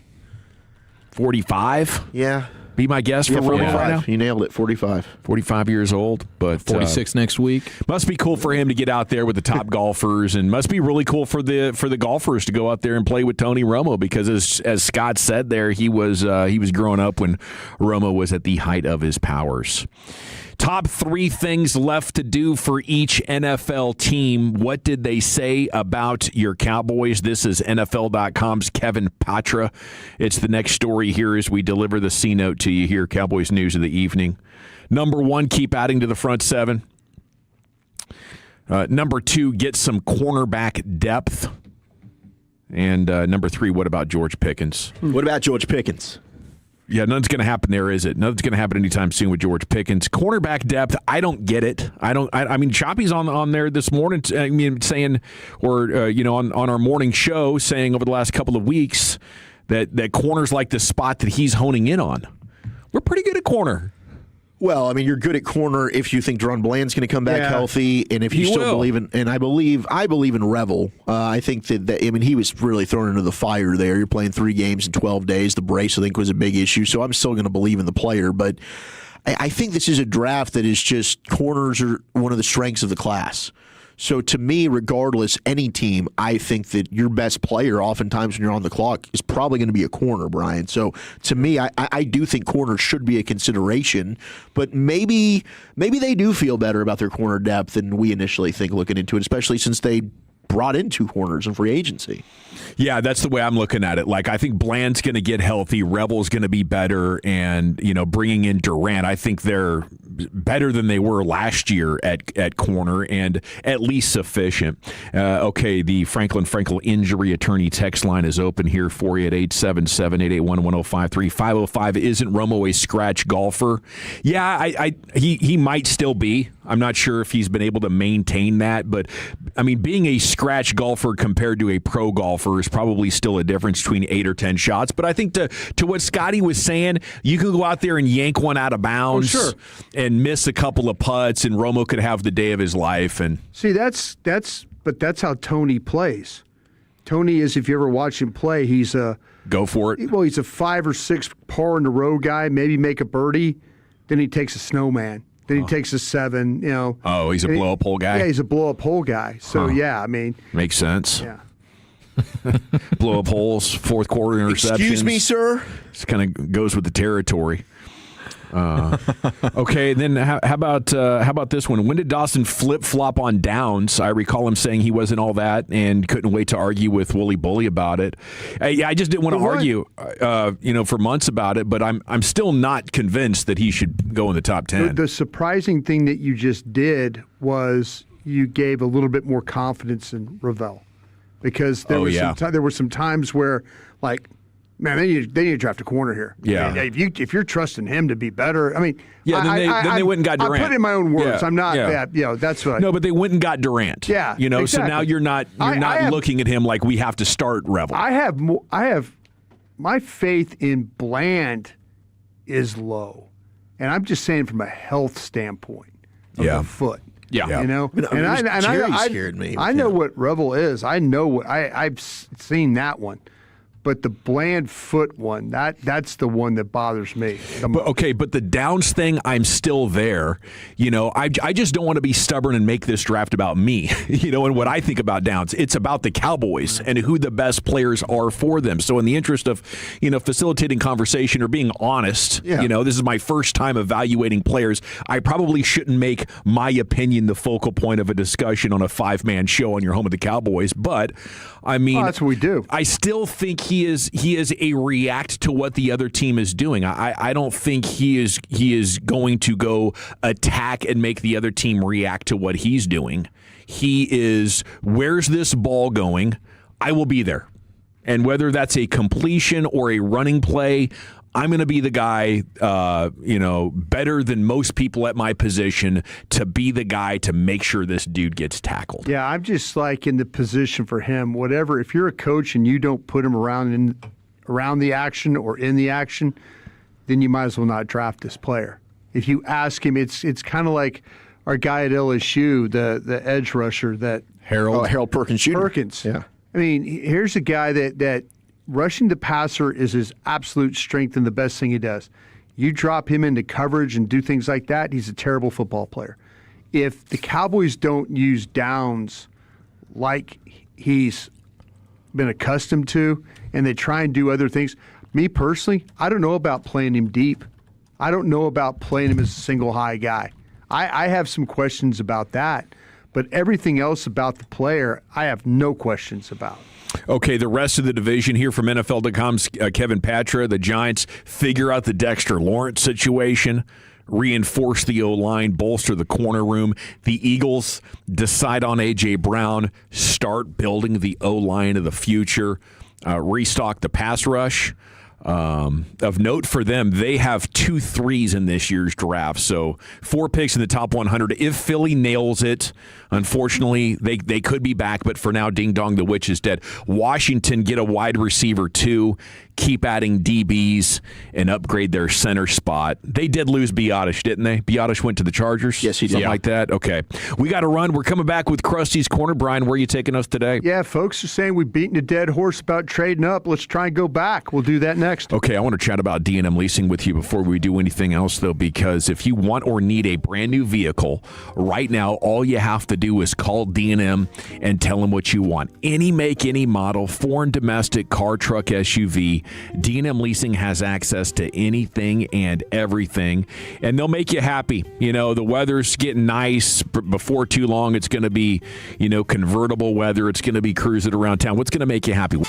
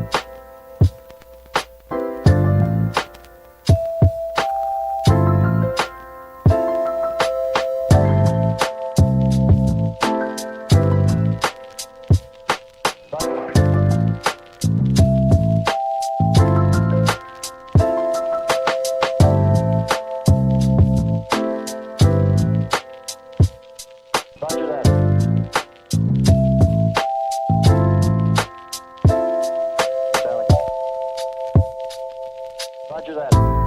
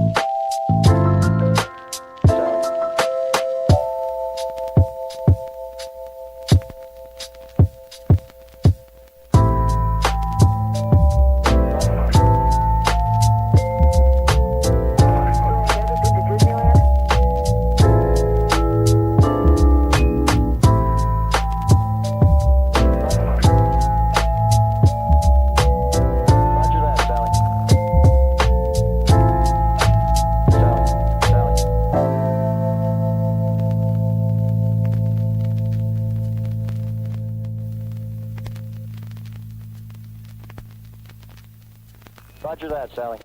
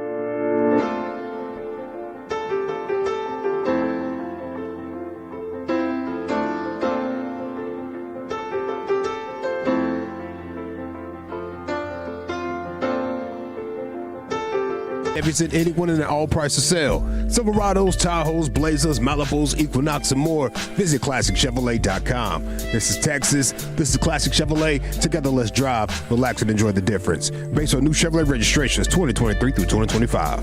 Yes, sir. Thank you very much, Lucius. It is the G-Bag Nation here on the Fan, and it is time for Krusty's Corner, brought to you by Greystone Roofing. Go to greystone-roofing.com. Here's the king. Hey, kids! Your old pal Krusty's gonna teach you 5 new words. You're not wrong about that. From Dallas, Texas, number 55, Brian Bratish. Thank you very much, Lucius. Appreciate you always playing that. Thank you, Greystone, as well, for being a part of this. Crystal ball this thing, guys, before we get started. This time next week, we'll have had a first round in the book. Cowboy fans, Tolos, how do you think they're going to feel about what Dallas did night one? If you had to just crystal ball it. Fairly disappointed. It's going to be Keldrick Falk and Colton Hood. Think so? Yeah. So I could see that. You're kind of sitting there, and I think that you would do that in a way of just sitting at 12 and 20, right? Yeah. That's I think you'd go, it'd probably be Hood at 12, Falk at 20, if they did that, yeah. And that would be wiped out. I think you go Colton Hood there at 12. I think Colton Hood, they'd love to get at 20, but if they end up not having a defensive player, Falk, Colton Hood makes a lot of sense for them at 12. Who is the player, would you likely feel like that somebody would draft Hood before Falk? Yeah, I think so. Is that why you would do that, or? I think they... Yeah, because there's so many edge rushers, it feels like, you know? A lot of corners, though, too. Yeah, but like, how many teams are going to prioritize a run-stopping edge over one of these guys that can really get after the passer? I feel like most teams are trying to draft an edge rusher that they feel like can get to the quarterback. Falk is the guy that everybody bet the Cowboys. It sounds like at 12. Well, yeah, if Falk is a real consideration at 12, then that would be pretty disheartening. But I do think the Cowboys have a good understanding. Maybe I'm giving them too much credit, but I think you'd have to be so far out of touch to not realize you need somebody that can get after the passer. You need that. And so, I mean, I'm sure that's why, Albert Breer's talking about Arvell Reese, right? Yeah. They like Arvell Reese. Yeah. I'm sure they like David Bailey quite a bit. If they were going to move up, I think it would be for one of those guys. But my guess is they sit at 12. And I have optimism that Downs is going to be there, and I'll get more into that in football's finest. But, Downs at 12, I think, is still somewhat realistic. But I see them standing tall at 12 and being comfortable with whoever that is. And maybe, geez, dude, they're at the Jordan Tyson. They're sending guys 6 days out from the draft to go watch Jordan Tyson run around. Yeah. Like, that has to tell you something, doesn't it? The majority of the league was there with representation. So, I don't know that I'd read too much into that. But, yeah, I think they're keeping all of their options open, to your point. I think you're right about that. I just wonder, like, they probably feel like when they look at that board, they have to feel like that, like, well, if a guy falls, we're going to be okay. And do you think that's the CeeDee Lamb thought that they had? That instead of they're thinking about when they make an argument when somebody in the room says we need to go up, and somebody's going to remind somebody in the room that we sat there that year and CeeDee Lamb fell in our laps. Sat there that one year and Diggs fell in our lap. We were talking about him in the first round. All of a sudden, we ends up at 60. Yeah, and especially because you could sell. I imagine they could sell themselves on the fact that other than linebacker, which is screaming they need a body there, but they know they're not taking that guy at 12. So they can say, hey, we've covered our bases at safety. We've covered our bases across the board. We can line up and play right now outside of linebacker, but we're not taking linebacker at 12. So even if it's an offensive player that falls to us at 12, we feel comfortable that we're gonna get a guy that we really, really think the world of, and hopefully that's on defense. But I'm sure they could convince themselves that, hey, we're not taking our biggest need at 12 anyways, which is linebacker. So we'll just take the best player we think is available. And maybe that is a CeeDee Lamb type deal. It's an offensive player, but we think he's badass. You guys have I'm not asking you, do you have a place in mind, but do you have a number in your head of how many picks your limit of going back? Do you have an idea in your head? You say, I'm only going back 10 spots, or I'm going back, I won't go any more back than 15 spots. Is there a number, or you guys from 12? From 12. For me personally, I just want to stay. I want to stay in the first round. Yeah. That's really my only thing. I would want to still be able to come out of this with 2 first-round picks. Would you consider if somebody like Houston offered a next year's 1 as the main deal, would you for your 12th pick? You get 28, but they offer next year's 1. Absolutely. Well, this is assuming that we're on the clock and Downs is gone and the guys you love are gone, right? Because if Downs is there, you guys don't want to do that. You want to take Downs. No, Downs, Styles, Delane, any of those 3 are there. I'm staying and picking. Bain, I would stay and pick. I don't know if they would. Yeah, I don't know if they're in on Bain or not. Yeah. But those are all guys I'd pull the trigger on. Otherwise, I'm absolutely down to make that trade. To get an extra 1 for next year and go down to 28 to Houston. I'm now picking at 20 and 28. I'm fine with it. Yeah, I would think that Houston's picks next year is going to be beyond 20 as well. So I'm getting 2 picks in the back half for 1 in the top third. I don't want to do that. I don't like the Cowboys' history of picking in the 20s. I love their history of picking in the top 15. Yeah, I do too. It's interesting. The going back from 12 to, say, you go back to the Chargers at 22. Philadelphia at 23. The team that's interesting to me, if you want to try and do something for a trade back situation, would be the Chicago Bears at 25. You think they might love somebody? No, I think they got extra picks. They got extra picks. They got extra picks. They got two twos, is what they have. Okay. So what they have to do is they have to make up a difference of about 480. So they could do it. They're going to need one of their picks. They're going to need, like, their pick at 57 is worth 330, and their pick at 60 is worth 300. So they're going to have to come up with a little bit of a difference, but maybe you could find a way to entice them with the 2 twos and throw something back their direction. That would be something. So we would go. That's when if you would go from 12 to 25, 12 to 25, and then you pick up a 2. You pick up. Actually, you're trying to get them to give you both those 2s. Oh, okay. Yeah, that'd be awesome. I would love that. So looking at ESPN's player rankings, I don't think the cutoff is until like 70. So I'm willing to go down quite a bit from 20. Okay. I don't know. I don't know if I want to. You don't want to go. You don't want to go from 12. I don't want to go from 12. Okay. So if you start to think about 12, or excuse me, 20, you're looking at every trade back is about 20 points different on the chart, which is was roughly a 5th round pick. So what you got to think about is, if you want to, you're getting far less quality going back, say, from 20 as you would 12. Of course, that's the way it's going to be. What if it were totally out of the first round, like it's Arizona or somebody coming back in? To 20? To 20, yeah. The Arizona has pick 34, and that's worth 560 points. So you're saying take that from 20? Yeah. That's worth 850 points. They're going to have to come up with some more stuff to maybe make that work. They got a 3rd round pick. They start the 3rd round with pick 65. Let me ask you this. That'd be nice. Let me ask you this, Dawson. I think you could play this game with us too. I think you can. If I take you, Zach, to 20, I'll take you to 20. How about if I take, as Buffalo doesn't have the capital to do any of this stuff, how about if I take you to San Francisco at pick 27? Okay. So I'm going to take you all the way from 12 to 27, okay, is what I'm going to do. So you're going to get to pick a player at 20, and you're going to get to pick a player at 27. Okay. Pick me a player first at 20, and then turn around and pick me a player at 27. At 20, let's go with Colton Hood, the corner from Tennessee. Okay. I mean, I would probably lean Chris Johnson, but I think they had a lot of love for Colton Hood. 27, Emmanuel McNeil-Warren.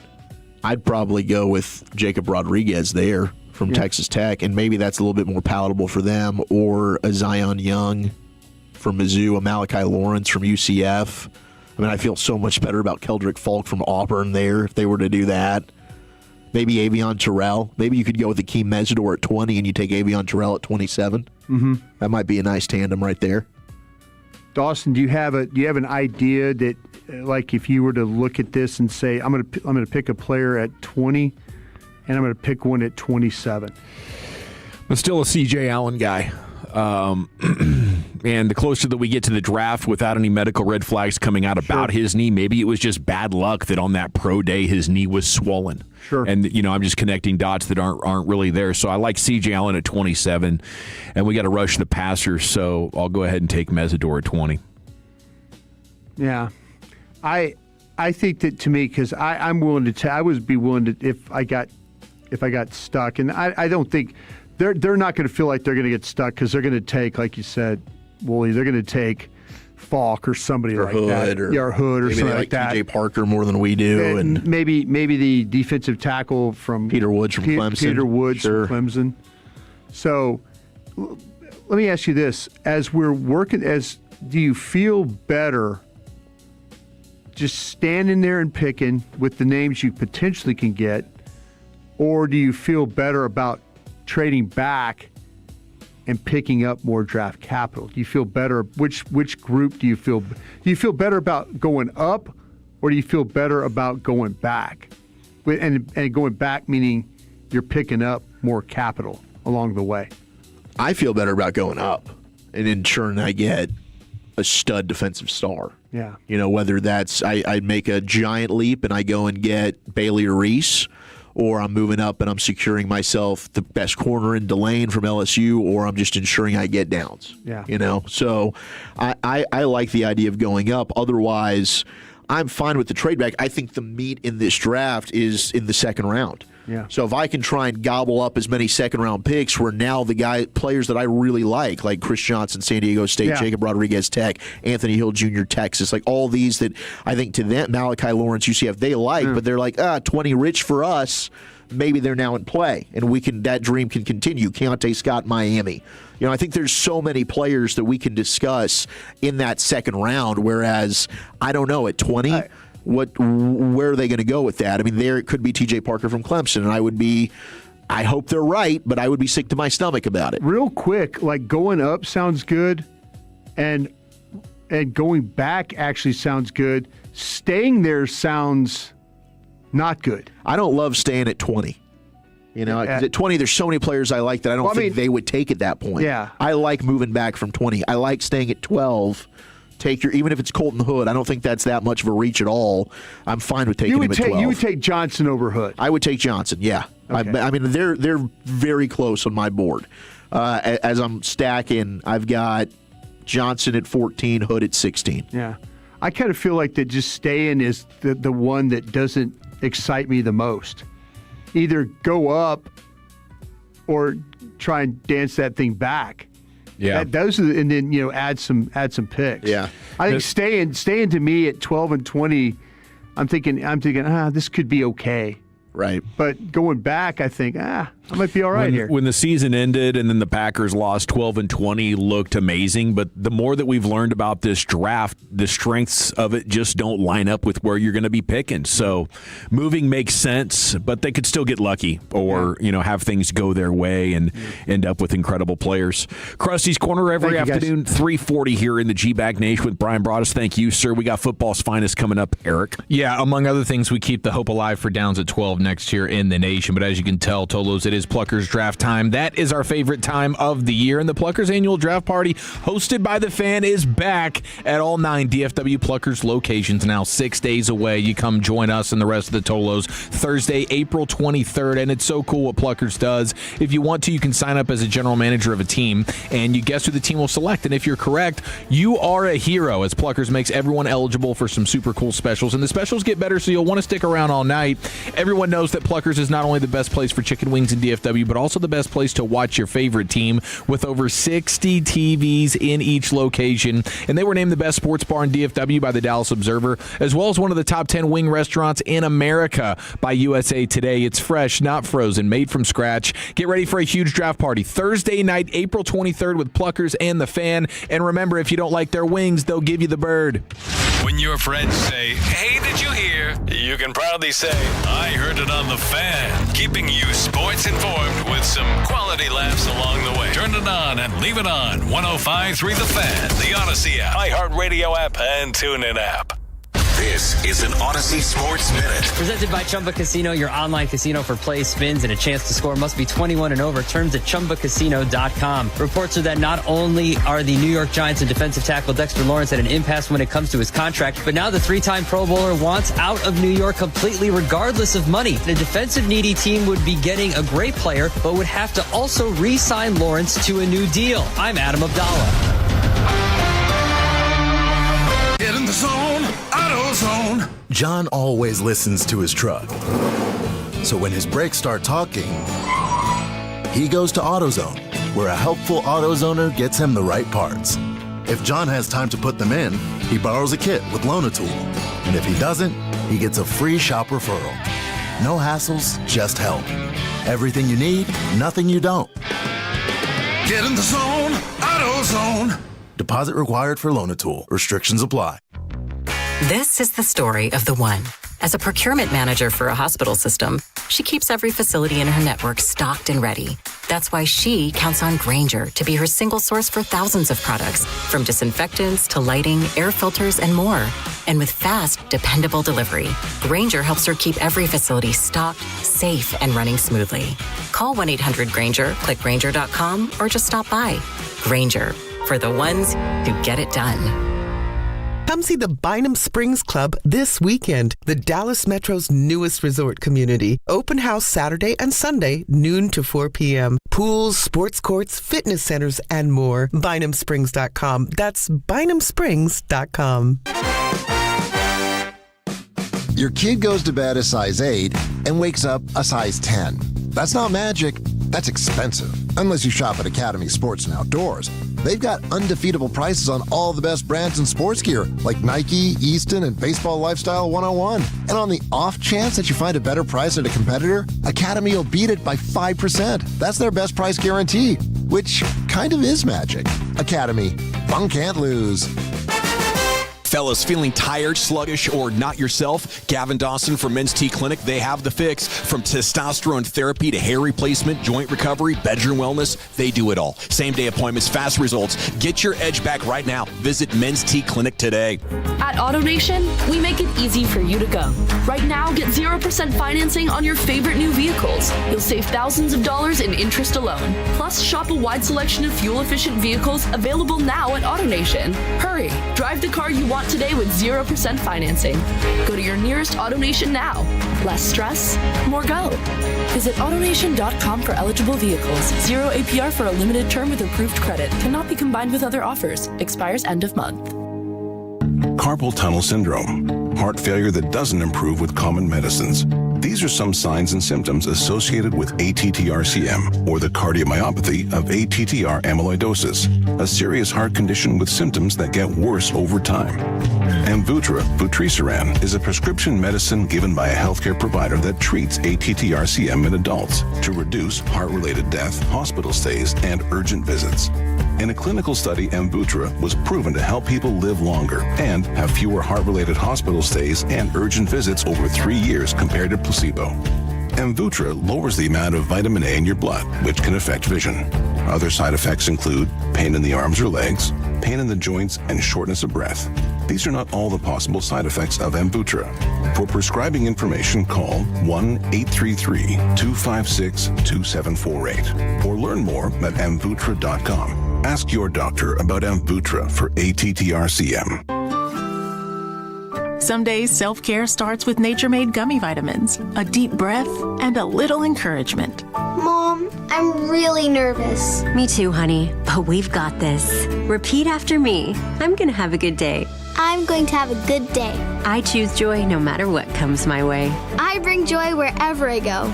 Quality gummy vitamins from Nature Made, the #1 pharmacist-recommended vitamin and supplement brand. Based on a survey of pharmacists who recommend branded vitamins and supplements. Jeff Follow here, Tolos, and like you, my home has become my happy place. But I started noticing scuffs, faded colors, and peeling paint that needed attention, and that's when I reached out to CertaPro Painters and CertaPro.com. You can ask about their spring sales event for 10% off qualifying projects through May 15th. And here's the deal. Each CertaPro Painters business is independently owned and operated right here in our community. So whether inside or out, you can protect your home with quality paint and a worry-free process. Schedule your free estimate online at CertaPro.com. That's Certa with a C, CertaPro.com. This is the exclusive home of Dallas Cowboys football. KRLD-FM and HD1, Dallas-Fort Worth. Let's go, Cowboys. An Odyssey sports station. Driven by our D&M Leasing Studios, you're rolling with the G-Bag Nation on 105.3 The Fan. Yeah, buddy, here we go. Hour 3, G-Bag Nation on a NFL Draft Football Friday. We got What You're Drinking, What You're Thinking coming up at 5 o'clock. Great chance to weigh in on what you think about this week in DFW sports news. Of course, the draft coming up in 6 days. Time now for an edition of Football's Finest, and here's the Chief. What an exciting time, boys. We keep the Downs Hope alive. Christian Parker and his role, and so much more right after this. But at the end of the day, it's about taking it a day by a time, a day and a day, just continuing to do that. You cannot lose games in the NFL and still win. To win games, you have to win the game, not lose the game. It doesn't matter. He pulls another rabbit out of his head. Okay, reason number one for Caleb Downs' optimism. I think we might have another guy that is potentially a surefire top 10 pick on the offensive side of the ball. This Jordan Tyson fella getting out there and running for the people. And he's the Arizona State wide receiver. He's got the injury issues, okay? Yep. And he's been banged up. That's why he waited till now to get out there and do some working out. But now you're seeing insider guys, but also just draft odds. He was, last week it was plus 500, okay? Not a favorite to be a top 10 pick. Now all of a sudden it's minus 155, minus 160, minus 165, wherever you can get it at different spots, DraftKings, FanDuel, MGM, things like that. So Jordan Tyson and the odds of him being a top 10 pick have skyrocketed over the last week and a half. And really over the last 12 hours after the workout. So if Jordan Tyson can end up being a surefire lock for the top 10, that's just another offensive player in the mix there to hopefully push some people down. That's pretty exciting. All right. So the other things is, even though you have Peter Schrager who's saying everybody's clowning me for mocking Downs at 12 in my first mock draft, you still have Daniel Jeremiah who's super plugged in as well, who's like, man, I can't go all the way with the crotch first Caleb Downs surefire top 10 pick confidence. Like he can't bring himself to do that. He can do it with a bunch of the other guys, the premium defenders, but he can't go that far with Caleb Downs. He's still feeling like it's kind of more of a coin flip that he is a top 10 pick. And he remembers what it was like when Derwin James was in a free fall and when Kyle Hamilton went 14th. Like, there's enough history here that if you've been covering the league, you're worried about being wrong. And you feel like I'm going to stand, on what I believe here, on what I've experienced throughout my life, and end up looking like a genius on draft night if I can just be stubborn enough, to go with what you know. So I tip my hat to guys like Daniel Jeremiah and DeBratis, who in the face of unrelenting Sonny Styles positivity coming out of the combine is, sticking to his guns, having him at 16th. That's my draft boss right there. Yeah. Now you have Jonathan Jones of CBS Sports, who I think over the course of time has gotten better and better at actually knowing things, which is pretty impressive for him. And he says just about everyone I talk to agrees that Caleb Downs is the cleanest prospect in this year's draft. And he says, remember that if and when he makes it out of the top 10 and is still on the board. Okay, so he's suggesting the idea that he could still be available outside of the top 10 picks. These teams want you to believe they'll take the best player available, but the caveat there usually deals with positional value. I know that's the buzzword we hate, but he mentions Derwin James and Kyle Hamilton. And he says the reason why is, unless a team has a specific plan for Downs to make him more effective than a typical safety, he won't be able to impact the game like a quarterback, receiver, edge rusher, or corner. Then consider his salary. Only 5 current safeties have $30 million in fully guaranteed salary. There's only 5 safeties in the entire league that have that. The 10th overall pick is scheduled to make a tick under $30 million at $29.6 million fully guaranteed money over his 4-year deal. So when you just consider the money that goes out there, there's only 5 safeties that have $30 million in fully guaranteed salary at this point as it stands right now. It's like you draft Caleb Downs at 10 or anything inside, and he's already right there. Yeah. You want to draft the player that would be hitting for $50 million on the free agent market right now. That's an edge or a wide receiver. And, it's like when the Cowboys drafted Zeke and he was instantly a top 5 paid running back at the position. And it wasn't horrible for the first couple of years because he was one of the best players in the league. But you got to be sure that Caleb Downs is going to absolutely be the best at his position. And there's not, any doubt in your mind. Yeah. The draft is about getting cost-controlled labor and drafting someone at certain positions like safety that high immediately makes that person one of the highest paid at his position in the league. And so that's something that teams do consider. But what if he's also playing slot corner for you? Yeah. For sure. He's just one of those guys that absolutely is a safety, just a safety, but how much value does he add if he's your starting nickel corner? I think quite a bit, and especially in the Christian Parker defense. This is what Jonathan Jones says about the Cowboys. He says, it would be a surprise if the Cowboys don't go defense with their first two first-round picks. And, of course, they could do something to trade up in the draft as well. It says the influence new defensive coordinator Christian Parker will have on what the Cowboys do is significant. Jerry Jones believes Parker's hire is a coup for the team, and they are listening closely to what he has to say about these prospects. So, and he notes, he says, I do think the Cowboys pick twice in the first round next week. He's like, I know they're rumored to trade up from 12. If they do go up, I don't see them sending away 20. So that's one of the things where, hey, if they are going to move up, it's probably going to be more so on their terms, and they're not just chomping at the bit, ready to just make any trade to move up. And if they do end up moving up, I think we'll look at what the details of the trade were and be like, okay, the Cowboys made out pretty nicely here, because I don't think they're going to want to overpay to go up for somebody unless maybe one of the David Baileys or the Arvell Reeses that you don't expect to be there at like 5 or 6 happen to be there. Yes, that's what I would love to have happen. We need to get to the Giants with Downs, Styles, and Reese on the board. And then, I think at that point, if you're the Cowboys, you've got to be hammering Cleveland. Right? We don't need to wait for you to get on the board. We know that at least 2 of these dudes are going to be here, and we're willing to take one of them. We're willing to move up. Yeah. Now, big congratulations to Will Anderson Jr. of the Texans and Ricky Scoops, who was all over this thing. Got it right. Ricky! He said it was going to be over $50 million and highest paid non-quarterback in the league, and that's exactly what it is. 3 years, $150 million extension, $134 million guaranteed, and he is the NFL's highest paid non-quarterback ever. And he also gets the rare no-trade clause. Wow. Good for him. So, I mean, I believe he's only the second player in the NFL defensively that has the no trade clause. So, I don't know if a Myles Garrett does or not, but I think there's only one other person that has that on the defensive side of the ball. So, I mean, that is a great deal for Will Anderson, who will get to be 28 years old, get back into the market with this only being a 3-year deal. Huge win for him. Genius, dude, because 30 is totally different hitting free agency. Those last 2 years could be worth their weight in gold. That might be 4 years and $250 million. Have you guys seen this Jackson Smith and Jigba story? The shoe size? Shoes, it's crazy. Have we ever heard of this before? No. Well, KD intentionally wears the 2 biggest shoes. Remember that story? Vaguely. And that famously cost when he stepped on the line versus the Bucks. Yes. It was that 3-point shot that ended up being ruled a 2. And it could have been a 3 if he wore the shoes that his foot would technically fit. This is kind of a weird deal. Now, we remember about JSN when he was coming out of Ohio State was the soft tissue stuff.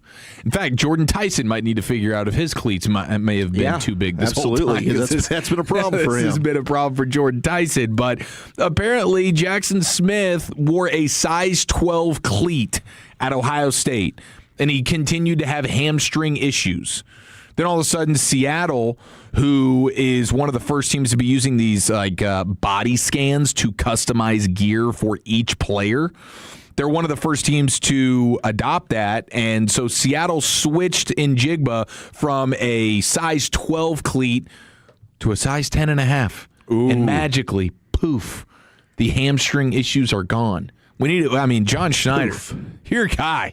I don't know if this all adds up to be it just simply goes back to the cleats, but that's what they're alleging here. And if that's the case, anybody with a soft tissue issue needs to maybe reevaluate the cleats. Do you think it was a vanity thing, like he didn't want to admit his foot was under a size 11? But you would think the comfort factor, just running around in cleats that are too big. A size and a half is huge. You double half size you can cope with. You got to double up on socks or something? I tell you what happens. I learned this running marathons. Your feet swell up in your shoes. Okay. So, maybe it's a situation now, 2 sizes, but it's a lot of wiggle room. Yeah, they always tell you to get, when you get shoes that are too tight and you're running, sometimes it causes problems because your feet do swell. I can't wait for him to be at a podium at some point. That's going to be the first question he gets asked next time he's in front of the media. No, right? He's going to be asked if his girlfriend's in the audience. He's going to say it wasn't really a size and a half. It was more like a half size. Mark my words. There's no way Nike's run small anyway. They're a Nike team at Ohio State. Yeah. If you wear Nike shoes, they run small, about half size small. Yeah, there's got to be. Not 2 sizes, but, there's something there. Magically fix the hamstring issues. I bet your equipment guys at the Cowboys are listening. It's magically delicious. Yeah, get some thoughts from these Bucky, guys, if you guys man. are listening, text me and tell me what the situation is with those shoes. And text in right now, wasn't it better when sports and pro wrestling were separated? Is this the worst thing to ever happen to SportsCenter, ESPN's deal with pro wrestling? Every time I turn around, I guess it's WrestleMania week, so we're going to get it a lot here for the next couple of hours, and then it'll be done. But damn it, I don't need this, Chief. And I'm sorry. I have respect for pro wrestling. At certain points in my life, I've been a big fan. You know, when I was 12, when I was 19, I thought it was great. Wow. But not right now. Chief, listen, not now. Hey, you're not offending me at all. We got the draft in 6 days. We got the NBA playoffs, hockey playoffs. They're showing this fight here. Was that real? No. I mean, it's a work. It's wrestling. It's a work. Okay. But yeah. He definitely snatched camera on across the desk. Yeah, you break a camera, then it's old girl jumped over the Trisha desk. Crick? Yeah, Trish. I love Trisha. Yeah. She's on her Nice gal. game, bro. She is a pretty good Friend of the G-Bag She Nation. is great. Absolutely. She's Portland too. Yeah, Knows her stuff. She knows her stuff. Yeah, but Cam was way too, I think, complicit. He just kind of sat there like, oh, pull me up out of my chair, buddy. What did he say? He said, like, I'm not smelling what the oos is cooking or whatever. Yeah. He said, weakest one in the bloodline. Kick that ass. Yeah. It was pretty impressive how he reached over and pulled him out of that chair. Yeah, you see Cameron's legs? Like a little doll or something. Yeah. And you know what? I was actually kind of buying it for a while. But then Cam just he stayed down too long. Yeah. And then the punch, when they showed the replay of the punch, it was a pro wrestling punch. Okay. When they stomp the ground and punch at the same time? Yeah. Oh, I love that punch. I do love it. Hey, can we get this guy a workout, man? We got one of these dudes that's holding up a sign, and somebody could give him $5, or the Cowboys could give him a workout. You can probably get him on the show if you want to. He's got the cleats tied around the neck. Why, did he DM you and say, bully, put in the good word? He's trying to, yeah. I mean, really? he's definitely open to it. This guy from Weber State, he's a wide receiver, Jaylene Record or Jaylene Record. Either way, he is standing outside of the Star in Frisco, and he's got. I mean, this is now we have a tastemaker in Detroit who did this a couple days ago. Haven't heard about him getting a workout. Why not go time this guy? Especially you got that fake field right out there. You don't even have to really do anything. Totally. I got a stopwatch. Yeah. All I need is a stopwatch and a thumb, and I can watch my guy Jalen Record. He's alleging he's going to run a 4.3 or a 4.4. Let's go see if he's got wheels. Run him some routes. Get Lucius up there. Throw him some balls. Yeah, let Lucius spin it, man. Still got it. Put the ball wherever he wants to. We got Greg Wyshynski, Puck Daddy, ESPN talking hockey. Stars and Wild tomorrow at 4:30. We'll get all the details, the X factors, and Puck Daddy's pick on who's going to emerge victorious. It's coming up next here, G-Bag Nation and the Fan.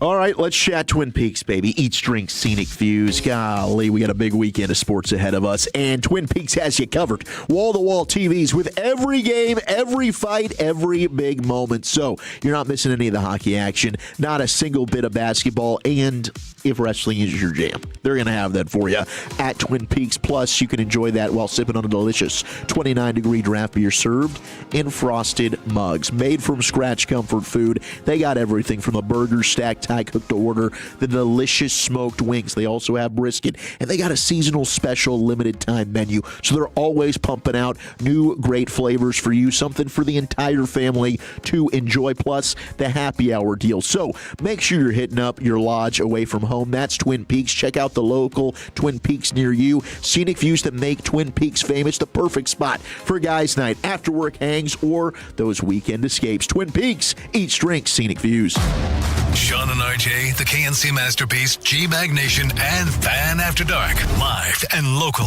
Turn it on and leave it on. 105.3 The Fan and our Odyssey, iHeartRadio, and TuneIn apps. Fast breakthrough checkout with EECU's new TCU Debit MasterCard. As the Horned Frogs official credit union, EECU helps frogs make their best financial plays and now ups the game. Use EECU's new debit card to round up and support TCU NIL and help win Horned Frog championships. Plus, you can win TCU tickets, merchandise, and enter monthly gift card drawings. Get your card today. Call 888-853-5548 or visit eecu.org/TCU. Federally insured by NCUA. Membership requirements apply. For additional terms and conditions, call 888-853-5548. Are you tired of falling short on your health and fitness goals? It may be your hormones. Optimizing hormones can have a dramatic impact, both physically and mentally. BioT is the world's leader in training healthcare providers on bioidentical hormone optimization. BioT's providers treat low T, low energy, muscle loss, low sex drive, and performance. Get your edge back in 2026 by visiting myhormonelevels.com to see if you qualify for a reduced cost program offered by a BioT certified provider. That's myhormonelevels.com. Texas. Let's talk Wagyu. Better yet, let's taste it. Booth Creek Wagyu is now open at Park Village in Southlake. Stop in and experience it for yourself with a complimentary sample of our Wagyu beef. From our ranch to your table, every cut is raised, finished, and crafted with one goal: incredible flavor and consistency you can trust. Booth Creek Wagyu, changing the way America eats beef. Visit us in Southlake or at boothcreekwagyu.com. Hey, Texas, this is Ryan Watson, owner of Alliance Hyundai. We have over 600 vehicles in stock like the all-new 2025 Hyundai Elantra. Plus, every new Hyundai comes with America's best warranty. 10 years, 100,000-mile powertrain limited warranty and owner assurance. Visit us at alliancehyundai.net today. Hi, Babe Laufenberg here at Classic Chevrolet and Grapevine with sales manager Joey Wilhoit. Joey, how's it going? It's going fantastic, Babe. As the #1 Chevy dealer in the world 3 years straight, we're determined to keep winning. That means our best savings on every new Chevy in stock. It makes a real difference for buyers. Sounds like even more options at the price points buyers want. If you've been waiting to upgrade, now is the time? That's right, Babe. During our Classic Difference sales event, you can feel it. Upgrade to a new Chevy Silverado 1500 with $15,000 off MSRP. That's a winning drive. $15,000 off. Now that's a way to win big. Trade values are up for now. With top dollar, you can lower your payments. Come see how our numbers will make a difference for you before pricing shifts. You heard the man. Visit ClassicChevrolet.com or go see Joey in the truck building today. This is Texas. This is Classic. Together, let's drive. Based on new Chevrolet registrations 2023 through 2025. Stock number TZ145926. Classic discount $13,000. Customer cash $1250. Bonus cash $750. Plus tax, title, license, and $225 dealer dock fee. Expires 4/30/26. Draft Spotlights are brought to you by Liberty Mutual. Only pay for what you need. Carnell Tate from Ohio State is the best receiver in this draft, and he's going to be the first wide receiver taken. First of all, he's big. He's been well coached, as all the receivers that come out of Ohio State are. But he's a difference maker because of his ability to adjust to the ball in the air, his route running, and he's a game changer. He could go as early as 5 to the team in New York. He could go to Cleveland at 6 or the team in Washington at 7. And Doug. There's nowhere I wouldn't go to help someone customize and save on car insurance with Liberty Mutual, even if it means playing in a football game. Boom! 42! You're going down, Doug! Oh, yeah? Your price on car insurance when you customize and save is going down. Hey! Limu? What are you doing on their team? Only pay for what you need at libertymutual.com. Liberty, liberty, liberty, liberty. It's time to tee up the good times at Choctaw Casino and Resort Duran. This April, you could win up to $100,000 in cash and our $840,000 Going for the Green giveaway. Play with your Choctaw Rewards Club card to earn entries into drawings every Saturday from 6 p.m. to 1 a.m. and give yourself a shot at a $100,000 stroke of luck. Take your swing at the Going for the Green giveaway at Choctaw Casino and Resort Duran. At Genesis of Plano, part of the Huffines Auto family, everything is built around you. There are no unwanted dealer addendums, no sudden surprises, just straightforward pricing and a process shaped to fit your needs.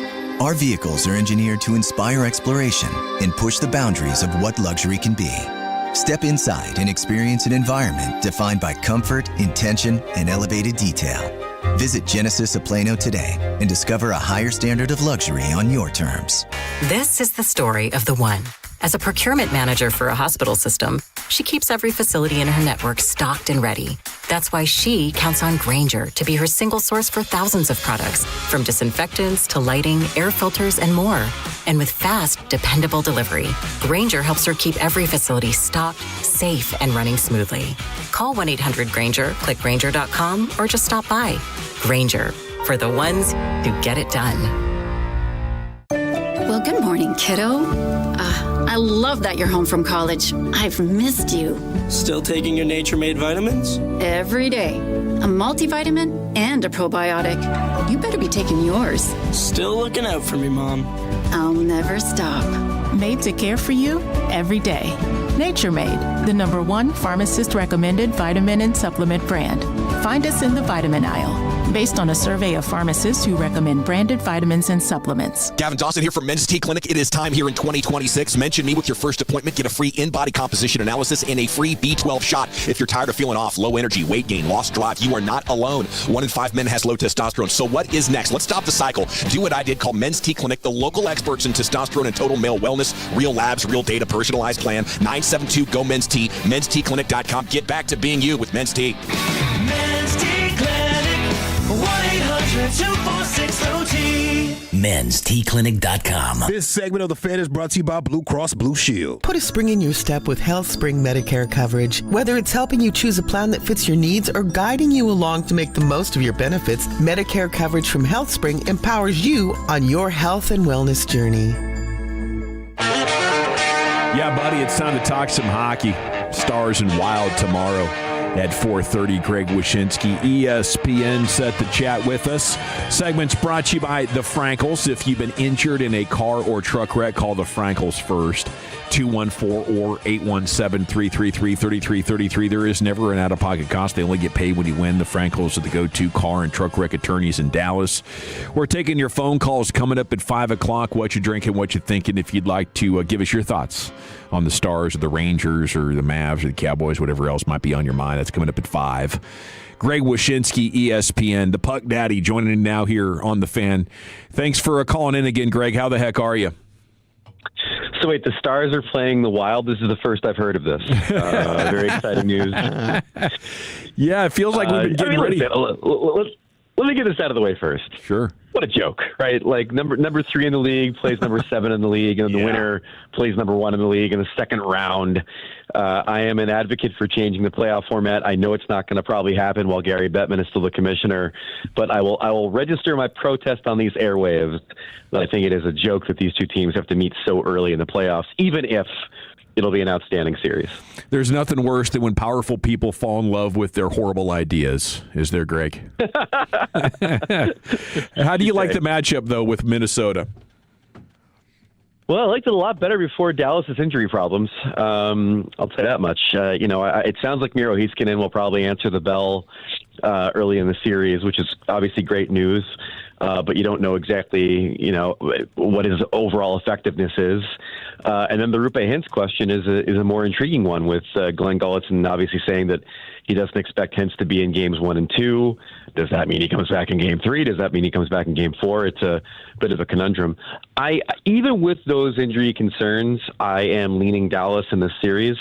I just think for 2 reasons. First of all, I don't know how the Minnesota Wild managed to build a team this good without any centers. Outside of Joel and Eriksson Ek. It's kind of stunning to think about how much work Bill Guerin did in making a championship contender, and then he created a donut. And then the other thing is, I trust the players on the Dallas Stars with the postseason pedigree to really shine here. And I'm talking about Mikko Rantanen, who we've seen win a series on his own. I'm talking about Wyatt Johnston, who I expect is going to have a real monster postseason after what he went through last year, and Jake Ottinger, who, despite the protestations of his former coach, I think has proven to be a pretty reliable guy in the playoffs. So that all established, I'm leaning Dallas with the caveat that I am concerned about the injury absences. Is goaltender the biggest advantage the Stars have, with the Wild kind of alternating who they rock with? I mean, potentially. I mean, I guess overall, I think Dottinger is probably better than both those guys, whether it's Gustafsson or whether it's Wallstad. So I guess you do have an advantage there. Gustafsson's pretty good. I think he's one of these guys who occasionally flakes out in the playoffs or in pressure situations. So you do have that kind of in the back of your mind as you're playing Minnesota. But, overall, I think these are just really, obviously, extremely evenly matched teams. It's one of the reasons why there's so much anticipation about this series. They're both teams that have guys that, are elite players that put the puck in the net, whether it's Boldy and Kaprizov for them and Robertson and Johnston for the Stars. They both have power plays that just absolutely crank it out as far as the goal production. And, I think they both can be very defensively responsible teams. They've got Heiskanen on Dallas. They've got Quinn Hughes on Minnesota, high-end players on the back end. They're just really both well-built. Like I said, I think Dallas has the advantage in the middle, but it's as close as you can come to a 50-50 series in this postseason, I think. Yeah, I mean, it's going to be tight. It's a chess match. And speaking of advantages, like how big of an advantage is it for the Stars to have 4 home games and the ability to have the last change on the faceoffs to counter the Wild's on-ice personnel? Well, it's huge. I mean, the Wild obviously like to get Eriksson Ek out there as much as they can against other teams' high-end offensive players. I think that Glenn Gullickson's going to look for his opportunities to try to get Rantanen out there when he can, especially against some of those defensive pairings in the Wild where his size can be an advantage. Overall, home ice is obviously what you want in the playoffs. I mean, from everything from a last change perspective to a overall comfortability perspective. It's just one of those things where you're looking for anything that you can find as far as what could be a little bit of an advantage in a series this close, and obviously the Stars getting home ice is part of that. How big overall for the Stars? I mean, they've been to the Western Conference Final now 3 years in a row. They make the head coaching change. DeBoer's back now, but you've got Gullickson, and the power play is really what went quiet down the stretch for the Stars. So for Gullickson behind the bench, I mean, what are things that you can see him contribute to the Stars finally getting over that hump? It went quiet, but they're still like second in the league as far as the power play percentage goes overall behind his former stomping grounds in Edmonton. So, the coaching change was an interesting one. And I think that what you've seen from this Stars team with Gullickson behind the bench is maybe a little bit of a downshift analytically. If you look underneath the hood for this team compared to what they were in previous seasons, they maybe aren't quite as impressive. I also think it's really interesting that when you look at the way they play, it kind of runs counter to most teams that are as successful as they are insofar as shot attempts. I think they're like 26th or 27th in the league in 5-on-5 shot attempt percentage, like right around where San Jose is. And it's not because of any deficiency in their game. It's because they're a very quality over quantity team. And you can afford to do that when you shoot at like 10.8% at 5-on-5, which is right around where the Stars are this season. But it's interesting to see so many teams like the Carolina Hurricanes, the Vegas Golden Knights, and others really take advantage of puck possession and things like that. And the Dallas Stars, I think, are a bit more patient and selective when it comes to their offensive chances. And heck, when you have two guys popping over 40 goals like they had in Robertson and Johnston, maybe that's the right approach. It's Greg Wyshynski, ESPN, talking Stanley Cup playoffs. How much impact do you think this playoff will have on Jason Robertson's next contract? It all depends on what he does, right? I think his bona fides as one of the absolute elite goal-scoring wingers in this league are pretty well established. To me, it's one of those deals where, let's say he struggles a little bit offensively in the postseason, that's going to be what it is. If he has a great postseason, I think it helps his bottom line. But overall, I think everyone kind of knows who he is, what he is, and his next contract is going to be commensurate with what he's accomplished versus anything that happens in this postseason. Is there any doubt for you that he'll be back with the Stars? Oh, there's always doubt for me. I still remember all the rumors flying around last season about, his status and, were they going to offer him up to, acquire a different type of player for their lineup and things like that. And, just things that linger on kind of make you wonder ultimately what the organization as a whole thinks of him. But again, it's hard for me to envision a guy that could put up the numbers he put up this season and not wanting to extend that relationship. But it's a weird league, and even with the cap going up and cap considerations not necessarily being the catalyst for guys to no longer be on these teams, it's hard to sometimes figure out exactly what management ultimately wants out of their lineup and whether re-signing a guy or letting him walk can help facilitate that change. Stars fans were notably very upset that Robo was left off of the Team USA roster. Do you think that storyline, sticking it over to Billy G over there in Minnesota, it has any legs to you? I mean, I like it. I think it's kind of a juicy thing if it happens. I'm sure it'll get commented on the ESPN airwaves now and again. Ultimately, even as a I was critical of Guerin and the way he built that team, leaving Robertson off, leaving Cole Caulfield, like some really good players didn't make the cut. I think the fact that they came home with a collection of gold medals for the first time since 1980 sort of mutes the criticism, whether it's from me or from Jason Robertson's play. But it would make for a little bit of a comeuppance for sure. What's your preview for the rest of the conference outside of the Wild and Stars in the first round? No, I mean, obviously, I think everybody assumes the Avalanche are going to make quick work of the Kings. Congratulations to the LA Kings for avoiding a fifth straight elimination at the hands of the Edmonton Oilers. But here's the Avalanche. I like Utah as a team, but I don't think that this is a very favorable matchup against Vegas for them. I think with John Tortorella there, the Golden Knights have really locked it down defensively, and I can see this young Utah team being the type of team that makes the playoffs. Some of these guys are getting their first taste, and all of a sudden they get real frustrated when they realize that playoff hockey is a different animal than the way they want to play. So I could see that kind of playing out for Utah. And then, the Ducks and the Oilers, I'm not really enamored with what the Ducks do defensively, if what they do can even be called defense. And I think that it's a very favorable matchup for the Oilers to continue their journey to try to get McDavid his cup before he leaves for somewhere else. Hey, I was going to ask you this question about when you brought up John Tortorella, and I'm curious, when you get a coach that's so combative with the media, is that fun for you guys, or are you just going in that he's going to be that combative with you?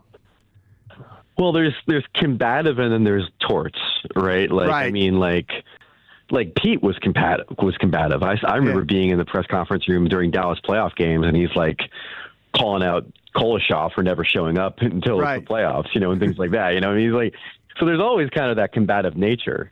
In Torts' case, it's shtick. He used to work here at ESPN. I've hung out with him a few times. I actually watched an entire opening night of hockey with him, and it was one of the most insightful experiences of my life as a hockey writer, because you're seeing things through his eyes that you don't normally get to see or hear. And so he is a different person when it comes to, not being in the guise of being a coach behind a microphone. So you kind of approach it that way. Like, we understand that it's shtick. We understand why he's doing it. You hope that when push comes to shove, he'll be willing to answer questions to help us out with our jobs. But at some point, you just realize it's going to be what it is with him. You're the man, Greg. Thanks for all the insights. Enjoy the playoffs, and we'll try to catch up with you soon. Yeah, man. The grind begins. Kiss the wife, kiss the kids, pet the dog, and see you in July. Shoot, yeah. Love it. Enjoy the ride. There he goes, Greg Wyshynski, the Puck Daddy, right here in the G-Bag Nation. All right, we're past the midway point of this NFL Draft Football Friday show, and we have baseball to chat with you next, because Eric Nadel, Hall of Fame voice of the Rangers, going to help you preview the Rangers-Mariners series that'll be underway tonight, and we're back with him here in the Nation. I want to talk about a different nation with you, though. That would be Window Nation, an incredible sale going on right now. Spring's here, and it's a great time to open up your windows, maybe do some spring cleaning, but maybe you've noticed your windows aren't opening easily, or they're leaky, or they're cracked. The pros at Window Nation are standing by to help you get brand new energy-efficient windows at a fantastic price. It's Window Nation's The More You Buy, The More You Save sale. It's going on right now, and you can save up to 50% off all the windows in your home. Plus, you can get them with 0% interest financing for 5 years. WindowNation.com. Their install crews finish the job in a day or less. Get the windows you want to protect and beautify your home, and save you hundreds, if not thousands of dollars every year on your energy bills. That's what brand new windows from Window Nation can do for you. They offer a lifetime warranty on all their windows, so you can relax knowing your home is protected deep, far into the future. Yes, I do love Window Nation. I trust them. Have them out to the house. You're going to see why. Over 45 25,000 five-star reviews. They've installed over 3 million windows across the country. They're ready to do yours, but hurry, this sale ends soon. Up to 50% off, no interest, 5 years. WindowNation.com. Salute. Coming up on the next KNC Masterpiece, we made it, everyone. It's finally NFL Draft Week. Plus, we puck around and find out, looking back on Stars Wild Game 1 and ahead to Game 2. Join the show 10 a.m. to 2 p.m. right here on The Fan. H-E-B is making price cuts across the aisles to help Texans save even more when they shop. From household essentials to daily must-haves, you'll find thousands of low prices are now even lower, with hundreds more price cuts added every week. Just look for the yellow and black price cut tags in-store and online and add up the extra savings every time you check out. Save even more with Price Cut. H-E-B, another reason why here, everything's better. This is Wilbur.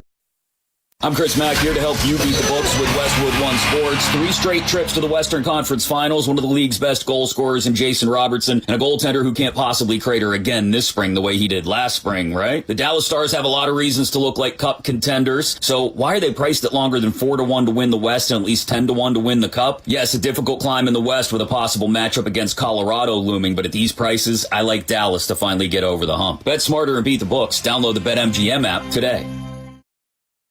My name is Christine, and I'm a widow. My husband, Ryan, was a healthy 34-year-old, and 3 months later, he was gone. Thankfully, he had life insurance. Ethos made it so easy. You can get a quote in seconds, apply in minutes, and get same-day coverage. 100% online, no medical exam. Life insurance didn't take away the loss, but it did give us the space to just grieve. Get your free quote at ethos.com/game. ethos.com/game. Paid spokesperson. Time spent on application may vary. Online health questions required. Did you know about 1 in 3 people with plaque psoriasis may also develop psoriatic arthritis, which causes joint pain, stiffness, and swelling?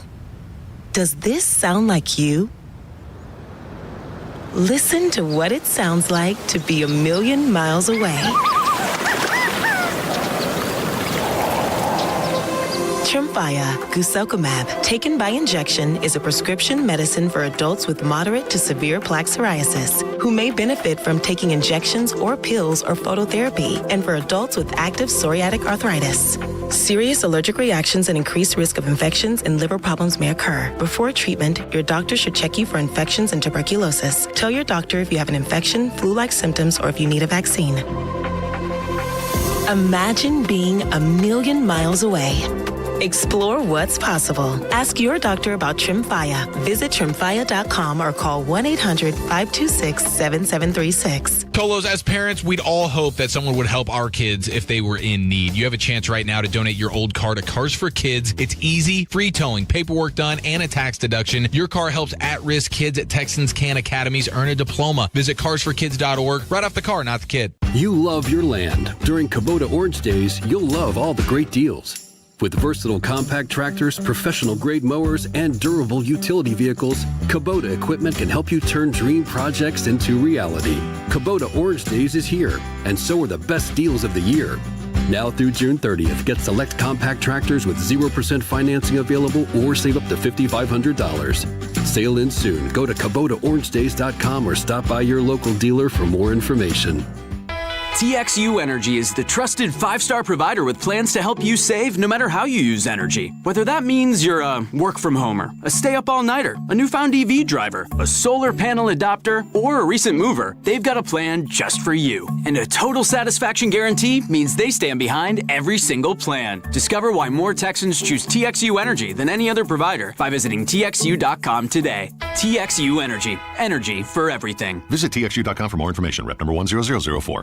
You know that Big Bargain detergent jug is 80% water, right? It doesn't clean as well. 80% water? I thought I was getting a better deal because it's so big. If you want a better clean, Tide Pods are only 12% water. The rest is pure, concentrated cleaning ingredients. Oh, let me make an announcement. Attention shoppers, if you want a real deal, try Tide Pods. Stop paying for watered-down detergents. Pay for clean. If it's got to be clean, it's got to be Tide Pods. Water content based on the leading bargain liquid detergent. In digital advertising, everyone talks about clicks, but clicks don't pay the bills. Sales do. Outcomes from Viant is a new way to advertise that prioritizes your bottom line. Our AI-driven technology looks past the noise to find the customers most likely to buy your product. It's smarter, faster, and designed for real-world results. It's smarter advertising made simple. Visit Viant.ai. Platinum Chevrolet has become an all-in-the-family business for the KNC Masterpiece. Corey told me to go there to buy my brand new car. 5 years later and 4 new cars later, I love Platinum Chevrolet. And now we've got our producer Alec in on the Platinum Chevrolet business as well. You walk in and you gently ask for GM Justin Rudd. He's going to be happy to see you and take care of you because he loves the Tolos. And the price you see online is the price you're going to pay. Visit PlatinumChevyTexas.com. Drive a little further to save a lot more. Chevrolet. Together, let's drive. Whether you're commuting to work or heading out for a fast coffee break, getting an auto insurance quote is just a tap away. With AAA, you're always connected, so you can focus on the road ahead. Rest easy knowing AAA's got you covered, no matter where life takes you. AAA, we're always with you. To start your quote, visit AAA.com/insurance. Insurance provided to qualified AAA members by Auto Club County Mutual Insurance Company. Membership requires a separate payment. This segment of The Fan is brought to you by BuyersBarricades.com. Buyers Barricades is a full-service traffic control provider, taking care of your project from the evaluation and planning to setting up, maintaining, and taking down the equipment when the project is complete. The Texas Authority in Barricade Rental. BuyersBarricades.com. Rangers manager Skip Schumacher with the KNC Masterpiece, Wednesdays at 12:20. Coverage you deserve on your home of the Rangers, 105.3 The Fan. If you're in the market to upgrade your vehicle, get to Classic Chevrolet in Grapevine. Back-to-back #1 Chevy dealership 3 years straight, and they've got more new Chevys than anyone, and they're all priced to sell. Silverados, Tahoes, Blazers, Malibus, Equinox, and more. Visit ClassicChevrolet.com. This is Texas. This is Classic Chevrolet. Together, let's drive, relax, and enjoy the difference. Based on new Chevrolet registrations 2023 through 2025. Thank you very much, Lucius. It is the G-Bag Nation here on 105.3 The Fan. It is time now for the Eric Nadel Show, brought to you by Kubota, and it's brought to you by TXU Energy. And Eric joins us now from Seattle. Man, a good afternoon. Eric, how you doing? I'm doing great. We're all in the booth, looking out at a beautiful T-Mobile Park. The lights are on. It's chilly, but it's going to be really nice this weekend. And hopefully it's not windy like it was yesterday in Sacramento. That was fascinating to listen to and watch for part of the afternoon. It was fascinating, all right. It was interesting to hear Josh Young say it was like a circus out there. That was as good a description as any that I've heard. But, you know, Ranger fans who've been around for a while and can remember the original stadium, Arlington Stadium. Oh, yeah. Games like that are certainly not something new to them. We had a lot of games like that over there. There wasn't any sort of a windscreen in the first several years of that stadium. Eventually, they put windscreens up above the back wall in the outfield. But for the first few years, it was, you know, there were games like that, you know, a few times a year. It was not that strange to have that kind of a wind. Speaking of this weather, I'm looking right now. Coors Field is pouring snow. I mean, it is a blizzard there, and the Dodgers and Rockies are supposed to play in an hour. So with the snow, the wind, the rain, like, what's the worst weather game you've ever been a part of? Well, we had a game that was actually called off one batter into the game because of wind in Toronto. And the dirt was swirling around so much at home plate that nobody could see. The catcher, the batter, the umpire couldn't see. And the umpire just called the game off. Doug Rader was the manager then, so it would have been somewhere between 1983 and 1985. And whoever was supposed to pitch the game that night, Rader decided was not going to be able to stay balanced on the mound because it was so incredibly windy. So he decided to start Jim Bibby because he was the largest guy on the pitching staff. He weighed about 300 pounds.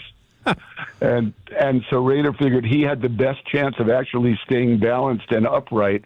But because the game got called 2 batters into the game, I remember Gary Ward was batting for the Rangers.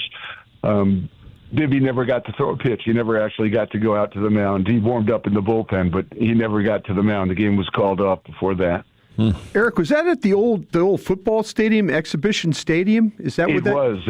Yeah. Oh, so like that's the place where there were trucks out there in center field just kind of hanging out and stuff like that. It was a weird backdrop for that place. Yeah, it was really strange. It was a football stadium, so right field would have been, like 600 feet if they hadn't put a temporary fence up. So there was a temporary fence that ran basically from the right field corner out to center field and connected with the football stands out there. And it was very strange. It was right on the lake, so it was windy all of the time. It was just a matter of degree. But that particular day, the umpire said, no, we can't play in this, and it was called due to wind. 214 texting in about a tornado at the ballpark in Arlington in the 90s. Can you confirm or deny that? I do remember one of those, and I remember them having to evacuate the upper deck. I remember Chuck Morgan announcing, over the PA that anybody sitting in the upper deck had to leave because of tornado warnings. And, yeah, we had some games over there where there were just lakes out in the outfield, just torrential rains, as we can have in Texas. But a thing that was pretty common in the second ballpark was, that wind out to right center field, that jet stream that would take any ball hit in the air to right center field and basically carry it out. And that became a part of the offensive strategy for a lot of guys. Alex Rodriguez became a more of a right center field hitter during his 3 years with the Rangers, because that's where the ball carried out, and he averaged about 50 home runs a year for those 3 years. So, he knew how to play the ballpark. All right, pregame coming up at 8 o'clock. First pitch at 8:40. Speaking of home runs, do you think DeGrom can keep it inside the ballpark tonight? Yeah, I think he'll be able to do it, but he throws so many fastballs over the plate that if he misses toward the middle, that's what happens. And, again, it's a baseball cliche, but as long as the home runs are solo home runs, they usually don't hurt you that bad, unless your team's not scoring. The Rangers aren't scoring a whole lot of runs in general, although they certainly did yesterday. But, the issue with the home runs, I think had a lot to do with the, rustiness last year. And I wouldn't expect it would be as big a problem this year, but so far he's given them up early too. He's given one up to the second batter of the game. He's given one up to the leadoff batter. Yeah, what do you think about the offense here so far with the amount of games that we've seen so far? We're starting to get a decent sample size. Feels like it's better than last year, but maybe still work to be done? Yeah, there's work to be done. They're still not clicking on all cylinders. Nimmo's the only guy who's really consistently hit all year. Josh Young has gotten hot, which is certainly encouraging. Jake Berger is getting big hits. He's driving in runs. He's not hitting for a real high average, but his average is above league average. That doesn't take much these days. The league average, I think, is 231. But they're starting to get some production. Ezekiel Duran, when he's played, has been productive offensively. But still, you're waiting on Langford to kick in. You're waiting on Josh Smith to kick in. They're waiting for the catchers to, do a little more damage offensively. And, of course, Jack Peterson has started to hit. Yeah. But the guy who they really need to get hot is Corey Seager. We really haven't seen a hot streak from Corey. He's had the occasional home run, but, it hasn't been Corey Seager-type production in general. I heard Dave teasing during the home series against Seattle that you had changed hotels that you usually stay at for this road trip. The Rangers have struggled a lot in Seattle. How much of a talking point will that be for the broadcast, trying to erase any demons they might have? It's funny. I never gave it a thought that the reason we were changing hotels was because the Rangers have gone 9-31 in their last 40 games in Seattle. But now that I think about it, certainly worth trying. The new hotel is great, by the way. It's about a year old, and it's an extremely green hotel. It's beautiful wood. We like it a lot. The location is good. It's a little farther from the ballpark, but closer to a lot of other things that we like. Better. And Sorry. And it's, we're waiting to hear what the players think about it, but it's a hotel that we all really like. I was just wondering if the shower situation was better in Seattle than it was for you guys in Sacramento. It's a good shower. Matt, how'd you like the shower?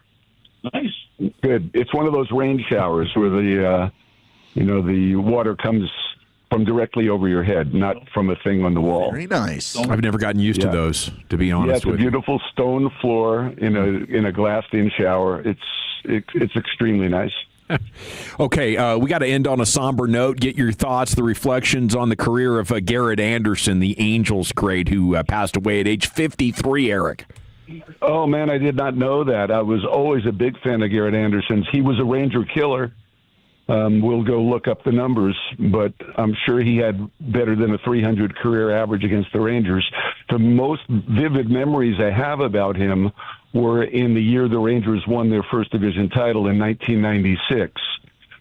First of all, the Rangers came to Seattle with 2 weeks to go in the season and lost all 4 games here. And the Ranger lead shrunk from 6 games to 2 games over Seattle. Then they went to Anaheim, and the Rangers seemingly had a game won going to the bottom of the 10th inning to end that losing streak and prevent their lead from falling to 1 game. But Garrett Anderson won the game for the Angels in the bottom of the 10th inning, and the Ranger lead shrunk to 1. A few days later, the Rangers were back home on the final Thursday of the season, needing a win to clinch the division or a Seattle loss. That was the game that went to 15 innings. The Rangers ultimately lost the game because Garrett Anderson had 6 hits in the game. Damn. But, while that game was going on, Seattle lost and the Rangers clinched anyway, backing in, if you will. But Garrett Anderson had a memorable performance that night. And he was a good guy. He was very quiet. He didn't talk very much. If you talked to him, he was polite. Didn't have a whole lot to say. But, man, he was a natural hitter. Left-handed stroke, beautiful. Well, and you were almost dead on. He hit .303 against the Rangers, and 43 of his 287 career home runs came against the Rangers as well.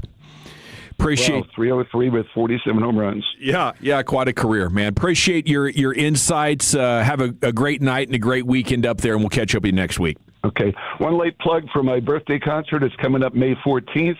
Get your tickets at longhornballroom.com. Don't wait. There he goes, the Eric and Nadell Show, brought to you by Kubota and brought to you by TXU Energy. We got 3 down, 2 to go. It's time to take your phone calls at 877-881-1053. Time for What You Drinking and What You Thinking here on 105.3 The Fan. Tolo means turn it on and leave it on. Thank you for making 105.3 The Fan and the Odyssey app part of your day every day. This is an Odyssey Sports Minute. Despite there only being one quarterback in Fernando Mendoza at the top of the NFL draft next week, there could still be a lot of intrigue when we get to Thursday night. Chiefs GM Brett Veach spoke yesterday, and he expects a wild night of trades due to the lack of talent at top positions. Is this the Chiefs GM giving us a look into the future, or just posturing for a better position for his team? I'm Adam Abdallah.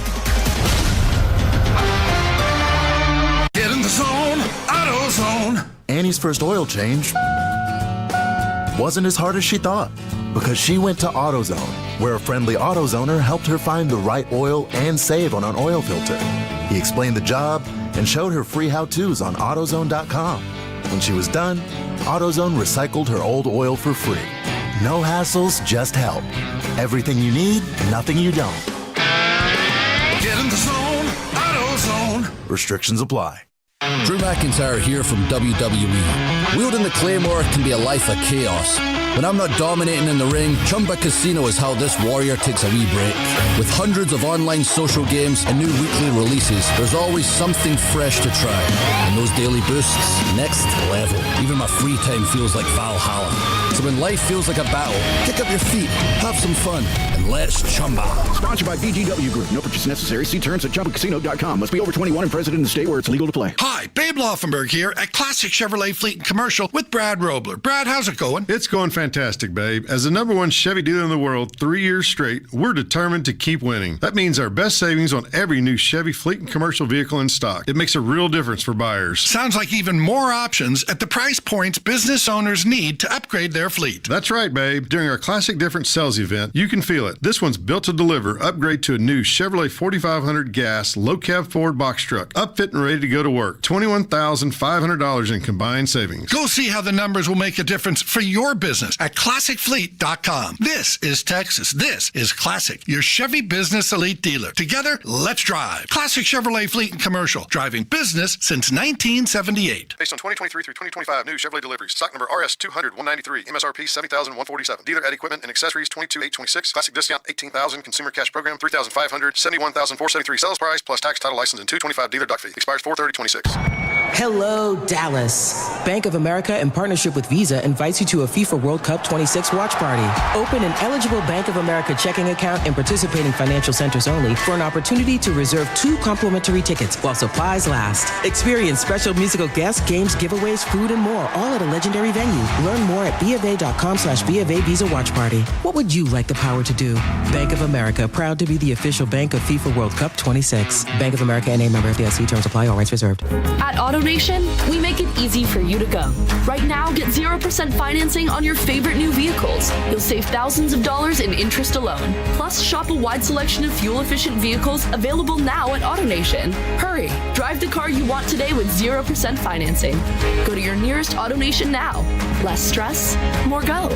Visit AutoNation.com for eligible vehicles. 0 APR for a limited term with approved credit. Cannot be combined with other offers. Expires end of month. 50 years in the Lone Star State, a one-stop shop so you're never late. Price is so low that you want to know which way to Specs. Come on, let's go. Specs, wine, spirits, and finer foods. World-class service, that's all about you. Shout Specs, it's how we do. A huge selection since 62. Shout Specs, low priced, amazing. Here's to you. Shout. Cheers to savings. Sean and RJ here with Base Power. Don't wait for peak storm season to prepare for it. That's why thousands of Texans are switching to Base Power. With Base Power, you get automatic whole home backup for up to 95% less than a generator. For a limited time, get $100 off with the fan while install slots are open. BasePowerCompany.com/thefan. That's BasePowerCompany.com/thefan and take advantage of the $100 off offer by being a Tolo with Sean and RJ at Base Power. You're turn it on, leave it on. Home of America's team is 105.3 The Fan. Tolo, baby. KRLD-FM and HD1, Dallas-Fort Worth. An Odyssey sports station. Driven by our D&M Leasing Studios, you're rolling with the G-Bag Nation on 105.3 The Fan.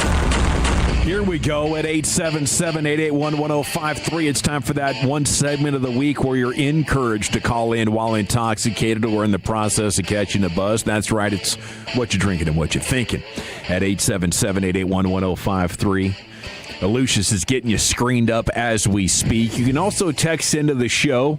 Just try to leave your name and city you're texting from. Will make you famous. Only 2 rules of the segment. We do it every Friday at 5. You got to answer the questions. What are you drinking and what are you thinking? You cannot be operating heavy machinery at the time. That does include an automobile. Currently, I'm drinking a 12-ounce Diet Coke. And thinking about a lot of things. Obviously, the draft is top of mind. Can't wait to see everybody at Pluckers next week. Our Path to the Draft coverage is brought to you by Pluckers. Rangers looking for their first series win in Seattle since September of 2023. Still got to get that monkey off their back. The road series win at Seattle. Haven't done it in a couple of years. Stars in Minnesota tomorrow at 4:30. That's top of mind as well. And obviously the Dallas Wings' approach to their new backcourt dynamic is still out there in the news cycle. So a lot to react to here on a Friday night with you here. Let's go over here to Chief with what he's drinking and thinking. Kind of doing a little double fisting here. Got the 12-ounce coconut water. Also got the 12-ounce Coke Zero, which is really, really changing the game for me. And I'm thinking about the new Stars menu items, man. Playoff menu items. You can get how about this one? Brought us Victory Pretzel. You know me and the pretzel. It is a giant soft pretzel in the shape of a star. It's accompanied by actually some cream cheese, Dawson. Okay. And the cream cheese is colored green. Victory green, Not bad. cream cheese, stars, playoff pretzel. You also have the chocolate Dubai churro bites. Actually, pretty You ever had outstanding. Dubai chocolate? No, I see it everywhere. You need to try it. Good stuff, man. It's good. What are they make putting some in there? Tremendous brownies. I don't know. They're doing something. They got like It's green high-end- stuff, it's right? Is it like high-end chocolate. pistachios in there or Yeah, something? The green stuff, I'm not sure, but I had some cupcakes stuffed with it, and it was outstanding. Okay. They got the Dr. Pepper brat and the barbecue boil bucket. Got a little crawfish I situation. saw the Dr. Pepper brats at the grocery store the other day. I hadn't heard about They these, have- didn't try them. They're flavored with Dr. Pepper? I guess. Are they boiled in Dr. It might Pepper? be boiled in I Dr. thought Pepper. Maybe boiled have would like a be- yeah. Dr. Pepper-based barbecue sauce that kind of goes over top it. There you go. Is maybe what it looks like. Yeah. But shout out to the Stars, man. They're in playoff mode. I was hoping those stars would be like donuts because they look like they might be cinnamon and sugar donuts. Those are pretzel stars. Yes. With cream cheese. Okay, noted. That's what Chief's drinking and thinking. Brian, how about you? Yeah, I'm not currently drinking anything. Too lazy to get up and get some of my iced green tea. But what I'm thinking is, like you say, with the draft in a week and all, and I'm just kind of grateful that the draft season, as far as the evaluations and stuff, are over. I just kind of feel like, though, that everybody that was involved, Dawson, really happy for you to get involved the way you did. You made it fun. It was fun for us to talk about it, and now we get to kind of see, how we did. So very, very exciting for all the draft coverage we're going to have here on 105.3 The Fan. Very excited working with DallasCowboys.com again. Love of the Star, all the things that we do as far as the draft. This is really a lot of fun for me, and I just appreciate everybody I get to work with that takes it as seriously as I do. Chuck? Yeah, I'm sipping on some high quality H2O, and I just hate ranking the top 100 players. I've submitted my top 100 to Crown Global Media, and I'll probably send it to Josh Clark for the fan side as well. And it's the most stressful part of the entire thing because I could probably go back and tweak it about 100 times, and I don't even feel great about it right now as I'm sitting here. But you did the work, and I feel fine about my top 30. It's just like after that, you're just fighting. It's like, what I probably like this guy at 67 more than I like this guy at 40. What the hell am I doing? I look back on it and I reflect. Where do you have your drunken Jeremy Bernard stack? I think he's in the 90s. Okay, so it's probably a 60s player, but hammered Walchuk put him in the 90s. But hey, I had to stay true to the evaluation there. So that's what you do. True. Yeah, if you're struggling with anything, just drink a pint of whiskey. Absolutely. I think the Jordan Tyson one's the one I'm going to get roasted for the most. But hey, man, you did the work. I'm concerned. And where'd you put him? 20? 33. 33. Wow, Yeah. dude, that's worse than the Sonny Styles situation over there. You're really leaning into that hate. Jumping onto you about that. You know what? You got to prove you can stay healthy for me. Availability is number one, and I'm scared. R. Mason Thomas is my 33rd player. I've got him at 30. So we see him about the same. There we go. Damn, I need to change my list. Yeah, be careful, Broadus. Let's go into the Pimp Cup where Lucius Alexander has been screening up your phone calls. Yeah, and man. He's drinking and thinking something. Yeah, I've had 1.5 gallons of water today. How about that? What do you? Dang, big weekend like the coming bougie up. guy in there slumming. What's up with just drinking it? Don't you drink it out of? I don't think I've ever seen you drink it out of an actual gallon. Nah, I haven't. Plastic jug. Nah, I've been using this for like 2 days too. refilling the water over there. Yeah, saving me some dollars. But I'm feeling good, man. I want to give a shout out to everybody who's going to go see J Electronica and Stove God Cooks tomorrow at Trees. Oh, Trees. I had some tickets and I had to get rid of them. Gave it to my cousin. Change of plans and everything. But yeah, I wanted to see J Electronica and Stove God Cooks. Because J Electronica has been going around on tour just doing rants. Okay. Instead of rapping and everything, he's up here just doing rants and getting mad at folks. And I just wanted to be a part of the rant. I wanted to see it. Nice. I wanted to see the Star melt down and pay for it. $45. Got to see a Star melt down. Shoot, yeah. Different topics in his rants. Yeah, He's just picking something new. Conspiracy theories and everything in the middle of it. If you're not respecting his rap, he starts yelling at the audience. I was like, wow, I want to be there for that, man. I love chaos. All righty, and we love your phone calls every Friday night here. What you drinking, what you thinking at 877-881-1053. What do we got some pretty good texts coming in here. Maybe we can check these out a little bit. Lucius, where are we going first? Let's go to Polo and Garland. Polo, what are you drinking? What are you thinking, bro? What's going on, fellas? Hey, happy Friday. I wish my boy Lucius could hook me up with that Silk. Happy Days, when they first album, put that in the background for me. I'm drinking some lemonade. You know, I just had a stroke last month, so I still can't get up on my liquor yet. But it's two things I'm thinking. Y'all need to get out of Paige Beckers and what's our girl name? AZ Fudd. AZ Fudd. That girl is beautiful, though. I ain't gonna lie. Y'all need to get out. I mean, that's not just y'all, but everybody need to get out their business. They have a relationship, so what? They have a relationship. I don't care. I just want them to win some games. Now, my thing is this: I'm tired of seeing these male cheerleaders. And I went back and looked at The Wood last night. I'm like, that was some real good movies by African Americans back in the 90s. And I said to myself, even in the 80s, Color Purple should have been nominated for an award, an Oscar, but they didn't give him nothing. And I thought about it again. I said, Louise Tate in Dead Presidents, he should have been nominated for an Oscar, but they didn't give him nothing. They didn't say nothing about Dead Presidents. That movie was beautiful. Now, what I'm thinking is, I love Fridays. I love y'all. The draft coming up. I don't care what Dallas do, but as long as they get some good coaching, let's just do something, Jerry. Before the rest of your skin fall off there, Jerry, we need to do something. I love y'all. Wood Trucks, you my boy. But hey, one last thing, y'all. I was looking at a couple of episodes of Seinfeld. They said Seinfeld is the number one comedy of the 90s. But name me one episode of Seinfeld that is funny as Martin getting beat up by the time the Hitman Hearns. None of them. Thank you, Polo. On to something with that. Not on the booze, but I think he's got his fastball's back. Yeah, he seems like he's in good spirits. Yeah, he's good. Good to hear, man. Not back on the liquor yet. No, No, man, Polo. Lemonade's working for him. Well hydrated out there. Have a great weekend, Polo. Who's next, Lucius? Brian in Rockwall. What are you drinking? What are you thinking? Hey, boys, how we doing today? Yo. Good, thank you. Man, I was going to say, I think I got the best drink today. I'm a little tequila old-fashioned with some Ocho Reposado. Yeah. A little bit of agave, just a little bit to sweeten it up, and some toasted pecan bitters, and a stick of cinnamon. Big Rock. What are you, are you a chemist? What are you doing over there, man? Man, that's how we roll out here. All right, I like it. You know this, and what I'm thinking is, man, let's just don't. Speaking of thinking, Jerry and the boys just need to not overthink 12 and 20. We get two good players at 12 and 20. Let's don't screw it up. That's all I got to say. I love it. You're right. Brian. Thank you, Brian. Enjoy that tequila old fashioned. Man, that's quite a process. He's cooking it up, man. I haven't heard of one of those. That sounds great. That is a very creative drink. He's adding agave. He's adding cinnamon. He's doing something right over there. I'm more of a one ingredient drink kind of guy. Yeah. Myself. Either beer or bourbon, You're not going like grab it cocktail straight off the scientist. shelf and Has just start somebody chugging. ever made you a drink and they put a lot of effort into it and you hated the drink? Yes. Like they did the cinnamon stick and maybe a little ground of nutmeg in there or something like that, or Keep your nutmeg out of my drink. But they did something. They did something to kind of make the drink a little different, and they hand it to you, and you're like, not good. This sucks. Yeah.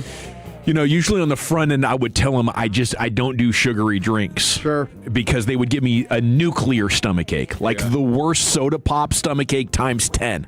So, usually beyond that, if they brought me a drink and it wasn't sugary, I'm down. I'm enjoying that. Yeah, that's your prime. Just keep that umbrella away from my drink. Yeah. As long as it's, not too watered down. Who's next, Lucius? At the Renaissance Hotel, it's probably at a lot of places, but the Renaissance Hotel, you can get espresso martini with your face on it. What? Yeah, our little message to your girl. Whatever the case may be. In the actual right there, right on the top of it. That's Man. cool. The top. Yeah, it's pretty cool. All right. We're over as she's drinking it. See ya. Mr. Sergio, what are you drinking? What are you thinking? What's up, guys? How y'all doing today? Excellent, thank you. Quick question for y'all boys. First of all, I'm drinking an ice cold Dr. Pepper, and what I'm thinking is, with the Cowboys and the Browns, that's 6 for 39 and 12 for 20. How likely is that to happen? Not at all. And it's not likely. Thanks for your call. Yeah. No, it's on the table for sure. Okay, sounds good. All right, thanks for the call, buddy. I appreciate you, dude. Thank you, Serge. Serge. That's not going to happen. 63? No, it's he's 6 and 39 for 12 and 20. Yes, 12 and 20. No. It's unlikely. It's not going to happen. I mean, it'd be fun, but Okay, so now we're crapping all over the trade that we made? Oh, we did it for 4 months ago just to get some clicks and likes. No, Okay, I'd love it to happen. I got you. I'm just See what at we this did, point. Eric? I'm We trying to played this thing up. You did, bro. I'm trying to Played it calm up. myself to that it won't happen. They're But going to stand there and pick players. I'd like it to happen. Yeah, it's more of a media creation than an insider report, Sergio. Hope you enjoyed that Dr. Pepper. Have a great weekend. Where are we going next, Lucius? Sully in Princeton. What are you drinking? What are you thinking, sir?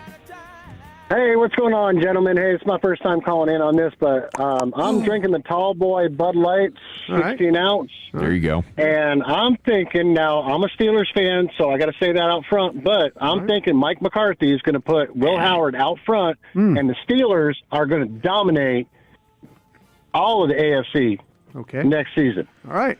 Have fun. And they're going to win the Super Bowl. I'm just saying that. That's all I got to say, gentlemen. Man, And I'm on my 17th Bud Light, man. those Bud Lights are really working for our guy Sully in Princeton. Through his veins. Good luck, Sully. I like to see I love it. it. That's the beauty of sports and hope and confidence. If you really believed in Will Howard, would you be chomping at the bit to draft a mid-round quarterback?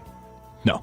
I wouldn't. Biting at the chip. You're biting at the chip. You got Mason Rudolph and Aaron Rodgers and Will Howard. Are you talking about adding another quarterback now? I'd like to see what Will Howard can do. That's just me. I really would. After watching him play at Ohio State, I kind of felt like that he was one of the reasons why I know they have great players, great offensive players. I think he really helped them win a national championship by the way he played. Threw the ball well, ran the ball well. Made some good decisions, didn't turn it over. I was kind of a Will Howard fan. We definitely made some big plays. Did. That big ball over the top to Smith in the national championship game, the run against UT. Yeah. I think there's a reason he went 5th round. Oh, sure. Yeah. But I would like to see. I'd like to see it. Yeah. To believe it. I'd rather see it than Aaron Rodgers. Yeah, no doubt. Yeah, Aaron Rodgers is. Yeah. You see the numbers on him from Warren Sharp today? It was just brutal. Brutal. Bottom 5 in almost every stat. The offense, it's like they're not pushing the ball down the field. I don't know why you'd want him back, really. I don't either. I think it's just play the young guy and see if he has anything. You're just selling tickets. It's terrible. It's vibes. Yeah. I think people like him. People really like Aaron Rodgers in that building. Who's next, Lucius? Man, that blue cheese dressing I had. Oh, it's just doing me wrong in here, that bro. was the gas. It is sitting on me something crazy. Blue cheese dressing. Yeah. I'm holding in a full-on deuce. Dude, I got a road trip to do right after the show. Oh, no. No, you don't. You better find a Buc-ee's, bro. Are you going to Tulsa? Yeah, I am going to Tulsa. That's my guy. Gosh, man. Ash in Garland, what are you drinking? What are you thinking, sir? Hey, fellas. Happy Friday. I'm drinking ice cold glass of water right now, but I got a couple cold boys ready for me once I get to the house. Quick shout out to my boss, Eric Weaver, Eric with a K. But what I'm thinking, trade scenario wise for the Cowboys, you wait at 12, right? Reuben Bain Jr. or Downs is going to be there. Don't make a move. Stay at 12. But at 20, you take that 20 and you take a 2027 third rounder. And you go get Max Crosby. What y'all think? Ooh. I'd love to do it. I don't think that's happening, but I'd love to do it. I like where your head's at. Caleb Downs and Crosby coming away with the draft party. I could see him doing the old Crosby circle back. At 20? Hey, Vegas, how you feeling now? Ha-ha. I don't think you can pass physical. Well, but you could maybe say something to Vegas, call him up. Is there anybody on this board right now you like? Yeah, that we could take for you. Yeah. Maybe circle back and do a little trade swappy. With what Jerry said about Crosby and basically confirming they would have backed out of it as well, I don't think the Raiders want to trade Crosby for what teams will give up right now. There was a long line of teams wanting to trade for him, and then the Ravens back out, and nobody else is rushing in there to try to make it happen. Yeah, they're probably not going to trade him then at that point ever, because I don't think the value is just going to go lower every year that he gets older. Damaged goods till further notice is my belief. Lucius, who's next? Ben in Arlington, what are you drinking? What are you thinking? I'm drinking some water on this gross, hot, humid day. And so when it comes to evaluating players for the draft, do you think the Cowboys would decide to reach on someone because they're just like, I think I could coach this guy better than what he was like in college? And then would you have the confidence in the defensive staff to actually develop him correctly? I think they'd absolutely do that. I mean, I think T.J. Parker from Clemson would be one of those guys. I bet they really like him, and he might end up being a Cowboy. And then I'm going to look at Brian and say, I hope to God I'm wrong about this player. Yeah. But I that's not a risk I want to take. I don't want a guy that was great 2 years ago and then put out wishy-washy tape a year ago. And it's like, why? Because your team kind of fell out of contention. Well, you're going to lose a lot of games in the NFL.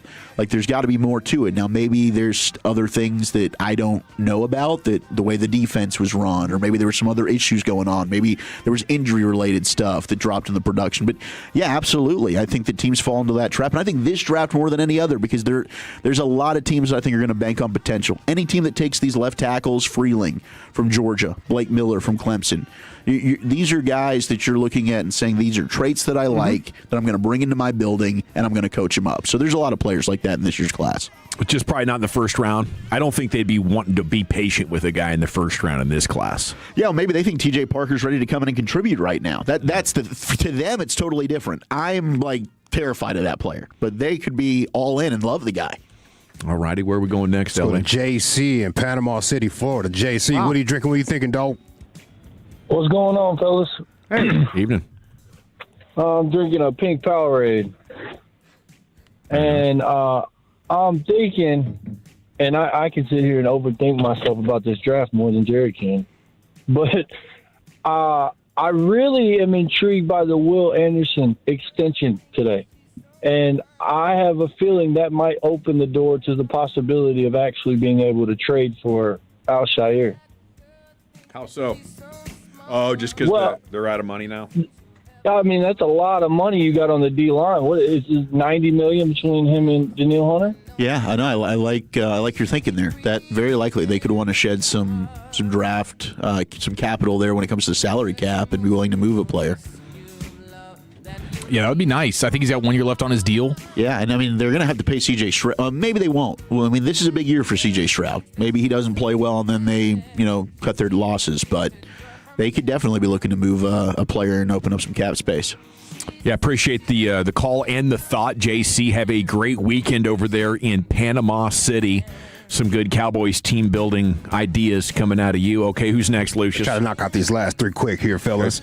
Let's go to Big Jim. Big Jim, what are you drinking? What are you thinking, sir? Big Jim. Welcome back. Welcome back. Welcome back. Well, it's good to be back with you, fellas. And a friend of mine called me, told me, Bratish, you were worried that I'd passed away. I was worried. Busy I actually went back and pulled it up. It took me, forever to find it on the YouTube, but I found it. That it warmed my heart. I got to be honest, I got a little bit of a lump in my throat. Yeah. Knowing what you've been through with losing your mom, you've been in my prayers. Well, thank you, sir. Yeah. Boys, I'm drinking Wild Turkey 101. I'm on a little bit more on a budget. Had to scale back on. Glad to have you back. Yeah. Yeah, I'm drinking so much though. It's about Wild Turkey 89 about now. So, listen, I've been keeping up with all this draft talk. It's been good on the fan, but here on G-Bag Nation, Brian, I'm loyal to the crown, and Walter, I love your inclusion, and like that Pittsburgh hat you got a few weeks ago. Yeah, those are badass. Yeah. That was pretty nice. I'm just nervous as a cat, thinking about the Cowboys having the draft defense. We stumbled into Micah Parsons. We know that. Y'all talked about that earlier today, and I just keep thinking Mozzie and Taco and, Boss Man Fat. I just get nervous. It's like my Uncle Earl. Earl, he was always fancied himself a mechanic. I watched him when I was younger. I watched him take apart a carburetor, and he had all the tools there. He didn't know how to put the thing on when he got it all. Well, he thought he got it fixed. He didn't know which way to put it back on. That's kind of the way I think about the Cowboys with the draft and defense. And so I don't know. Speaking of my family, I know you got two more. I won't say this about my cousin JT Hoggenpotts found out this week he's got a 6 millimeter kidney stone trapped between his the tube that takes it to the bladder, and so hey, they're going to have to go into his wiener with a laser and blast that thing apart, and he's going to have a wire running out for a week. So JT's going to be in our prayers, and we wish. Hey guys, it's great to be back with you. Yes, sir. I promise I'll call in more. I love you. You just warm my heart, and Thanks, I Jim. do love y'all dearly. Have a Cheers. Glad to hear that voice, Jim. At 877-881-1053. There's a lot of things we could say right now, but we got more calls to get to. Lucius, where are we going? Last one right here. Rodeo Ron. Rodeo Ron, what are you drinking? What are you thinking, bro? Well, I wasn't thinking anything, but then I woke up from a nap and I started drinking some Jim Beam, a little splash of Dr. Pepper. And I'm thinking a couple things. I'm so glad, Gavin, you lost that damn Benny hat. It's summertime in Texas. You finally took it off. The next thing I'm thinking is, hey, there's a little 50-inch man out there. Hey, you need to bring the quarterback back to your team because you know I get the job done. The next thing I'm going to say is Lolo. She's 2 floors upstairs. It's been 6 years, and she's going to get lucky tonight.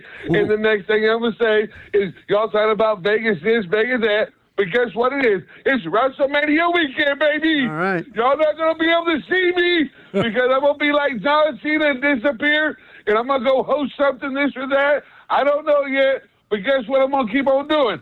I'm going to keep on listening to that 105.3 The Fan. I'm going to keep drinking my Jim Beam. And if you're not hanging out with Rodeo Ron, then where the F you at, baby? Thank you, Rodeo Ron. Oh, wow. And congratulations to the lovely Lola upstairs. Yeah, dude. Man, so many questions about that as well. Maybe we'll have a follow-up with Ron next week at Pluckers. I think you joined me last year at the Addison Pluckers. We got to run. Thanks to everybody for participating. That's another edition of What You Drinking and What You Thinking. Our Path to the Draft coverage brought to you by Pluckers. Join us at all the Pluckers locations April 23rd for our annual party. That's Thursday. We're coming back with the G-Bag of the Day in L.A. Live here on The Fan. All right, let's chat East Dallas Diesel. If you're in the market for a new car or a new truck, you know East Dallas Diesel. That's the place I want you to head to. Check them out, eastdallasdiesel.com. They're always pumping out glorious new inventory. Tony Alberti, the owner, has been in the car and truck game for over 30 years. He's personally handpicking every ride that you see on that website. It's a family-owned operation. He's got his dad working there. He's got his best buddy since high school, Fernando, who is the general manager over there. Fernando's a big-time Tolo. Heck, they've had Brendan Schaub in through a ton of other local celebrities going and getting the best cars and trucks in the business. And the best thing about East Dallas Diesel, it's all about customization there. So they got every brand you can think of: Ford, Chevy, GMC, Ram, Toyota, you name it, and they're going to work with you when it comes to your budget. So financing, East Dallas Diesel are going to work to find you the best deal possible, no matter that budget. When it comes to the motor car side, luxury vehicles, talking Range Rovers, Bentleys, BMWs, Corvettes, Tahoes, Escalades, everything that you can think of. It's your one-stop shop for all your car dreams at East Dallas Diesel. Check them out today at eastdallasdiesel.com. Make sure you're following them on Instagram and on Facebook. That's eastdallasdiesel.com. Or stop by that showroom. Tell them old Chuck sent you. East Dallas Diesel, where custom comes standard. Come see the Bynum Springs Club this weekend, the Dallas Metro's newest resort community. Open house Saturday and Sunday, noon to 4 p.m. Pools, sports courts, fitness centers, and more. BynumSprings.com. That's BynumSprings.com. Blue Cross and Blue Shield of Texas, your one local healthcare partner you've trusted from the beginning. Always ensuring the widest access to the right care at the right time at the right value. Believe in a world of wellness knowing Blue Cross will forever keep your story at the center of everything they do. Draft coverage on 105.3 The Fan is presented nationally by Liberty Mutual Insurance. Only pay for what you need. 1-877 Cars for Kids. KARS Cars for Kids. Ready to get rid of that old car? Donate it to Cars for Kids. Call 877 Cars for Kids to reach a friendly live agent. Donation is super easy, and your car can be picked up as soon as tomorrow. Call us now or go to carsforkids.org. 1-877 Cars for Kids. Donate your car today. Did you know you can donate real estate too?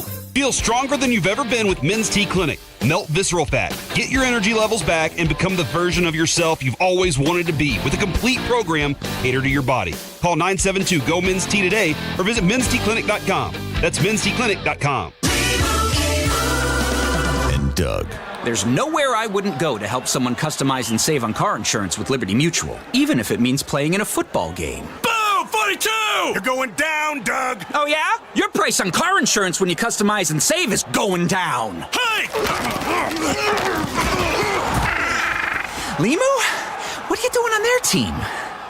Only pay for what you need at libertymutual.com. Liberty, liberty, liberty, liberty. This is the story of the one. As a maintenance tech at a university, he knows ordering from multiple suppliers takes time away from keeping their arena up and running. That's why he counts on Grainger to get everything he needs, from lighting and HVAC parts to plumbing supplies, all in one place. And with fast, dependable delivery, he's stocked and ready for the next tip-off. Call 1-800-GRAINGER, click Grainger.com, or just stop by. Grainger, for the ones who get it done. You follow here, Tolos, and I love CertaPro Painters. Each CertaPro Painters business is independently owned and operated right here in our community, and you can ask about their spring sales event for 10% off qualifying projects through May 15th, and you can trust them to get the job done right. That's why I love them, because they take pride in what they do. The process is worry-free, starting with your free estimate. When you choose CertaPro Painters, you're not just hiring a service, you're partnering with trusted local professionals with over 70,000 five-star reviews to make your house feel like a home. Do what I did. Schedule your free estimate online at CertaPro.com. That's Certa with a C, CertaPro.com. Growing a brand is hard, but reaching the right customers shouldn't be. Meet Outcomes from Viant. We've built an intelligent platform that handles the complexity of digital advertising for you. Powered by advanced AI, we help your brand show up in the right places at the right time and ensure that every dollar you spend leads to a real business result. It's smarter advertising made simple. Visit Viant.ai. You love your land, and you have plans for it. During Kubota Orange Days, you'll love the great deals on our versatile, reliable lineup, helping you turn dream projects into reality. Visit your Kubota dealer today for the best deals of the year. Now through June 30th, get select compact tractors with 0% financing available or save up to $5,500. Sale ends soon. Go to KubotaOrangeDays.com for more information.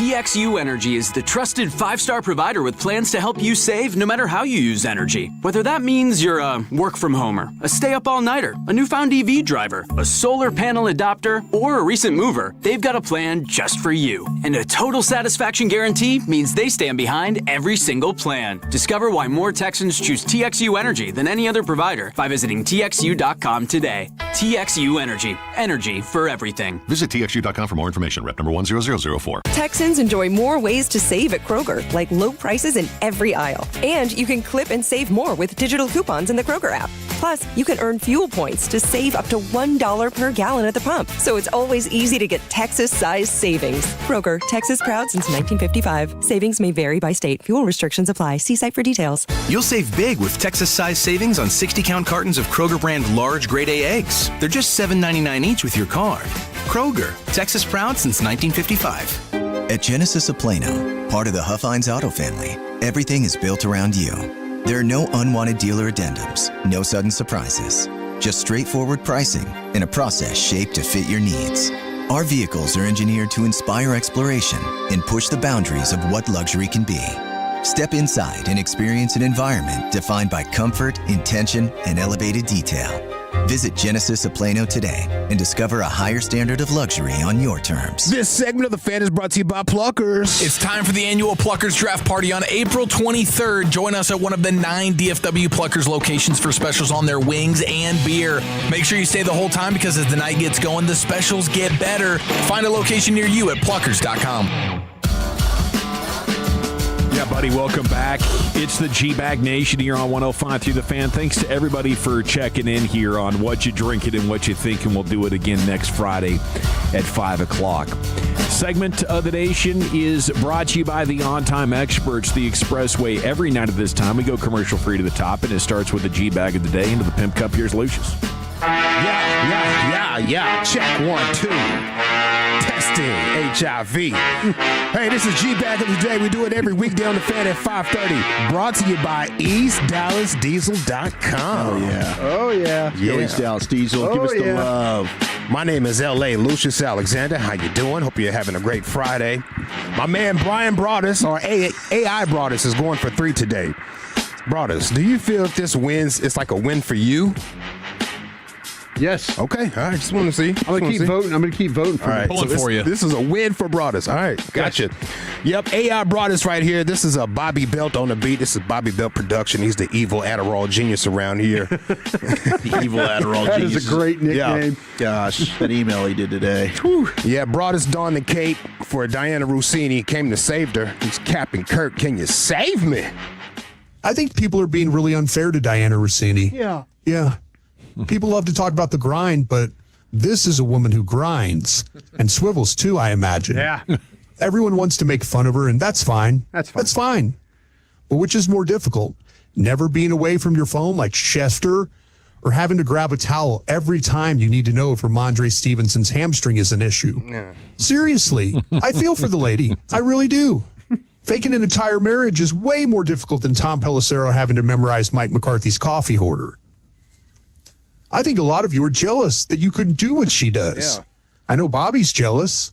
You know how clearly you can see Bobby's uvula when he's asking about Jermod McCoy's knee? And he still doesn't know. That's aggressive. And he still doesn't know. Bobby deserved it, yeah. Captain Kirk, can you save me? That's me. All right, I got some nominees lined up here for John you. Blaze. John Blaze. John Blaze on a Friday. Hold up. Hey, on a Friday. Just the sound of that voice is a hit. Just the sound of that voice is a hit. Let's go to UFC on Netflix. They had their presser, Miss Ronda Rousey. By the way, have y'all seen her traps? Yes. Oh, she's yoked. She's ripped, bro. Yeah, she is. They're both. Her and Gina are both looking great. She's been shrugging. Something's going on with Ronda right now. She goes off on UFC champion Kayla Harrison, who I don't think she was even there, right? No, she was not there. She just wanted to take some shots. I mean, I think Kayla had been running her mouth on Ronda, and so Ronda clapped back. The only reason she has a job at the UFC is because of me, and Kayla is so irrelevant that she couldn't even keep the 145-pound division around. And honestly, she's just sour because no matter what she does or what she accomplishes, she can't change the fact that she has the charisma of a wet towel and will always be in me and Gina's shadow. So the next time she wants to talk, she should look down at her feet and consider who paved the road that she's walking on. Oh, wait, she can't look down at her feet because she's too busy holding on to the belt and a neck brace. Oh. And then she goes on and says that I lied about training in judo in Canada in like 2006. Like, what the are you to call me a liar, okay? I was training there for 5 months. Bitch, you weren't even there. What? Okay? Over the last decade and a half of being a public figure, I have cultivated a reputation for being unabashedly truthful. This bitch just got here and was already caught in a lie. What did she say after she won the belt? She said, oh, I'm never going to say anything bad about Ronda. She took care of me when I was broke in Japan and bought me groceries. How about you shut the up and eat your groceries?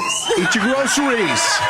And what really pisses me off more than anything else. And another thing. Yeah, I'm not done. Yeah, I'm not done. This is the biggest MMA fight of all time. It's going to get the most views on the biggest platform, on a card with the biggest stars, and it was all assembled by and will be headlined by 2 women who dare to dream big. Bet your f***ing asses is the biggest MMA fight of all time, bar none. That's John Blaze. Good word. Good word, Ronda. I liked what Ronda said. What's going on with Ronda, bro? Yeah, She's fired up. She is. She's back in her bag. She's super fired up. It's not the best MMA fight of all time, but it is going to get a lot of views. Roid rage. She's usually, yeah, there is the roid rage factor. Them but traps.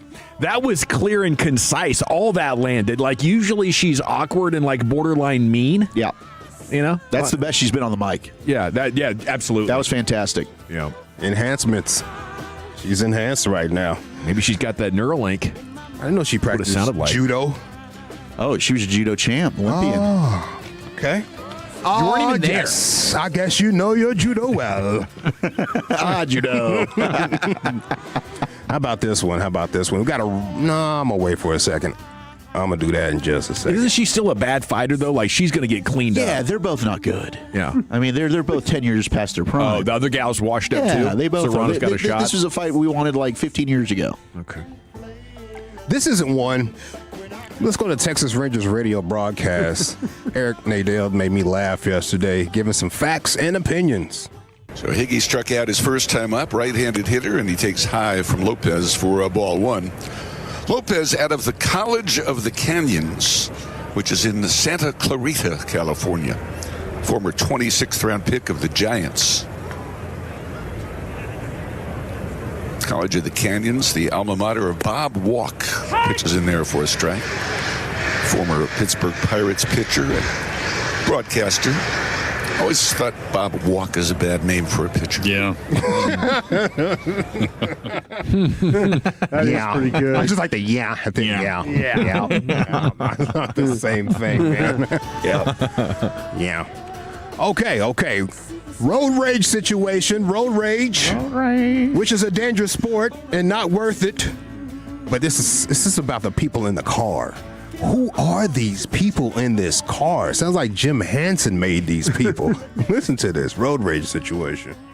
I just want to know why you tailgating like that. That's all. No harm, no foul. Okay, and you keep your eyes on the road. I'm not arguing about a bitch because you didn't have to tailgate like that. So are you good? Are you good? Girl, bye. That's all you got. Girl, pull this bitch over. Pull it over. Pull it over. Whack ass hoe. You. What do you want to do? What do you want to? Bitch, pull this. Girl, pull this over. Pull it over. Pull it over. Pull it over. Girl, look at this raggedy ass car. She obviously ain't got no money. I want to see this bitch in another social setting. That's okay. Another one. Baby, don't let it ruin your day. We happy.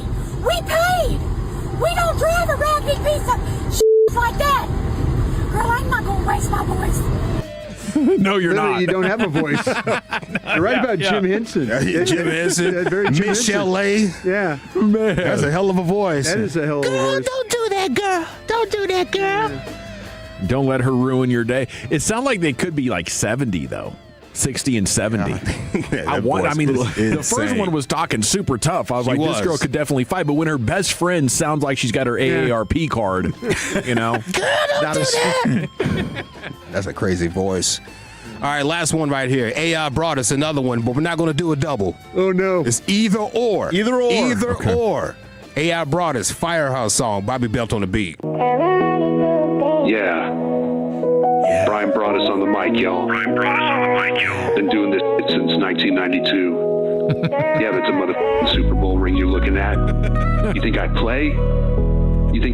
No. Shout out to Fraser Roofs and Gutters. They're at the Firehouse today, y'all. Let's talk about it. Brought us on the line, yeah, but spitting too easy. Firehouse tour out here hitting like Rossini. See them in DeSoto Station 261. Sean, RJ, Bobby out here having all the fun. When they're on remote, yeah, the boys are running wild. Just a random thought, but picking Sunny Styles. Firehouse tour, come on out, they'll gab with y'all. If you come and see them, then they'll let you grab some balls. And that's word to your mother. That's word. AI brought us out. Man, great job, Robert. Word to your mother. Bobby, you're the best. That's so good. Oh, that's awesome. In this thing since 92, Broadus. This is 92. What do you say? Time to vote here, Lucius? Yep. We got AI Broadus, the two-time champ. We got the challenging AI Broadus on the mic. You got Ronda Rousey firing shots at Kayla. Eric Nadell on Bob Walk, bad name for a pitcher. Not a nominee. I always thought that was a terrible name.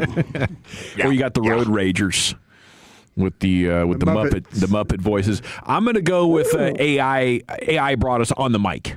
Chief, how about you? I am too, man. That was great. Lucius? AI brought us Dawn K for Diana Rossini. It's a 2-1, Wolchuk. Yeah, it's AI rap brought us. Brian? Ronda Rousey. By a score of 3-1. And your new G-Bag of the Day champion, it's AI Brian against AI Brian, and AI Brian comes out on top. Let's stay in the Pimp Cup where Lucius has LA Live. It's a Spider-Man meme at the end of G-Bag of the Day right there. Yeah. Which one of you fools? All right, let's get into a Feel Good Friday edition of LA Live right after the great Rick James. Well, all right, you squares, it's time you smoke. Fire up this funk and let's have a toke. It'll make you dance to some of everything. Everybody get high. Lucius, yeah, we love you, bro.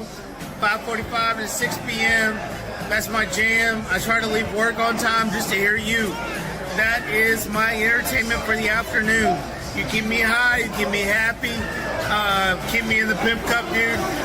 Live updates every day. I love it. There you go. There you go. We made it, baby. This is LA Live for Friday, April 17th, 2026. It is a feel-good Friday here in LA Live. Everybody come along. We gonna dance on the funk and make love on the song. If you can hear the sound of my voice right now, you are blessed. You are blessed. Another historic week of 2026 in the books, and oh, what a time it is to be alive. Now let's enjoy this weekend safely. Avoid the law dogs, please. Mind your speeds. Follow at a safe distance.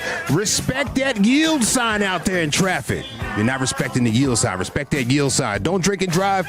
Keep your emotions in check. I don't want to see you lose your life over a heated moment or a misunderstanding. You got to use conflict resolution out here. You are an adult now. How about that? I don't want to see you on Dallas, Texas TV or DFW Scanner this weekend or that other one, DFW Mugshots, which is hella embarrassing. Hella embarrassing, all right? In other words, keep it together, people. Do not crash out. Here is a quick weekend warning. This weekend safety briefing. Do not add to the population. Do not subtract from the population. I'll be the one. Do not end up in the hospital, newspaper, or jail. If you do end up in jail, establish settlement quickly. Yes. LA Live 105.3 The Fan on a Feel Good Friday. Usually I empty out the clip on days like this.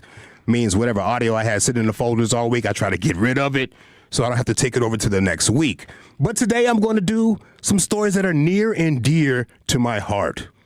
Yeah. Fellas, can you guys name some things that are near and dear to my heart? Crab rangoons. Okay, that's a good one, bro. Topo Chico lime. Topo Chico. Yeah, you guys are doing pretty good so far. Reposado. Pecan pie. Pecan. Yeah, okay. Hot tub and a stogie. Fishing. Fishing. Yeah, fishing. Damn, that's the There one. we go. Fishing. It is. Do you know the state of Illinois has high school fishing? Yeah. And if there's a high school fishing coach, somewhere out there is an assistant high school fishing coach, and I never wanted to meet somebody so bad in my life. Guys, we're going to have a tackle box inspection at 9 a.m.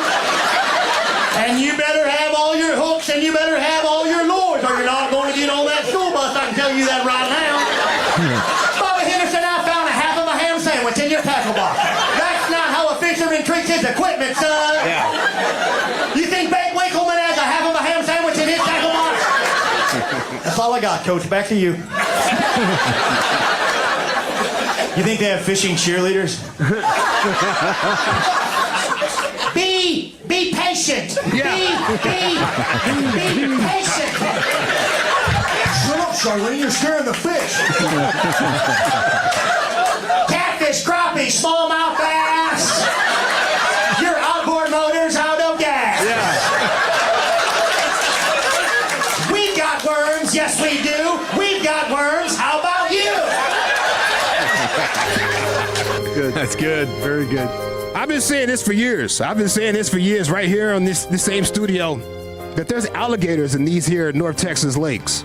I believe it. They're out here. I've been telling you that. I believe it. Well, we have more proof. Oh, do we? We have a North Texas man that caught an alligator while fishing for catfish in Lake Arlington. Oh, no. Lake Arlington. Lake Arlington? Yeah, Lake Was he Arlington. noodling or was he actually fishing? He was actually fishing. Wow. Was it Tovash? No, it wasn't Tovash. Tovash can catch some I catfish. think that's Lake now. Levine, ain't it? Yeah. I think Tovash. Yeah. He done fished out Lake Levine. Hey, I got fished out a while ago. Yeah. The Game and Wildlife Wardens are looking for Tovash. Yeah. Well, now this man is facing charges after he caught this alligator. Oh, no. It's what he did. What he did after catching the gator. Oh, that's the point of contention. He shoot it? He didn't shoot it like that Instagram guy. Particular dude. Shoot it. Yeah, he didn't do that, but he did pull it out the water. Yeah. And matter of fact, let's go to WFFFA for the report real quick. Texas Parks and Wildlife says game wardens investigated. They say Everett brought the gator to shore. This area right here, a little bit far back. Then streamed for nearly 2 hours online, feeding it and inviting others to watch. Officials also say he received a warning for hunting without a license, and they warn feeding alligators can make them lose their fear of people, creating a dangerous situation. Yeah, he pulled the gator out the water, tied it on up so the mouth wouldn't attack anybody. Okay. Started feeding it hot dogs. He went live on social media to show everybody that he had the gator and everything. He did That's a whole really lot. wrong. Yeah, he did. He did a whole lot. Yeah. Now he's got that fine on his behind. I think the law's probably doing more. Like, he was just having a good time. He was having a good time. Yeah. He was having a good time. He didn't set out to feed gators. Nah. He's not a menace to the lake, Nah. He was just having fun. And he freed the gator. Yeah, he freed the gator in the end. He didn't hurt the gator. He freed the gator. He fed the gator. The gator was in a net, wasn't it? I think it was stuck in a net. So he did a lot of good. I get maybe you don't want people feeding gators and you don't want to encourage this type of stuff. So give him a lecture, But I don't think he should be paying fines. I like how he showed back up at Lake Arlington to meet with WFFA Channel 8. And he had like a tank top on. In the streets, they would call it a wife beater. Mm-hmm. And Crocs with no socks and some raggedy shorts. He's like, yeah, I know I'm going to be on TV, but I'm going to show you what I wore that day, too. I'm going to show you everything. Get my fishing uniform out here. You have a cold beer in his hand? Yeah. Talking to the reporter. Yeah. Well, I caught him right about there. Yep. And there's a Louisiana man that lied about where he caught a 12-pound bass, and he's now facing 10 years in jail. Yeah. Oh, wow. Yeah, 10 years in jail. Is this another fishing competition story? It's kind of like that. Louisiana game wardens arrested a fisherman in April 1st for trying to defraud a lunker bass program at Toledo Bend Reservoir. Yeah. This man's name is Jody Jean. Oh. Jody Jean. Yeah, you got to watch it. A dude named Jody, you got to watch him. Jody, You got to watch Jody can Jody. fish a little bit. You got to probably. watch Jody. Look out for Jody. He submitted a 12-pound bass to the program and filled out the paperwork claiming to have caught the bass at the Toledo Bend in hopes of getting a free replica mound of a fish. So I guess they make the replica for you, stuff it for you and everything? The taxidermy. Yeah, okay. Well, he was charged with attempted theft and forgery. Forgery is up to 10 years. Oh, wow. How he got caught, you ask? On March 15th, wildlife agents ran into Gene at the Hickory Ridge boat launch on Vernon Lake, and he was eager to show them their 12-pound bass. Showing off got him right here. He had to show those game wardens, look at this bass I just caught, man, 12 pounds. Mm-hmm. That was on the 15th. On the 16th, agents saw Gene posing with the bass in a social media post from the Lunker Bass Program, claiming he caught it at Vernon Lake. Uh-oh. Like, no, man, we just seen you yesterday. Can't be bragging on social media, dude. So now he's got that coming up. Listen, man, if people are going to tell you some stories, it's going to be some fishermen. I'm telling you right now, we can't be charging fishermen out here for lies, man. No, it's what they do. It's part of the lore. Yeah. Yeah, you're gonna charge a horse for running? Yeah. It's in their nature. That's what happens, man. What's the biggest fish you ever caught, Mr. Broadus? Bass. 7.6. Well, a bass 7.6. Nice. Yeah. Nice. Man, I don't think I've ever caught fish bigger than the hybrid bass that we caught that afternoon down there. Those were huge. With Jeff and Mike. Those were, that You was... guys catching stripers or bass? so. Stripers, okay. Yeah, they are huge. Texoma? Is that where you guys were? Where were you? Down by Cleburne? In between Cleburne and... Corsicana. Or in between Corsicana and Palestine. There's a lake in between those two spots. Yeah, we stopped there, and they took us to the school, and it was like you would throw it out there, and maybe you'd have 10 seconds. Yeah, That's awesome. They'd hit it. That's fun. The only time I wasn't catching a fish, it's because I had to let my body recover. Yeah. Pause. Yeah. I need a break. Yeah. That sounds like a blast. No, it was hella fun, We man. should go back. We need to go back. That is a real thing. Please. We actually need to go back. Caught him a 7.6 on a day-glow worm in a creek, in the bottom of a creek out the lake. It was in a creek bed. Boy, them creeks or something else. Yeah, when those fish, they get down in. Yeah.